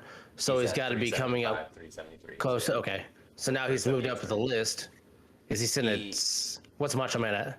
Macho is number 3. He sits at 413 days, but Don Morocco holds it for 384. So he's closing in. He's literally just like, I think he'll surpass Morocco by the end of this week, by the pay-per-view. So he'll be number 4, and then it's literally just 26 plus 13. The guy hasn't done anything to even Deserve it. surpass Macho Man. Like, why? Why would they allow him? And I hope they don't. I hope Riddle wins this weekend. I really do. Well, there's the biggest speculation around it right now is that Randy Orton is going to make his comeback this weekend at Money in the Bank and cost Gunther the match. Now, that doesn't mean Gunther loses or drops the title. It's just he could lose the match and still retain by DQ or whatever bullshit. So, that's one big thing I've been seeing is Randy Orton's coming back. It's either he's going to come and support his bro, Matt Riddle, and cost Gunther the match, or he'll definitely be back by SummerSlam, which is, I think we said August is when SummerSlam is. That's what I think he comes back. I don't think he comes back during this one. I mean, it would make sense for him to come back if they're going to build up to RK Bro reuniting and then dissolving for a Randy versus Riddle match. Because that's been like heavily hinted and speculated at for basically 2 years now, 2021. I like it more for Riddle to win it and then Randy come back and make it be a whole, oh yeah, I'm here for you, and then RKO him and For the title. how I carried you, you're nothing without me. Randy comes back as a heel, everything like that. I'm sorry, he wasn't a heel before? I'm pretty sure Randy's only ever been a heel. When the RK Bro, he was not a heel. He was still a heel. He just wasn't. No. I would not classify that dude as a baby face. I'm talking the hardcore heel that you he want him to can come back be as like Legend Killer. Yes, that style, which is what he should be going out. Granted, if he goes out in the next year and a half, which is probably will happen. I mean, if we're sidetracking for Money in the Bank, but if Randy Orton goes out, I think with the fact that him and Edge have limited time left, and then having like really good story arc, anyways, just have those two have a last career type match, and they both just end up retiring by the end of it. Oh, Edge's the guy that hasn't been on TV for like 3 months. He was just on TV a few weeks ago. I don't remember seeing him. I don't know. He's If on he's on SmackDown, I haven't SmackDown seen. now. That's why I don't watch SmackDown enough to even know. I watch I on just get Hulu. highlights. So you get just the highlights. I get the highlight plus edition. All right, Thank you. so this one, I'm just hoping for Riddle. I want fucking Gunther to drop the damn title. I'm with you. I don't think he deserves to surpass Randy Savage, but unfortunately, I think they're going to let him surpass Randy Savage for the pure fact they are trying really hard to go for like creating longest reign in modern era because everything is fucking 80s and It's super way early better. 90s. But Way better that could do it. yeah, there are significantly way better I people. mean, you may not like it, but The Miz. I, I mean, again, even Ziggler. I like the Miz, but I don't. I like Mike. I don't like Miz because Miz is that heel, but he's also that heel that I will tune in and watch him every time. He's like, "Fuck you," but you're a great wrestler. You got mic skill, you got TV skills, you got the whole fucking shebang. So it's not that I hate him like I hate Gunther or Charlotte, where they don't need to be in WWE anymore. I don't want to see them anymore. I don't think they're great. Gunther can wrestle traditional. He's just not entertaining to watch. There's no Fucking boring. pizzazz. He is. He's a traditional Greco style wrestling, for the lack of better comparison, which is not. It's not fun to watch. It's not fun anywhere because you he's becoming the big man with limited moves. I'm gonna do this chop 100 times. Yes, it hurts like a bitch. Yes, it sounds very fucking loud. Ooh, And that's it. So I mean, I get it. I can see how he is the generic fit for Intercontinental Champion. I see it. I understand it. Just don't fucking like him. But my opinion matters about nothing. especially at your work. Uh, Man, fucking well, with started. how much Vince McMahon is fucking with the shows, like actively messing with the shows now, to the point where writers and people behind the scenes are becoming very vocal, even on social media, saying this like, well, last minute changes again, and it's all being linked directly to Vince. I think he's changed Raw, SmackDown. He messed with NXT last week. I know that. I think he even messed with Raw last week too, but nobody's happy with it. So if Vince is back, quote unquote, which he is, Gunther wins. But I think Triple H should let Macho stay at number 3. Let Gunther drop off at 385, 386, whatever Saturday will be for him, and then just call it done. And just let Riddle, because Riddle needs a run. He could do a decent IC run, and he's more interesting to watch than fucking Gunther. But also look at it. Gunther loses the title. Gunther fades deeply into the roster, worse than Shinsuke. He basically already is.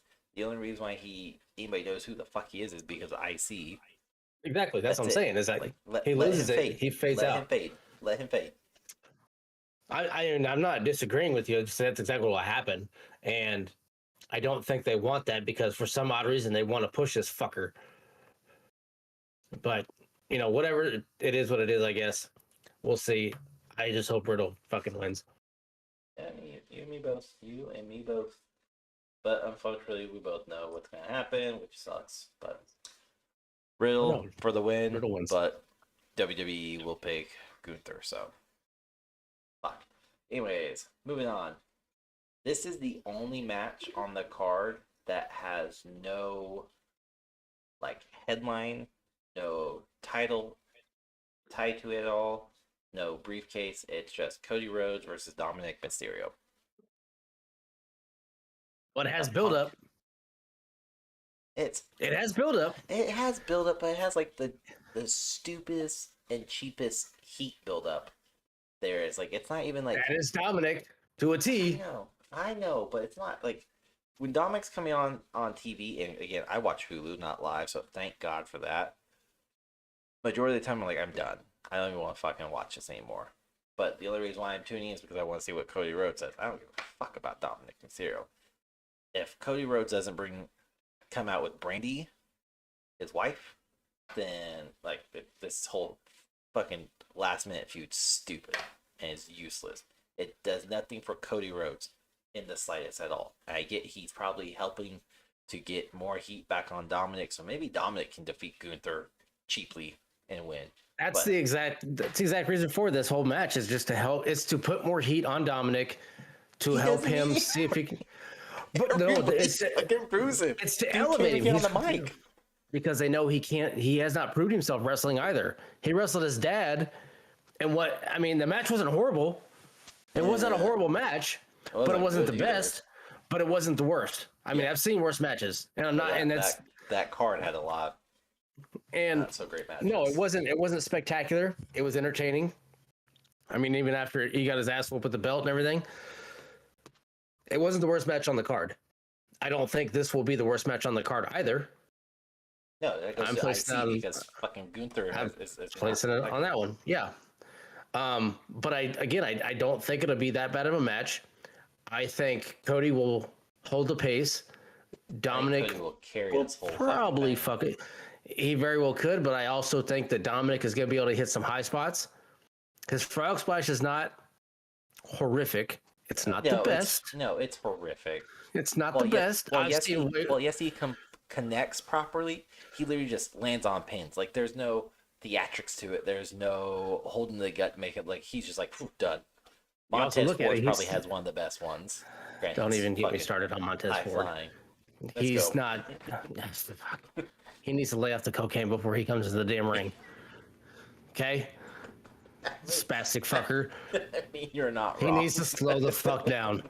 Okay? I mean, yes, he's not ready yet. He's getting there.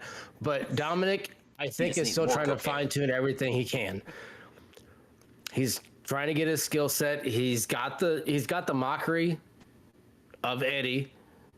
And that's what it is. It's not stealing the persona. It's a mockery. It's the Kmart mockery version of Eddie. Yes, and that's exactly what he needs. And it's working for him, obviously. Do I think this is the worst match? Like I already said, no. Do I think he puts on a decent match? Yes. Do I think this match ends with him winning? Fuck no. Do I think Cody wins? I don't even know if this has a winner, to be honest. I don't know if he comes out with Brandy. Well, I mean, he being Cody Rhodes said on Monday night that come Money in the Bank, he won't have Judgment Day because Finn will be in a match later that night. You'll have Damian Priest in a match later that night. He also said Rhea Ripley won't be present either, but she's not on the match card at all. So, of course not. She's the champion. Why would she be in a match? Well, I think she's also injured too. Technically, I think something with her knee or leg again. But she's a joke of a title. She's a joke of a champion right now. Also, she's the other one rumored to have a long run. Yep, she is slated to have a very long run. But so, I think I want Cody Rhodes to win because I'm sick of these. Like, I don't even call these dirty tactics because at least in like the dirty tactics, they're different week to week to week. Whereas Dominic, it's fully predictable, 100%, and it's just super boring. It's like, oh, Cody Rhodes, he's gonna jump Cody Rhodes when he turns his back, and he's gonna smack him like a little bitch. And I get it; it's funny once or twice, but now it's like that's what he is, though. He's became the annoying gnat. He became that 3-year-old brat. Yes, that everybody has a little brother up. They're like, yes, I have to take him. Mom said I have to bring him. And I hate comparing him to him, but Eddie did the same shit when he was in WCW, when he was very new in WCW. And Eddie did the same shit. Matches even recently going through the vault. But there is something, and maybe it's more nostalgic, just covering my eyes a little bit more. But there is something. The way Eddie does it is more clean, more precise, more beautiful of an art. Mm-hmm. Whereas Dominic, it's like giving a 3-year-old tons of paint and say, paint my house, and it's just fucking disaster everywhere. Like it doesn't make Eddie any was sense. a finesse wrestler in his own way of lucha, and he did his own shit, perfected it in his own way, and it's gonna take Dominic a while to do it. He's Will it been at happen? Who this now knows? for fucking what, almost a year at this point, and Hmm. it's not getting any better. Realistically, at least from my perspective, which means jack shit, but my perspective, he's getting worse. I don't know if it's worse or if he hasn't had somebody decent enough to, other than his dad. Who else has he really had? I'm trying to think He had that he's Edge. wrestled.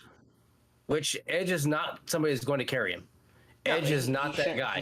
he shouldn't have had to carry it. No. With that, the way the story arc was going, it should have been Dominic proving grounds at that point. Like, you need to be able to stand up against not only a veteran and legend, and somebody who's not moving at 100% normality for him. He's Edge is more like 75-80% at this point. You should be able to carry and match Edge toe to toe. But instead, it was shitty moves, shitty spots, bad spots. Some good came out of it, but it came out very bad. And I don't think Edge, like you said, he's not one you put in those type of spots unless this person has already proved himself before, and it's No, just kind of like a, a space filler Edge is not to one to get do you that. I on. mean, Edge didn't look good against Finn Balor either, minus the gigantic vagina he put on his head after hitting him with a ladder. So, I mean, that match was not great. You take away It all the had staples and potential shit. though. It had hell of potential, but we That both one know that shot that missed. match was started off okay, but I mean, Edge's matches have not been spectacular recently. No, Hey, all of he's them are way better past it. than Dominic's. All of them. I'm not, and I'm not saying Dominic is amazing. I'm just trying to say that he can I be know. carried, and but yes, I do say that Dominic doesn't win this one. It's either Cody or nobody. You I think it's a mean, double count out? it's something I don't know if because Rhea accepted the match. Dominic didn't even accept it. Do you remember? Yeah, She accepted it, not him. And so but that's also she'll be because there. Dominic doesn't even know who Dr. Seuss is. Yes. But Rhea is pulling the strings, calling the shots, and she will have a play or role, obviously, some way in this match, which may cost Cody the match. You know, Dominic may end up winning in a dirty way, and if he does, It's the only way. It's the only way Dominic will win. It's the only oh, of way. He course, has yeah, no other it will not. alternative. No, He he can't even win like semi clean. It'll be full retarded, dirty, or it it will makes be. yeah, it makes no sense for him to win fairly 1-on-1. Yeah. No, there's no way. I, So I that'll be mine. Is that Dominic wins in a dirty fashion? I think this will be because I have Gunther's match, the IC match, as like the worst, but honestly maybe slightly better than the women's tag team match that's coming up. But I think Dominic and Cody's like right above that, and it'll be solely because of Cody, not Dominic. But I have Cody Rhodes. I want him to win. He also needs a win to kind of continue on with his story arc of facing the Beast, Brock Lesnar, for his third match at SummerSlam, which they've already said it's happening. Shut the fuck up. They've already said it's happening. Get Uh-huh. off my get off Oh my yeah, nuts. It's already it's happening. all over. It's all over the news and everything. The trifecta. It literally was like a month ago Rhodes after the Lesnar match. 3, SummerSlam. Uh-huh. Sick of you. Anyways, let's move on. The women's tag team, which unification match was Did you misused. expect that to be anything? I mean, honestly. I expected them to let Fire and Ice, or whatever their fucking tag team is, I forget. Mortal Kombat. Yeah, let them beat Ronda and Shayna because they had them build up for 2 weeks, like where they were constantly winning or constantly not winning, but putting them in a place. So I was like, oh, okay, maybe they're gonna for once give it to these actual tag team champs who have ran Ramshot on NXT. Nope, they're gonna give it to fucking a wannabe wrestler Ronda Rousey, and then Shayna Baszler, who I mean, absolutely no way should they have even came close to surviving the match even longer than they did. It should have been a one-sided dominant ass kicking, and it was. It's exactly what it should have been. Because I mean, you But have if you're gonna do that though, these you need to two. make it like instant, not 5 minutes. So I think that's how long the match was. At least 5 minutes because I had to It scrub was through Hulu. more than for a bit. likely it was just a time filler for them to do it, and they're probably like, you got 5 max, and you better fucking make sure all 5 are decent. It was not Because decent. Money in the Bank match between those two and Liv and Raquel Oh yeah, I didn't will even finish be. It'll be. Here's the championship match. No, you We're gave dead. the lead up to it though to kind of give them a story arc of why they're even doing this. But Yeah. Liv came back on Monday. Finally, after being hurt for a little while, Raquel has carried it. Obviously, they never really actually. Both of them never lost the titles. Yeah. Raquel made it very clear. She said, "We never lost it." Liv came out. They're ready to go. Liv is also, if I'm right, never lost to Ronda. Correct. She's never tapped out. She's never that right? tapped or been pinned. She's passed out. Okay, she's passed out. Okay. So, and Raquel is, I don't think ever fought either one of them, or had a match with one of them. Not on the main roster, no. Okay. So, I mean, there's history there, bad blood back and forth. This one will be a decent match, but I don't see Rousey or Baszler losing this. I see them retaining the titles.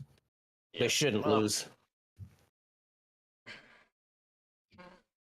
This is one of those hard ones. Like, I like Liv. I don't give a shit about Baszler or Rousey, but I like Liv. Trust me, I love Liv Morgan. And I think they should I think they should capture it and maybe do a story arc with these two again, these two teams. And at that point, just let Ronda and Shayna kind of come back and just whoop the ever-loving shit out of them. But if they don't have Ronda and Shayna just put on a gladiator-like beatdown on Raquel and Liv, where maybe Shayna jumps Raquel or whatever and put her in an armbar and makes her break her arm, so to speak. If she has elbow problems, we've seen this in the past. And then make it just like cripple them beforehand, so where then they can basically just go in and mop the floor and be done in under 5 minutes. But this match needs to be short and quick. If Ronda and Shayna win, if it goes on anything longer than that, it really needs to go towards Raquel and Liv, because they're the only two really who could represent the tag team division properly between these two teams. Alpha and Fire? I think that's what it was. Oh, I can't think of that. NXT team's bugging the fuck out of me now. Bug you now. I don't know. I don't see them losing. I don't see titles changing hands, just changing hands. Well, a title has to change hands that night. Oh, now you're on the boat of titles changing hands. Last time you were like, no. No titles are changing hands. Which who was right? Yeah, they changed. And now I'm backing you on that. I'm backing you on this endeavor of titles have to change. At least one. Well, there's only 2 that are on, and Riddle's the one that's going to change that one. So 3. There's 3 title matches. Thank you. Is there? Yeah, we'll get into the next one. Ronda and Shayna probably will win. I want Liv to win for, I like Liv more. So, yes. But with that said, let's go to that one that you clearly just fucking forgot about, and the one that has the biggest buildup of all of them, minus the Bloodline Civil War. Seth freaking Rollins versus Finn Balor, 7 years in the making. All right, it's a little heavy-handed to say it's got the biggest story. I mean, it's been dead for a very long time. They haven't even talked about it until now. No, Vince has been very vocal about it before. Even in the lead up to the World Heavyweight, he's been very vocal about he's never truly lost it. Yes. Recently, though, in 7 years, he said it one time. Backstage interview. Dude, 7 years is a long time, and COVID happened. Okay, I don't remember much anymore. Yeah, COVID was in the middle of it. Yeah, exactly. But they were still wrestling. It is deemed long time in the making, and those are even from WWE. So, because that's how not Michael Cole, the British Or dude. Grave? No, the really shitty Wade announcer. Barrett? No, Raw shitty announcer. Oh, see, he's not even good enough to remember. I know you're talking about. That's name, but I don't know his name. I don't either. I know you're talking about. Yeah. I mean, even Corey Graves has said too. This is going to be a good one. So I have high hopes for this match. I think Carmelo Hayes gets involved though. I don't even know who won between Carmelo Hayes and Baron. Carmelo won. Night. Okay, good. Carmelo won. They're not giving a Carmelo has too much limelight right now. I mean, the fact that he sat ringside two nights, one SmackDown, one Raw, or both Raw. Both Raw. What, they both Raw? 3?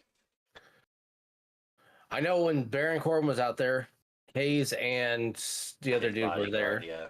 And then he was there this last. So I've only seen him on 2. I believe they were both Raws. Where I saw him on both. He may have been on SmackDown. I may have missed it because I don't watch SmackDown that often.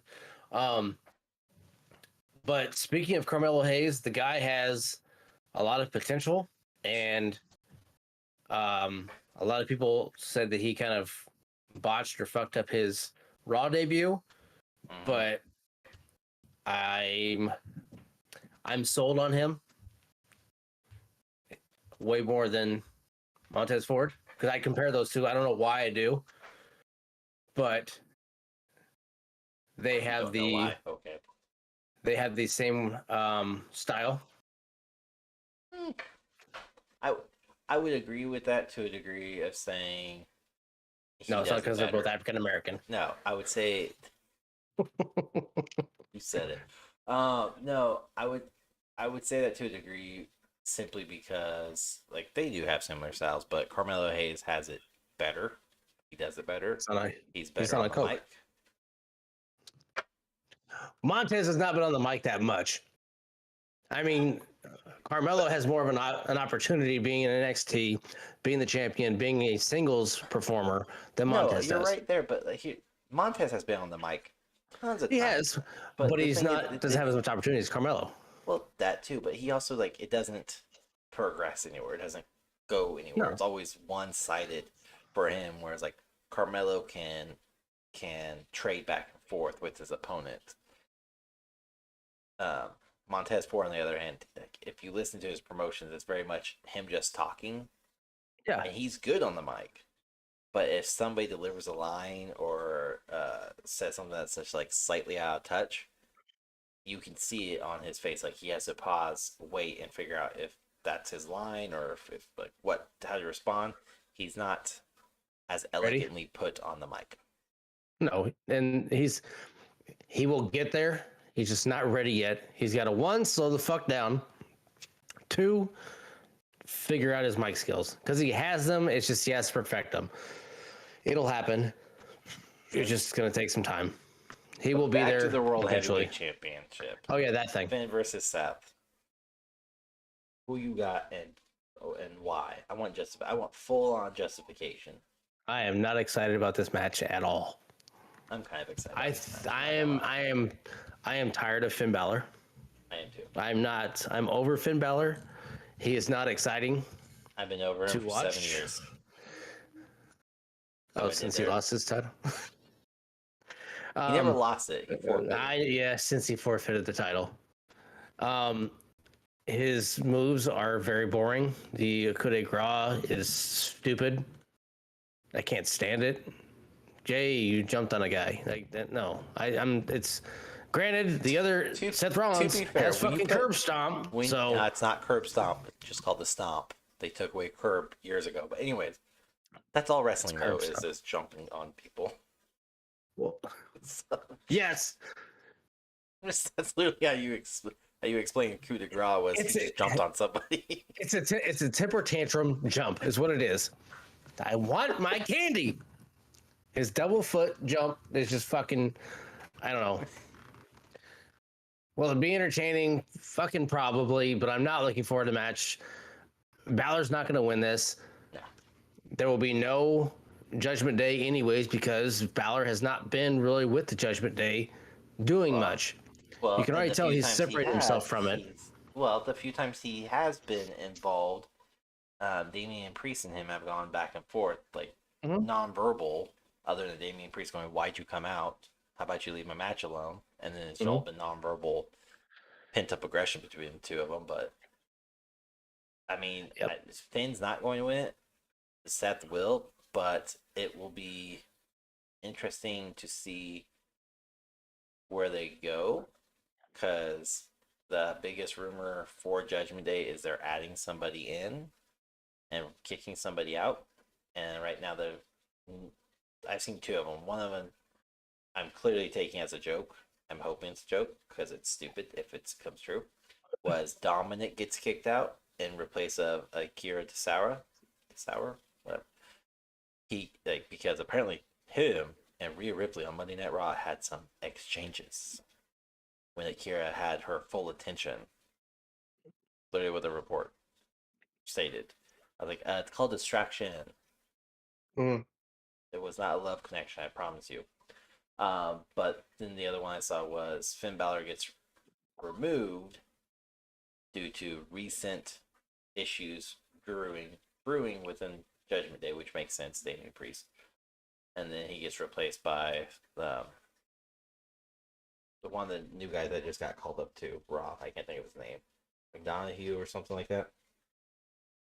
So J. McDonough. He attacked Baron Corbin a few weeks ago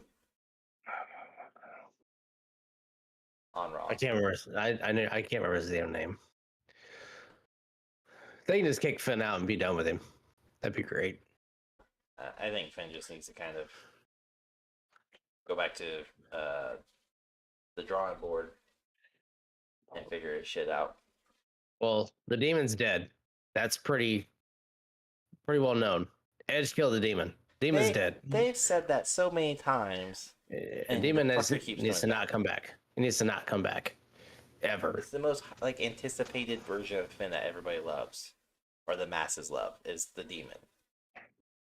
You know he's I covered in think paint. his last match just left a bad taste in my mouth because I think I wanted a lot more, and obviously he got hurt. And I understand he couldn't do much. Yes, I think I had high But hopes for Rahgel's that still match. salty about it. I'm very salty about it, and I wanted that. That was my hope of match of the night, and I had a whole lot of brood stuff happening and all that, which who fucking know? I don't know. I don't even know if they were there or not. Probably not. It's probably just gonna be a generic, boring match, but you know what? It left you wanting more no matter what. You'll never know. There was so much hype But behind it.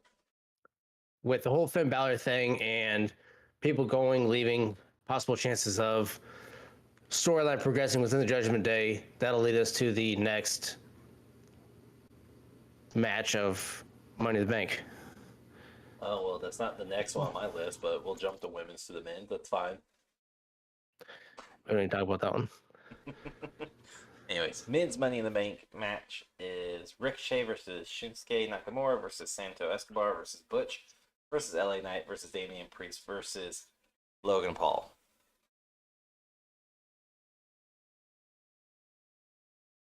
Who you got? Why did they even put Logan Paul in this match? All he's gonna do is throw his dick around Ricochet and they're gonna dance all night. That's all they're gonna do. The guy is not winning this fucking match. As much as I don't want him to. I don't want Logan Paul to win. I'm not agreeing that he should. I don't think he should. I don't think any fucking part timer, let alone a wannabe wrestler, should be able to come in and capitalize.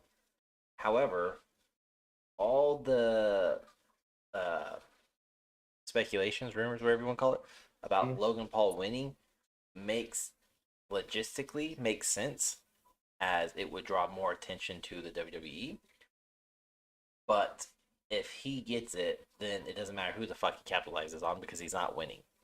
He's not there enough to hold a title, and he doesn't have the reputation or the know-how of the inner workings of WWE. And by reputation, I mean within the wrestling community, not fucking YouTube. Within the community, he doesn't have even the respect to be able to be a part-time title holder like Roman Reigns.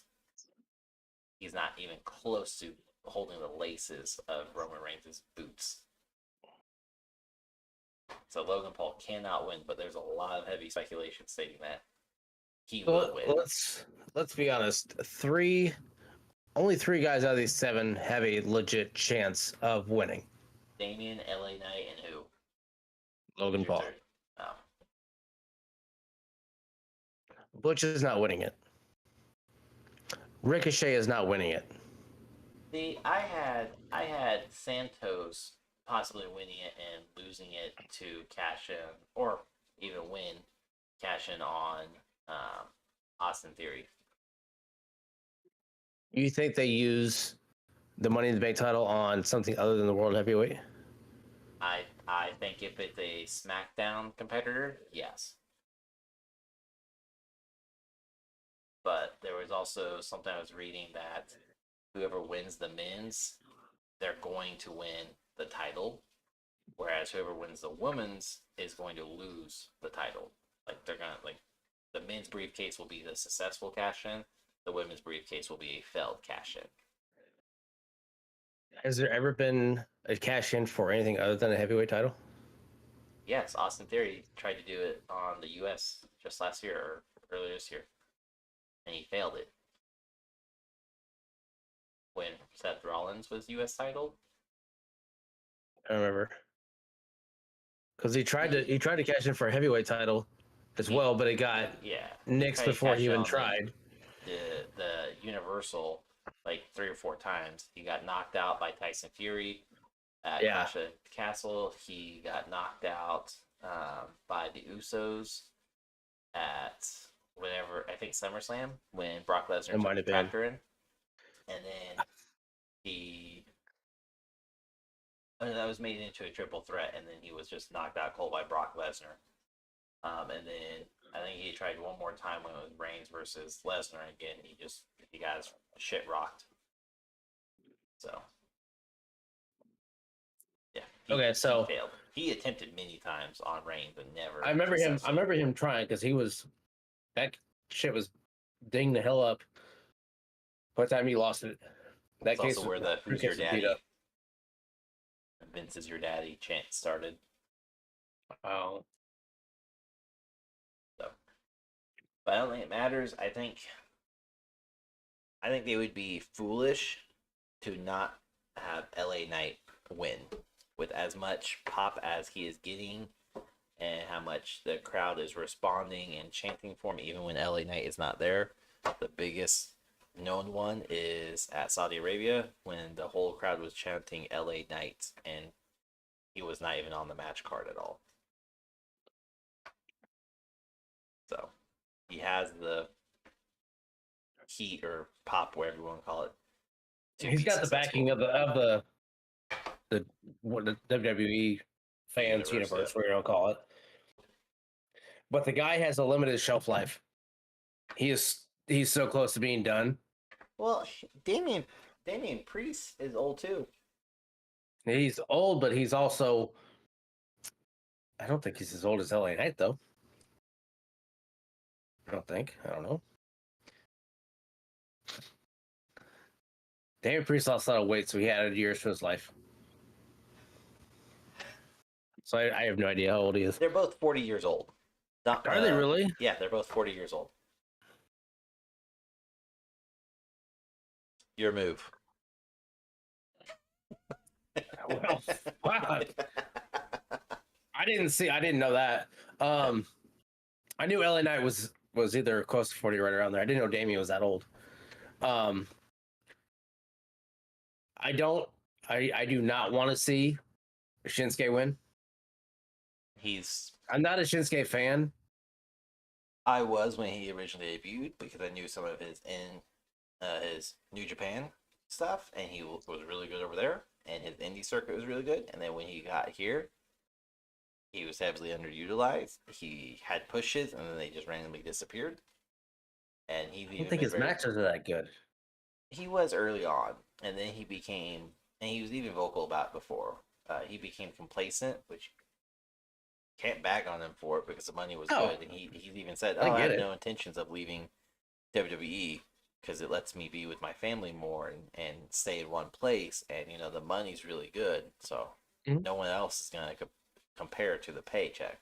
So I don't think I don't think Nakamura will win. I have Escobar being a potential if they're going to make it like the winner goes on to go against one of the mid tier titles. It needs to be Escobar or Ricochet.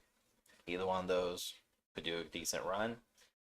Escobar would just bring more limelight to the LWO to give him a title, like the US or yeah US because they're on SmackDown.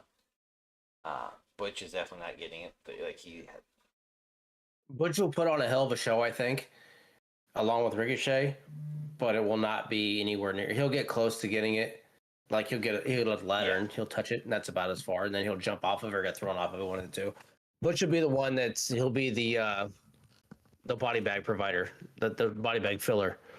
Is he'll do some high flying stuff more likely and put his body on the line, along with Solo Ricochet Ricochet, and Logan Shinsuke, and Paul. Santos, and so it I really mean, comes down to Priest and Knight. Knight, who And will.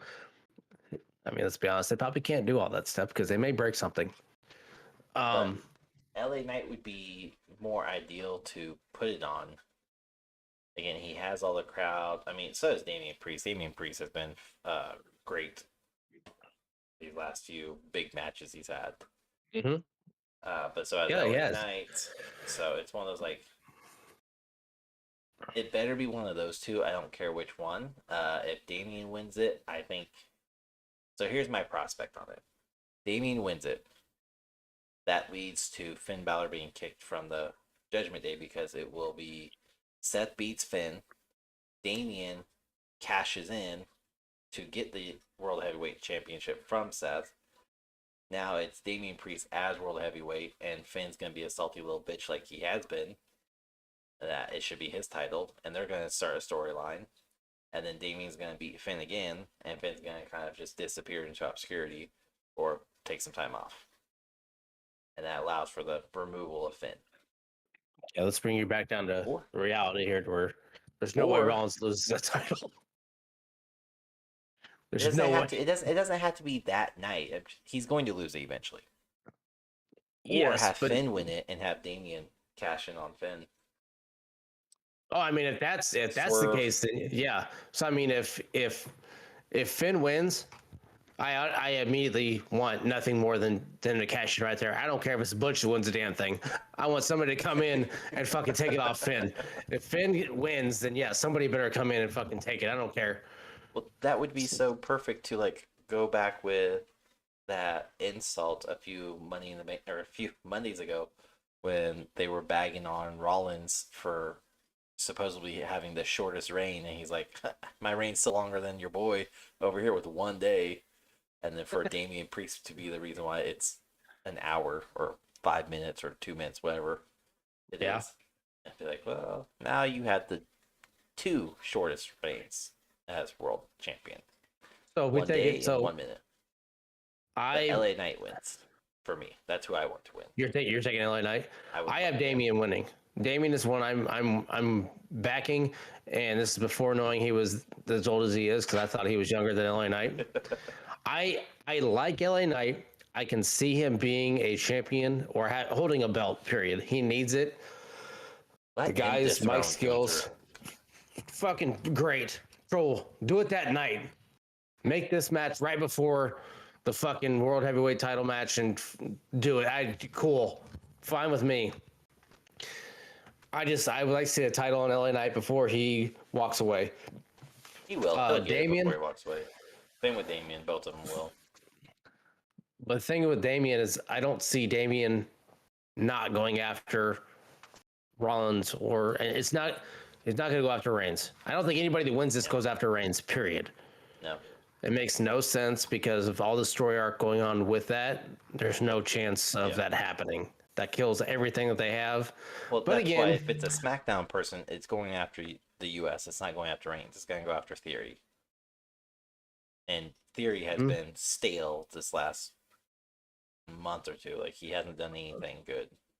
But it's also been very well known that you can go back and forth on the show, and it doesn't even matter what fucking brand you're on. There was a draft a few months ago, and that Which meant doesn't mean they are bound. Yeah, it means nothing because AJ's bounced around, Seth's bounced around. Fuck, who knows? I don't even know anymore. Usos have done all kinds of shit, so It's always I don't been know, title. but- It's always been title holders. AJ was the only exception so far that he wound up on Raw because it was a last minute thing. Like they needed a person, he was willing to do it. But Seth has bounced. yeah. The men's tag team, KO and Zayn, have bounced. Usos haven't been on Raw. They're on Since Raw the this past draft. Monday. No, they have. They weren't on Raw this Monday. I watched Raw. They're And they- SmackDown. They And then- they were on like a highlight No, they weren't on, reel. on Monday. 'Cause they're They've been pushing on. the They've been line. on Raw recently. I don't know when. I'll Google search it after this, but so it's either gonna be Google Priest all or of it. Knight. And I would agree. I do. And also, I mean, there are slight chances of Paul or Escobar. That's what I mean. I would say 45-45 for Damian and Knight, and then 3% Paul, 2% Escobar. There's 100%. I would like to see Escobar get it because I want to see LWO have something of value because it's just like Well, I nobody think even that's where- acknowledges them. I think that's where the women's Money in the Bank match comes into play. See the with segments I Zelina create? versus see with Zelina Vega versus Lynch versus Bailey versus Io Sky Mhm. versus Trish versus Zoe Stark, and right at the back, the storyline is already set in place where it's Lynch versus Stratus/Stark. Bailey and Io are going to cause a falling out between the two of them. By the end of it, they're going to team up and then face each other at the end, which leaves the lone woman, Zelina. She has no story arc in this other than, well, she has no fucking story arc. Actually, there's nothing here to really prompt her to be in this other than to win, because you're gonna have Bailey and Io fight for the briefcase and Mhm. probably get knocked off. You're gonna have Becky go after Stratus, which is gonna cause Stark to go after Becky. Trish is also too damn old at this point to win the Money in the Bank, so she doesn't need it. Her career is very well cemented. Zoe doesn't make sense because again she's backing Trish, so that really leaves you with just Zelina, who could capitalize on everyone being down because they're fighting each other. Or she sneaks in, or she slaps the shit out of somebody with a chancla. Zelina is who she was holding one on Monday, which was fucking weird. But I don't know where she I was got. like, I was I know it was like she was talking all of a sudden it just bam. But that's what happens. The shit comes out of nowhere. It's I true. can talk from person. I will tell you this personally. You never see it coming. No, you won't. You hear a and there it You is. hear But it? Must yeah, have some that's distance on it. yeah, it was from around the corner. Boomerang style. So yeah, and it came back to her. Sorry, wanted But- style. And then Perfect. like the way and it came, and like I said, she was talking, and all of a sudden there was one in her hand. I'm like, what the fuck did that come from? I didn't know if she had them on, but then I'm panned gonna be out she real. had boots on. I'm gonna be real. I rewound like several times to figure out where this fucking thing might, because they had shots of like Zelina from behind. And I was like, okay, maybe it's just like in the back of her pants. Maybe it's in the back pocket. Maybe it's in the back of. I could not find a fucking chocolate anywhere. I was pretty pissed off. I will be the biggest fan if she now carries one with her. If that Well, is her, She had one That's on, her thing? on SmackDown. She's always had one on SmackDown since she faced. if she Rhea. uses it during Money in the Bank to slap somebody off the top of a fucking ladder, I will go nuts. It'll be fucking amazing to see her bitch slap Bailey or Trish or whoever. Bailey. I hope it's Bailey. You know, or hit Becky in the nose with it and break Becky's nose with the chancla, because of how fragile her nose is. Should be the next one to fucking break her nose with the chancla. It'll be amazing. I will lose my shit if that happens, and it'll be amazing. You know what? I bet it happens. I bet it does. I bet she slaps the shit out of somebody with the fucking blue chancla off the top of a fucking ladder. Okay. I'm gonna bet. I bet you it does. I'm And not then betting. I'm not betting she you. wins it. She wins it that way. All right. So realistically, By way let's of come the back down chunkla. to earth, as you called it. Oh, you know exactly. You know what's gonna happen. What do you mean? You know it's exactly what's gonna happen. It makes total sense. She's gonna hit Zoe Stark and her Adam's apple, and then she's gonna fall balls first on the Trish Stratus, messing them all up. Bailey and Ego are gonna be in the corner bitching at each other. Becky Lynch is in the corner crying because her nose is bleeding. You tell me Zoe Stark is not a man. That is a man. It's 2023. She's in the women's division. I'm not touching this subject. You ain't me. No. That is a man. Brother. But no, I mean, Zelina's the only one that makes sense to win. It doesn't make sense to have Bailey or Io because again they're gonna feud with or without the briefcase. Becky doesn't need it. She has proven herself to be a hot commodity even without a title, unlike Charlotte Flair, who needs a title to be relevant. Hater. Truther. Well, tell you what, when your dad's Ric Flair, you can do whatever the fuck you want. Clearly. Regardless of which promotion you're on. Yep. But anyways, yeah, I'm going with Zelina because it's the only one that makes any type of logical sense with all the feuds going on and the story build up between Bailey and Io because they're already having cracks form. Which, side note, where the fuck is the other one of Damage Control? Oh, she's in rehab. Meth caught up to her. Okay, so you're joking, so you don't know where she's at. I have no idea. I haven't seen her. She's got to be hurt, I'm assuming. But as much as I just talk shit, the only one I think that has a chance to win this other than Selena is Zoe. I think Zoe has a good chance of winning it. But she's Raw, and Ripley's not. I mean, that would. You tell me Zoe Stark and Rhea Ripley not be a good match? No, I mean it would be a good match. I'm just saying if the speculations are true that the women's Money in the Bank will be a failed cash and then it doesn't fucking matter who wins. Because if it's Zelina, she goes up against Asuka and gets owned, and it keeps Asuka looking strong.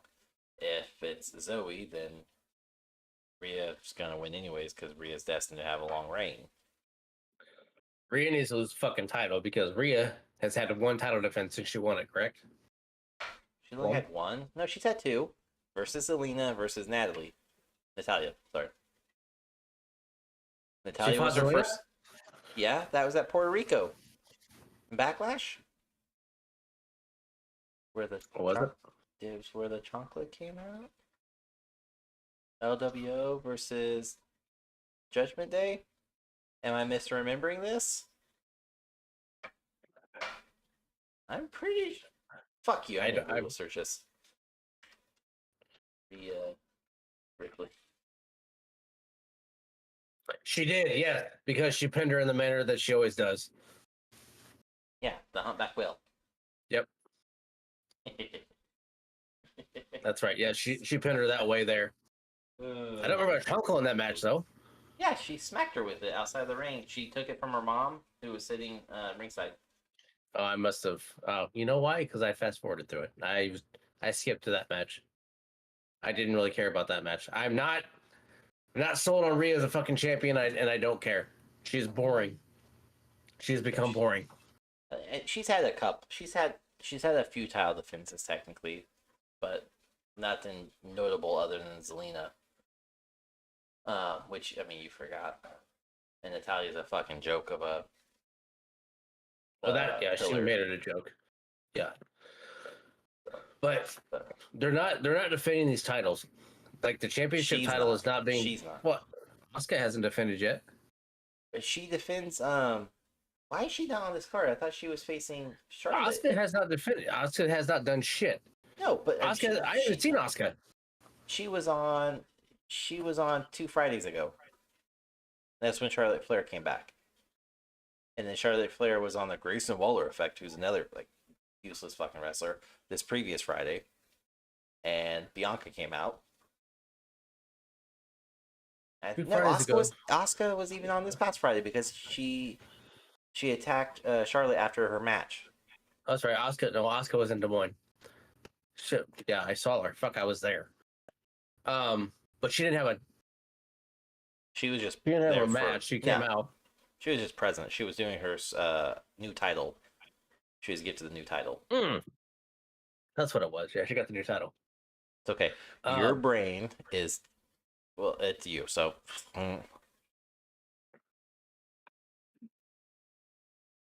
Yes. So, nothing. I'm not arguing with you at all. I wanted my mic closer to me. Just like, hey, fuck you. Yeah, I was waiting for it too. I was like, this fucker's gonna scream on me. I'm gonna have to turn the filter on to mute the ass. No, but I mean, why are they not? It's just because again, the women's division has once again slipped into obscurity, and with Vince coming back and making so many fucking changes, it's not going to progress at all until Vince is no longer legally involved. Yeah, good luck with that. Yeah, exactly. And So I think the merger is still going through too. It hasn't completed. That takes time. But that's another thing that needs anyways, let's get back to my the whole different fucking episode about me just bitching about stupid fucking Vince. I do think this match will be decent though. This women's Money in the Bank ladder match, I think it will be good. I'm not be a lot of flying. Flying, no. Falling off of ladders, yes. I mean, the only high flyers on here would be Zelina and Io Sky. I think Becky could have a couple bumps too. I mean, she'll have bumps, but she won't do high flying moves like Io. Io will get several high spots in. Several of them. Yes, where she'll land on Bailey probably. And Zelina will take a couple. I mean, you might even see Zoe have a couple as well. Trish can't afford that shit. She'll leave that bitch in a wheelchair. Or her face will break. Yeah, Zoe might. She'll do her thing. But I do think that one has potential to be a decent match. I'm actually kind of looking forward to that one, and just because I think it's the Money in the Bank match. It's gonna be a brawl. It will be. It's gonna be a. I think it will be good. Be a traditional ladder match. It's gonna be a brawl of a match. But which Money in the Bank match do you think is gonna be better, men's or women? Oh well. Right off the top of my head, I say women's, but you will see more stuff of the men in the fact of high flying because of Ricochet, Logan Paul, and Butch. Well, you will see those Santos, three. He's a high flyer. Santos, yeah, he is. Yes, but I haven't seen much out of him. I'm hoping to see more out of him in this match. But this will be a highlight. I hope so. I really do. These two might be the best matches as the ladder matches, but I don't know if the women's will be at that caliber, but I have high hopes for it. I do want to see a hell of a match come out of it, and I do want to see either Zelina or Zoe walk away with it.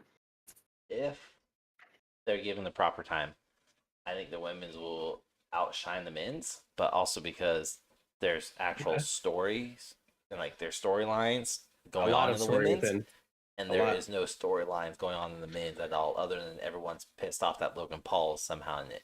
But with that said, too, is I was just reading a report Monday, in preparation for record on Tuesday, which we fucking do. All right, so some people had to work constantly.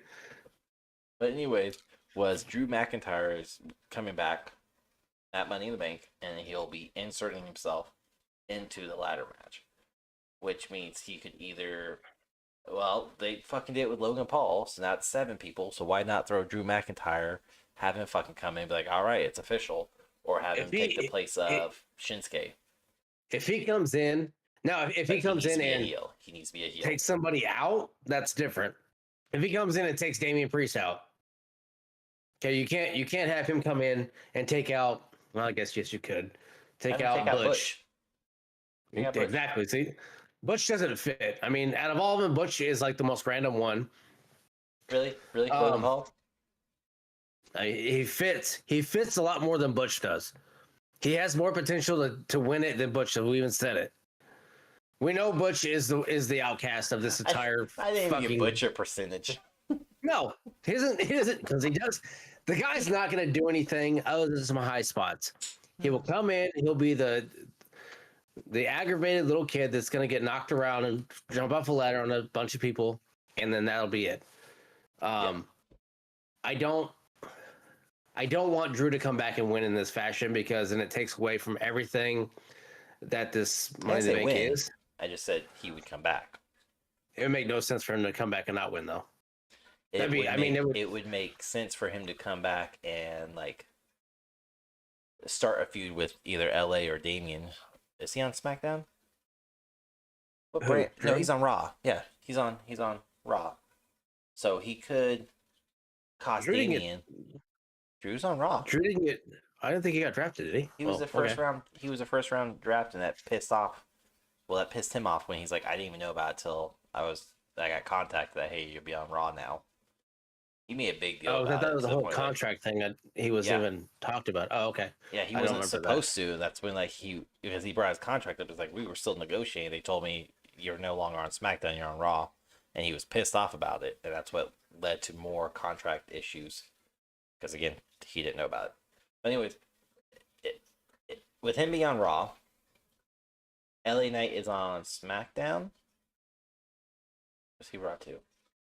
I don't know these fucking rosters anymore. I mean, does it really matter? I mean, anymore. I mean, the point of it would be if they're on different brands, Drew McIntyre coming out and costing either LA or Damien the briefcase, thus starting a feud after this, heading into SummerSlam to have it be Drew versus either LA or Drew versus Damien. I'm pretty sure LA Knight is SmackDown. That was the only reason why I need to figure out where he was at, because it makes it. They're trying. Hunter is trying to keep storylines on one brand, not. No, and I get it. I mean, that would make no sense for him to cost one of those two the stupid briefcase. Yeah, LA Knight's on SmackDown. So that could be how LA Knight gets the U.S. champion. Is to have Damien get cost a match by Drew McIntyre. LA gets to capture the briefcase, go on. He's not going to face Roman Reigns. We've already established that. There's too much civil war going on for the bloodline. Yeah. He can't go in and do that. So he'll capture it from Austin Theory, which LA Knight would be a better U.S. title than Austin Theory because he's better on the mic. And that's a mid-tier card, so where he doesn't have to be the face of the blue brand like Roman Reigns. That would be a way better feud. LA and Austin Theory. Yep. I think that would be a really good feud. Way better than Damian Priest and Austin Theory. Well, Damian Priest would go against Seth Rollins because Damian is on Raw. Again, we said that doesn't matter, but that's where it's going. Well, that would be more of a Gunther, which would, again, Damian Priest against a fucking brick wall is better than Gunther. So I just don't see where Drew fits in right now. I just don't. He only will fit in if he's a heel. That's the thing. No, but a monster of a heel, not this kind of a heel, kind of bait. No, he needs to be a monster heel of I'm done playing nice, I'm done doing all this shit. And that's why I said like him attacking Butch even would be the most logical sense because he teamed up with the Brawling Brutes for so many rounds, and then to have him screw one of Sheamus's guys over to take his spot, then that just kind of feeds into their whole story that's on again, off again, worse than Ross and Rachel. So that's right. That needs to we're on a break. I don't know. I just don't see him coming back. I don't see anybody coming back until SummerSlam. Obviously, you're not going to have Drew McIntyre and Randy Orton come back at that time. One of them's coming back. I will say that somebody's I coming have- back at Money in the Bank. I would Somebody's agree. coming back. And the one I've been seeing the most of lately is Randy's coming back for Riddle, but again, he would get a bigger pop holding off till SummerSlam to one of the big four pay-per-views versus an England based one, which would make more sense for Drew McIntyre to come back at to re-debut at London, because where he would get such a nasty of a pop. He'd be cheered, but then he could screw somebody over, and that would piss everybody off that he went from babyface to heel. So, but enough with that. Let's move on to the final match. And again, Friday Night SmackDown has not happened as of this recording, so there is still some. There could still be an additional match that popped on, because Roman Reigns returns to SmackDown again this Friday, like he always fucking does. I'm so fucking done with that shit. But Charlotte, the women's SmackDown Women's Championship was supposed to be on the line, so either it's gonna happen on Friday night, or it's Which probably does. But they're also still trying to figure out like Bianca's placement in there, because there's that whole storyline too of Charlotte cut the line. Bianca had her promised rematch. Charlotte showed up, and he gave the title opportunity to Charlotte instead, even after promising Bianca. So Pierce kind of screwed himself over, and now he has to figure out how to make this a triple threat. It's not hard because all three of them hate each other. That's not hard to figure it out. You just put them in a triple threat. How do I do this? Oh, wait, I just put you all in one match. Okay, it's figured out. But that's kind of like, yeah, it's not great story going on over there. So, but speaking of storylines of being not so great and being good now. Okay, I was about to say, what the fuck? Well, because Bloodline's like after Roman Reigns versus Sami Zayn, it kind of like fizzled out. It wasn't great storytelling anymore. It was just kind of like we're waiting for the ultimate divide to happen. It had the lull, which it needed. It to calm it down, yeah, and slowly build it back up. And they fucking they need to get the crack from Montez Ford and just go balls to the wall with this shit. Oh, okay, but but we had the last match, which is likely to be the main event match of Money in the Bank, which is what they're calling the Bloodline Civil War. The Usos versus Roman Reigns and Solo Sikoa. And this is one of the matches I've been reading so many interesting, I can't even call them rumors, because one of the guys said, I heard it from, Hunter. And I was like, whatever. Someone that was high up there. But regardless, Roman Reigns and Solo will not win. The Usos will win. It's just a matter of how will they go about winning. Will it be Solo betraying Roman, costing the match? Will it just be Solo gets taken out and Roman gets pinned? Which would be a great story for it to be Jay or Jimmy. Or preferably Jay. You can't seriously think Roman's going to win this. That would fizzle out the entire thing going on with the Usos. Would it though? Yes. I mean, yes, because the whole fucking point of this is Roman Reigns abuses and mistreats them, and then they're better without Roman. So to have Roman win would literally just destroy the momentum that the Usos have. But Roman doesn't have to win this straight up. Solo is going to do dominant work against his brothers, or he will be Solo put in a position to have to do dominant work against his brothers for Roman and still win. They're causing a more of a rift. There's this match is weird in the manner of how the storyline will go, because one of two ways it still builds. Well, Roman wins. One of four ways, but yeah. Roman wins. Okay, there's more to it. They've knocked Usos down a little bit, but they're not going to stop. I still think there's obviously another turn coming. That fizzles out the whole story coming though, where Solo's going to eventually turn on Roman. Like, if you defeat the Usos, if Roman defeats the Usos, it fizzles it out. It just kind of kills the story. Where it's like, yeah, not if it's Solo that does it, because if Solo that does it, it only that's not Reigns winning. That's Solo winning. but it's Roman and Solo against the Usos. I know it's a not tag Roman and match, Solo. but Yeah, that's the point. Is like Solo carries it, wins it for Roman, therefore showing that he does it for him, and then that has more power because that's what it's going to be. Solo's going to win it for him, no. in some way or another. There's no way that I don't see him winning. I don't see the Usos winning this one. There's no way I see after that. Usos winning and it literally being one of three ways. And the first two are Jimmy/Jay individually pin Solo and make it so where Reigns could have saved the pin, stopped it, but didn't, and Solo sees it and basically goes, okay, well, now I'm pissed off at Roman Reigns not coming in and helping me when I needed it. So that's two options, just difference of Jimmy pinning or Jay. But realistically, Jimmy would make most sense since he started this betrayal process. Jimmy humbling and taking Roman Reigns down the peg and actually pinning him, where they double team Solo, super kick him 3 or 4 times, and then he's out. And then Paul Heyman's gonna somehow get super kicked just based off of the trash talking they've had about calling him a snake recently. So he's gonna get super kicked. I just feel that. But then they're going to tag team against Reigns. They're gonna do a dual super kick or in stereo, I think is what they keep calling it. And then they're gonna do the Uso splash, and they're gonna win.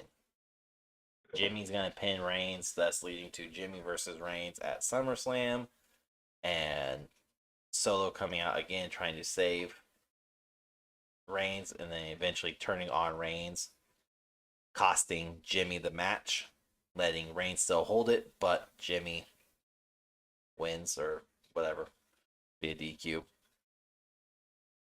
So I think the chapter's now turned to Solo at this point. The Usos have their high point. It's now it's about getting Solo to the Usos. But Solo getting his points of where does he start to turn his back or understand that he's being used. So I think it's Roman. Episode. And that's where I think Roman's like, Solo, do your thing, to now put out Jimmy and Jay and make him do the Samoan Spike at some point, somewhere to where it's like, you need to do this, do what you're told. Solo wins it. Roman takes the pin while Solo looks over him, and they walk out with it. I don't see Roman and Solo lose. I can't see Roman win because it literally would defeat so much of the pop and the hype going around the Usos. And while you're saying it wouldn't take, but it would demoralize the whole storyline. It still builds story, really. Especially if Solo's doing it, because then you're like, where does Solo sit? But where does Solo go from there? He just beat the shit. Then he sees that he will start to see more that he's being used as a pawn and the brute force, while Roman does nothing.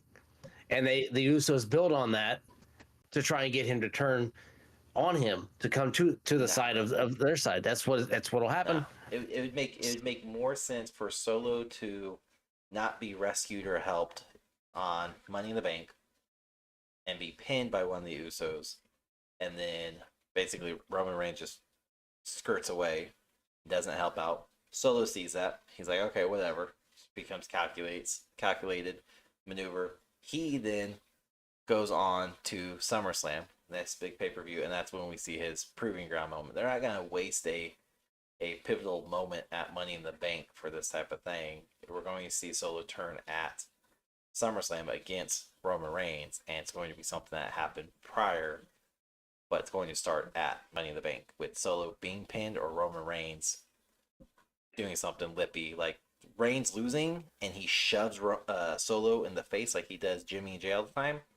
That would be enough for Solo to spite Roman, or he's never done like to him, even bumping into him. He knows he can't do that. He's just shown it, which makes sense with Reigns losing and being so pissed off and be like, just get out of my face, and like shove Solo and be like, shit, I'm sorry, and then just like he walks away very quickly, and there's Solo left in the ring. Then they cannot win. It will be the Usos.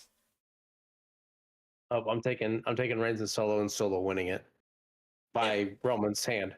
If Usos win, you owe me a case of Mountain Dew, and you know which ones I'm talking about, the hard ones.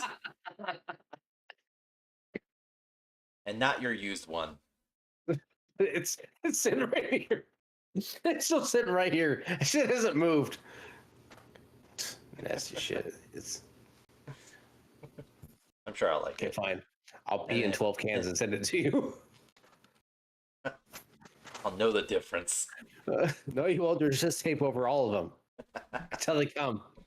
Smell them. They're not gonna smell like urine. I'm taking Roman and Solo for the win. Can't even say it. It means you can't even Taking choose them. Ramon and Ramon? Solon. I mean that. Mm-hmm. It's, That's what I'm taking. it's really the only match Roman we and disagree on. I mean, No, they're not we gonna took. No, we didn't. We didn't agree on Money in the Bank. You took LA Knight. I took Damian Priest. We agreed it's gonna be one of those two. Yeah, but you took one. I took the other. Yeah, we agreed it's gonna be one of those two, and we just split our differences. But the women's, you took EO. I did not take you. I took. And you took Dominic Zelina. also. I did not. Don't you fucking put that. Oh, I took no. Dominic in a dirty win. You took Cody. No, that's fair. Yeah, that's fair. Yeah, see? Nobody You really took gives a shit about Gunther. that I match. took Riddle. I did. No, I said I want Riddle to win, but I know WWE's gonna let Gunther win. See, exactly. You're siding with WWE, you fucking Just Johnny. like I'm gonna side. Well, this episode's definitely not airing now. Why is this one in red so long? Oh my god. Awesome. No, it's who's just gonna win. Put it in there. You can have Reigns solo, but Oh, thanks. yeah, Thanks for giving me the advantage. Okay. the advantage. Okay, Yep. we'll see. We'll see. You're gonna be wrong, and that 12-pack is gonna taste so good, unopened, sealed. Sitting next to my Fresh. desk after I buy one and just drink in front of you. You're not gonna win. Okay, you know what? We'll make this. When is this? Saturday at 3? Noon. I may. It's 3 p.m. Eastern, so that's 2 p.m. To our 1 time. p.m. Eastern. It's at noon. 3 p.m. Eastern, 12 p.m. that's wrong. Pacific. It's off WWE's website. They're wrong too. They don't know when their shit starts. The kickoff starts off at 2 p.m. The actual Money in the Bank starts at 3 p.m. Kickoff is at 2, which would be 1 hour time. And the official Money in the Bank will kick off at 3 p.m. Eastern time, 2 p.m. our time. No, it's noon.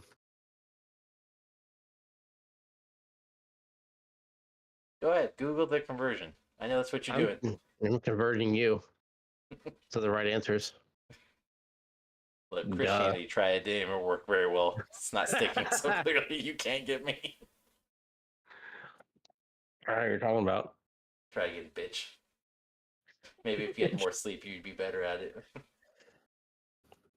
Doesn't make any sense because if it starts at 3 o'clock, it's like, what, 9 o'clock there? They're like 5-6 hours ahead. Yeah, 3 o'clock, that's 9 o'clock there. I said 3 to 5 hours, or I said 5 to 6 hours.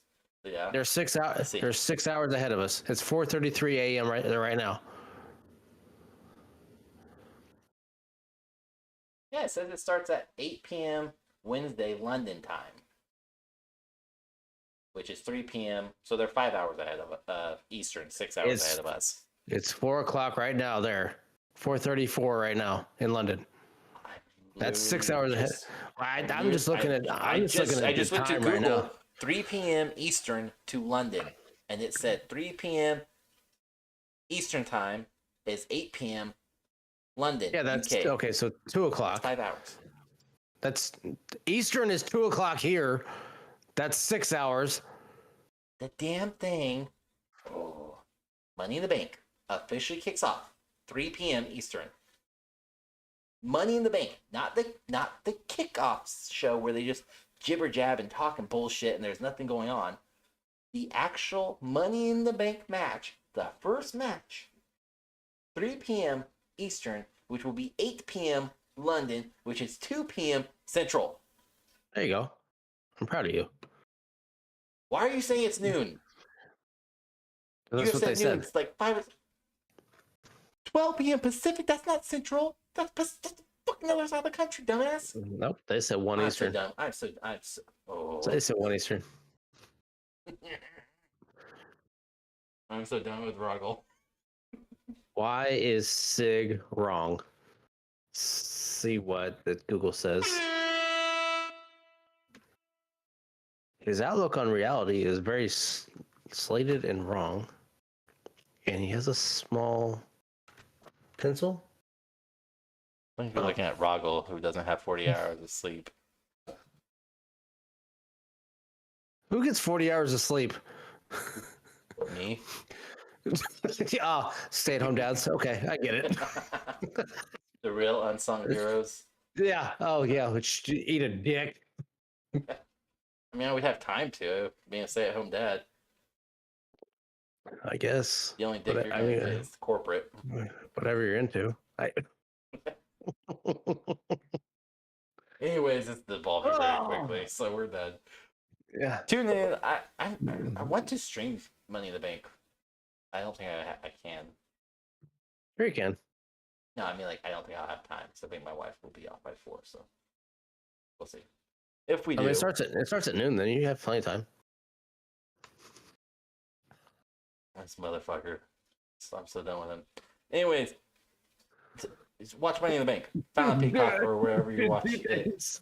I'm so done with Rahgel tonight. I'm so fucking done with this punk ass bitch. He's on my last nerve. Hour and a half into this. This is it. We'll do a recap next week. So where we'll prove that Sig was right about the Bloodline feud, and we ridicule Rahgel Way wrong, endlessly, like always. for hours. Way wrong, like always. Okay. You keep telling yourself that to get yourself to sleep early tonight. I don't need to. I just fall asleep in my chair more likely. Catch us every Thursday night where we play video games on our respective platforms. Other than that, new episodes every Tuesday and Thursday. Thank you so much for tuning in and watching, whether you're on YouTube or any other podcast channels. I'm Sig. That's all for tonight. Here's Rahgel, dumb, fucking stupid ass who can't tell time conversion properly. Stupid bitch. We were on the same page, different area codes. Sign off. Get your stupid ass out. Check us out Thursday nights as well. So it'll be tomorrow night, tonight. If you're listening to this today, sometime. Remember, Money in the Bank, 1 p.m. Eastern. Bye, bitch. So sick of you. Welcome back to another episode. We are here, myself, Sig, and we have the fabulous, the one and only, the beardless, the hairless, the naked mole rat, Rahgel. Fucking naked mole rat. What is? All right, whatever you got. Whatever. Let's go. You fucking hairy bastard. I hear your shit. Anyways, how you doing? Whatever. I'm good. Great, grand, wonderful. I guess. You don't have to be a jerk about it. I mean, you're not doing good. You're not doing very well. I'm great. I don't believe you. You don't sound great. You sound hostile and pissed. We're stuck talking with you all night. That's what it is. And this time it's a unique episode because as this podcast is being recorded, we are trying something new and unique, and we're live over on our over on 2Guys1Gamepad platform. So hopefully this turns out to be something. If not, no harm, no foul type thing. But tonight we are going to be talking about none other than Money in the Bank. WWE Money in the Bank Premier Live event that took place July 1st. And I'm gonna start off saying I was very surprised with how good this PLE was. I was pleasantly surprised as I did not have high hopes for this at all, other than like 2 or 3 matches, I think we said. So very surprised with a lot of the outcomes. But more important than that, we made a bet and you owe me. I forgot already. What was the bet? About Roman Reigns and Solo Sikoa versus the Usos, and how you said they would win. And I said the Usos will win. There's no reason why they would destroy that momentum. But we'll get into that here at the end of this episode, because that'll be the last subject we talk about. I don't think I said that. I think you're making shit up. Oh, hold on. I'll find it. I got scrubbed for like an hour and a half of Go ahead, we'll wait. We've got nothing but time. Prove it. I will. All right, so let's start off with the very first match of the night at Money in the Bank, which again took place July 1st, 2023, over in London, England. There you go. There's a backstory. Our first matchup was the men's Money in the Bank, which involved Damian Priest versus Logan Paul versus Shinsuke Nakamura versus Ricochet, Santo Escobar, Butch, and LA Knight. Damian Priest won Money in the Bank, and we both were right. I went with Knight, you went with Damian Priest, and we knew it had to be one of those two. And from the press conference that took place after Money in the Bank, Triple H even addressed that a lot of the fans seemed to be very upset that Knight did not win, and he said, just wait, it's a long haul. He's just now building up. We got something to plan. Whereas Damian Priest has been building up to a certain moment. So kind of makes sense to have Damian Priest win. But this was not a bad match. Other than a terrible botch Spanish fly by Ricochet to Logan Paul. The botch, I mean, you put that more on Logan Paul than Ricochet. Ricochet had it saved. Yeah. Logan Paul, he admitted too, he had no idea what he was doing. He put it on his podcast too, saying that, he was out of his element because he had no idea what to do. They're like, I was tangled up in the ropes. I'm like, how is this guy gonna pull this off? And Ricochet does what Ricochet does, and made the move happen. Essentially pulled Logan Paul with him, throwing him head and shoulder first into the tables, but. Botched or not, it still looked decent. Yeah. Paul took the bump a little bit harder than he probably should have, but a little bit. I mean, laying square on top of his head and shoulder. His head's fucking big enough, anyways. He's fine. No, he said himself, he's fine. Well, then you had Logan Paul, frog splash Priest off the ring apron onto a ladder, and he literally just like. He bounced off of it. You could. He was hitting his spots, but you could definitely see that he was not well prepared for it. No. In the manner of he had a lot to learn in some of those high spots. In all of his matches, yes. The one high spot he had at the Rumble he hit, but that one and only. Quit playing dice over there. My candy, leave me alone. But I will not say was not his worst match. I haven't, out of all of his matches, I don't think he's really had a shit the bed match yet. He has not had a bad match. He's had really good matches so far, and I mean, WrestleMania, him hanging so long with Seth Rollins definitely proved that he has what it takes to be inside WWE. Let alone the professional wrestling. And while this wasn't, I would say this probably wasn't his best match. Like in 7 guys competing at a time, he's not going to get a lot of limelight. But it is good that they're building out the Ricochet and Logan Paul moment. Mm-hmm. I mean, granted, they've even, like, I've read recent reports that Spanish fly, if landed properly, was supposed to lead into like more fight moments between Ricochet and Logan Paul, but because of how Logan landed, he was tended to by personnel right away, and he wasn't really involved so much after that. That's why Logan attacked Ricochet behind to kind of build up for the feud for SummerSlam. That's coming, and those two could have a hell of a match. So that would be nice. They could. It's just Logan's going to have a lot to keep up with because Ricochet is going to have to carry him through that style of match if that's what they're going to do. Because I went back, I remember in Lucha Underground when he faced Ricochet, which was Prince Puma at the time against Rey Mysterio. I just saw that. That match was insane. I remember watching when they had it; it was insane.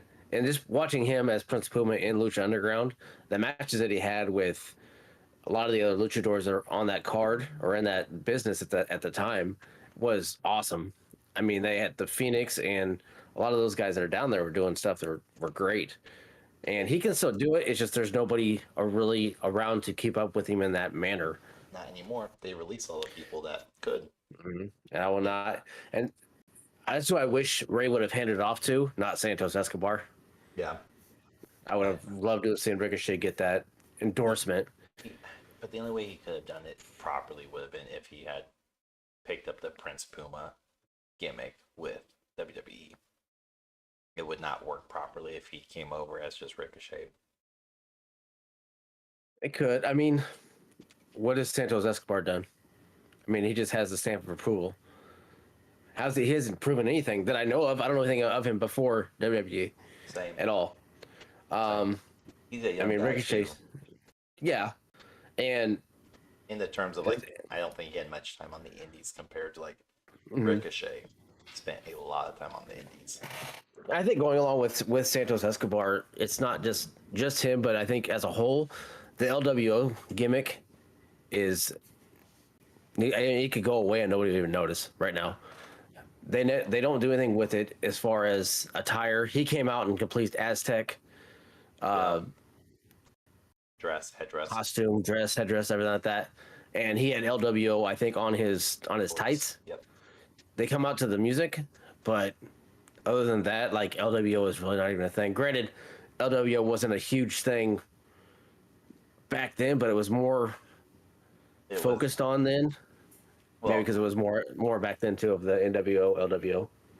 Well, that, and you're also talking about like Eddie Guerrero started it with like literally searching out all the Latin American wrestlers, and it was more of a union type thing, Yeah, not an actual faction of we're not represented properly. Come join LWO. We'll force WWE, WCW, we'll force their hand into recognizing us and giving us more time. Yeah. So, I mean, you're right. It's a gimmick that is not going over so well right now.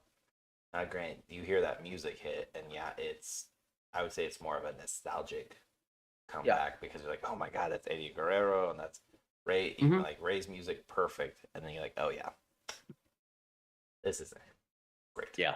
Fuck off. And I've tried to remember. I don't remember really seeing anything of Santos in the match, but I know there was. There was, but between him and Butch, I mean, there wasn't really. I wasn't impressed by Butch. Or Santos. As you know, but other people don't. That's other than 152, 151, whatever people that tuned in. I went live and watched Money in the Bank on Saturday, and fucking shit ton of people showed up, like more than I've ever personally organically had show up. I've been rated. I've had 100 people show up. Cool, but I never organically drew that many. But that was one of the matches where it was, as like you and I've talked about, everyone knew it was going to be Knight or Priest. Nobody wanted Logan Paul. That was very clear, even in our chat technically. But there were so many times where people like, bro, where's Butch? Where's Santos? What happened to Shinsuke? Because those three people were not heavily focused on even the slightest. Shinsuke had a few moments. Like, I definitely remember seeing Shinsuke a lot more than I do Butch or Santos. Yeah. And it was still a good match. And they definitely gave you that feeling that, okay, LA Knight's going to get it. He's going to capture it. And then, of course, Priest delivered and captured it, and that's fine. Nothing wrong with that. Perfectly okay with Priest. We discussed it before that of the 7 people, those 2 have earned it much more than anyone else in that division or in that group. And it's already setting up, more and more. Yeah. Next, the following day or 2 days later, on Monday night. Yeah. Because the whole Finn Balor and Rollins match. Yep. And then Priest coming out. We can talk about that one. Because that's not till late. Like, I was just gonna go down the match card, but we're not. that match is literally near the end, right before the Usos. But Mhm. it ties in with Men's Money in the Bank because we had Seth Rollins versus Finn Balor for World Heavyweight Champion, and Priest did come out with the briefcase and distracted Rollins, ended up taking a seat, and then Finn had it won. He was getting ready to go up on top, or he was on the top rope, and he was getting ready to land coup de grace, and Priest stood up. That's all he did was stood up. Maybe I think he stood up and took a Yeah, step. Actually, he took us at least he one was in step. he was in front of the announce table Yeah, with the briefcase in hand. yeah, and then that distracted Finn enough for Priest or not Priest for Seth to go Balor. in and Oh win yeah, it. So I mean, that was a I thought that was a great match. it I was.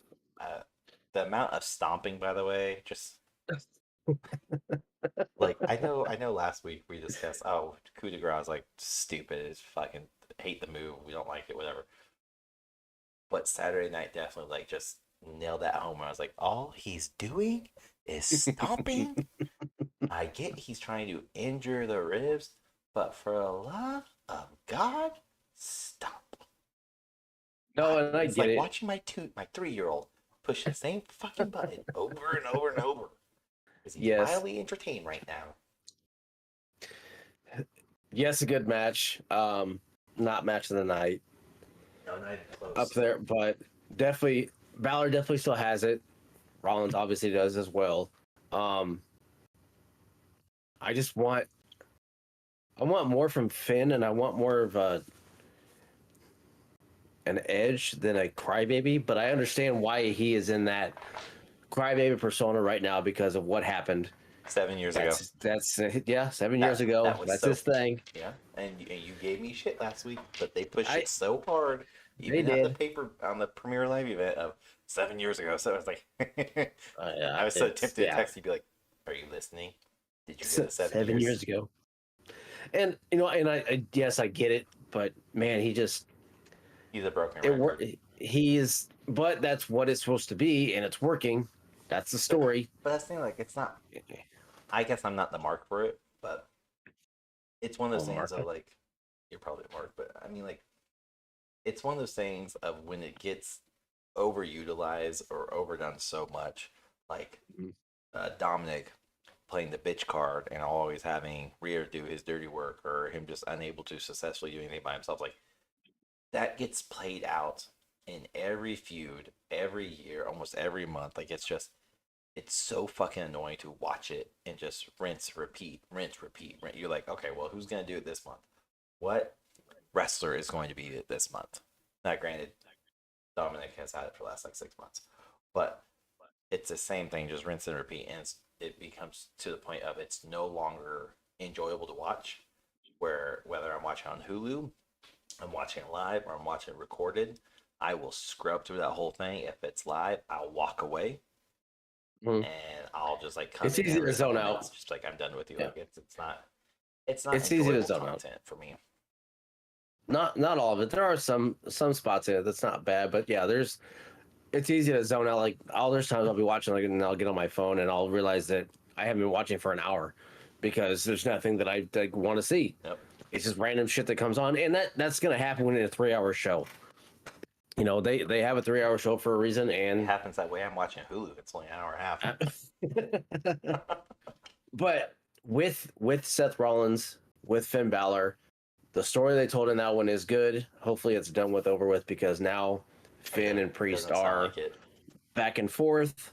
But He's um, going to be the center point of Finn and Priest because Finn wants he his title back from Rollins, yeah, and or he wants his title from Rollins, and Priest is of course Money in the Bank, so he's either going to keep fucking with Finn and create that divide even more, or Finn and Priest are going to feud with Money in the Bank on the line, or even like number one contenders match type thing, whatever it is. hmm That's going to happen, and it's all going to be centered around the World Heavyweight Championship. That's it.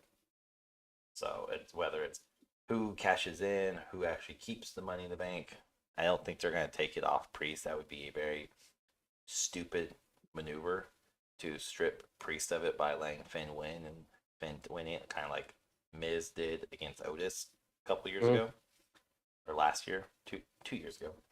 So it's just that's a feud that we're going to see, and like everybody was heavily talking about in the live stream that day was Finn is out, Priest is the leader.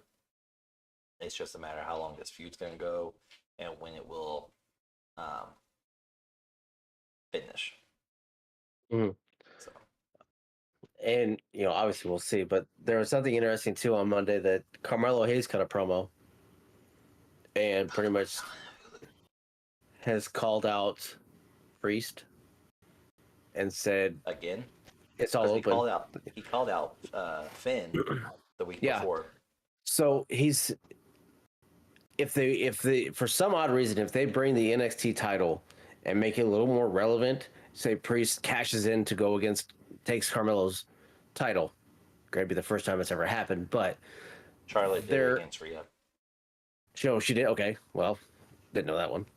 But seeing that one happen of Priest taking the NXT title and starting from that point, working his way up to take every other title or work in that fashion,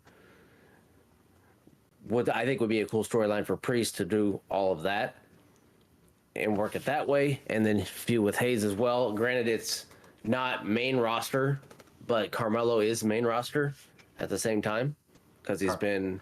He's not, but he made his main roster debut last week. Yeah, so therefore, And he's been on there. He's getting ready. I mean, he's been on the damn show for a month straight almost. Yeah, but he hasn't. In and Last out. week was his last official debut where he actually did something. Yeah. And, So I mean, unless they're trying to bring more light to NXT, which they are, because I've already read. Why not? Yeah, because I've already read that or read several articles where it's like they talked about the draft. Like the draft is still in effect. Raw and SmackDown are separate. They're not supposed to be going to. However, NXT is not a brand. Therefore, they're trying to bring more limelight to NXT. And I think this is Nick Khan's doing to see if NXT can pull the same numbers as Raw and SmackDown, thus make it a brand versus a developmental brand. Which I mean, either way, but I do think that Rollins has no reason to lose the title anytime soon. Nope. Reigns is going to maintain his for probably a while longer. WrestleMania 40. And then the NXT title is one that I think they can change hands quite a few times, or at least a couple times, to keep the title changes happening and a little more relevant to that show. Well, so we're gonna because that I would say this probably that brings into perspective the IC title, which we've talked about. So that's Gunther versus Riddle at Saturday. It was not a great match. Drew came back. I was half right. I said Drew or Randy would come back. Drew made more sense, but it being England, he came back. Not the person I thought he would go after. I was hoping like Rollins, but Rollins is tied up with the Judgment Day shit, so I guess it makes sense. However, he's number 3 longest reigning IC champion. However, Michael Cole said he was number 2, and he was actually like 10 or 12 days behind the actual number 2 longest reigning. I just had this pulled up too because You talking about Gunther or McIntyre? Gunther. Okay. I'm gonna pull this back up because I had it live. So Gunther being the number, I thought we had him at number 4. He was at number 4 in the last episode. Okay. So yeah, because Michael Cole said on Saturday he is the 3rd longest reigning champion. The only people above him are Macho Man, Randy Savage, and Honky Tonk. But that's not true. They forgot Pedro Morales. Pedro's technically number 2. It goes Honky Tonk Man with 453 days. Pedro with 424 days, and then Honky Tonk at 413. And then he is now at, I think he's at he was at 386 on Saturday on Money in the Bank. So now he's at plus 5 days, so 391. Yeah, 391. But that means he could lose the championship here at SummerSlam and be. I think we say he could be at the longest reigning at that point because I would put him at around 424, right around if I remember correctly. No, yeah, I think you're right, but I hope to God he does not. I don't want him to be. He's already slated to dethrone Savage and Honky Tonk. I mean, that's going to happen. I mean, well, then that puts him at number one if he does. But I don't. My big thing was like I was telling everybody on Saturday, I don't understand why they're ignoring Pedro because Pedro is at 424. He has Randy Savage beat by 11 days, and they literally Michael Cole said Gunther was number 3 with only Honky Tonk and Savage being ahead of him. Probably didn't slip possible, but now is Pedro on the actual WWE website? Yeah. Oh, okay. Like I didn't know if he was just on. No, because they even address was it Monday? Monday, I think they addressed Pedro, and somebody was like, "Oh yeah, Pedro." It was for a different championship. They're like, "Oh yeah, Pedro Morales has held this one." I was like, "Hold on."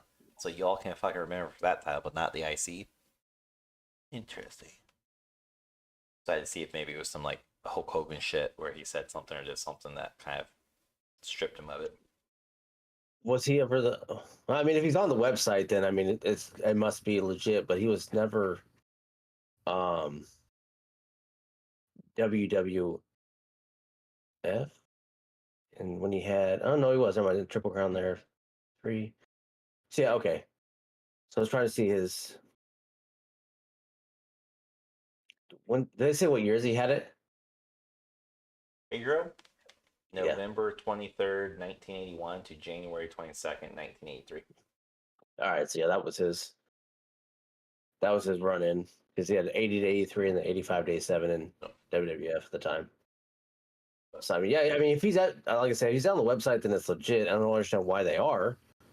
If that's the case, that one just kind of it annoyed me more personally because we spent so long trying to figure out who the top 5 were, and we're like, when Cole said, "When you fucking read," we're like, what? What's going on? Who knows? I mean, people in chat even said, "No, he's number 3." Blah. I was like, "No, you're fucking wrong." I had to like literally pull my screen over and show him, like, "Look, oh." So that was a good chat. Yeah, I mean, he's also the first Triple Crown winner. Mm-hmm. I mean, I don't know, I'm reading about it right now, but but regardless, back to the IC championship with Gunther and Riddle. Like, we knew Riddle was gonna lose, and they quote protected Riddle by having that injury angle, so where Riddle can still look strong and just like misfortune type thing. But now we're gonna see on this coming Monday. So the 10th of July, we will see Riddle and Drew versus Imperium. I don't know which two. Like I would assume the Goons, but that was not a great match. Honestly, I would put that up to like the worst match of the night. I liked all the other matches more than that one. Yeah, I mean, I could definitely see it as the worst. I'm over Riddle as a wrestler at this point. I've never been a huge fan of his. He just seems like a leech at this point. Like he definitely use those specific words because that's what he was said to be as well when he was in his UFC days. I mean, that's what he is. He attached himself to Orton, rode that train until it essentially derailed and he got hurt. Now he's sticking himself to McIntyre, who has a lot of limelight on him right now. And but it's just like this could be the pivotal point where we see McIntyre turn heel. And he could take it out on Riddle. That's the big thing is everybody's really wanting McIntyre to go heel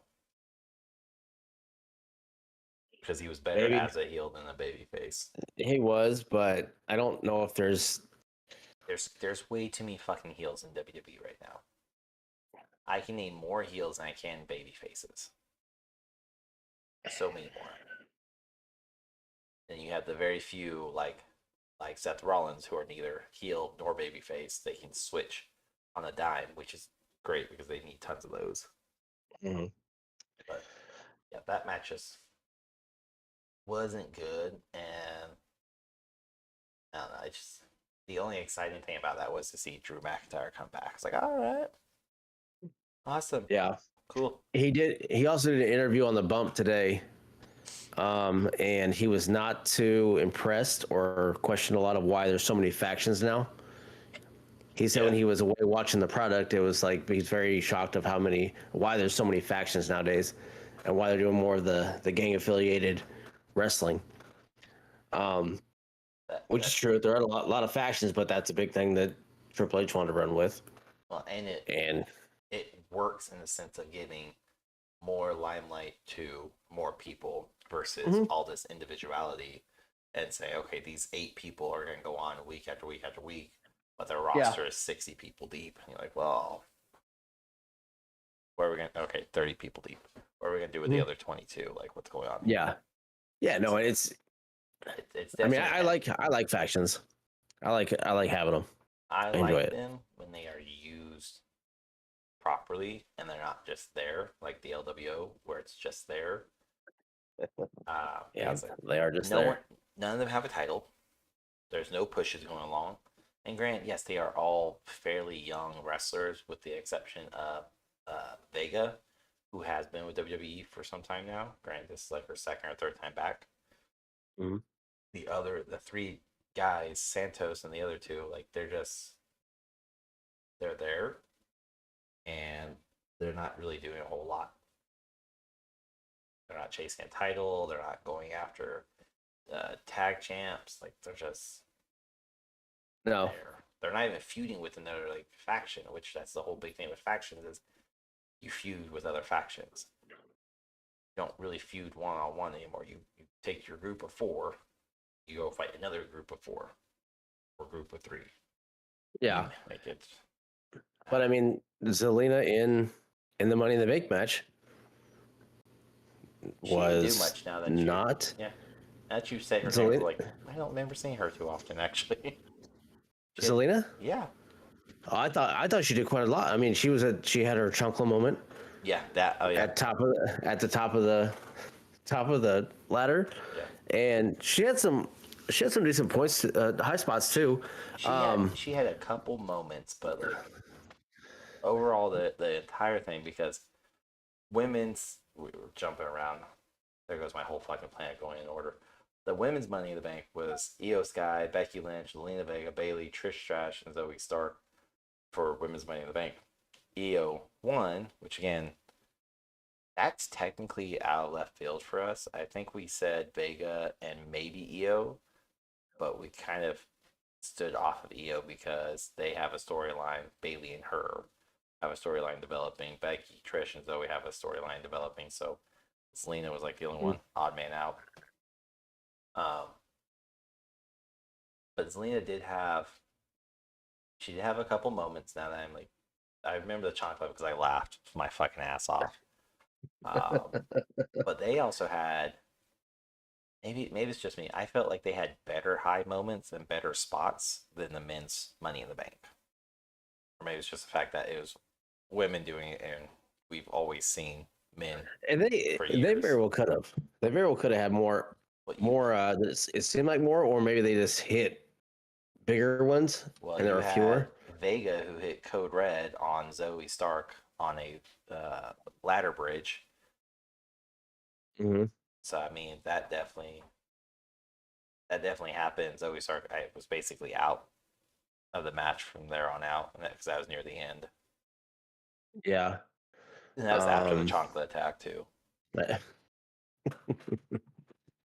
Yeah, they were definitely they did seem to flow a little bit better than the men's. Um, there were some issues with ladder setup, but that's going to happen. Those ladders did not fucking break in either one of those matches. No, they did not. Which that was that's so unusual because typically, yeah, one ladder may not break, that's fine. Not a single fucking one broke at all. And there were several ladder bridges made. There were several corner bridge, like none of them fucking broke. And then I'm looking at a highlight reel, and none of them even took a bend. It was just a fucking smack off of it, like trampling. No, we hit the back of her head on a step. Everybody looked decent in it. Trish was just kind of walking around, watching everything. It seemed like Io looked good. I'm curious to see. Pick. I'm assuming. I think we both are assuming that she goes after Asuka. And leaves Rhea because she had her moment on. I don't know. Granted, Friday Night SmackDown hasn't even aired at the point of this recording, but she had a moment on Raw, kind of a warning Rhea. I had the briefcase, and kind of just non-threatening walked away like she doesn't care, and pissed off Rhea. So I think she could go either way, but my understanding is Asuka is set for a long run. So she will have a triple threat match at SummerSlam against Becky and Charlotte. Rhea's supposed to have a long run as well. Yeah. Well, we also said last week that the speculation was women's is going to be a failed cash-in. That's true, we did, yeah. Men's is not guaranteed, but men's will be a successful cash-in. Women's will be a failed. And the women, like, on the live videos, a lot of people were pissed off that Becky didn't win because they spent so much time marketing that Becky had never been in the Money Bank. Becky has never won a Money in the Bank. Becky's never held a brief. Like, they spent so much time focusing on that, and even with Becky's interviews, they mentioned it, and for her not to even grab the briefcase. Didn't she also hold it? And on Raw? Yep. Last week she pulled it down. Which in the past, anyone that's ever touched it before has typically won it. Yep. That's why it's a forbidden rule, supposedly. Yeah, that's why I like it too. The fact that that's where everybody was thinking, and it came in a left field with Io, I think. I was all with Zelina and Zoe Stark. Those were my two. I think that was both of our two, but we also talked about Io, like the three youngest people there should win it. And it should be one of those three. It should not be Bayley, should not be Trish, it should not be Becky, because they've all have cemented their legacy. The other three need, even if they were to lose it, it puts you in the main picture. It puts you on notice. So, yeah. But yeah, I mean, we'll see what Io does. And I think Io cashes in, doesn't matter who. She's going to cash in, and Bayley's going to cost her the championship match. And it's going to build that feud of division within Damage Control. He's going to cash in on Gunther when he's knocked out and take it from him. Fucking let her. She'd still be a better IC champion than him. Exactly. Fucking anyone but him. Way better. Yeah. All right. Let's go back to the second match of the night, which this one, honestly, to me, had a massive, like, oh shit moment. Liv Morgan and Raquel Rodriguez versus Ronda Rousey and Shayna Baszler for the Women's Tag Team Championship.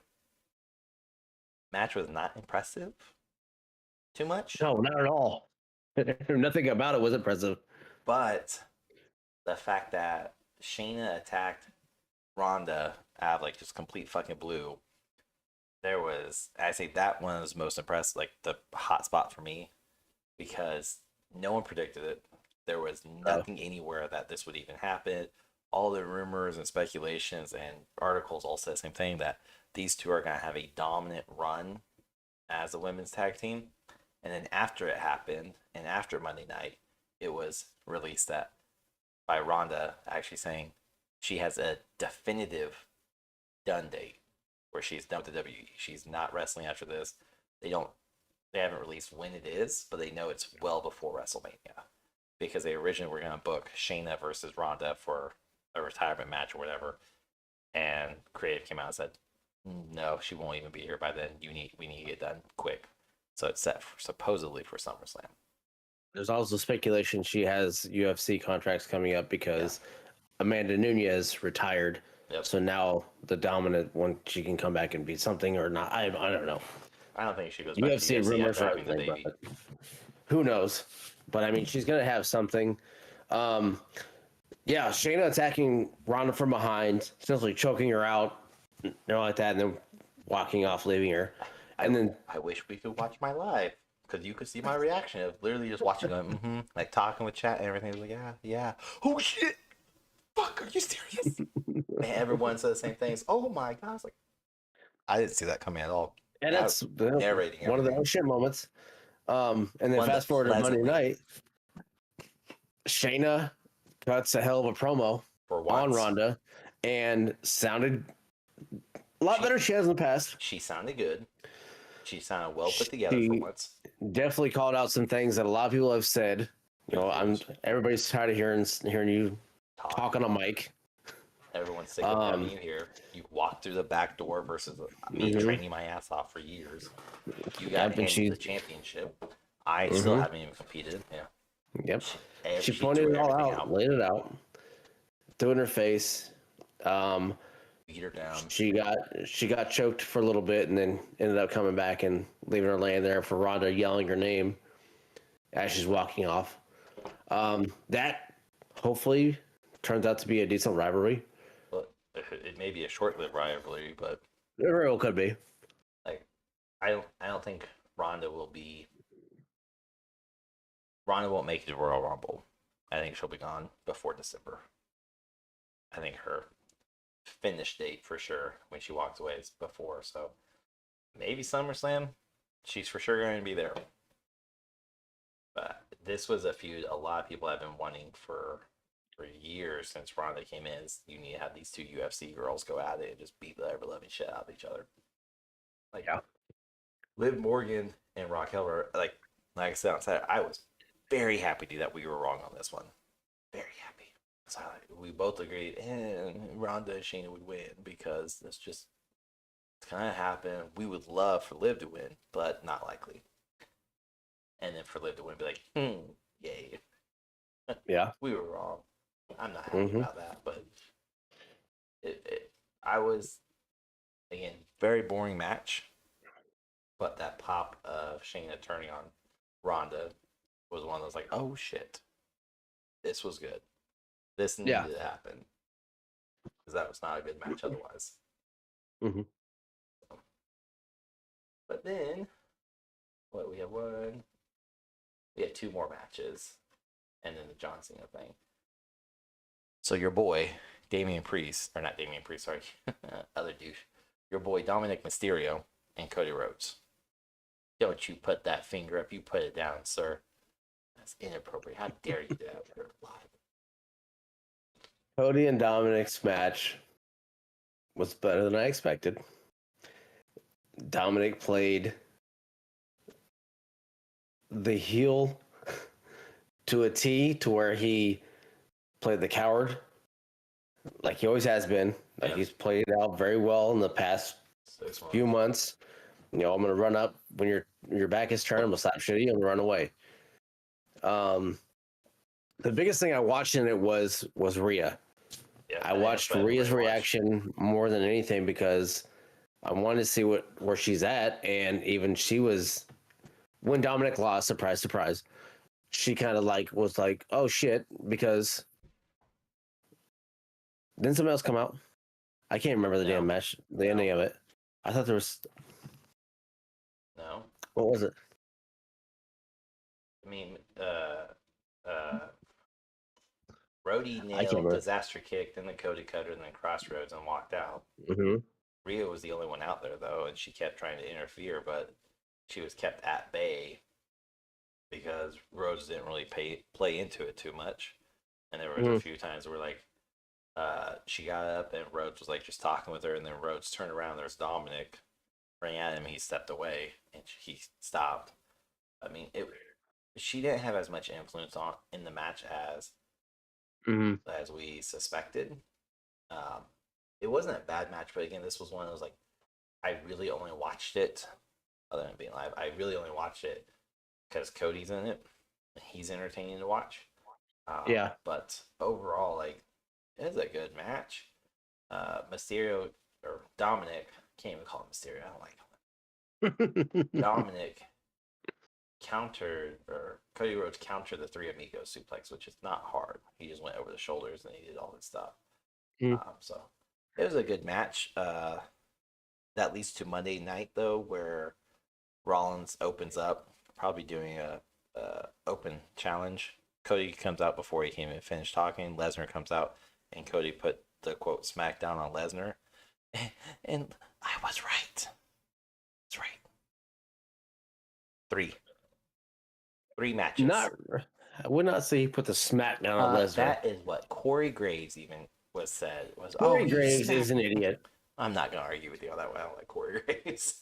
So Cody runs out and tries to attack Brock. Brock pretty much carries him like a baby back and throws him back in the ring. They go back and forth. Cody hits the Cody Cutter, and that's it. Yeah, he smacked on him. It's fine. That's no, not at all. No. I mean, in reality, there's no reason for this to be a fucking trilogy match. It needs to be over with. There's no point. Even Cody's like, motherfucker, go away. I'm tired of you. SummerSlam will be the last time we see those two go at it.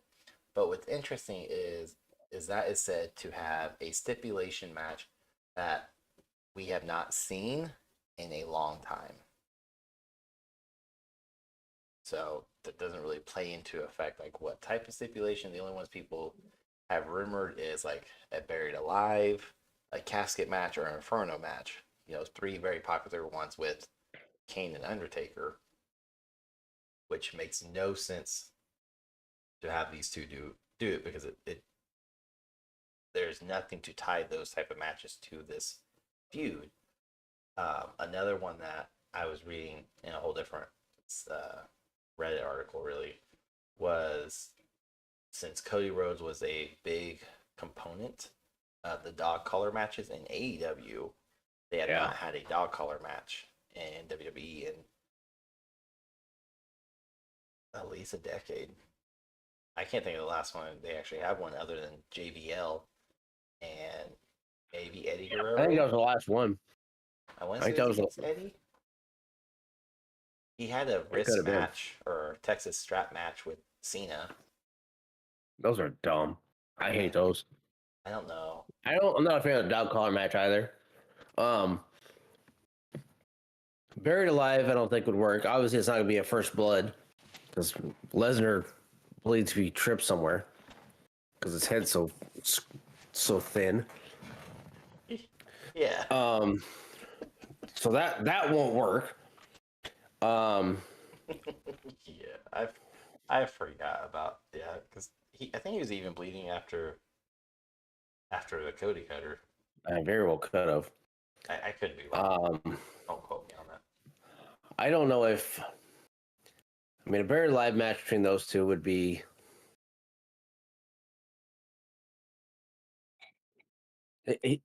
It's gonna have to be something like that of Cody or Last Man Standing. It's gonna have to be Cody proving that he can keep Brock Lesnar down in some fashion. We've seen Last Man Standing recently though. I'm sure. I can't think. I'm just thinking of like ones where you have to prove that he can keep Lesnar down. I hope it's not a Iron Man. So the only dog collar match that I can find for WWE was Vader versus British Bulldog on Raw, November 3rd, 97. So back when they had weird matches that were actually good. Yeah. Or off the wall style matches on Raw. Yeah, there hasn't been a WWE. What could they? Impact has them all the time. It looks like AEW's had the most. Yeah. Yeah, I mean, we can talk more about that on this SummerSlam edition, but yeah, I could not think of like a proper backstage match, which hardly ever happens because I typically wish they it's would do just more of that. oh yeah, that would just bring those back. There hasn't been anything, I wouldn't say anything, a whole lot of I was like Logan just attacked backstage Ricochet stuff. backstage. I know. And then they had a big thing with Judgment Day was attacking Ray when that was going on as well. But like, I guess I'm looking more like Attitude Era when they were blowing up vehicles, they were running stuff over. They were doing all kinds of shit back then. Normally it was like Stone Cold doing something or DX doing something for majority of it. NWO had some stuff too, and they were doing that. And then the whole invasion of everything else. But seeing the aspect of everything behind the curtain and stuff going on, fights and stuff like that, I enjoyed a lot more. Yeah, But again, it's not going to happen. it brings a different element to it. I don't think it will happen, hardly ever, because one, those are more like heavily scripted than anything else, and then two, it brings nothing to your live audience. It benefits them zero. Versus your at home, like it's meant for at home people. It's not meant for live audience where you're watching a jumbotron or a titantron. You're like, I'm 1,000 yards away from this. I can barely see it. Mm-hmm. No, and I get it. It makes sense to know it does nothing for everybody that spent all the money to be there to see it. You know, it's the ones that are watching. I get it, but I want to see it because I'm going to be sitting at home watching it. I don't give a shit if people are there. Your feelings. I'm watching it on TV. So I'm watching 24 hours later on TV. Do it. Until a pay-per-view comes to Des Moines to do it, it's not going to affect me at all. Sounds like Kansas City is putting in bids for several pay-per-views or premier live events. So you can bid all they want. They'll end up getting like Backlash or Outbreak. Yeah, Outbreak, which someone it's not even going to happen. I don't even know what event you're even going for with Outbreak. I don't know either. So I'm going through all the lists in my head, like there's nothing. I mean, like Over the Edge. Nope. No idea. Over the Edge. I don't know. Outbreak. Yeah, I don't know. Yeah, it was an O. That's what it was. I don't know. I mean, Payback is what was in my head. I don't know why I came up with Outbreak. It was Payback. Yeah, they're not. But yeah. Anyway, moving on to the next one. All right. Well, we'll find the next one. John Cena petitioning for WrestleMania to come to London. And the fact that I read a lot of articles about this and why WrestleMania will likely never come to London and why John Cena did this spot.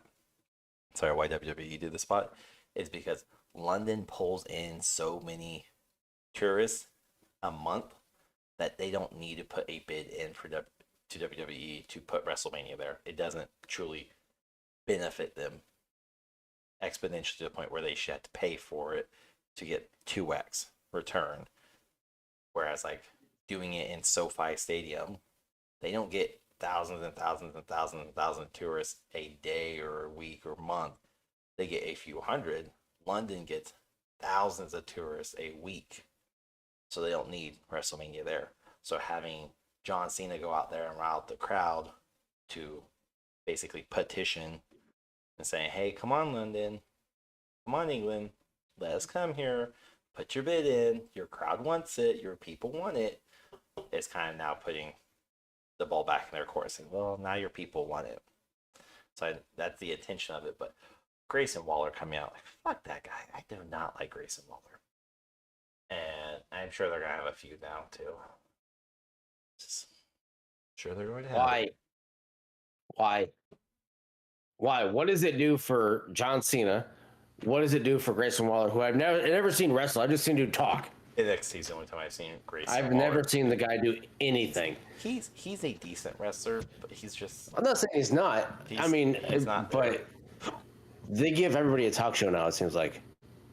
Yeah, those that can't wrestle. KO has his. Miz has his. KO and Miz can wrestle. They can wrestle when they're allowed to. You just don't like the Miz.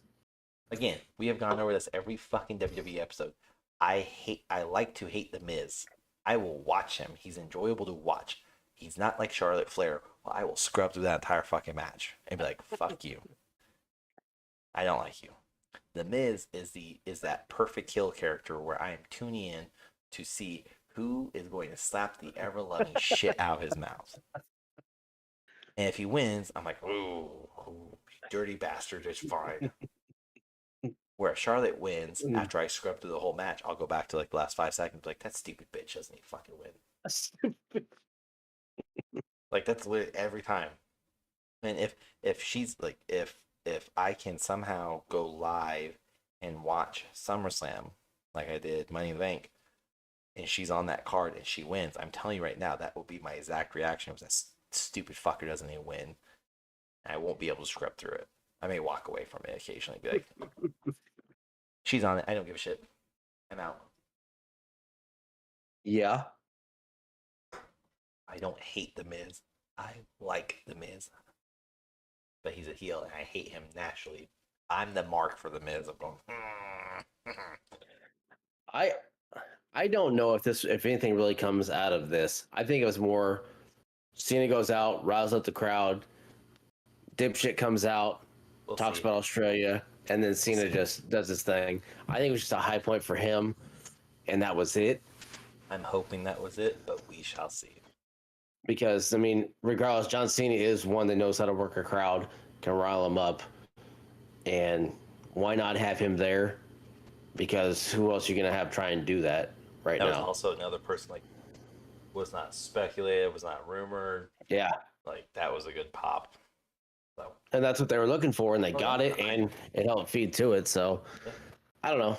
I don't see anything coming out of it. I see Cena still being vacant, not around.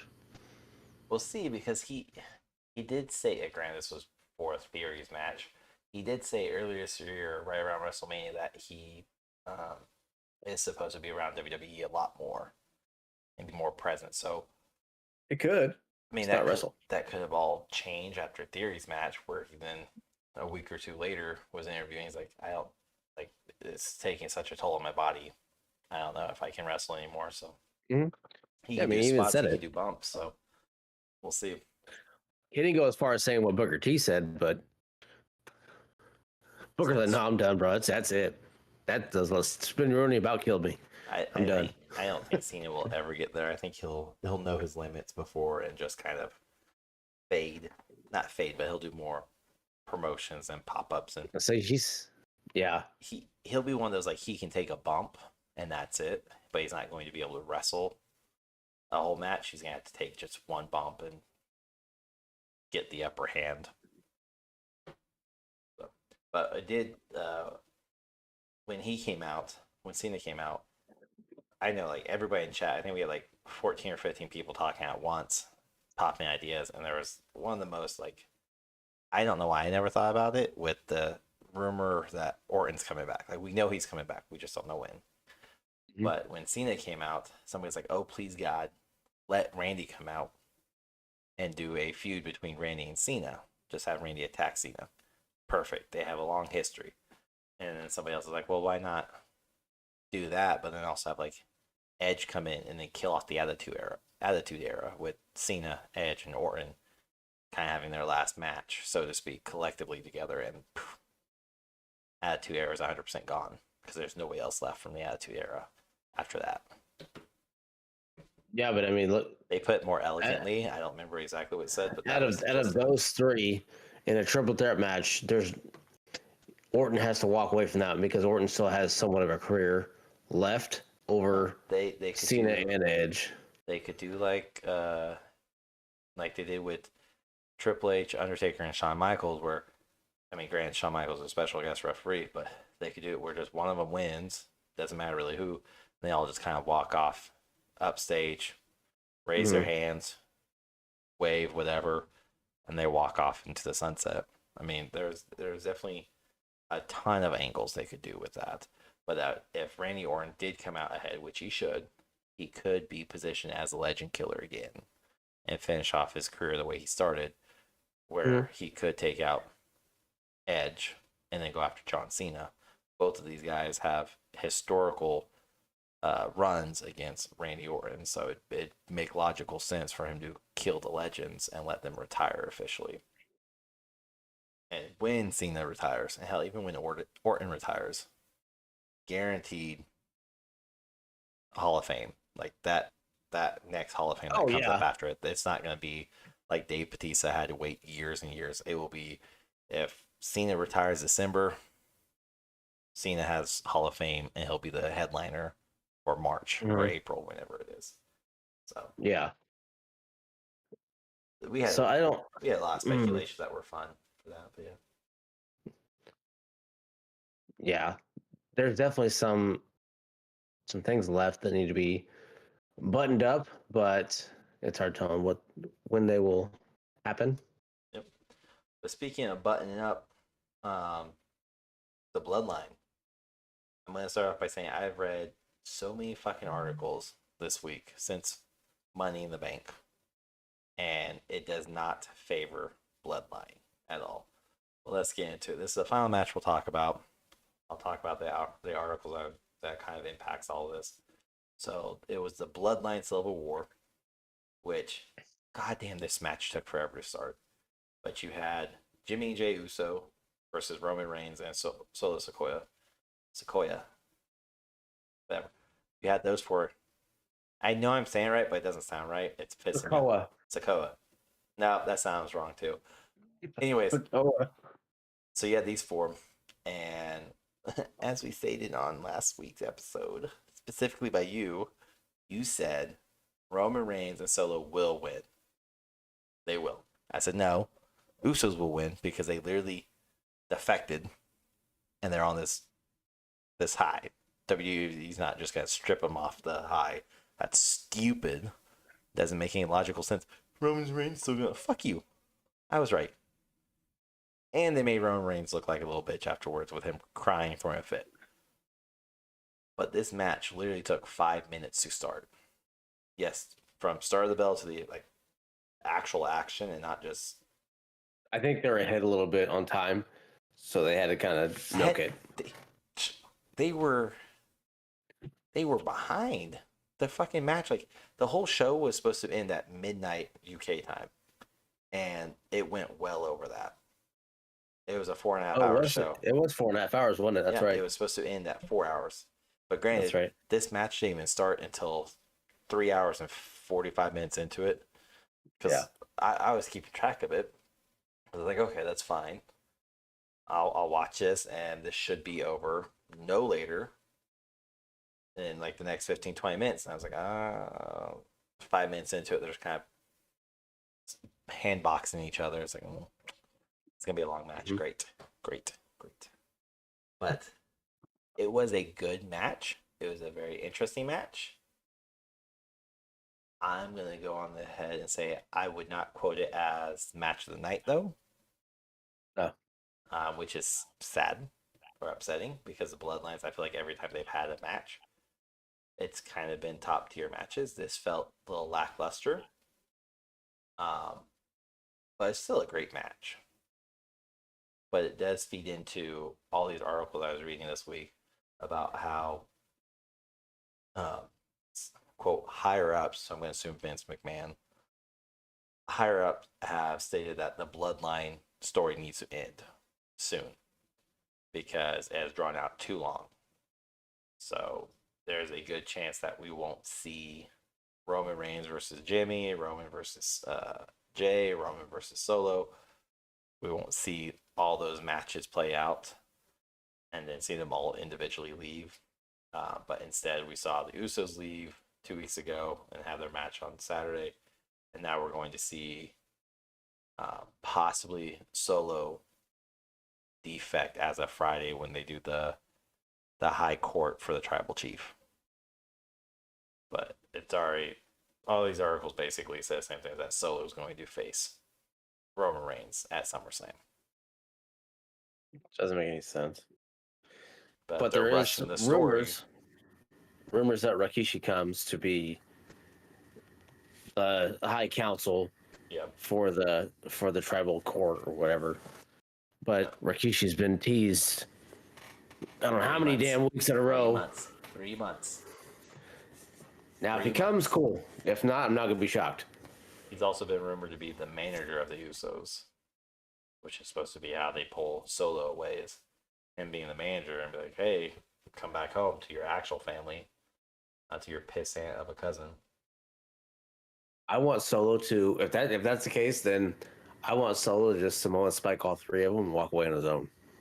He needs to walk away. I don't need you guys. I don't need him. I'm a one man show and that's it. Do my thing. What's so interesting? Fuck you, Dad. Is like, what's so interesting about this like this story though is longevity wise, Jay and Jimmy could very well be respective main eventers with no issues. Solo in a couple years could definitely. I mean, I think he could be a main eventer right now, but he definitely needs to work on his mic skill, so he's not quite there. I think he's better than what a lot of people think on the mic. Oh yeah, I've heard him on the mic before when he was in Indy, and he was way better in Indy as well. He looked just like Jay and Jimmy at the time, but I mean, he did very well, and he was good on the indie circuits too. Like, I'm not arguing that, but like, I don't think he's up there with like he doesn't have the same mic skill as Roman Reigns or Seth Rollins. He doesn't have that pop and that draw. I wouldn't put Roman Reigns and Seth Rollins on the same when it comes to mic skills at all. Roman sucks on the mic. Roman is all forced. All his shit is it's corny. It's corny. It's very heel character of it's predictable and corny. Well, so is everything else he fucking does. Same with Dominic Mysterio and The Miz. No, I'm talking about Roman. Roman shit is corny on the.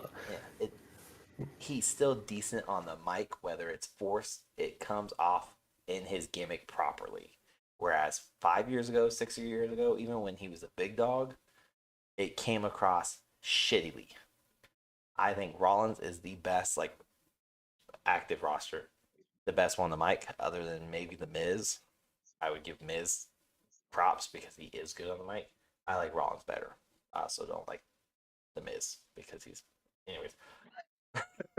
We've addressed that already. We're not going to beat that dead horse. But Solo's not on that same level as either one of those two. So I think he's going to be a build-up. And longevity-wise, he will be the future Inoa family that stays. But in order for Jimmy and Jay to get spotlight, they're going to have to not only break up the Usos, but split them brand-wise. One of them will have to be on Raw. One of them will have to be on SmackDown. So where they can respectively have solo careers, singles careers. You can't have them both on the same show without going after a feud. And if they're on separate separate brands, they could do a feud between the two of them.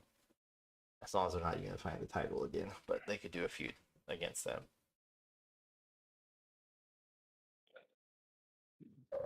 Yeah, but at what point? I don't know when that's going to happen between Jimmy and Jay to where they start to go solo.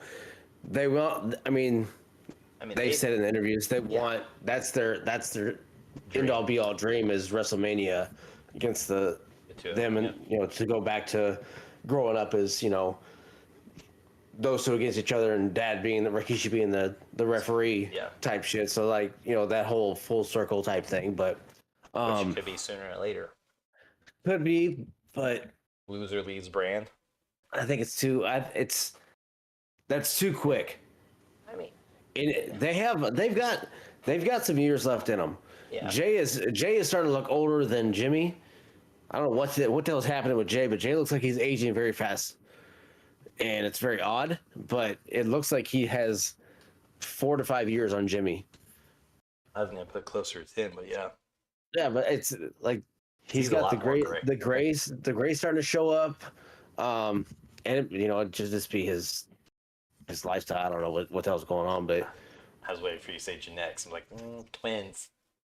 Nope, it's lifestyle. But there's something there between that, but I don't think it's time for them to have the feud yet. They have a lot of building up to do still. Jimmy has a little more to do too. He's ready. Jay is ready. Solo's ready for solo. Jay's been ready for years. I wouldn't say years. Since since he If went it wasn't against for Reigns, Bloodline, he wouldn't be ready. his It's feud helped him. with the feud that he had with Reigns, Yeah. it was very evident that he is a main eventer and he was ready. Granted, Bloodline just prepared him even more for it, but Mhm. he could have won against Roman Reigns, stripped him of the title, and been good. This has just made him better. That's all. He was ready then. Mhm. He's guaranteed now Yes. because he has the entire push behind him. Which I think he still Yeah. had COVID too. So But I think if they did, Solo walks off on his own, does his own thing, he could be fine. Jimmy and Jay could split and they could be fine. Solo to me reminds me of Samoa Joe and Taz, like combined, yeah, the way they are. I mean, just because he has a Samoa Joe style body almost. he's skinnier than Joe. He is skinnier than Joe, but also he just reminds me of Taz Yeah, as well. I would. Outside of the whole towel thing, I would love for Solo came out with the towel. I was just saying outside of the towel thing. Okay. Well, like because that's what Taz did. Yeah. Yeah. Gotcha. They should do that on Friday though. Is have them all go to court and Solo kind of comes out and just spikes everybody, all four of them at the time. Usos, Reigns, Hit his Heyman dad. too. His That dad or he just could walk take away. Heyman. Yeah, He could take Heyman with him. No, listen. He should take Heyman and go to Raw and basically be like, I'm no longer affiliated with SmackDown. I'm no longer affiliated with Bloodline. Make some whatever stupid ass trade they need to legitimize it, but have him go over there and have him dethrone Gunther. Good. Because, I mean, Instantly. Jimmy and Jay already looked at Solo and said that they think he should be tribal chief or whatever. Yep, but let him just go do his own independent run, a whole different brand where he's not affiliated with them anymore, and then, do his own thing. Yeah. So hopefully something happens, but we'll see. I mean, SummerSlam's coming up soon. Yeah, it'll be interesting. The current rumor is Reigns will take on Solo. That's the current speculation that's backed by everything, apparently. But we'll figure that out more here in 4 weeks' time, 3 weeks' time, whenever it is. So who cares? It's fine. But overall, this was not a bad pay-per-view. It was. No, this is the better one they've had in a while. Yep. I will say the money, thankfully, the namesake matches, so the men's and women's Money in the Bank, definitely carried this show a lot, and Seth Rollins carried it too. Because really, there's yes, Dominic versus Cody was a good match. Didn't carry it. Fucking Gunther. What was your match of the night? Oh, see, mine's tossed up between the men's and women's. I have it as women's. That's kind of where I was leaning more towards too, was women's, but I could give it to the men's easily too. Women's just, again, it hit different, and maybe it's just because we've seen men's Money in the Bank matches for decade plus now. Women's is still relatively new. But I think they had better spots, better high moments, better ladder crashes, and it didn't feel like spots were missed. It felt like everything was very calculated. Whereas you had Logan Paul in the men's, who is not as experienced in the ring, so certain spots looked weird. And then you had the ladders, fucking ladders. Don't buy from that supplier again. What do you have for worst? Gunther. I have the women's tag as worst. Nope. Just because literally this is the only thing that differentiated for me was the betrayal. I was more shocked and awed in the women's tag than I was of Drew McIntyre coming back. Because again, we talked about in the previous episode that Drew or Randy was going to return, likely Drew because it's in London. So I knew that was coming. I was like, all right, it's just a matter of like when. I did not anticipate, did not see any rumors or speculations, nothing about Shayna turning on Ronda, even though I knew for better part of 3 years now that it was going to happen. Just no one knew when. And Ronda's been hurt, so yeah, it's been like a shit show for the past 18 months. So it's just one of those like, oh, okay. And when it happened, it was like, oh my god. Yeah, I mean, That I get it, that but held more for me yeah, than yeah, Gunther. there was nothing in the women's match. That's why I put it worst. Either It one was of them, just honestly, they're not far off from each other. no. So I could go either way, but I would position Gunther and Riddle because again, Gunther did his 6 moves and ooh, come out, and now he's acting like a scared little dog against McIntyre, which is just not. Again, rinse and repeat. Dominic is a scared little bitch right now, and I think this could hurt. This will hurt Gunther if he keeps avoiding McIntyre. This, at least for me, does nothing but hurt the image and reputation of Gunther for him not to stand up toe to toe with McIntyre and start just duking out virtually every encounter they can, them jumping each other, just not him instantly getting out of the ring when Drew comes, scurrying along, running. Like it's different when a big dude like Gunther, who is positioned to be a powerhouse and dominant force, does it versus when a scared little bitch like Dominic does it. And we know because that's what he's been running with for the better part of almost a year now. Of just this is who he is, this is his tactic. Rhea does all his work for him. That's the persona that he has. Yeah, but you can't have two of them on the same brand. You can't have a I beefy know. brick shit house or one of the brick shit house Gunther playing the little bitch card. Like you can't do it, and that alone just is so. I'm over that gimmick.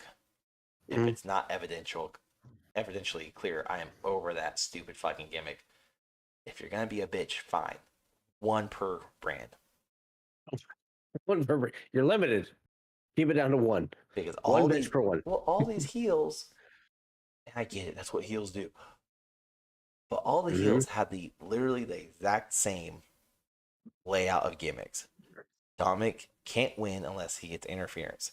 Gunther, yes, he's able to stand by himself, but all his wins on Raw have been interference. He has not won them cleanly. Roman Reigns can't retain his title unless someone interferes. It is so goddamn overused and repetitive that all your heels play the bitch card, and they're not dominant forces. They're not to be messed with. They're toys and puppets at this point where it's just like, oh, all right, let's see when he chickens out. Is it going to be 5 minutes into the match or is it going to be 10? Who's going to interfere? Is it going to be one of these Imperium dipshits? Or is it going to be Solo? Or is it going to be Mommy? Like, it's so overplayed and it's oversaturated on WWE at this point. It's not entertaining to watch a heel character anymore because majority of the time that's the route they're going to go versus a dominant force like Bobby Lashley where he could just beat the ever-loving shit out of people. And you're like, all right, badass coming in.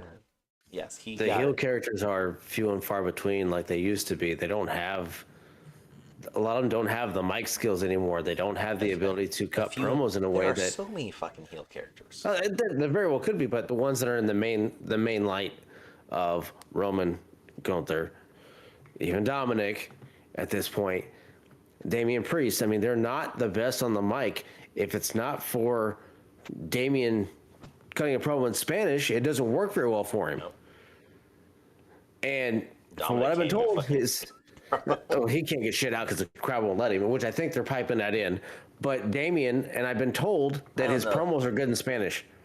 Yeah.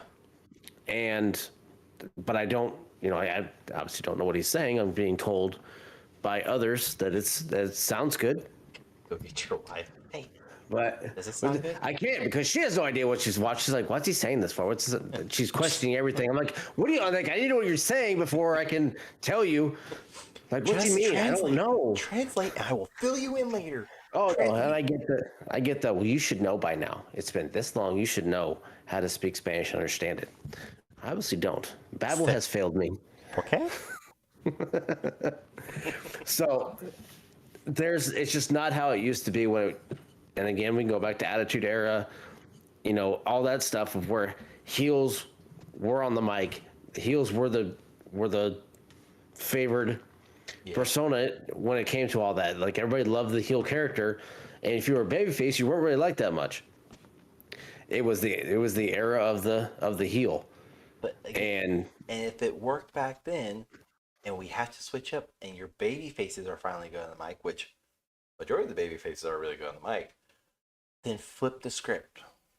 Flip the script. It's fine. Let your baby face be predominantly showed. It's okay. you can't Let the flip the script if somebody's foot's on it. yeah, fucking Vince, go get in the damn graveyard.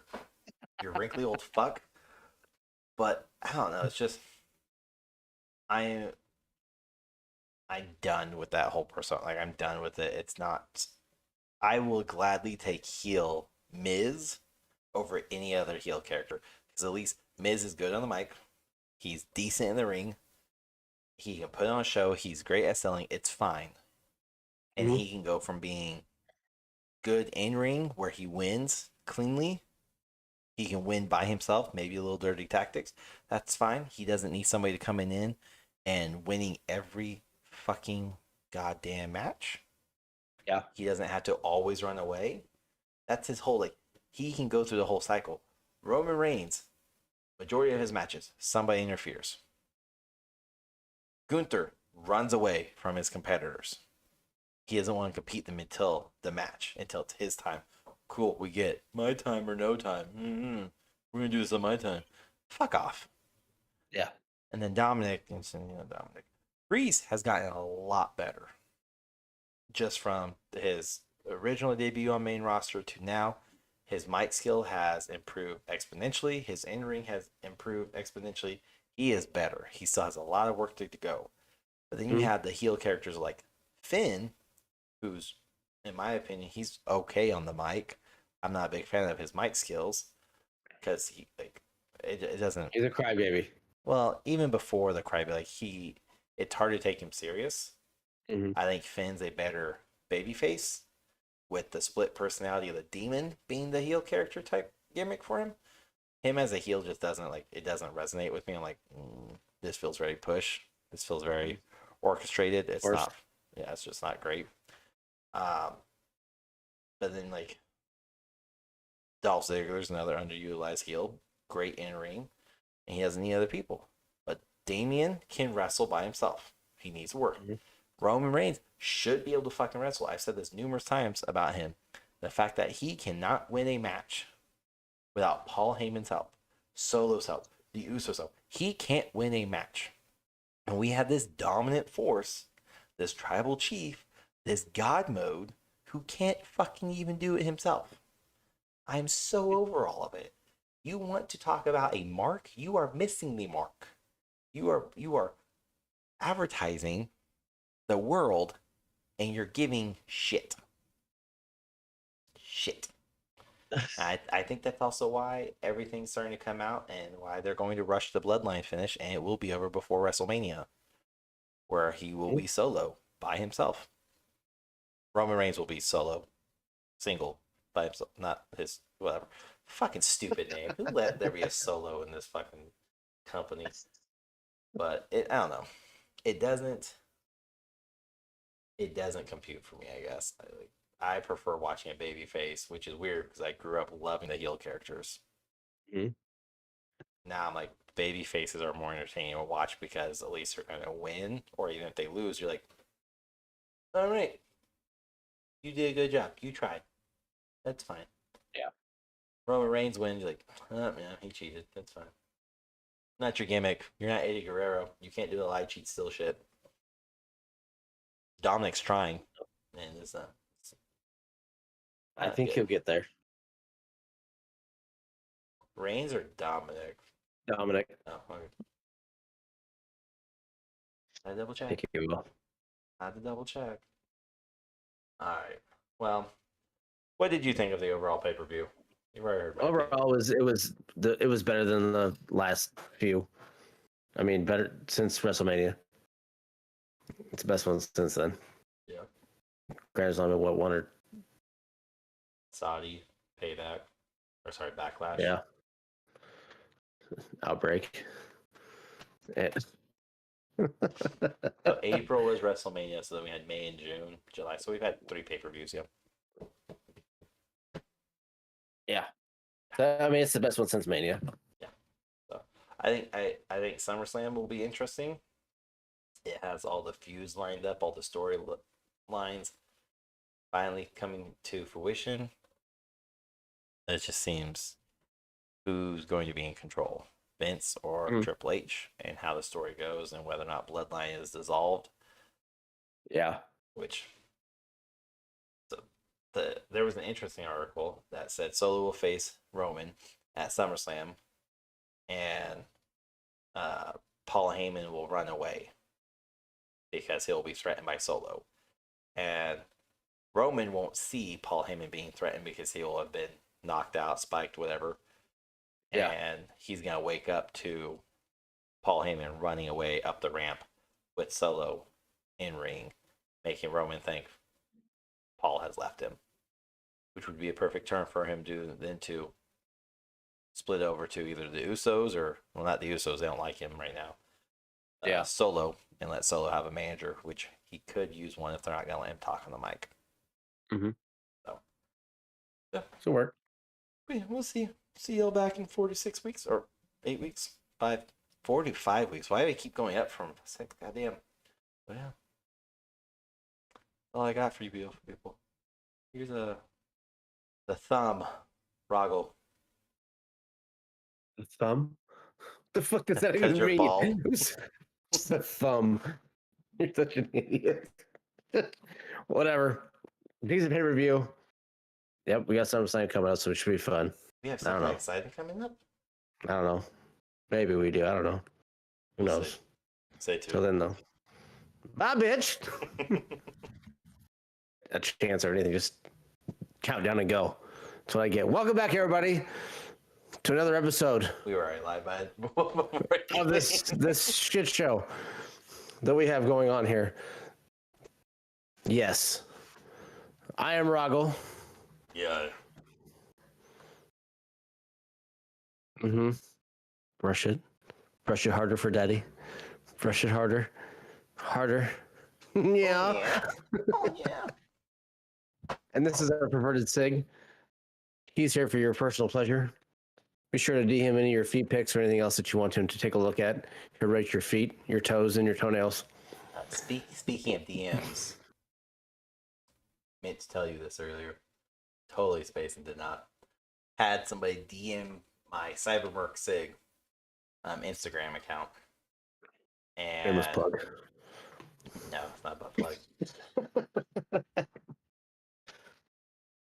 No. Oh, did she respond? I think she may have hit us up on 2Guys too. Yeah. Okay, so if you check Instagram right now, our Instagram, 2Guys1Gamepad, there's someone called Hazel Isabella. Okay? And she reached out to my personal, or my gamer edition, I guess I should say, Cybermerc Sig. She hit me up there, and basically it starts off with, saying, hello, we would like to pay you for placing our content on your page. Our brands are Nestle, Nike, Puma, and Nissan. Let us know if you have any interest. We pay you payment in advance. First we set placement and we pay you payment. We will pay per ad. $400 per ad, 2 ads per day to allow $800. I'll wait for your response. Thank you? ? Are you thanking me? So, needless to say, I had fun with this because I was like, okay, this doesn't read right. So I promise we'll get to what Rahgel really want to talk about, but this rabbit hole. Some point today. So I was like, oh, hello, Hazel. I am most definitely interested in working and being paid for product placement on my Instagram, as who would not like to be paid for having you just put 2 ads up?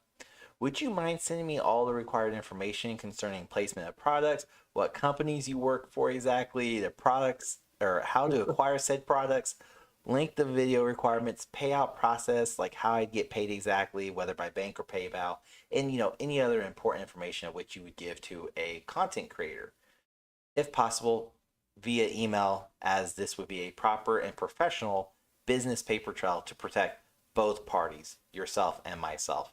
My email is cybermarksig@gmail. Thank you. Period.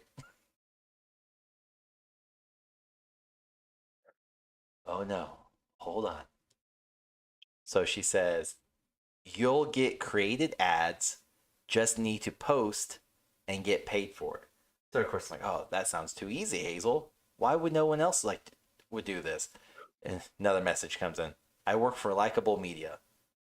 Perfect. This is the information I need is where I can go contact them. It's like, okay, but you haven't told me about the payment process. Are you paying via PayPal and Venmo? Or will this be paid out via a banking institution that is tied to Likeable Media? So where I can justify and track all form of financial payments. I'd love to work with you and Likeable Media, just looking for as much clarification as possible to ensure we're both on the same page and we're both parties are protected. Responds with, payments are via PayPal only. After this next one, she hasn't responded. So I was like, okay, PayPal or payments via PayPal. Gotcha, totally understand. Easy to get. You stated before that you pay in advance. How would I ensure that I truly get paid and the money stays in my account, since it is PayPal and chargebacks are a pain in the butt via PayPal, as you could just say false payment and now I'm charged the money you paid me plus 20% of overall payment received. Lastly, do you send out 2 daily videos plus payments in advance each day? Do I have to request said payments/videos? How do I go about this exactly? You're not providing enough information. I apologize if I seem confused or annoying. I'm just trying to ensure that I'm fully understanding the terms and agreements of your company, Likeable Media, at them, so where they can get pulled into the chat, and that I don't get used or scammed via PayPal is so notorious for. As payments and PayPal are very risky due to chargebacks, so that's my major concern, as I've lost money via PayPal specifically as a streamer. Please respond back at your earliest convenience. That's 6 hours You're like, ago. fuck that. This guy's asking way too many questions, making it way too difficult. Why can't he just be dumb and gullible like everybody else? Well, We're not responding to this guy. it looks like she also responded, commented, and messaged us on 2Guys1Gamepad on Instagram. She definitely sent a message. I saw the message.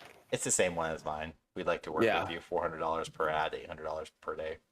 Yeah, that's other than that. There's nothing else. No, because I haven't accepted it. It's just sitting there in limbo. You have to accept it, so it's marked as red, and we can respond. Yeah.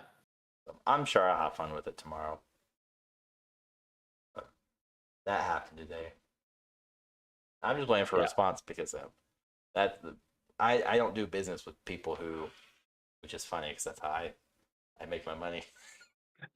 I don't like. I'm very sketchy if people say, "Oh, we're gonna pay you via PayPal," because if they're not gonna have any contract, then it's a no. We're not gonna do PayPal.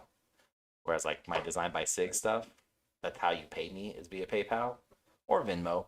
But you sign a contract saying this is a legal binding contract, and any chargebacks via PayPal or banking institution on your behalf will be doubled for you, and you'll be required to reimburse all fees plus additional 25% back to me. And most people who will comment or not comment, contact me, like, I want to work with you, blah, blah, blah. Let me get a design. Okay, perfect. Here's my contract for terms and condition. Make sure you read it all the way through. And I do all the cheesy bullshit like initial here, initial here, initial here, initial here. So I have to read every fucking line. It's like 2 pages long, not much. But it's very meticulously written where even my 6-year-old could understand what it means. So there's no way some dumbass goes, I didn't understand. No, bitch. I bolded, I italicized, I underlined. I said the same thing 5 different times in 5 different manners where you're fully able to read it. And I have it in Spanish, Italian, French, and Portuguese. I'm there. Try me. And most people see that and they're like, oh, I can't pay your fee. I'm sorry. You just want a logo, bitch. It's only $20. You understand? I'm the cheapest graphic designer, and I'm not making you pay anything extra. Oh well. Whatever. Way too expensive. Shit's way too high. I haven't hit inflation yet, so it's fine. Hit me up. My kids draw all your designs. You won't know what the fuck it is, but you give what I gave you. I want a unicorn. Oh, that's a fucking dog. There you go. It's like going to a tattoo parlor that has those vending machines now. Pay $50 and you get what you get. Yeah. Thing. Just stick your arms through this hole. Don't worry about the pain. Anything else, you get what you get when you pull that bitch out. Not how it works, but okay. Oh, there's glory hole tattoos. There are. You ain't gonna get me to do one of those though. Well, I didn't say we were gonna do one. I'm just saying that's what's gonna happen. No, because my wife and I have definitely talked about like, would you let me pick out a tattoo for you? Okay. And you not know about it. So we know where that conversation was going. Like you and your wife talk about glory holes. It could. Like I don't know. I don't know. I mean, I don't know where this is going. Yeah, but it could go either ways. But no, it's just one of those things. Of like, talk to her, and she's like, yeah, I'd be okay with it, but we had to have like restrictions, limitations. I don't want like a butthole or anything inappropriate. I was like, I'm not that big of an asshole that I would do that to my wife. Not to a buddy, absolutely. Like you're getting dumped with a big dick. The balloon knot, not a butthole. It's completely different. One's child friendly, one's forbidden. It's a transparent balloon. Don't worry. Yeah, you just see from that angle. That's all it is. Speaking of different angles of things, my main thing I wanted to talk about was really inappropriate. Remakes or continuations, reimaginations of movies that they're doing nowadays, from kid-friendly to severely disturbed, be it Winnie the Pooh and his little friends running around, or the Grinch becoming the mean one of randomly running around killing people on Christmas, or Winnie the Pooh and Piglet running around murdering people that are in the 100-acre forest, 100-acre woods. Is it woods or forest? Woods. 100-acre woods. 100-acre woods. So yeah, I still haven't seen the mean one. I can't find it anywhere to watch it. I've tried to look it up numerous times and anything, can't find it. Don't you have a specialized? That's not a thing. Not a thing. Not a thing that works. Winnie the Pooh, though, yes, I've seen parts of it. I have not finished it yet. I'm taking my time because I want to watch it, but I haven't had the amount of time to watch it. So I've seen parts of it, and it's very weird, I will say. Definitely B-rated horror, and I like it.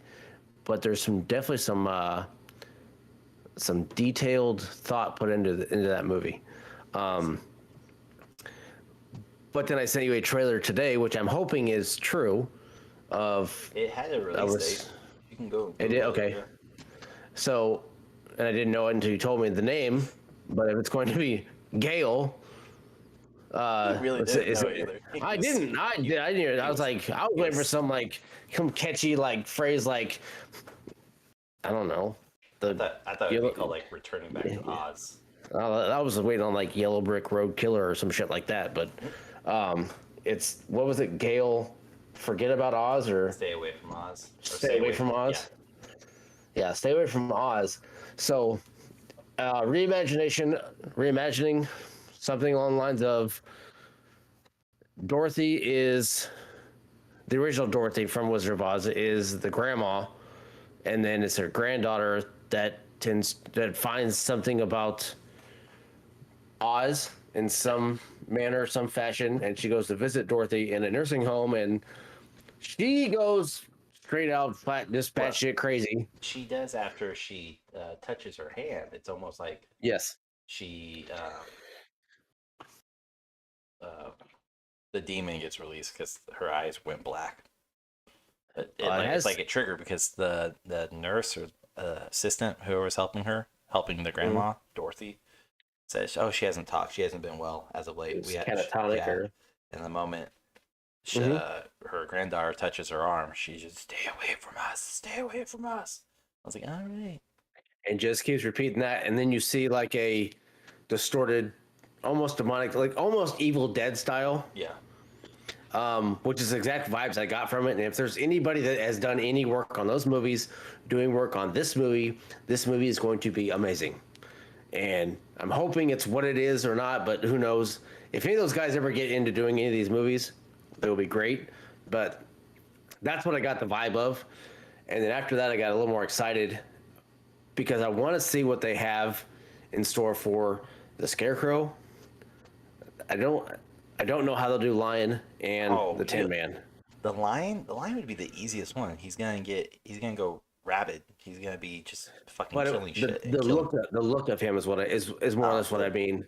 The Lion would be the easiest one because having a anamorpher, really dating myself there,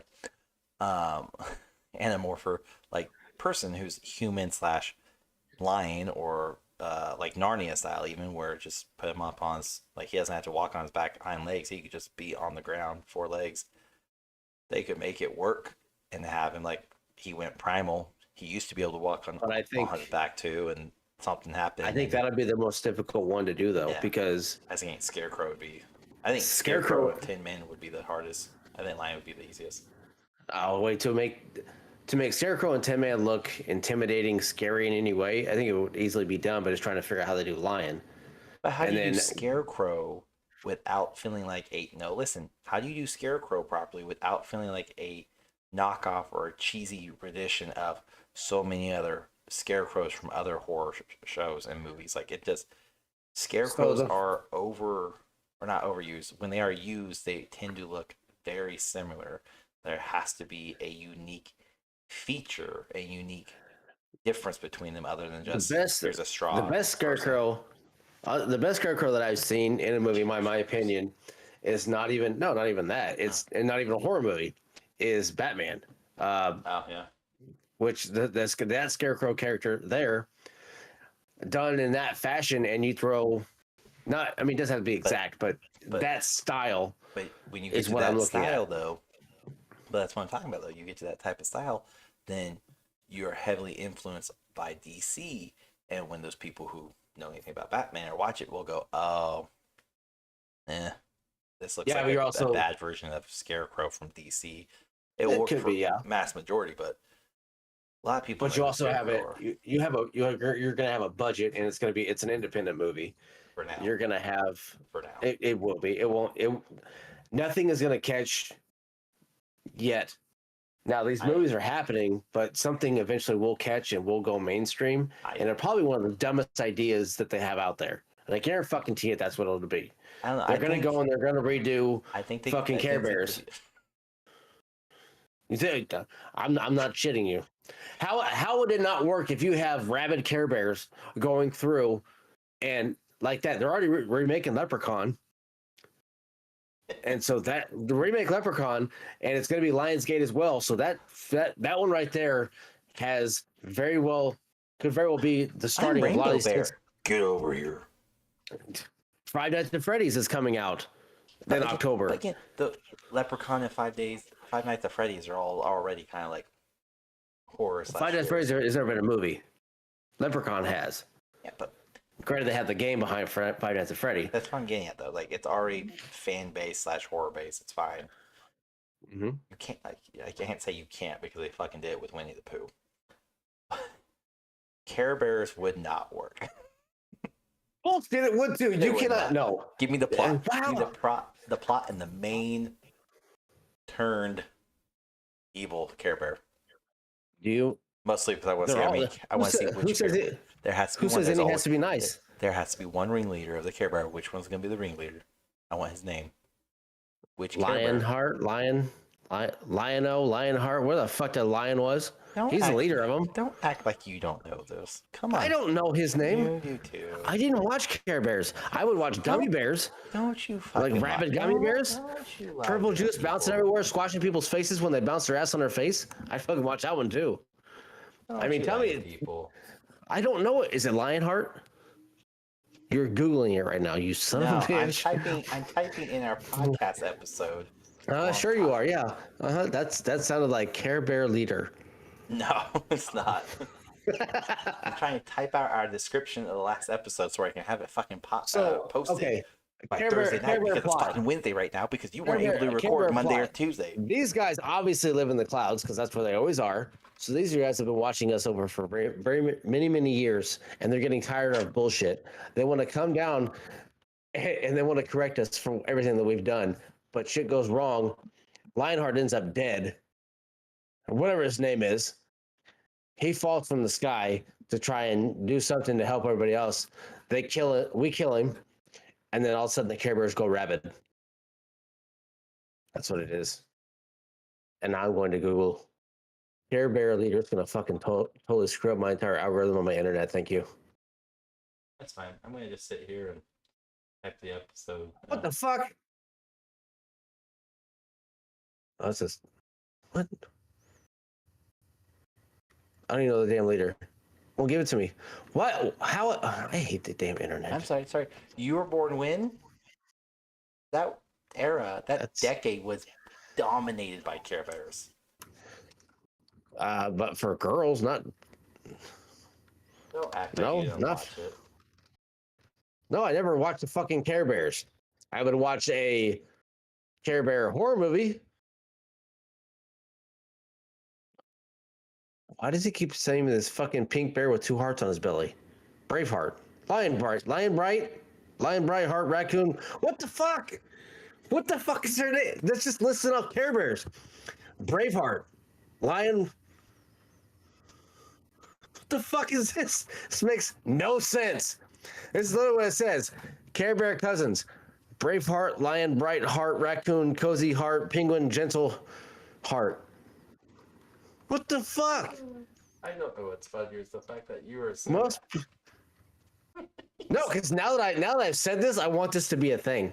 I want this to happen. I want to see the Irish Care Bear come down in a drunken Irish accent and fucking kill somebody with a shillelagh. Just beat him just to death with it. Tell me it wouldn't be awesome. The elephant comes down and sucks somebody's face off with his trunk and spits it out. The rabbit come down and bounces like the fucking weird little rabbit in Bill and Ted's Excellent Adventure. Fuck yeah, that would work. I mean, I'm gonna start writing movies. Right now, I'm gonna start writing fucking movies for this shit. What other ones are there? What other weird fucking Care Bears are there? well, just remember, if we've already talked about it on a podcast, so I think, therefore, legally, you're entitled to something. If it ever comes to fruition. Lionsgate, hit me up. Let's do this.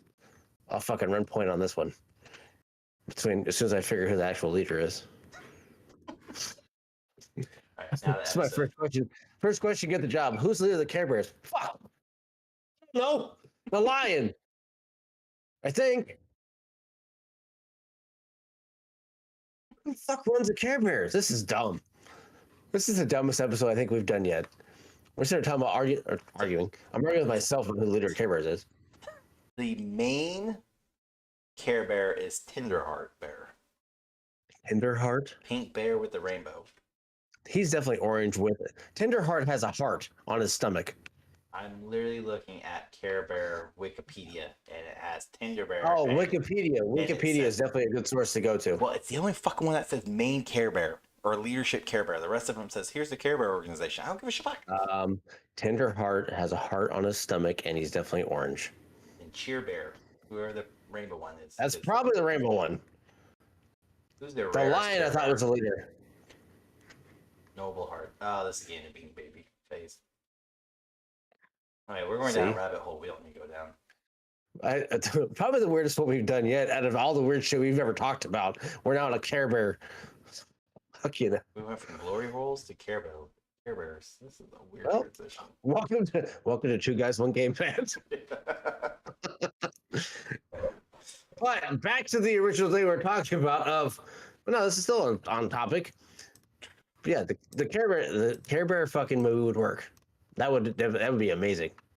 The only way it would work is if Grumpy Bear was the main leader of it, because he's already mad. He's already salty.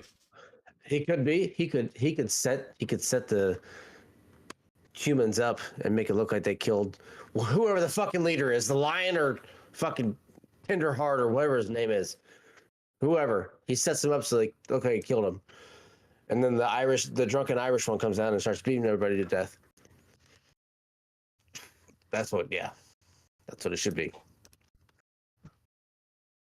I'm gonna start petitioning for that one. Care Bears, love hurts. Already got the title. Right there. No, you would have to do something. I mean, that would honestly work too. Sadly, and it would be a false sense of title too, where people be like, Yes. "Oh, this is gonna be a sweet one. It's about these Care Bears who fall out of love or whatever." And it's like, no, it's not. It's not. To like kind of get the point home, you have to be like all out of cares, since you can't say all out of fucks. Care Bear's about to overshare. It's gonna happen. Now, the other one that I sent you today that I hope doesn't fucking happen. You sent me another John one. Cena as the next Terminator. That's alright. That's already gonna happen. Is I know you didn't respond to my text message because he has the backing of Arnold Schwarzenegger already. I know, and I ignored what you said. I moved on. I don't want it to happen. In case anybody's wondering how our text messaging works, I can message him, no response. He messages me, I respond instantly, and then he still doesn't respond. That's fucking horseshit. We responded. We went back and forth quite a few times today. So, do you want to go? Do you want to go live tonight? Nothing. Oh well, nothing. I was working. I had a day job. Nothing. And then you go, shit. Literally 5 hours later, shit, just saw your message. I can't go live tonight. I can record though. I'm on now. Yeah, it's me going, what the fuck's the difference? Yeah, we're live now. Like, fuck, surprise. Apparently Rahgel doesn't understand. You can go live. I wasn't thinking. Yeah, fuck yeah. We know that clearly.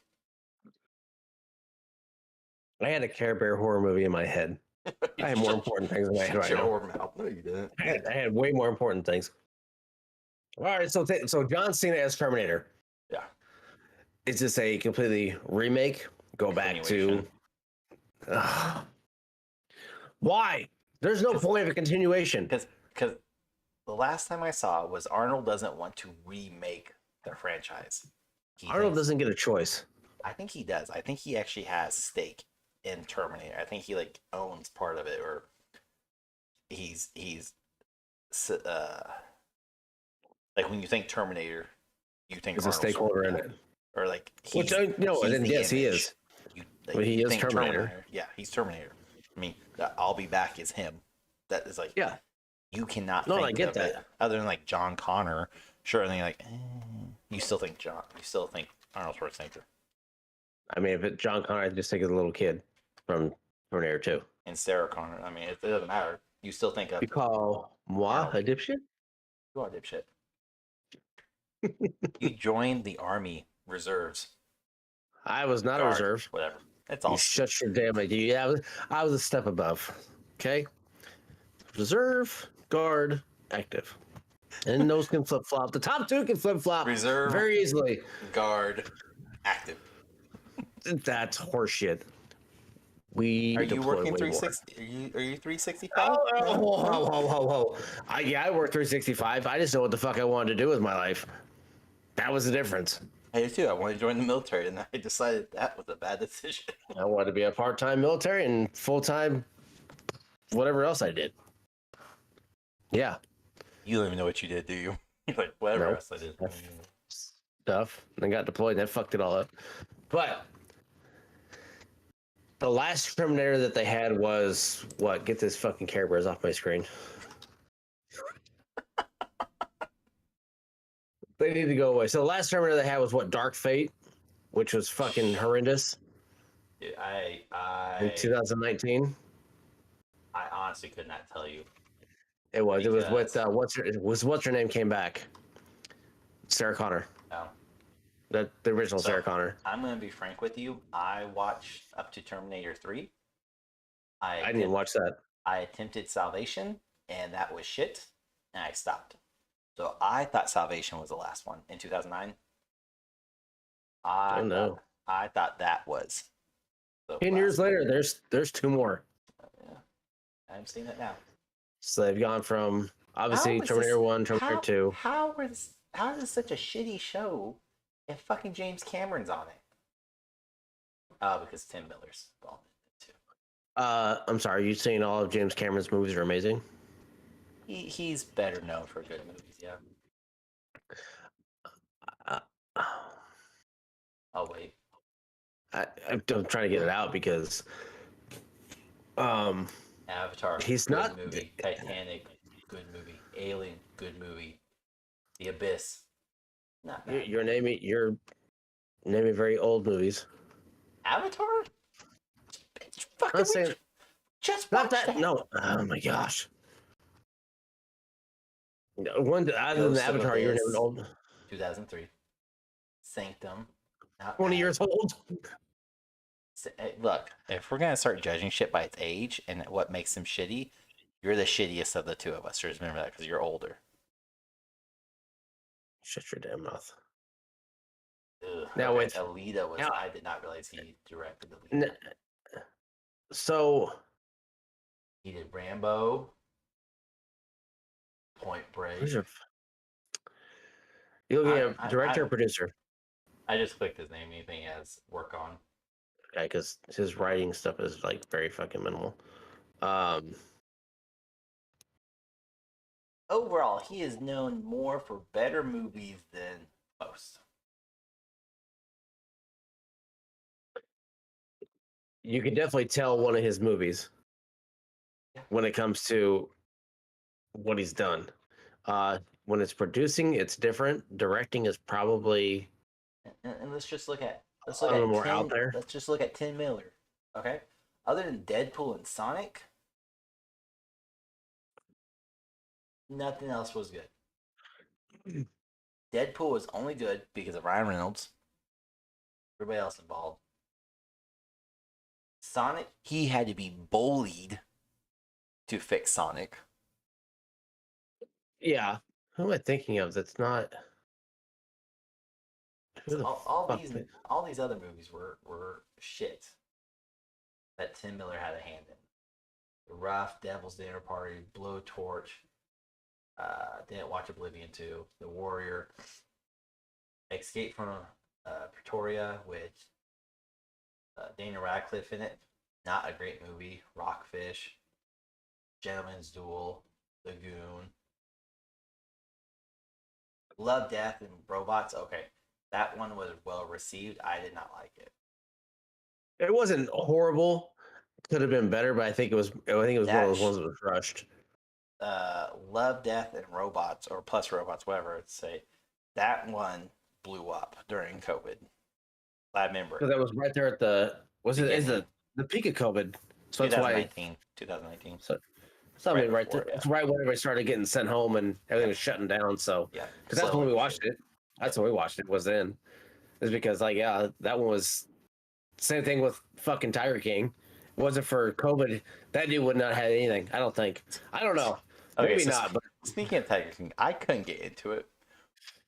Really? I could not get into it. My wife watched the whole series and I loved it. She would watch it and I would stream, but I'd go out there and be like, "What are you watching?" And all of a sudden, she killed her husband. Who killed her husband? What is going on? Like, I had to like sit there for 5 minutes. Fucking Carol Baskin. Joe comes on like, "Nope, he's fucked. No, I can't. No, he's right." And then I got so wrapped up not in the show, but in my wife retelling the show to me. I could take the little 5 to 10 minute synopsis given back to me by her, and then me going, okay, and then what? And then what? And she's just fucking like when season 2 came out, I tried. Oh, We sat I watched down. season 2. I haven't. So it was dog shit. It was dog shit. Well, he was running for president or Congress or something, and then they caught a bunch of other people, big names. Carol Baskins got in some legal trouble, but regardless, I tried to watch season 1 again. Got through an episode. I go, "This is stupid," and literally walked away.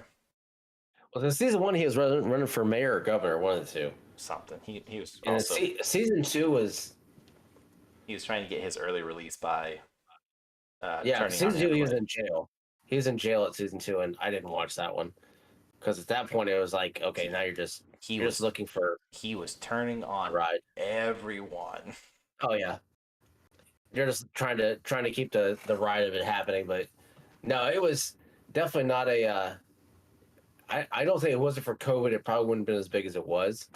Granted, it was pretty outlandish in what it was, but I don't think for COVID it probably wouldn't have.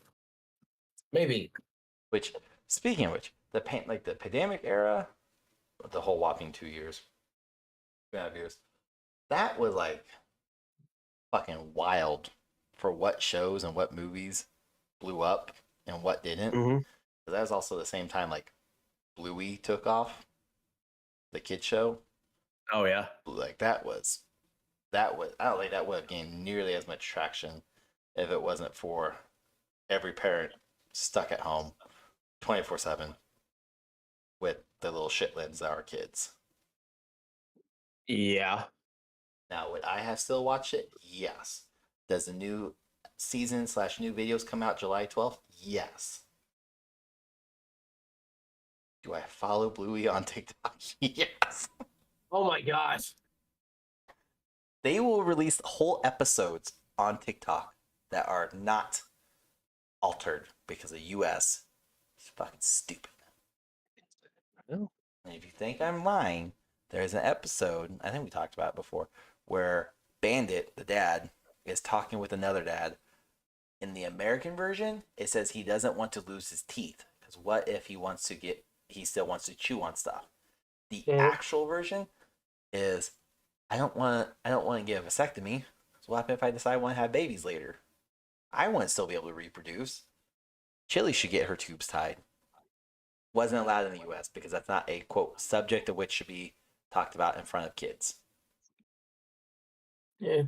And without getting a political thing realm of it, there are other shows that are a lot worse than that. Oh, I don't doubt that. Yeah. Like the new Hmm. TMNT. Seen the animation Oh. graphics? It's shit. That's an insult to people. They are, and it's comparable to the new which fucking one did I just watch that I took my daughter to see? Puss in Boots, Oh where my it was a god, mix. we watched that here at home. That was so bad.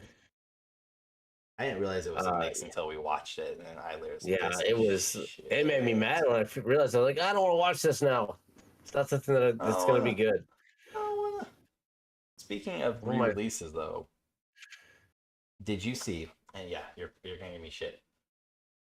Did you see? Because Disney turned 100 this year, between August or July 7th to October 17th, I think, middle of October, they Hmm? are re-releasing into theaters 8 of their biggest movies.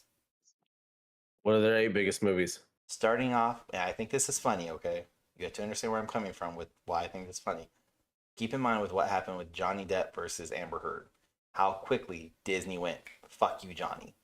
You're no Yeah. longer Jack Sparrow, okay? That Yep. first movie coming out July 7th, being re-released until July 17th, I think it is, 10 days, is Pirates of the Caribbean. Okay. And in case anybody's wondering, they have to pay royalties to Johnny Depp. And that Hmm. shit's going to blow up in the movie theaters because you're going to have everybody coming out to watch it, to support Johnny as the biggest middle finger to Disney saying, now you really have to pay the fucker. Yeah. But then you have, in no specific order, but I'm going to try to list them in order so I remember them. I think it goes Pirates of the Caribbean and then Toy Story. And then Toy Story to, shit, is it Beauty and the Beast? And then Lion King, Coco. All these are animations, right? Yeah, Not none of all the animation, not the live live action. action. Okay. This is their 8 biggest Disney movies. Um, and Nemo didn't make it, which I thought was odd because that was a big show. I find it very skewed because of how older older movies. How are they ranking them? It Is it literally, by ticket sales or are they going by the DVD? way, the way, what the fuck? Okay, um, the way I'm watching our live just now, and I have something pop up over my head that says "correction, Dementors." I don't know where that came from. Okay, good. It just disappeared. Cool, cool shit. Uh, anyways, I don't know how to rank it because the way Disney's advertising it is saying Disney's turning 100 years old. And in honor of Hmm. turning 100, we are re-releasing to theater 8 of our biggest movies ever. And it's Pirates of the Caribbean, Toy Story, Lion King, Beauty and the Beast, Coco, Moana. I'm forgetting two. So I feel like I was kind of upset Aladdin didn't make it. Aladdin didn't make it. No. At least Lion King made it. That was one of the. I mean, Aladdin and Lion King are my two. Um, Peter Pan. Nope. Were any of? Did you name one big princess movie other than Moana, Here we go. which is not really a princess movie? All right. This is from Disney. Oh, I don't give a shit about your cookies. Go away. All right. So starting July 7th to July 20th, I was off by 3 days. So July 7th to July 20th will be Pirates of the Caribbean.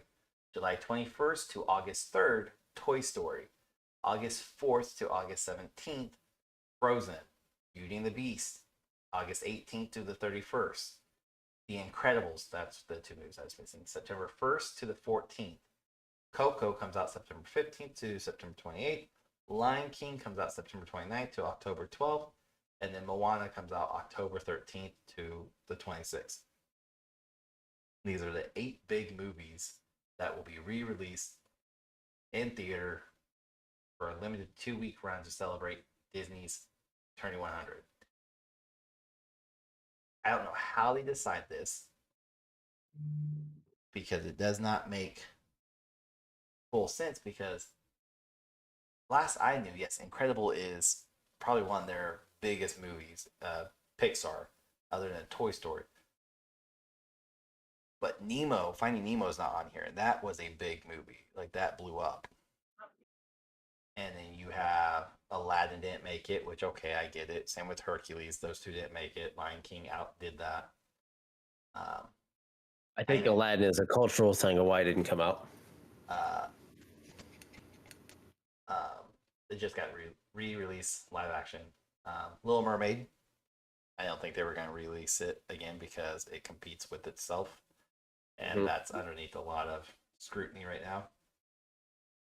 So, but I mean, there's a lot of movies on here that I'm amazed did not make this cut. But like I don't know, even Snow White, Cinderella, two of the biggest iconic. Like That's what I was asking about the princess thing. You said Moana, but I didn't. Frozen, Beauty, and Moana are the 3 princesses. Moana's not a princess. She's a tribal. Technically, I guess she is. Yeah. She does, but it's like daughter. It's like calling Pocahontas a princess too. She was also a chieftain daughter. I get it.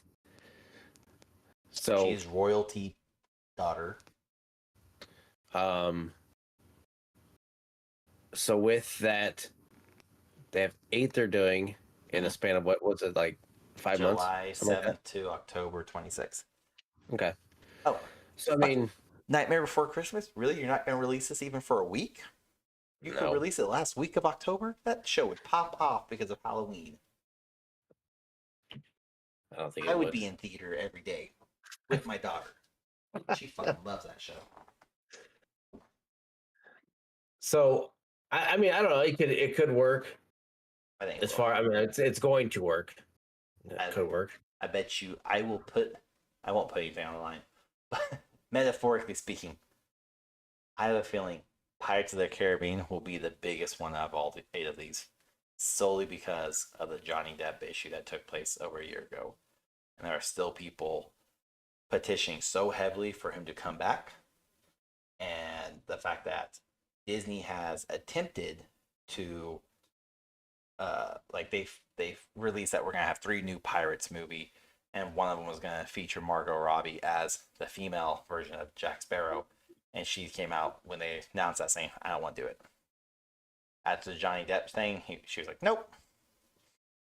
I can't fill his shoes. Nobody can fill Jack Sparrow's shoes.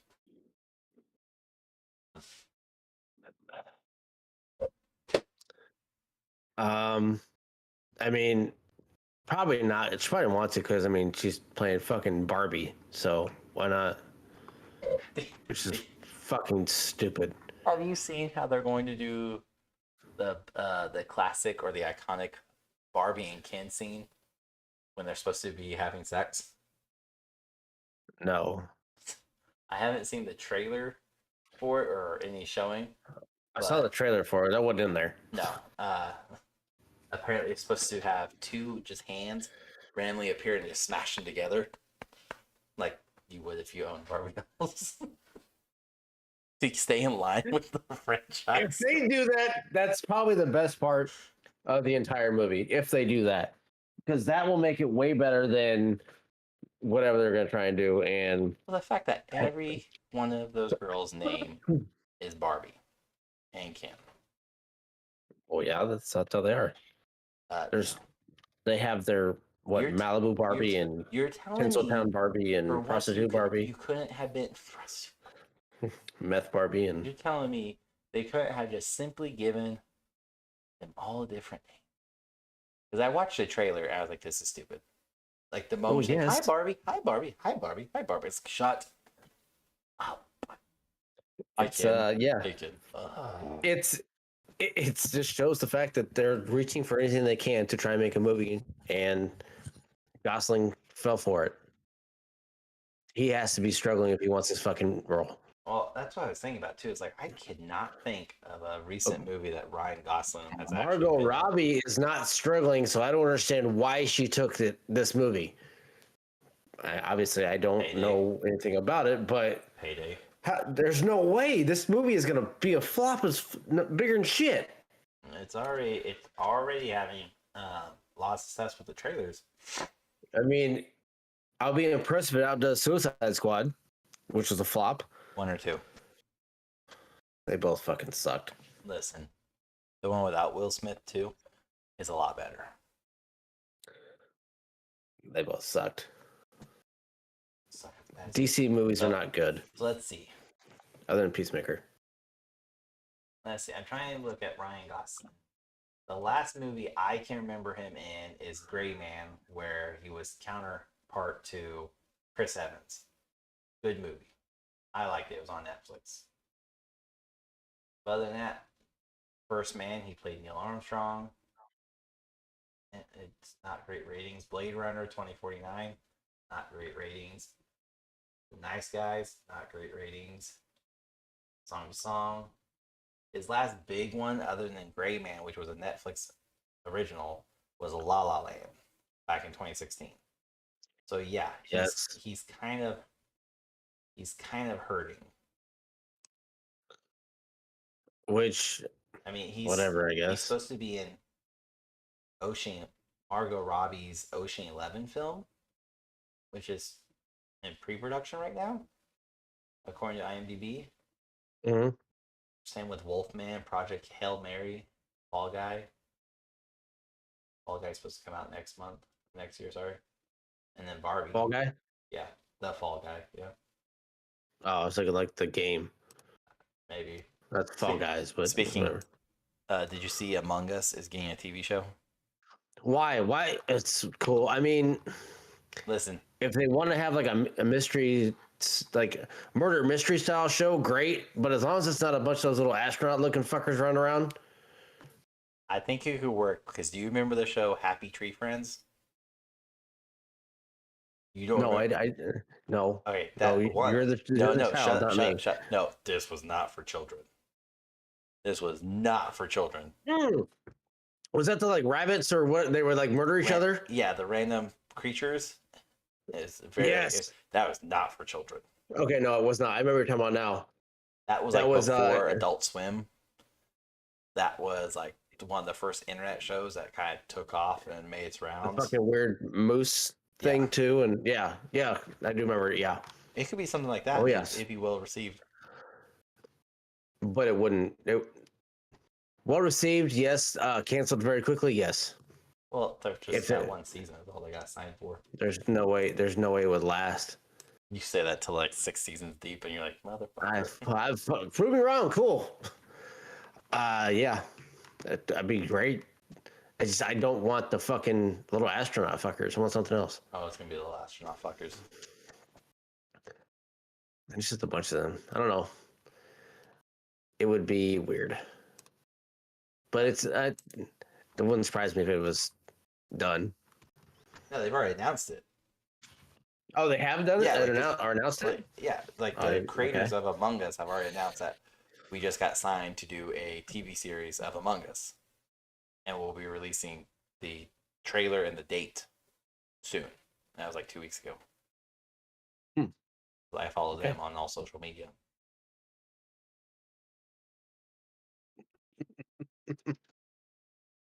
How do you think I stay up to date on games and shit? Oh, you sit around all day and fuck around on the internet. I'm sorry. Do I sense a bit of jealousy in that voice? Yeah. We've got over this numerous times. Is that because I'm a stay My at home dad? application's been denied numerous times. Maybe you should try harder. Maybe you should actually try in general. Like you actually want to be at home with your kids. I hate you. I hate you so much. Oh, did I hit a sore point? All right. Checkmate, bitch. So I did a Google search. Yeah, we do that a lot on these episodes. Top movies that they think could be made into horror movies.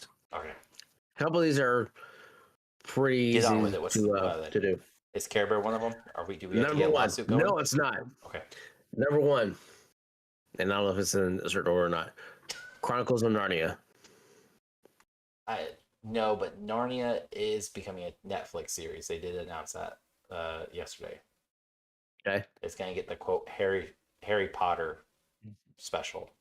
I don't see it as a horror movie. I think it's a stretch. No, but Okay. they should make this Narnia TV show, the Netflix TV show.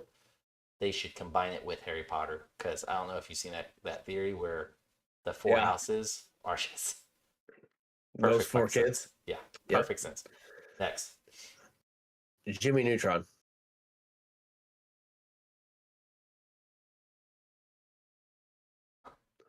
If he was to grow older and completely hate everything that the world has become, even after he tried to change it and becomes an evil scientist style and human centipede style, and completely fucks everything up like he can. Have to mention I can see it. Centipede,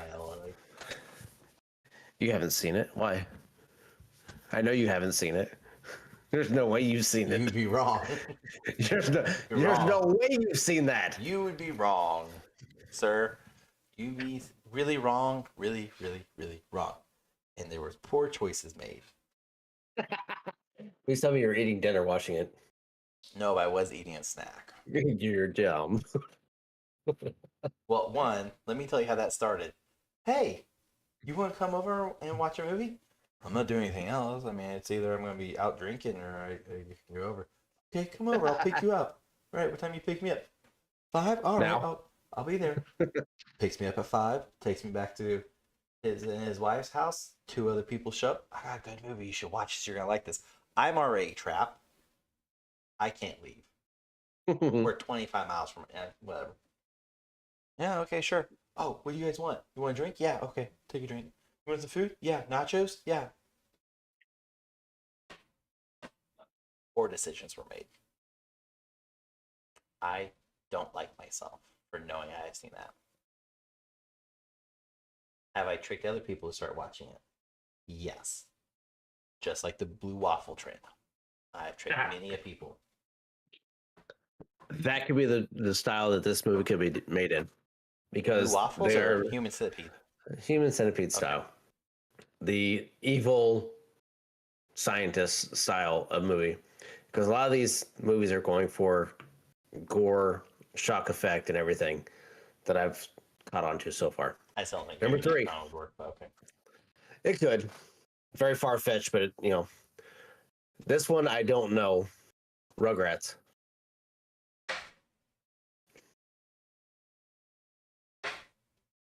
I don't think it. I don't think it the, could. the only angle you would have would be Reptar. And that's funny because that's what they show for like the. That's what it is Reptar. But like I at mean, that or point, it's Godzilla. yeah, you can't do horror. You could definitely make it, I guess, like a suspense thriller or whatever, because like I see. you you could go from the perspective of Aunt Angela, no, Angelica. Angelica. There we go. Where like this theory is the whole show is wrapped around her going through trauma and how the twins are not really there. One of them died. Chucky's from an abusive family, and she like the whole Rugrats thing is in Angelica's head. They could go from that perspective and turn it real, but I think you're at that point you're encroaching upon a very, very, very sensitive subject that would not be well received by the masses. Yeah, Like not even by the indie masses. I think it would be shot down so quick.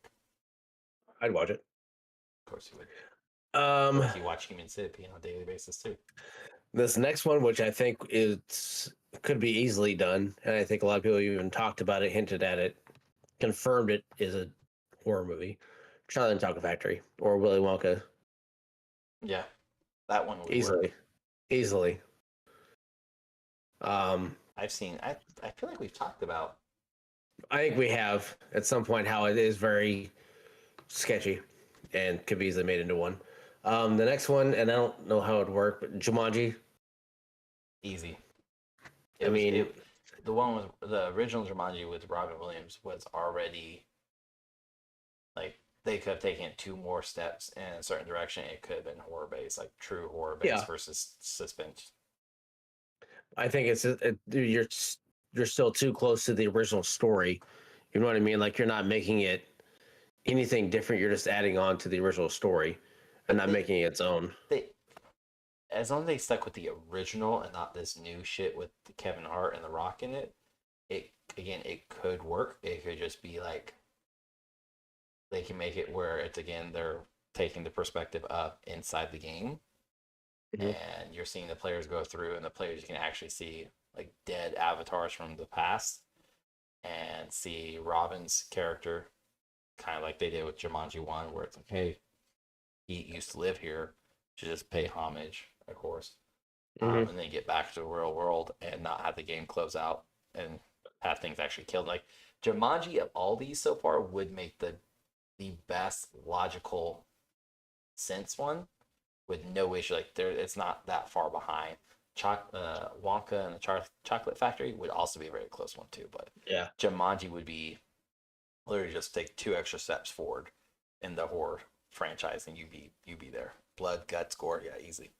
I think the next one might be the easiest one. Would be Peter Pan. Yep. That would probably be the easiest one. Out of so far, I've going to And these well, six. they could do it Peter right. Pan's the easiest. Anything Disney Sean, related Sean Casey style. would be easy because they're all based off of Brothers Grimm anyways.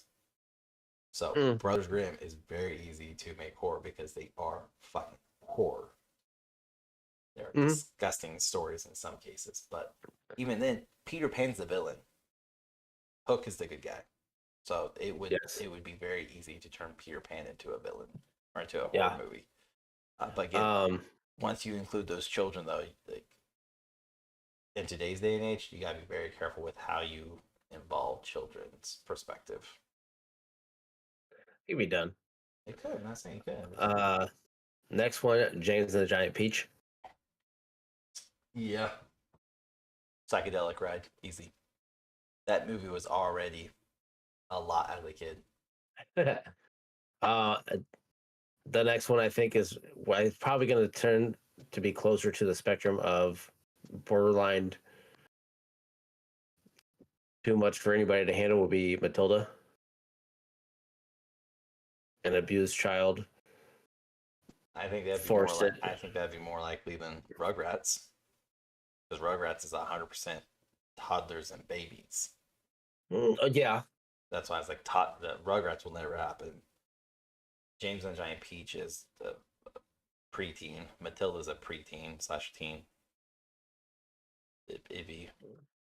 They already kind of have a maybe. Netflix one that's on the not horror, but it's more rough around the edge. Yeah. Um, next one, Haunted Mansion, which yes, That's that too could easily that's too easy. one that That would okay, have to be a backstory though. it would be like a 13 prequel build up. Ghosts. Yes. I mean, it's already a horror One movie. that I really just want this a fucking TV show of 13 Ghosts. the next one I If you think can would fucking be make Care Bears become a horror movie, I'm gonna just keep ah, talking about but yeah, 13th Ghost. no, I mean we talked about that a few episodes ago. That one needs to be done. Period. It needs to happen. This one I think will go right along with the Care Bear thing. Lilo and Stitch. Yeah, I would love to see it. Stitch would be. It would be awesome. But here's the thing, okay? Because have you seen?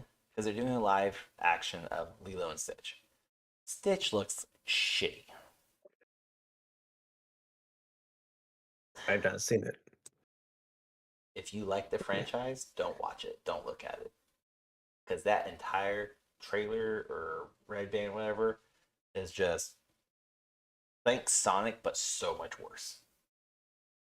Really? Yes. The concept art or whatever they Oh. release, it's nowhere even in the realm of Stitch.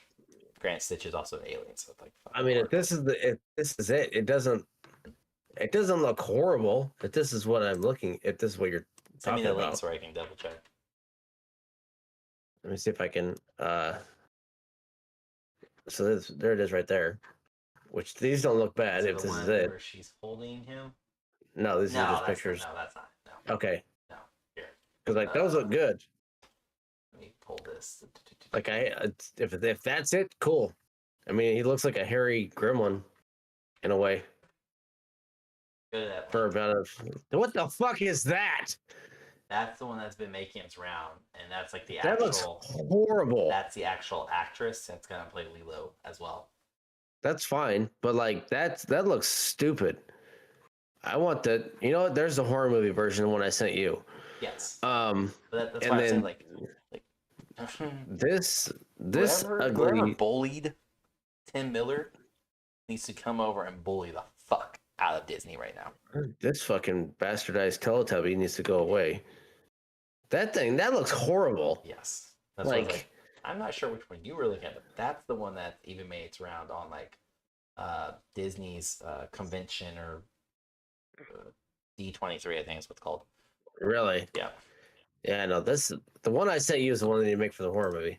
Then or not the that. real one. Or that. Yeah. Well, that might be a little bit too aggressive for a He's real a one. little too aggressive to begin with. It's fine. And then the last one, which would be kind of cool, I think. Post be apocalyptic or whatever. Be Wally. Oh, post-apocalyptic. I don't know how you do that. Full horror, seeing as the ship scene would really be about him following Eve and the robots. But then again, it's a really cheesy Kmart version of Terminator, where the Terminators actually win against a bunch of fat people. Yeah. So I mean, that's you just morph it in your own version of it. But out of those, I mean, I give a shit about Wally, Lilo and Stitch, Peter Pan, Charlie and Chocolate Factory. I'm gonna stick with Jimmy Neutron. Those 4 out of those, I think would be Wonka and the Chocolate Factory and Peter Pan are the only two. Only 2. Only 2. I'll take 4 out of them. I don't. And again, I would love for Lilo and Stitch to become a horror-based one because I think if it could be done properly, it would be epic. But the thing is as you saw with Stitch, if you cannot do Stitch right, don't fucking do him at all. True. No, and I totally agree. It's just trying to find the happy medium between some of the stuff that they have out there. I mean, anything has to look better than the mean one or Winnie the Pooh's horror one. So those are massive extremes. Yes. So I mean, it's just full live action, and the way that some of them look. I mean, you can tell they're low budget. So Wow. Disney's not low budget, and yet look at Stitch. They could have CGI'd the shit out of that 100% and made it look more like the cartoon than that lump of naked mole rat that is Stitch.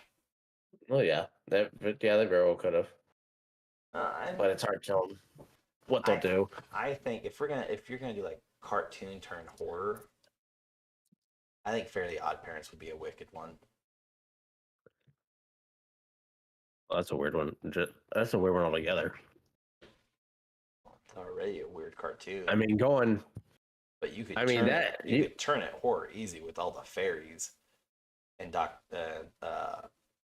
Daniel Crocker, and the fact that Timmy Turner has shit parents. Which the theory in that one's, he's not really his dad's kid, mm-hmm. and that he's also in an abusive household. Other than Vicky, of course, but that his parents are abusive to him. So it could go really dark, really quick, and it would work. Yeah. It doesn't have to be like 100% pure horror where there's no happy ending. You could do horror turn. No, it has to stay horror. It would work best if it was horror.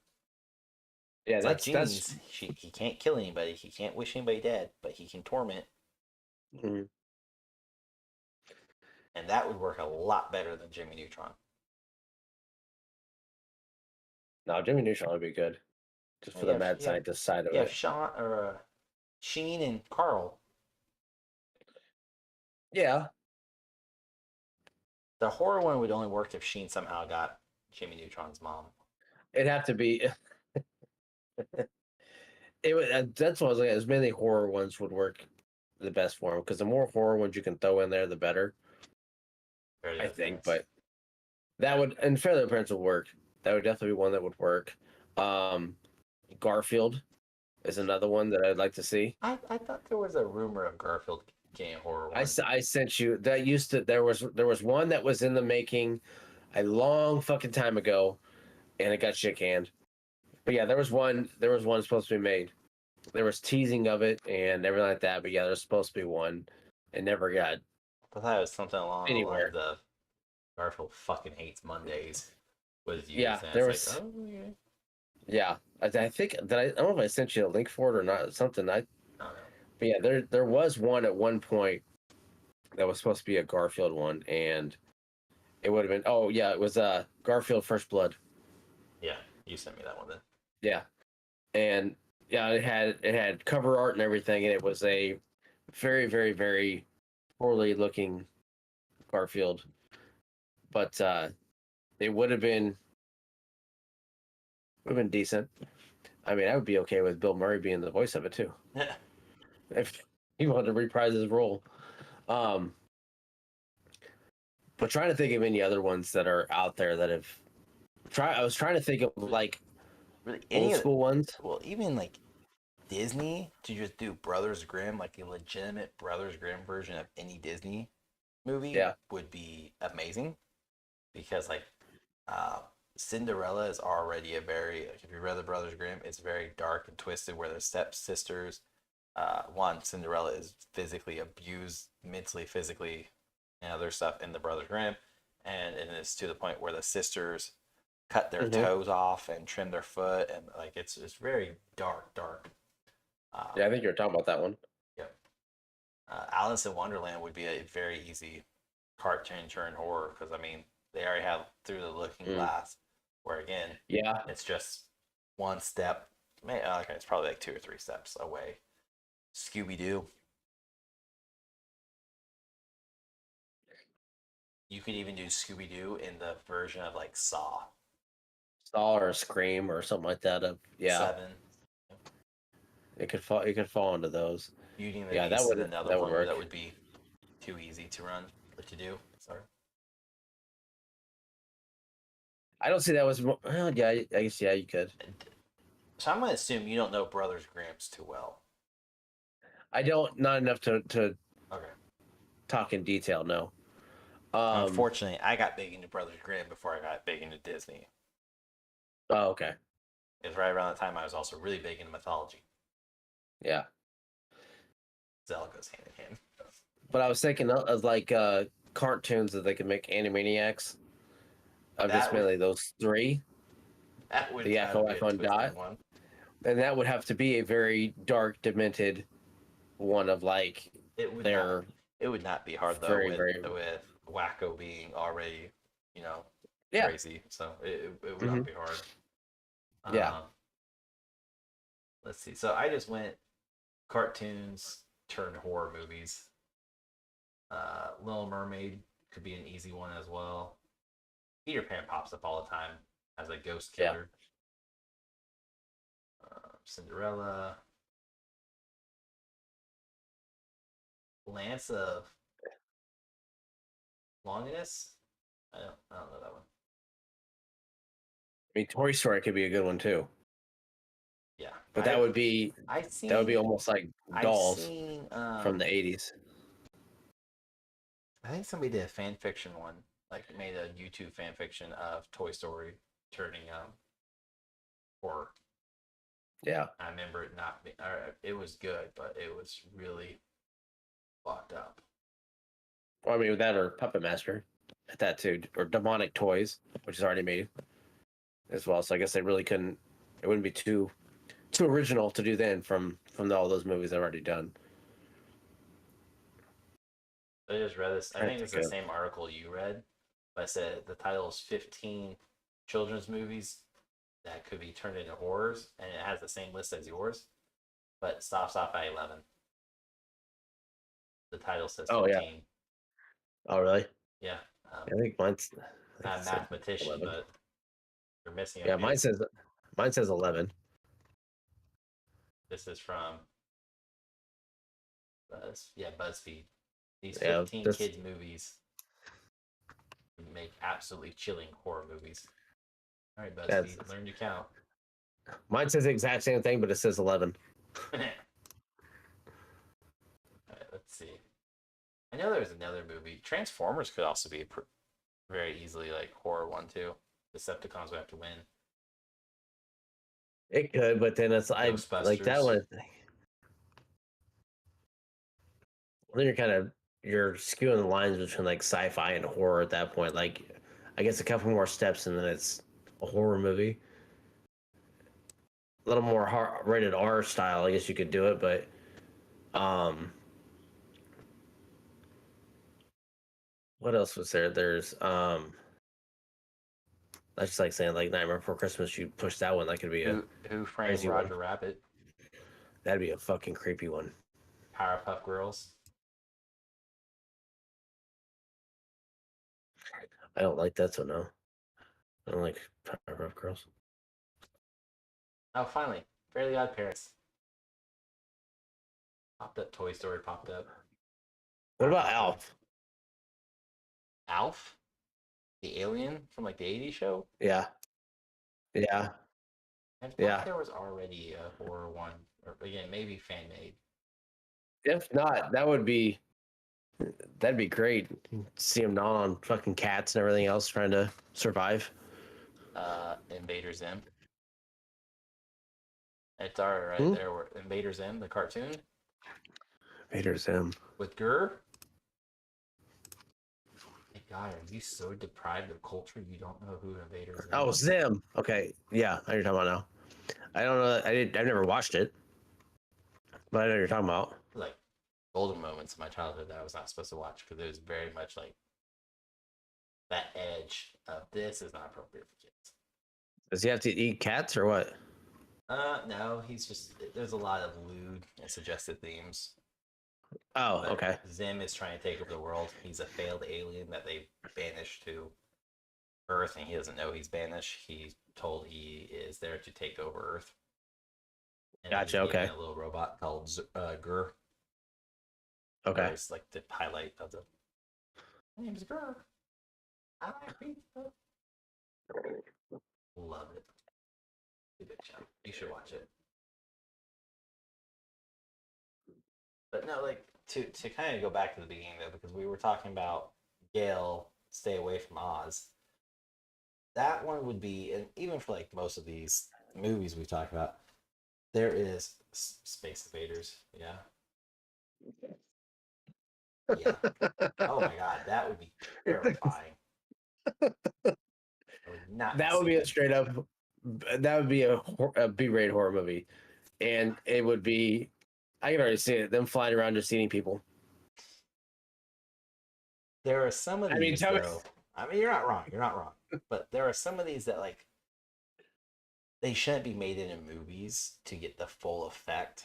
Like we were even talking via text. The Gale movie, Stay Away from Oz, which is a continuation of Wizard of Oz. That one would do better long term wise, and if it could guarantee like 5 seasons as a TV show. Because, well, yes, you can cram a bunch of stuff into a 2 hour movie or 2.5 hour movie.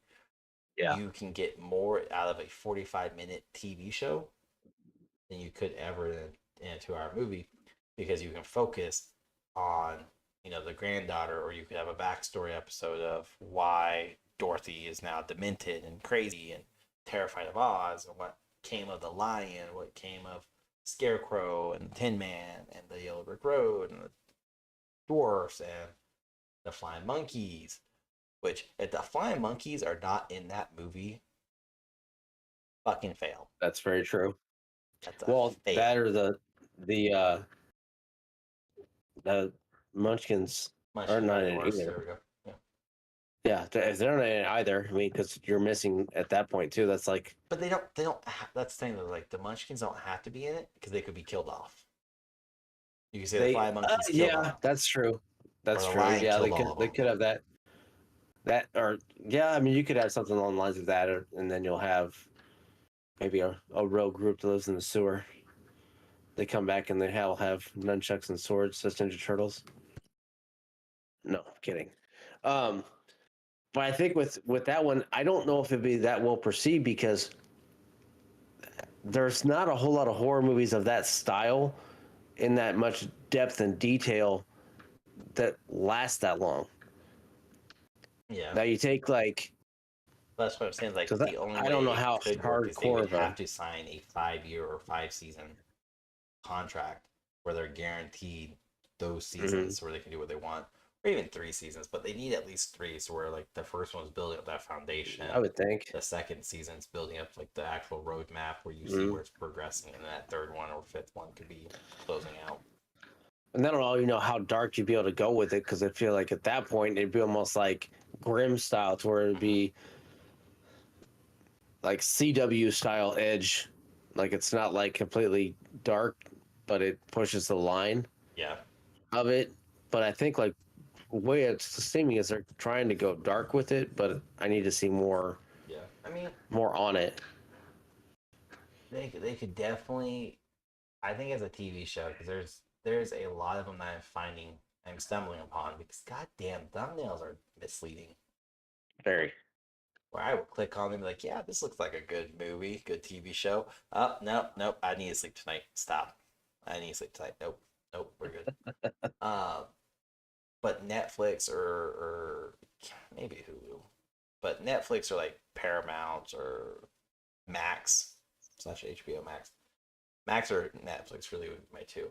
They could do a horror original and get very dark with no issues because Netflix already kind of rides that line with Black Mirror and Stranger Things. And I don't know if you've seen Black Mirror. I have watched probably like 3 or 4 episodes. I don't like it. It's way too out there. My wife absolutely loves the shit out of it. Yeah. And it's to the point where it gets very fucking dark and twisted and sick and just like way too much. Way too much. Yeah. And that's one of the very few that have But you could do that been with. successful in making it. Mm-hmm. And I think Black Mirror was the one is probably the only one that has done it that I can think of. Stranger Things is not. You can't say it didn't make it because they have so many seasons plus spin-offs. It does, and I think it's just because it was a. Can't say COVID came out before, well before COVID. No, it's more of a fad thing for them than because, and I don't know. I think Lady Gaga I wasn't a fan of them. That's probably true. I couldn't get into it. I tried. I wanted to. The one that I really liked, I even have a small character, but I don't know where it went. The clown. That's probably one of the creepiest clowns I've seen in a long fucking time on TV, where he's got teeth that come all the way up to his ears almost. I want to look But at it, but I don't want to look at it because I want to sleep tonight. and they had very good characters in that one. I think that's more of the Carnival series they were doing. Well, it's Carnival now. It did not start off Carnival. No, I know it. Yeah. So with what they were doing, because it would change not genre, but They changed directions. they have multiple different seasons of different things of the horror story. Yeah, same with So- Black Mirror. It just went Mhm. on and on and on and on. Like, it's definitely possible, but it has to be properly written, directed, and produced. You can't just throw shit onto a board and hope it sticks. That's what a lot of them do, though, and it tends to stay. But when it comes to horror movies or something that pushes the limit or challenges the thoughts or beliefs, is where things get shut down really quick. Yeah. I mean, Way worse than they used to. Well, yeah, because now can't really even go into it much without getting to the political side and the religious side of it. The cancel culture. Yeah, it's so much more even above that now too. There's so much to it. Mhm. I mean, hell, you could literally take my childhood for example, and how restricted my movies and TV shows was just from being raised up in a hardcore Catholic stronghold. I mean, Yeah. it's worse now. Definitely is. But neither here nor there for this podcast. I don't know. I mean, I hope it all comes out. If it's a movie, it needs to be at least 2 hours and needs to be written and directed very well. Even if it's an indie film, Gale, Return to Oz, or Stay Away from Oz, whatever. I have a lot of high hopes for. Even if it is like super horror, I'll probably still watch it because I like that spin off on it if it's done properly. And the trailer has a lot of promise for it. But, yeah. It'll I don't know. But hey, Fox, Universal, Max, Discovery, whoever, Care Bears, hit Rahgel up. That's Lionsgate. Only Lionsgate. They could sell. I love rights to someone Lionsgate else, films. it's fine. I want Lionsgate to do it. Lionsgate makes some of the best horror movies. Netflix. He'll take No. anybody if it's a paycheck. He'll take anybody. It's fine. I want it done correctly. He will still take the paycheck either way. Lionsgate. Somebody from Lionsgate has to run it then. But Fairly Odd Parents, dibs. Sorry, Butch Hartman, dibs. That's my. I don't know. We'll see. But yeah, That's we'll find out. I mean, I'll have to look at the release date or see if what was rumored or speculated. Because I clicked on something that should be released either this year or next year, like early next year. Yeah. Let us know and what you think about like what show should become horror. That makes sense. And of course, don't forget to check us out Thursday nights. Most Thursday nights, as long as Rahgel can make it. On our respective platform. I may be able to put it on our 2Guys1Gamepad platform. I think I found a way. So, stay tuned for that. That's all I got for you people. Yeah, that's all I got. Please send us any ideas. I want to know ideas from anybody else to try and top the Care Bears. Somebody's gonna be like, I'm already producing Care Bears actually. I want to be in it. I want to have an early death scene. That's all I want. I want to have the Irish bear beat the shit out of me with a shillelagh. That's what I want. I want to go down. No, fuck you, Lucky Charms. Wham! He's gonna shove that shillelagh up somewhere. Hey, If it's reliving the army days. If it's a crazy death scene, then sign me up. I'd be down for it. So yeah, check it out. Let me know. Let us know what other crazy family-made movies turned into horror movies would be awesome. Yeah, check us out Thursday nights. Till then, Bob Hitch. Well, welcome back to another episode. It's me, myself, Sig, and we have the Fergalicious Rahgel. I totally forgot the next lyric of that song. I had a whole thing I was just getting ready to go, and my brain went, "No, the fuck you don't." Done. The fuck you do? Not today, motherfucker. Oh man. So what's new? No, nothing. Okay. Have you been sued by Lizzo yet for stealing her catchphrase? I had it way before her. I'm older than her. I've been saying it way longer. I don't care. It's mine. What about Me, Seth myself, Rollins? and I. His is bye bye bitch. There's a difference. He has another bye. He puts bye bye bitch. I said it before he was saying it too. That's literally the same as saying That's not Mickey Mouse. His ears are at a 35-degree angle. My ears on my mouse are at a 72, and his nose is not oval, it's circular. Therefore, it's not the same. I changed more than 12%. Exactly. So we're understanding that I'm right. I win. I guess. I like this game. Ass back rollers way. What's this game? I win. I You win. don't get many of those. I win. Not many you are. Anyways, we've kind of talked about mostly me, because I don't think you had a lot of retail experience. If I'm wrong. No. Correct me. I'm pretty sure last time we talked about this, it was me talking about Walmart stories.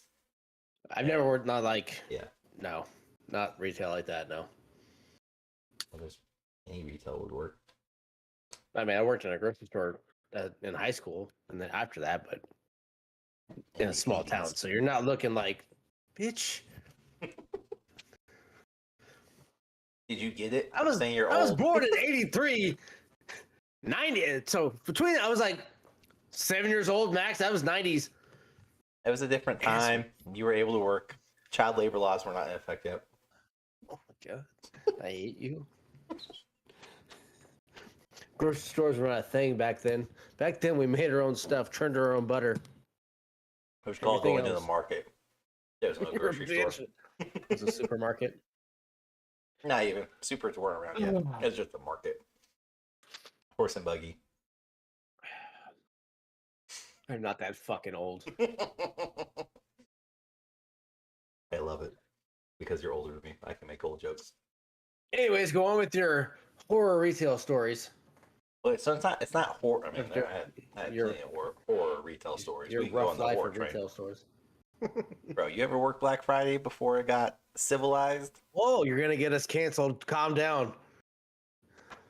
Those are just Fridays now. Friday. It's just Fridays. I'm pretty sure the day after Thanksgiving is still called Black Friday. Let me just say this even more, just in case it's not.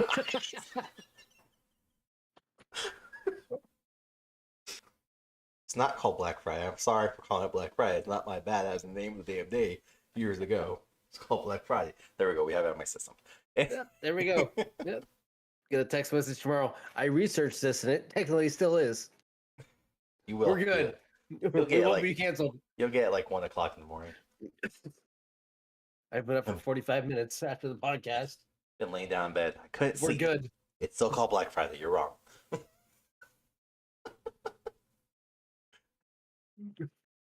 Ty will go. Have I worked it? No. But I have seen how some workers work that day and they don't exist. Unless you're a cashier. But like other than that, it's just like I'm gonna drop this here, I'm gonna turn around, I'm gonna run. So I wasn't gonna talk about Black Friday stuff, but let's go ahead and just dive into this. I mean, you want to keep calling it that? Let's just get into it. Yeah, we're just gonna keep getting into Black Friday stories.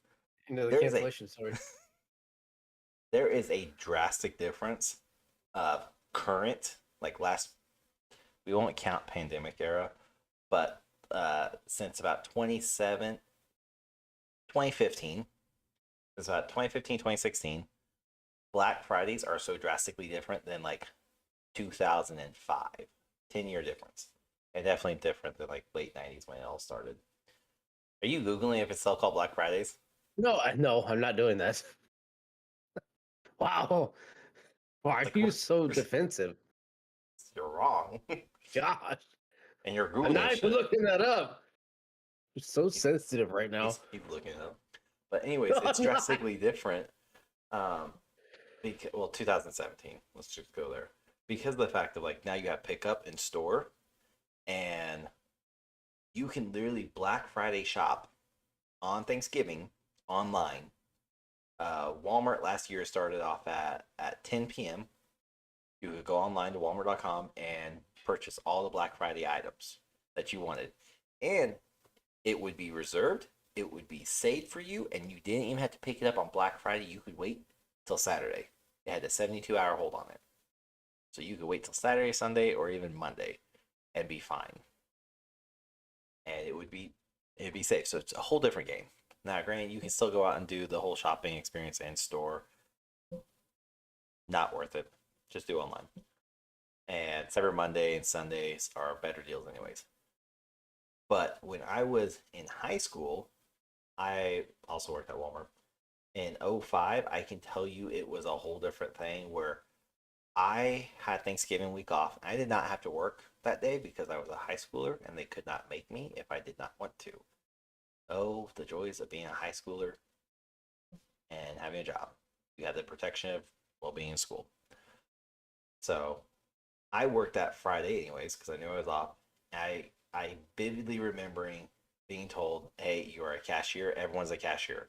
We're gonna have our store manager, assistant store manager, and all your sectional managers and your department managers. Section would be like far right side of the store grocery. Then you have like all of apparel, all of toys, electronics, and outdoors, and then it's all just like cut into sections, conglomerated sections, and then each department had its own manager. They would be running the floor. Cashiers were everyone that was not a manager title, and I can tell you from like just trying to clock in, the amount of people would be like, "Do you have this? Do you have this? Do you have?" Fuck, bro, I'm just getting in, and I was like having to push my way through a line. I remember having to check somebody out. We're not going to go into like their background, but '05 and Kansas. But I remember checking somebody out, and there was a lady behind the lady I was checking out, and all I hear is that the last microwave? Ma'am, I'll be with you in a second. Is that the last microwave? Is that the LG? Blah blah blah." I was like, I don't know. Well, you better have fucking another one. I'm not dealing with it. I need one. That's on sale. That's like 49. I was like, I literally, That's the last microwave. I literally hit my button to make my light flash. So where like a CSM would come over, customer service manager, and they would come over and they handle us. I'm not doing this. I'm fucking 15 years old. You all are nutcases. And the lady I was checking out, all she said was, "Bitch, don't fucking worry about it. I have it. Maybe if you show up here a little bit sooner, you wouldn't have to worry about it. It's the last fucking microwave." And I was like, oh my God. This is Hutchinson, Kansas. If anybody knows, that's a very, like, not a great town. So It's about to go down. it really was. And I was like, okay. Well, I checked the lady out, got her going, and she's still just ripping into the lady behind her. And I was like, okay, ma'am, you're told blah, blah, blah. Have a good day. Bye. And she's still walking out, and that lady books it to her and literally takes, well, not takes, but she sticks her hand inside the cart and she tries to grab this microwave from her. And she's like, "I fucking paid for it." Smacked the woman's hand. That other woman just went up and bitch slapped her across the face. Oh, yeah, there was a full out fight. Microwave. That was the more reasonable thing to be fought over, and TVs I've seen fights over. The most ridiculous thing I can think of would be either a prepaid phone or a video game for like a PlayStation. And the amount of people I saw would get pissed off over a PlayStation, I think maybe 2 game, PlayStation or PlayStation 2, whoever console's out at the time. And they would just go fight over each other. Because that was the one day the game cages were not locked. It was just all put into a dump bin. Get it if you can grab it. First come, first serve. And the amount of people who would dump bins over, who would hit each other, smack each other, it was ridiculous. It was so violent. And I worked Black Friday my entire high school time, and not when I joined the military. I went underneath the USARA Act at that point, and I came back and worked Black Friday again. A little bit more mild, not too much, but a little bit more mild. But I still saw people fight, fist fight over TVs and the outdoors department, sporting goods department, where like all the guns and ammunitions are in Walmart. That was always off limit. It was the most civil because if you act crazy or threw hands, you were not allowed to obtain any weaponry or ammunition. Because at that point, you were deemed a threat. Like, oh, well, you're crazy. Nah, no weapon for you. I mean, No that hand, makes sense. no hand Until ammo. I act like that, and then I got it now. Let's clean house. Microwave on me. Let's get the TV too. All by will have nothing on what I'm about to do. Margaret, get the Tupperware too. I got the shotgun. No, grab that LG TV too. Fine. Get what you want. We got it. Let's go. We ain't paying shit tonight. But it was Put it in the El crazy. Camino. Let's go. I will say from like I've worked Black Friday for other stores too, like Target and Best Buy.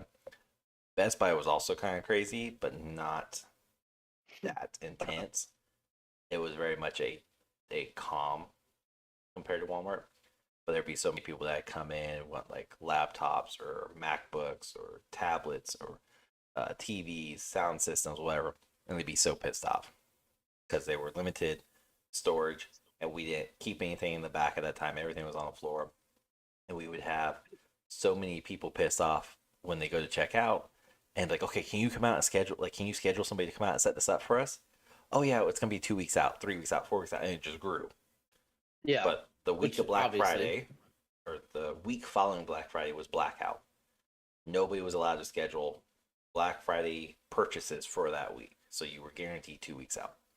Mhm. And they would be so upset. I was just in here on Wednesday, and I have you guys coming out to program my home audio. Why can't you set my TV? Well, it's a different package, ma'am, and it's a different installation, different team. Sorry. That's bullshit. Blah, blah, blah, blah. And by the way, statistically speaking, from my perspective, statistically, it's always been majority of women, not men. Just saying. I always had to break up cat fights. I always had to break up women screaming and cussing at each other. The only time I ever really saw a guy get involved is if they were there with their significant other, and it was more a babe, calm down, chill out. It's not that serious. Like Black Friday's not gonna get me canceled. That statement will get me canceled. Welcome to the episode that says bye bye. But Bye, bitch.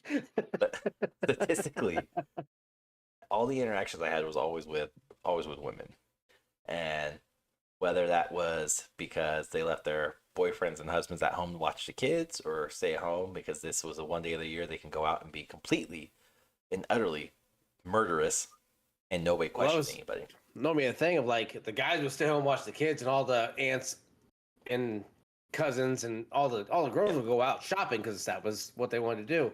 And there was always And there it's wasn't like, always no. football on Friday. No, back then there wasn't on Sunday. No, I mean you're Sunday, looking at Monday. Thursday night and a Friday morning. So no, there was no football on that no. night. In 05, there was no Thursday night. It was still Friday. It was Friday at 7 or 8 o'clock in the morning.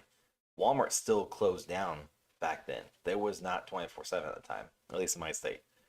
It was not fed into Thursday night. That wasn't till I worked at Best Buy in 2014, and I remember saying this is the first year we're going to start having Black Friday on Thursday. And that was a big deal because a lot of people lost their shit of, well, I'm trying to have fucking Thanksgiving. Well, you need to be at the store by 6 p.m. Use the back door. Do not come through the front. And it pissed a lot of people off because Yeah. they don't want to work on Thursday. It's always been off. And now all of a sudden we had to work Thursday night. So, But thankfully now it's Fridays again. Thank you, pandemic era. So, that wasn't like the whole purpose of me starting this with retail. It wasn't. You get saying me getting canceled. That's actually probably the most horrible shit I've said. So if something's gonna get me canceled, it'll be this episode. Everything else is not documented. There's no proof of anything. I'm very civil for the most part. But I said for the most part. You said civil. Yeah. I didn't say well behaved. I said civil. I match energy with energy. That is civil. Oh, there you go. There's your And go-to. caveat. Yep, that covers everything. It does. It does. I earned it. Working up free time, I earned it. But no, what I was gonna say is and this one has been going on for quite some time, probably since the start of this whole uh, autonomous stage with retail is the self checkout. I don't know how you feel about it, so let's just dive into that before I get going, so I can figure out if I'm going to piss you off or royally piss you off or not piss you off at all. How do you feel about self checkouts? It depends on where you're at. If it's a Okay, let's stick with Sam's the big Club or box store. Costco, I hate it. I cannot fucking stand it. It's the Hold biggest on. shit show. What? Okay, last time I was at Sam's Club, there was no self checkout. Oh, But we have it here. I fucking hate it. That's ridiculous. Like, no, okay. Let's on bulk purchases that should not be self checkout. Oh my god, it's I will fucking go with- I ridiculous. will go I with that. hate it. I hate it. But in Because normality, shit never works. Oh, this isn't on file. Oh, fucking surprise. You got a big ass box, crate, pallet of it back there, but it's not on fucking file. Oh, I want to use my card. Here. Oh, it doesn't work. Oh, surprise, surprise. Let me go through your training to try and figure out how to work your fucking machine. Oh, thanks. Cool. Walmart can figure this shit out, but you can't? You're Sam's Club. Same fucking thing. which is so funny because in like the echelon, it's Sam's is above Walmart. Oh, it's supposed to be. No. And No. I'm telling you, I've taken all the training. It Oh, goes yeah. Sam's, subsection, Walmart. Yeah, no, I get it. It's the fucking shit show. Their self checkout, stupid.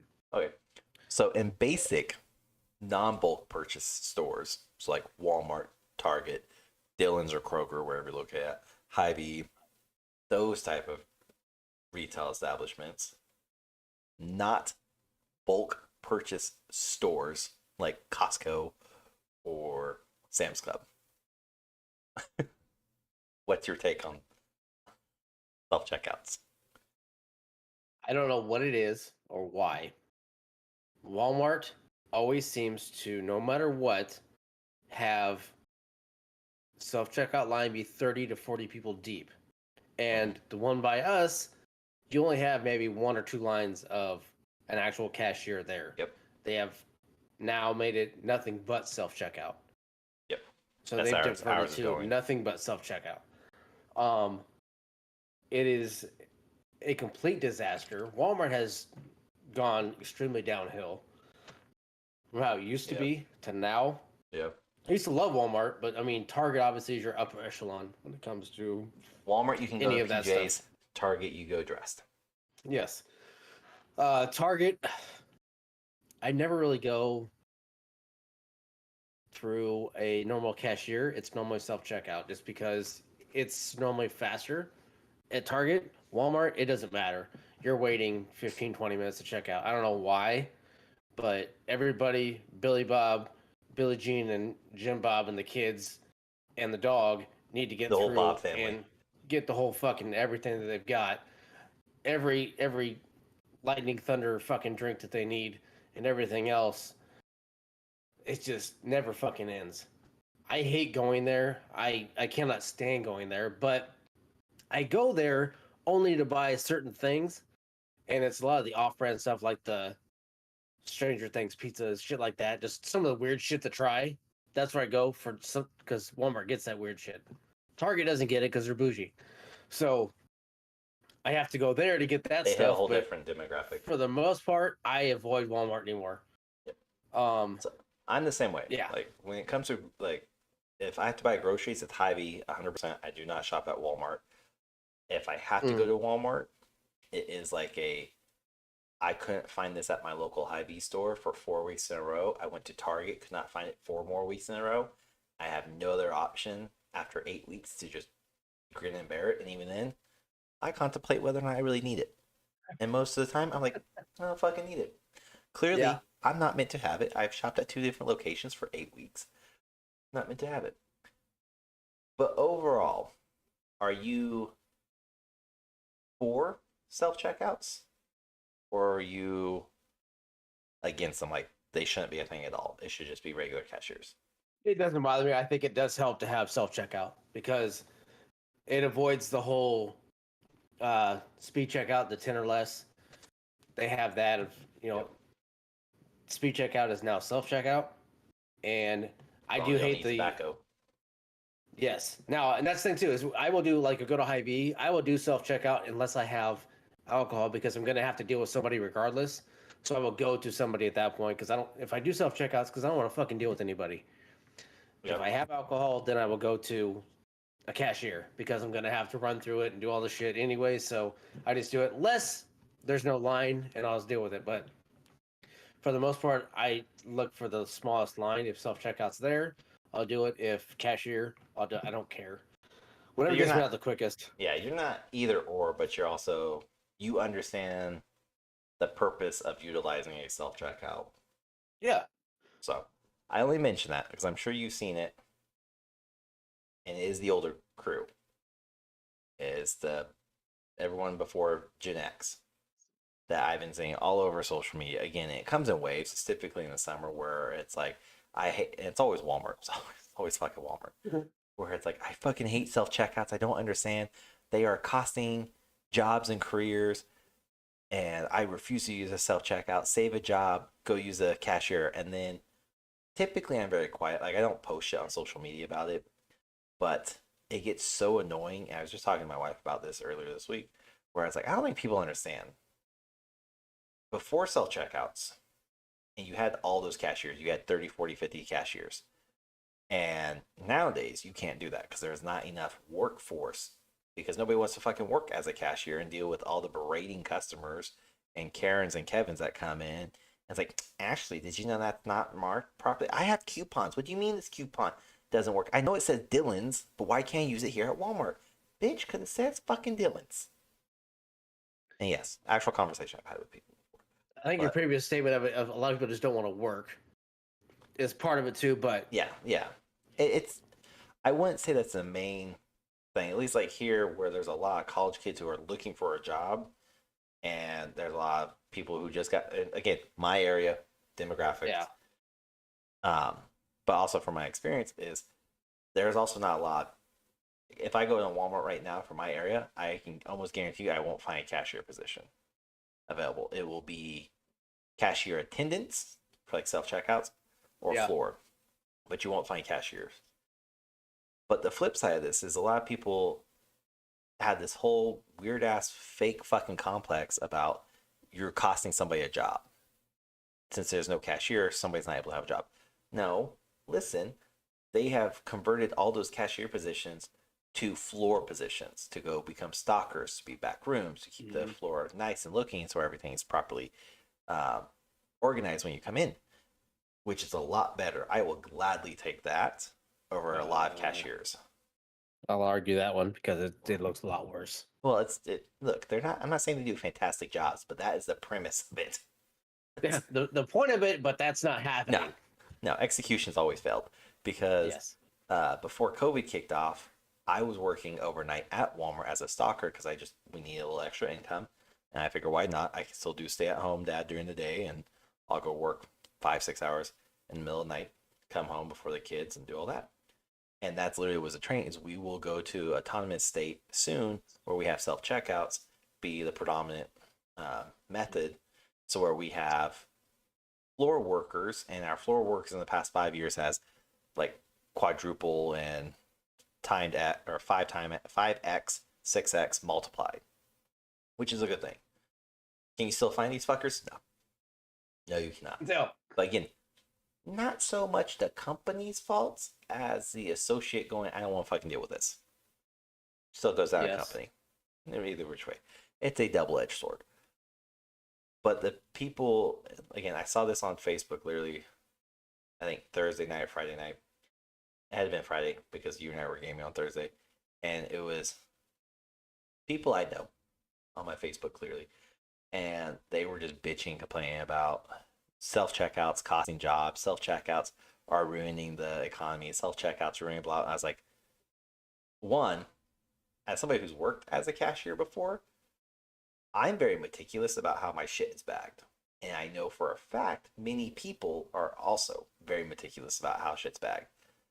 Common sense, cold with cold, fragile with fragile. Bread and eggs don't go with fucking anything but bread and eggs and maybe chips. Nothing else. Because those are all delicate, fragile fucking items. Could just be me. I don't like my bread smushed already. I just on okay, just on that right there. Bagging, sacking. Okay, I worked in a grocery store growing up. I took it very, very serious when bagging because we didn't have. I'm gonna fucking date myself again. Okay, I already did it with Black Friday. Paper was a big thing. Okay, Oh, it yeah. it was almost an art, to be honest, because you had to No, make it is. sure It you is. could put everything in there and stack it correctly and make sure that and they had competitions for it too. You Mhm. rip the bag apart and nothing would fall. If you've Okay. seen Employee of the Month with Dane Cook, that was a legit Yes, thing at one it point. was. Like It was. it's not So just a haha. It's yeah. when I would bag, they did have plastic, but we had a lot of older people that wanted the paper because they did what the fuck ever with it. But It was more so sturdy. you had to bag it in the right way, but not overweigh it, Yeah, obviously. So you have your base and you build up from there. the box But method. Yeah. then when you're dealing everything else in your plastic, obviously nothing's going to stay stationary. It's gonna move back and forth. Now, your eggs, your bread, your chips, those are your three that you can mismatch and throw wherever. Obviously, With cans each of shit other. to go With else. each other. Yes. But Nothing else. eggs, obviously, are always on the bottom, flat. Doesn't matter. You don't put them in sideways, nothing else. They go flat because that's how fucking eggs are. Okay, you flip upside down, you're gonna fuck up. But we had many people come in and say, just throw it all together, and they would get mad Yeah. if I didn't do that. Well, Well, yeah. I'm not gonna fucking do that because I have to But carry it out to your car.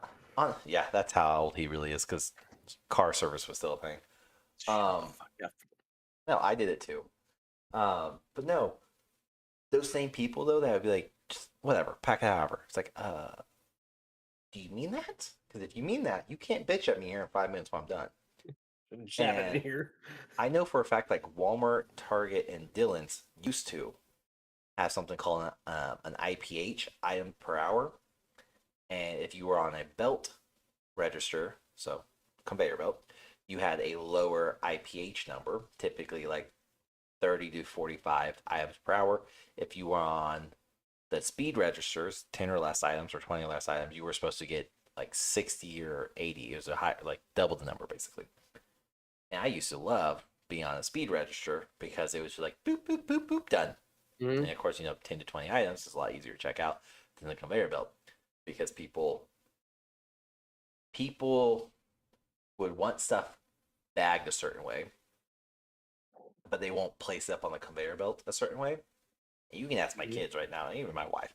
I am so fucking anal about that shit. Everything gets put on the conveyor. Even if I'm the one doing self checkouts, which I do self checkouts 100% of the time, unless they force me. We have a cash. No, I'm good. No, we have no. Listen, I pack better than any of you fuckers could. Leave me alone. Well, all of our registers down. Well, fuck me. All right, you got me there. So 10 items or less, I'll go do that one really quick. But I will have everything organized almost by like aisle, kind of. It's how my wife gave me shit for. Like all my canned goods are together, followed by like all my breakfast, everything where I would have it where almost I can pick up my bag and know where it needs to be. OCD, sure, I don't know. Leave me alone. I'm also somebody who will use paper bags. I'm that kind of that dick where it'd be like, hey, sir, ma'am, do you have paper bags? Yeah, do you need some? Nope, just asking to see if you have them. Hey, Oh, cool. You okay. can go fuck yourself over there. Take your cart, go play in traffic, and have a nice day. Go fuck yourself. I just recently actually when I went grocery shopping, I had to ask a lady, college girl, walking by. I was like, "Hey, do you have any paper bags available?" Yeah. Okay. Most of the time, they like, "Oh, let me go get them," because that's how that conversation progresses Yeah, we got 'em. naturally. But she just goes, "Yeah." I was like, "Okay," and she just walks away. I was like, "Excuse me, can I have some?" And she's like, "Oh, you actually want some?" Nope. Just checking to see if you had them. Good job. rolled Job, my Dolores. eyes, Have a good rolled my day. eyes, and just shook my head. And she went away, brought them back, and she brought me like 3. And I have a whole fucking basket full of carts or groceries. I was like, can I just have like 5 or 6? Or Well, they're like, well, that will be enough. I was like, no, I have my cold items. I have my perishable items. I have no. come here. Let's Well, watch me as I pack this. I'm gonna need keep more. in mind, I have my kids, so I am like, again, I try to be somewhat decently civil when my kids are around, but that goes away really quick. It really does. It's really fucking weird. I'd But imagine. I also know enough people in Hy-Vee that we often get recognized because, like, oh hi, and they know my kids, not me. They know my kids. You want a sucker? Asshole aisle 5. Asshole aisle 5. But anyway, so she's like, yeah, that'll be enough. I was like, no, it really won't. I start breaking down like how everything's gonna be packed. And she goes, well, we have plastic bags. I was like, okay, um, I can only pack 5 to 7 items in a plastic bag. I can pack about 20, 30 items in a paper bag, and it's more stable. Whereas your plastic bags are now shit compared to even 5 years ago. Some new bullshit recycled material, they're not very strong. You get 4 cans in that, and that thing's gonna bust. So I'm gonna double bag, triple bag. I don't need all those bags. I have more than enough trash bags at home from all these bags I'm using. I just want some paper bags.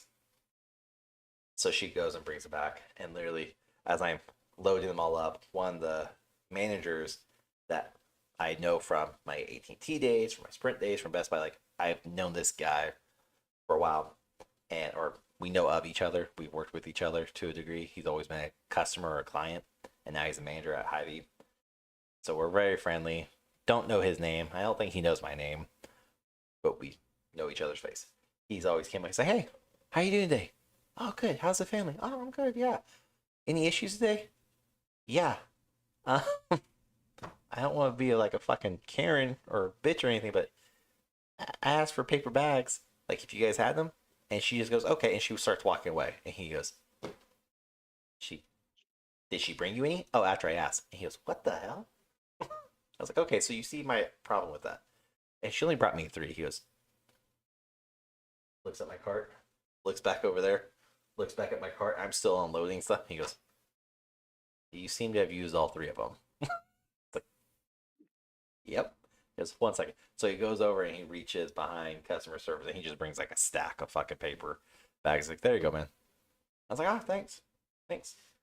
All right, well, have a good one. And whatever deal of the day they have going on, whether it's Chinese food or pizza or their deli, whatever it is, he's always like, "Hey, go check this out." There's always something going on. Or don't forget, your kids can get free cookies over at the bakery. You can get free cheese or meat from the deli. You can get free apples or bananas from produce. Just take one. Another reason why I love Hy-Vee is they are very family friendly. And literally, you walk in, and my kids can say, "I'm hungry," and they can walk around with an apple. Don't have to pay for it. Like, here you go. There's a fruit. But it also leads to, "I want cheese. I want cookies." It is 9:30 in the fucking morning. You don't need a cookie. They can have a donut. Yeah, You shut up. baby!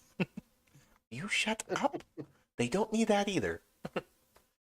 But the again, I will always use self checkouts, especially for grocery shopping because I can bag everything the way I want. As somebody who has been a cashier and had been bitched at, I don't like my ice cream being with my cheese. It will freeze my cheese. No, it won't. It's physically impossible when inside of a paper or plastic bag. It's not that fucking cold for that long enough. It will not. Okay, yes, here you go. Why do you give me so many bags? Because Amy, you said your freezer stuff cannot be with your cold stuff. Yeah. So I can't do that. So yeah. Thanks. Great. Yeah. But, yeah. It's I'm- yeah. And then, like the other thing I always thought was funny because we were taught math to do math in our head. I know how to count to 100. Why is that important? Because that's the denomination of money in the U.S. 100 pennies, 100 cents is $1. 20 nickels is 100 cents. It's $1. Why is this so important? The amount of people who can't fucking do simple mathematics drives me up the wall. Up the motherfucking wall. I had to go use a register at Target because all the self checkouts were down. And it's this young girl. And I'm gonna be honest, I think it was a girl. This young person. And they're checking me out and everything. And they're like, here you go. You saw them, you'd understand. And I don't judge. I was like, I said, I don't. I called her ma'am, and she goes, excuse me? I went, What do you want? I kind of just stopped there. I was like, I will dress people how they want. It does not bother me. I don't care. I didn't see your sign. What do I fucking say? I don't know. The name was very feminine. You look very feminine. It looks like a duck. It quacked like a duck. I thought it was a duck. But so anyways. Fuck me. I went and I gave her a couple 20s, and it came out to like. Did you pay her off? Or... Shut up! No. Sorry for what I said. Here you go. Just bring my shit up. No. So I. Wow. I'm so glad I didn't get picked up on mic. We're canceled before this, so we're good. But anyway, so it all ties in. Call back. No. Oh yeah. It's all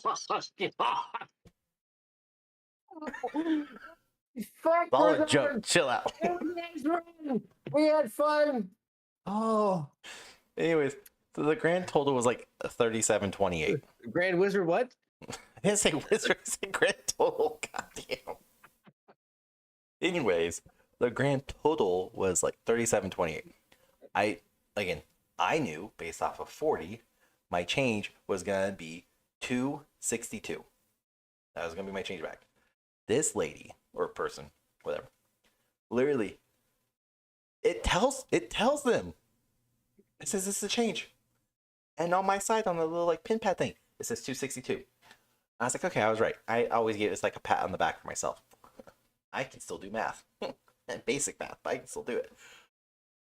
They seriously looked. They go, oh, I'm all out quarters. Are you okay with that?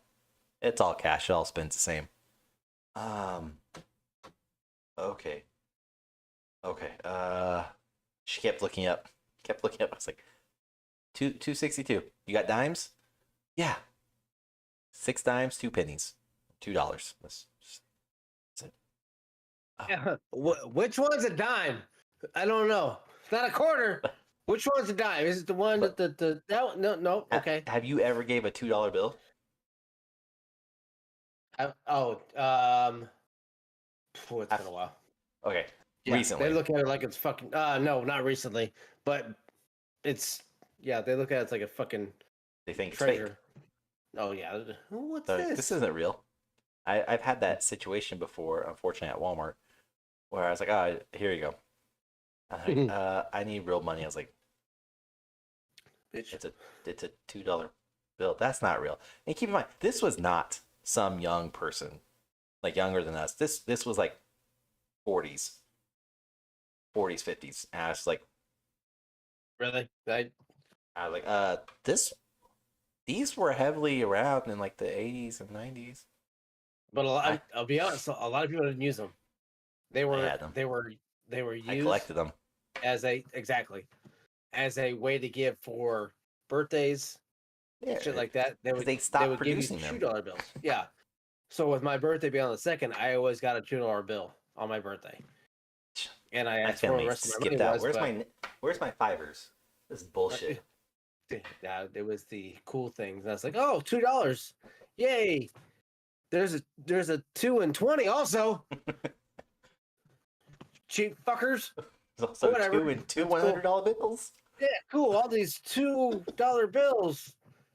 Could have put a lot more in here. Vending machines back then did not take $2 bills. It was 1s, 5s, and 10s. You put a 2 in it, it's like, that's not real.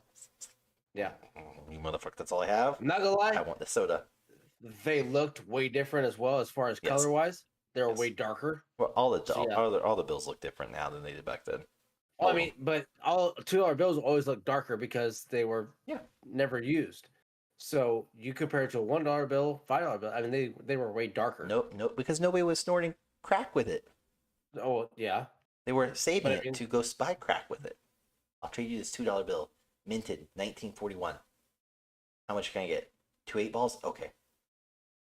yeah, well, Whatever you gotta do, it all get worked. stuff up your nose. But uh, the whole thing though was like, so we got deterred so quick. Self checkouts though was like the one thing I've been seeing so much, and it blows my mind how many of the older generations are so against this, but then at the same time will quickly, without any proper statistics, without any knowledge, will spout off and be like, it's losing jobs, it's costing jobs, and like nobody wants to work. It's like that. They're not. Nobody wants to be a fucking cashier. Look, listen, okay? Nobody wants to be a fucking cashier. You want to be a cashier? Go work at McDonald's. And trust me, at the end of your shift, you can go, I don't want to fucking do this anymore. Because y'all are some terrible fucking people. And the same people who bitch and complain about set checkouts are the same ones that are the issues for cashiers. Like, I have this coupon. No, this is 2 for $5, or this is such and such. I didn't get this promotion. Do you have any coupons? Don't I get a discount? No, ma'am. You don't. And I would constantly get berated. I would get cussed at. I would get belittled. I would get just hateful, derogatory slurs tossed my way, which weren't even applicable to me, but I was them apparently. It's, you name it, I've been called it. And I will say though, the funniest thing as a cashier is, keep in mind I was 17, was finishing up high school. I was training people because I was a CSM at the time. And I was training this new girl who was 33. This is all very important. This older lady comes in, and we're at the quick registers, the speedy register, 10 items or less. And I am standing behind her, like off to the side, so I can see what she's doing. I can see the register and everything. And I'm watching her scan. And the old lady, nosy fucker. I was dating somebody at this point. We had been dating for 2 years. Kind of not important, but whatever. This old lady goes, "Oh, you guys are a cute couple." I was like, not a couple. I'm just her trainer. Oh, is it because she's older? And this woman that I was training looked older because she was a heavy smoker, so she had like all the massive bags underneath her eyes. Her face just, yeah. She looked like she smoked either cigarettes or something. It was hot. Who knows? But I was like, no, I have a girlfriend. Oh, well, you're missing out, honey. What? And my trainee at the time goes, shh, ma'am, that's not appropriate. I was like, no, what'd she say? I legitimately did not catch it. I was in my little world watching, trying to make sure she didn't fuck anything up, because she was fucking shit up prior to this. And I was like, what? I'm missing out. What do you mean? Missing out on what? Oh, honey, if you were with me, I could teach you some things. What? Again, looking back, no context. I was in my own world, wasn't paying attention, didn't care what she was saying or what she was doing. At the point, it started dawning on me, and my trainee again is chuckling, and she goes, "He's too young for me. I don't go for. He's still in high school." And she goes, "Oh, that's even better. That's the best time you take them and just teach them all sorts of things, get them ready for when they really need a woman in their life." I'm just like, oh, uh, no, no. I have an age. I have an age range. I'm sorry. Oh, you don't like cougars? I was like, oh no, no, I don't. I'm picky. Like I'm a picky eater, man. So I'm picky with my women too. I like my ice cream fresh out of the freezer, not sitting on the counter melted and deteriorating. We're good. I will forever Go melt away. I will forever remember that, because she did not stop after we checked out or finished checking her out. We also weren't busy. She just stayed there. She was, well, I'm just saying, a young woman or girl can't do the things that an older woman. She kept like putting her hands on her chest and sliding down, like that's older women can do. We can show you everything, so where you know what to expect and how to raise your preferences. I was like, like take your I was teeth like, out, I was like, no, no, thank you, ma'am, no, thank you. and mumbled underneath my breath. I was like, I'm pretty sure that's what porn is for. And my trainee heard that, and she looks back and she goes, "It is. You can learn a lot on that." And the old lady didn't hear it. She goes, "What?" And she goes, "Oh, nothing. He just said you're too old for him. He doesn't know. He has the age gap. He told you that." She's okay. Well, what's your age gap, sir? If you don't mind me asking. I was like, 3 years, 3 up, 3 down, and which isn't true because at the time it was. Oh, hold on. You were 17. At the time it was 1 down and 3 up. I was willing and did. Okay. But when I became adult, it was 3 up, 3 down. I didn't want to go out that range, and okay, my wife is three years younger than me. But anyway, 2.5. She's 2.5 years younger than me. But anyways, that moment forever stuck with me. Like I remember telling my girlfriend at the time that, and she got mad. How dare you flirt with this old lady? It's like, whoa. I will leave you for her. She gave me her business card. You I got her picture number and her life alert number. We're good. If she falls down, I will be there for her. Yes. Pick her up. But I am one push away from this woman. like it's one of those things like, well, yes, there are tons of horror stories I have about retail life. I have so fucking many. Horror. Both. Okay. You know, life's a bitch. I got the moniker man whore as a high schooler for some reason. I didn't do shit, not my fault. Mm-hmm. Hey, listen, just because you saw me holding hands or a different girl hanging off me every day does not make me a man whore, okay? They also thought I was gay because I had a gay brother. True story. Yep. True story. The gentleman, there was a gentleman, good guy. He was a great guy. He was like really friendly. I mean, and look back now, he was definitely making moves, and I was not picking up on them, thankfully. But great guy. His name was Calvin. He was 2 years older than me, and he was a year younger than my brother, who's actually gay. He had a big crush on my brother. When he was a freshman and sophomore, he had a big crush on my brother. And my brother did not like him, did not care for him that way. So when I got to high school, my freshman year, he was very quick to go, "Are you so-and-so's brother?" "Yeah." "Oh my God, you look just like him." He is such a sweetheart. And he was like hitting on my brother indirectly. And I was like, "Yeah, he's okay. He's weird. That's my brother." I'm like, cool, whatever. But throughout the 2 years of my high school, I remember him very much always, "Can I sit with you at this table?" "No, we're playing poker. We're playing cards. We're playing Pokemon," like whatever we were doing at the time. It was always random. And they're like, "Oh, okay. What about tomorrow?" "No, I think we're playing D&D tomorrow." Like just something. And he'd always put his hand on my upper back and just pat me. He's like, "Okay, well, I'll see you tomorrow." I was like, "Okay, cool. Have a good one, man. Take care." He was definitely hitting on me. He said some stuff now too that I can't repeat because it's not appropriate.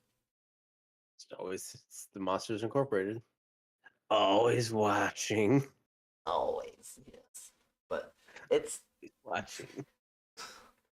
retail is such a there's good and bad. I love retail, but I absolutely hate retail too because customers suck ass. Yeah, you all do. You're gonna. Even Rahgel. He doesn't do it metaphorically though. I have not done. I'm honestly. I avoid anybody in any way I can. Which is If why I have self-checkouts are so great.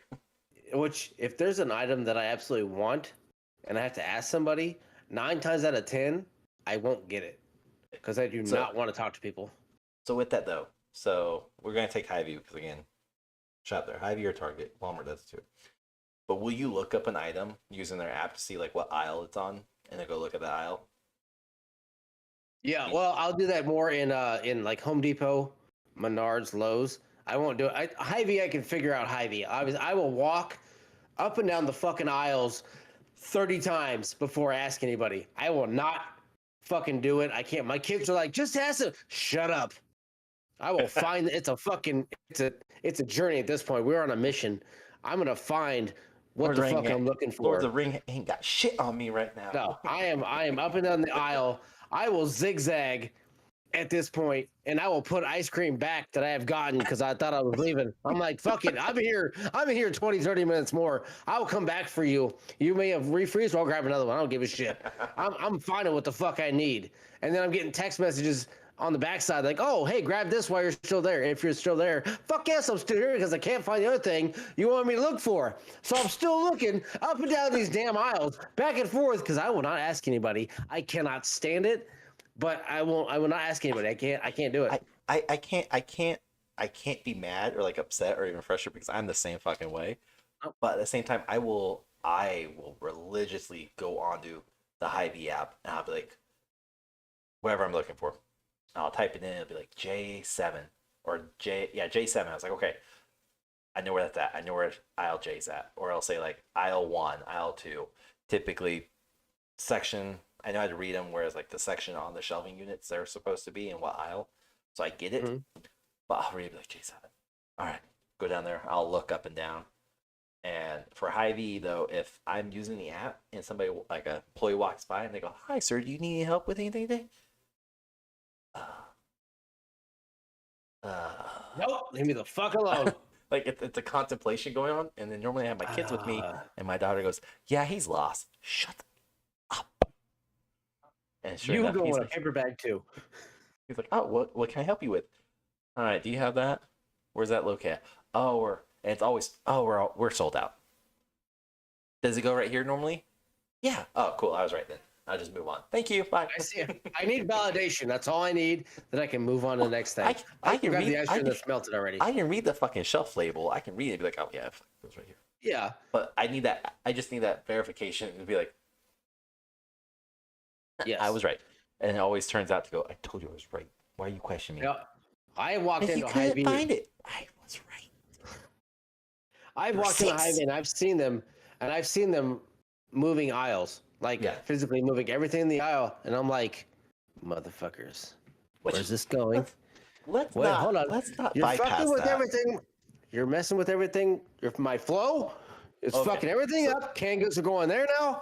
You got rice over here. Where's the bread going? What's going on here? Let's not overpass that by any means, okay? Because my wife and I have actually seriously talked about this subject before, specifically with Dylan's hereby, where like when I first moved up to Manhattan, again, where I grew up in Kansas, there was no Hy-Vee. Hy-Vee, the furthest south in Kansas that Hy-Vee's at is here in Manhattan. Then it's Topeka, then it's Kansas City. There is no external Hy-Vee outside of that little bubble. So down in Wichita area, we had Walmart, we had Dillon's, and we had the BX and commissary. We did not have a Hy-Vee. So when I moved up here in 2013, I remember we shopped a lot at Dillon's.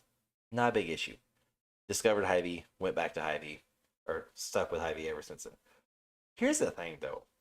Maybe it's just being an adult. Don't fuck with my placement order of anything. Like, I like that I can go in and I can just like go through the aisles like, okay, I know where everything's at. Dillon's, on the other hand, they shifted their whole aisles down. They added aisles, they moved some aisles. And I remember going in there and be like, oh, I just need bread. I know where it's at. It's not,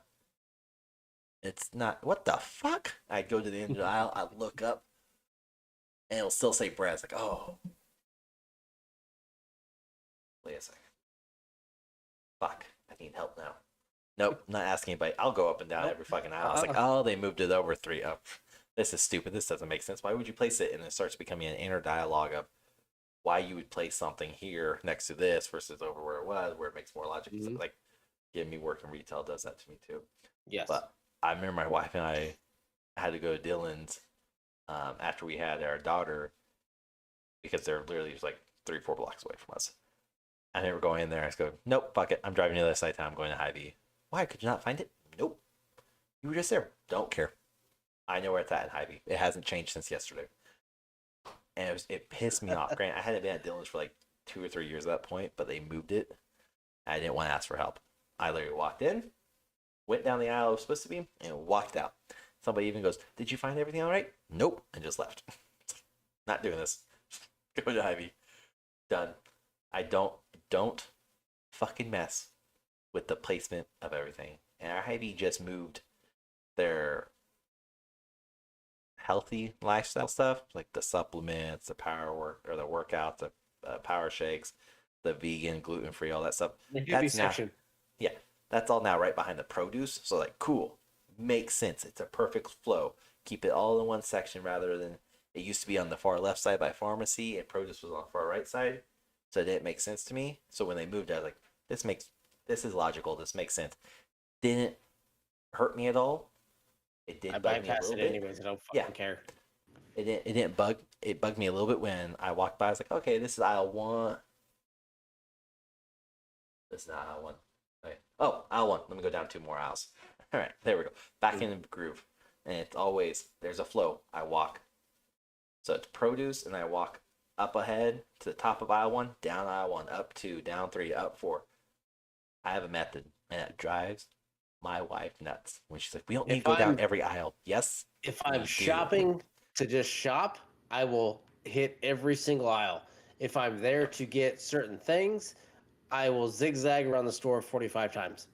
It doesn't matter if I'm there for one or two things. I will still, in some way, hit every aisle in a backwards fashion, but I still do it. Nope. Like I have a method. Granted, if I'm going in for like one thing, I hit that one aisle and I leave because if I go up down any other aisle, it's like, oh well, oh Doritos are 2 for $5. Do we need chips? Are you sure we don't need chips? They are 2 for $5. I'm getting chips. We didn't need chips. Oh, I got chips. They were 2 for $5. Like right now, ground beef is always fucking on sale at my Hy-Vee, and I don't need any. I don't need any. I have 16 pounds of ground beef. I keep buying them. They're on sale. Yeah, that's literally that's my logic to it. They're $1. Oh. They're $1.50. Oh, I'm the asshole that's like two per order. I was like, bet 5 different orders. And it says 2 per person. I was like, fuck it is. Do what I want. I will break, especially on like Mondays. It used to be you spend $60, you get 45 cents off. I would ring up each item. The moment my total hits or my subtotal hits $60, done. Cash it out. Ring up my next order. Oh, hit $60, done. Because I'm getting all my fucking cents. Because it's not for every $60. You shitbag. It's not for every $60. It's a one-time must spend 60. You get the 40. I will sit there. I'll just $60.22. Type in the promo code, 45 cents. Yes, done. $61 promo code, done. And you know what's funny is I've been checked in on by Hy-Vee before, where they're like, "Do you need help?" Nope. Okay, well you can scan it all in one transaction. I don't get my no. I have responded. I don't get my fuel cents off that way, and then you just go, all right, and walks away. It's like, move it along. Let's keep going. I'm good. Now, if anybody stands behind me, I typically get the nasty looks of, oh, come on, bitch! I need my 45 cents off. It's I would be the one behind you, like, motherfucker, really? Get your shakes the fuck out of the way, or go to the cashier. I hate you. Please, I hope your cart runs you over. I'm in self checkout, and I'm pretty well. Like I go during downtimes. I don't ever go when they're super busy, because again, I don't like people. I don't like dealing with other people, because if I'm grocery shopping, which is what I normally do, if you are in my fucking way or you are going against traffic, like if I'm walking up the aisle, you also should be walking up the aisle. There's a flow to this shit. Okay, yeah. There's a flow. I was at the store yesterday. All right. Granted, there's always a douchebag dad. Yeah, I'm always a douchebag dad. No. There's always a douchebag dad with his family, and the douchebag dad thinks he is. They just take the whole fucking aisle. The elite when it comes to anything in the fucking store. I'm with my daughter. Okay. My daughter has the concept of she's learning shopping. She's learning kind of what to do, the flow of everything else. So she gets her little trainee cart, the little green cart at Hy-Vee. Cool. We don't have one of those. You stay right behind me, within my eyesight. You hit my heels, I drop kick this cart, and you're done. Okay? She knows. She's right beside me. She's at least 1.5 to 2 feet back behind me. She Just knows. where your Or stride she's in can front. go. But I've watched this family. I watched them walk in. I can tell the douchebag is walking in the front because of just how he's dressed. I know he's a douchebag. I can just tell he's got a We're not Kobe judging at Bryant, all. Kobe Bryant Mamba.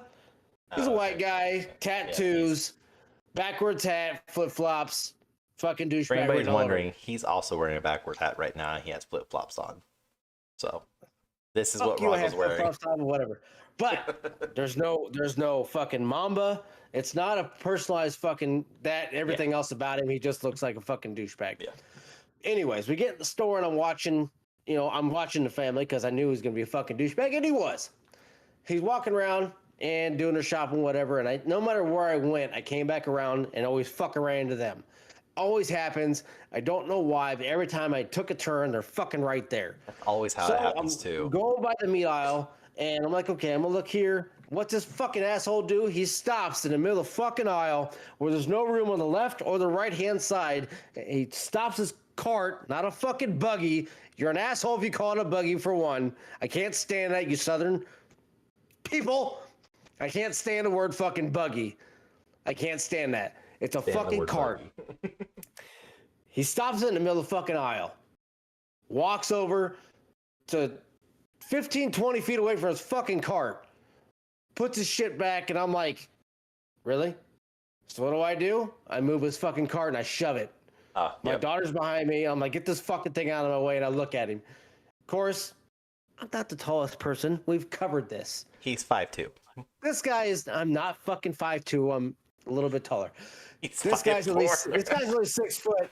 He looks at me like, bro, that's my cart. Fucking eat I'm you. like, bro, get your shit out of the fucking way. I didn't say fucking because it was my daughter. I said, bro, get it out of the way. I was putting my stuff back. I don't care. Take it with Get you. your stuff and get it out of the way. You're being inconsiderate. Everybody trying to move in and out of the aisles. Don't be a prick. My daughter, what's a prick? We'll talk about that later. Anyways, Captain Mamba wants to get all fucking huffy puffy and like, oh, well, I was wanting to do this and that. I don't care. Tell you what, I'm going to take this to my daughter this way. You have a nice day. Go fuck yourself.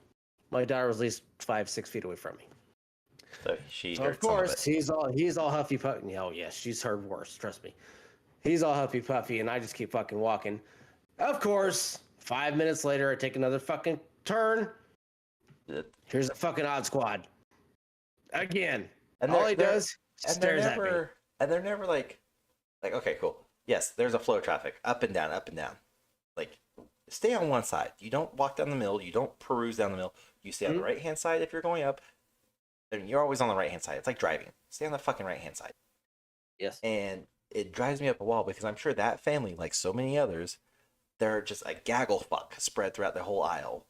The mom's somewhere, the kid's further up, the dad's in their cart's in the middle, and you're just like, you literally are blocking the whole fucking aisle. Get your shit. This is not a fucking amusement park. This is not Burger King. You're not gonna have it your way. Move your shit on. Let's go. Because I've done that before too, where like I've pushed carts and I'll move them away, and typically it's just like I'll grab it by the hand and I can pick it up and scoot it. You know, I'm not 5'4". The cart's not at my eye level. I can pick it up and scoot it over. But there's been many times where You're an asshole. Asshole. I'm not wrong. You're not wrong either. But there's been many times where like I've had people stare at me, and they typically won't say shit because I'm with my kids. And if they do say shit, it must be so nice that dad gets to shut the fuck up. It's not babysitting. It's not dad's weekend. Fuck off. Mind your own business. But there's been many times where like I've had a gentleman or a woman say, don't touch my cart. And I will look at my kids and be like, and this is why when inconsiderate people think they own the whole place, we just move their shit out of the way. And it's a teaching moment. And they quickly shut down because like, well, now if I continue, he's right. I prove his point. And they never want to fucking be wrong because everything I say is right. I dime them out in front of my kids. I will always look at my kids and be like, well, this is a teaching moment. This is very valuable. I'm not quiet. I'm not subtle about it. It's not like I'm whispering, like, hey, okay, you see. No, it's a full on, I'm having a conversation out loud, like we are right now. And like there was this old lady with her grandson. I'm going to assume I so hope to God this was her grandson. But this kid was going fucking ballistic down the bread aisle. And like he was literally just touching, grabbing, touching. And he would grab bread and he would smush it together end to end. And I would, not quietly, but not super loud either, I'd go get the bread. And I was like, oh, great. This loaf of bread is smushed by that asshole too. You passive aggressive asshole. I'm the best because I had a store manager who once told me, kill them with kindness. So it works. Oh, my family won't eat because this little asshole smashed the bread. So, but I'll do that. And then I wasn't shopping with my daughter at the time. I was shopping with my son. And I was like, oh, you see? Insert son's name. I was like, you see, son? This is why I tell you don't grab stuff, because I don't want you to smush the bread like this and ruin it for other people. Come on, Jimmy. Stop touching stuff. Let's go. Come on. You're making other people mad. And walk down. And again, see them fucking down the next aisle. Jimmy, stop being a twat. And it's always some passive aggressive. And it's not always passive. It's very like blatant too, where it's like, I'm clearly calling you out. I'm calling your kid out. Fix your shit. But there's been times where like my daughter and I will be grocery shopping. Of course, my son is too. We're all grocery shopping. And, you know, my daughter's called people out. You're walking down the wrong aisle. That doesn't go there. Go put it back. Dad, is that the incunt something? It has like the inconsiderate? Yeah, the inconsistent. Yes, that's. It's always incunt. She can't say inconsiderate. It's incunt. So yes, that's the incunt. And I will sit there and just look at them, be like, "What? What are you gonna say? Do it." Because keep in mind, I'm not big. I mean, I'm not tall. I'm taller than you. I'm a fucking giant compared to you. But holy fuck,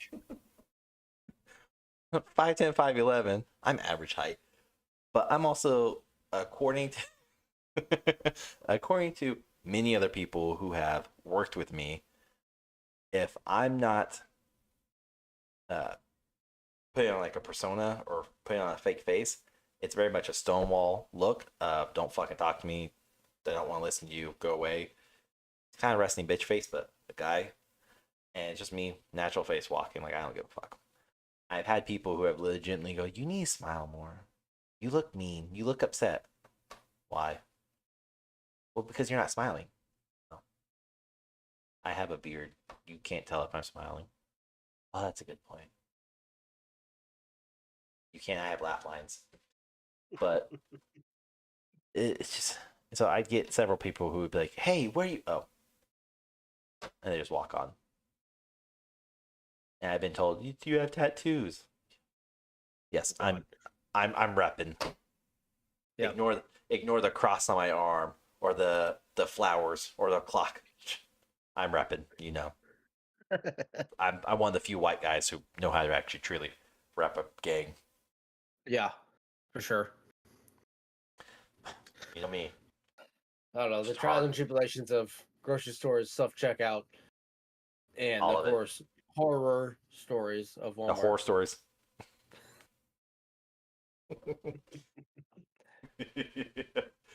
The ins and outs of the retail world. Some of the fun stuff and the fucking nightmares. Yeah, and that's really just like grocery too. Like it gets so much drastically different when you're talking about non-grocery retail stores like Best Buy or Micro Center, where it's all tech and you get all the super dumb people. Oh yeah. My computer's not working.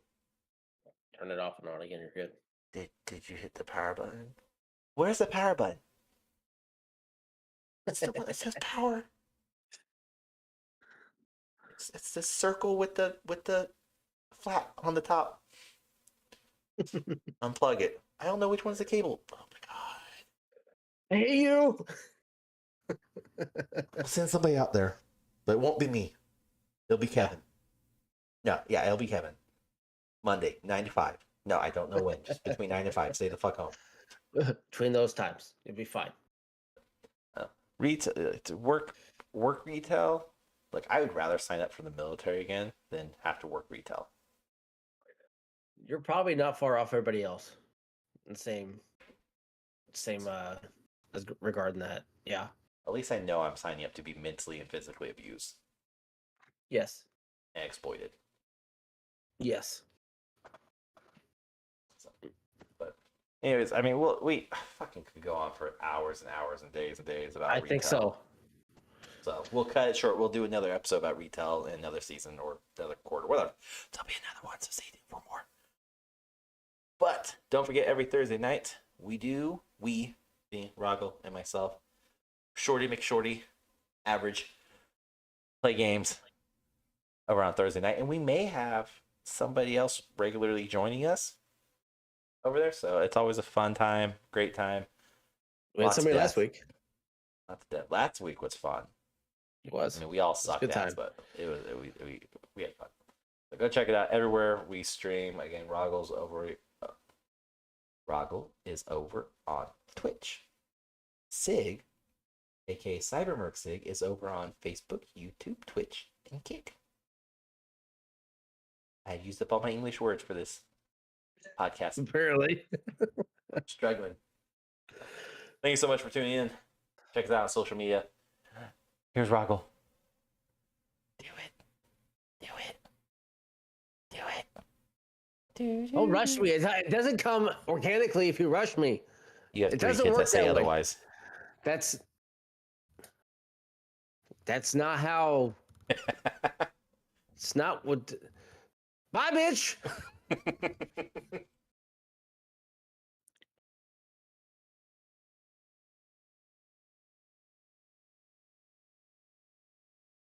Alrighty, what's going on, everyone?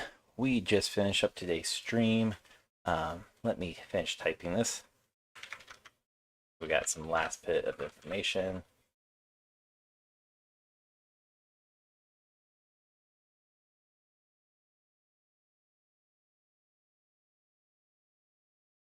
There we go.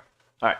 So thank you so much for tuning in to today's stream. I do greatly appreciate it, whether you tuned in just for a bit or for all of it. Thank you so much. We are done for today, at least on 2Guys1Gamepad. You're actually going to be able to head over to Twitch right now, or here in like 5-10 minutes. Head over to Twitch /Rahgel or /CybermercSig, this handle. And you'll actually be able to watch Rahgel and I and join in on our weekly game night. So we'll be over on our respective platforms. Again, his being Twitch. You can catch me on Twitch, YouTube, Kick at CybermercSig. So we will catch you tomorrow. Thank you so much for watching, following along. Those who actually follow, those who subscribe, thank you so much. I know we didn't shout out. Been very busy today. Have not had a chance to sit around the computer. But without further ado, thank you so much. I hope you enjoyed it. Till next time, everyone. Take care.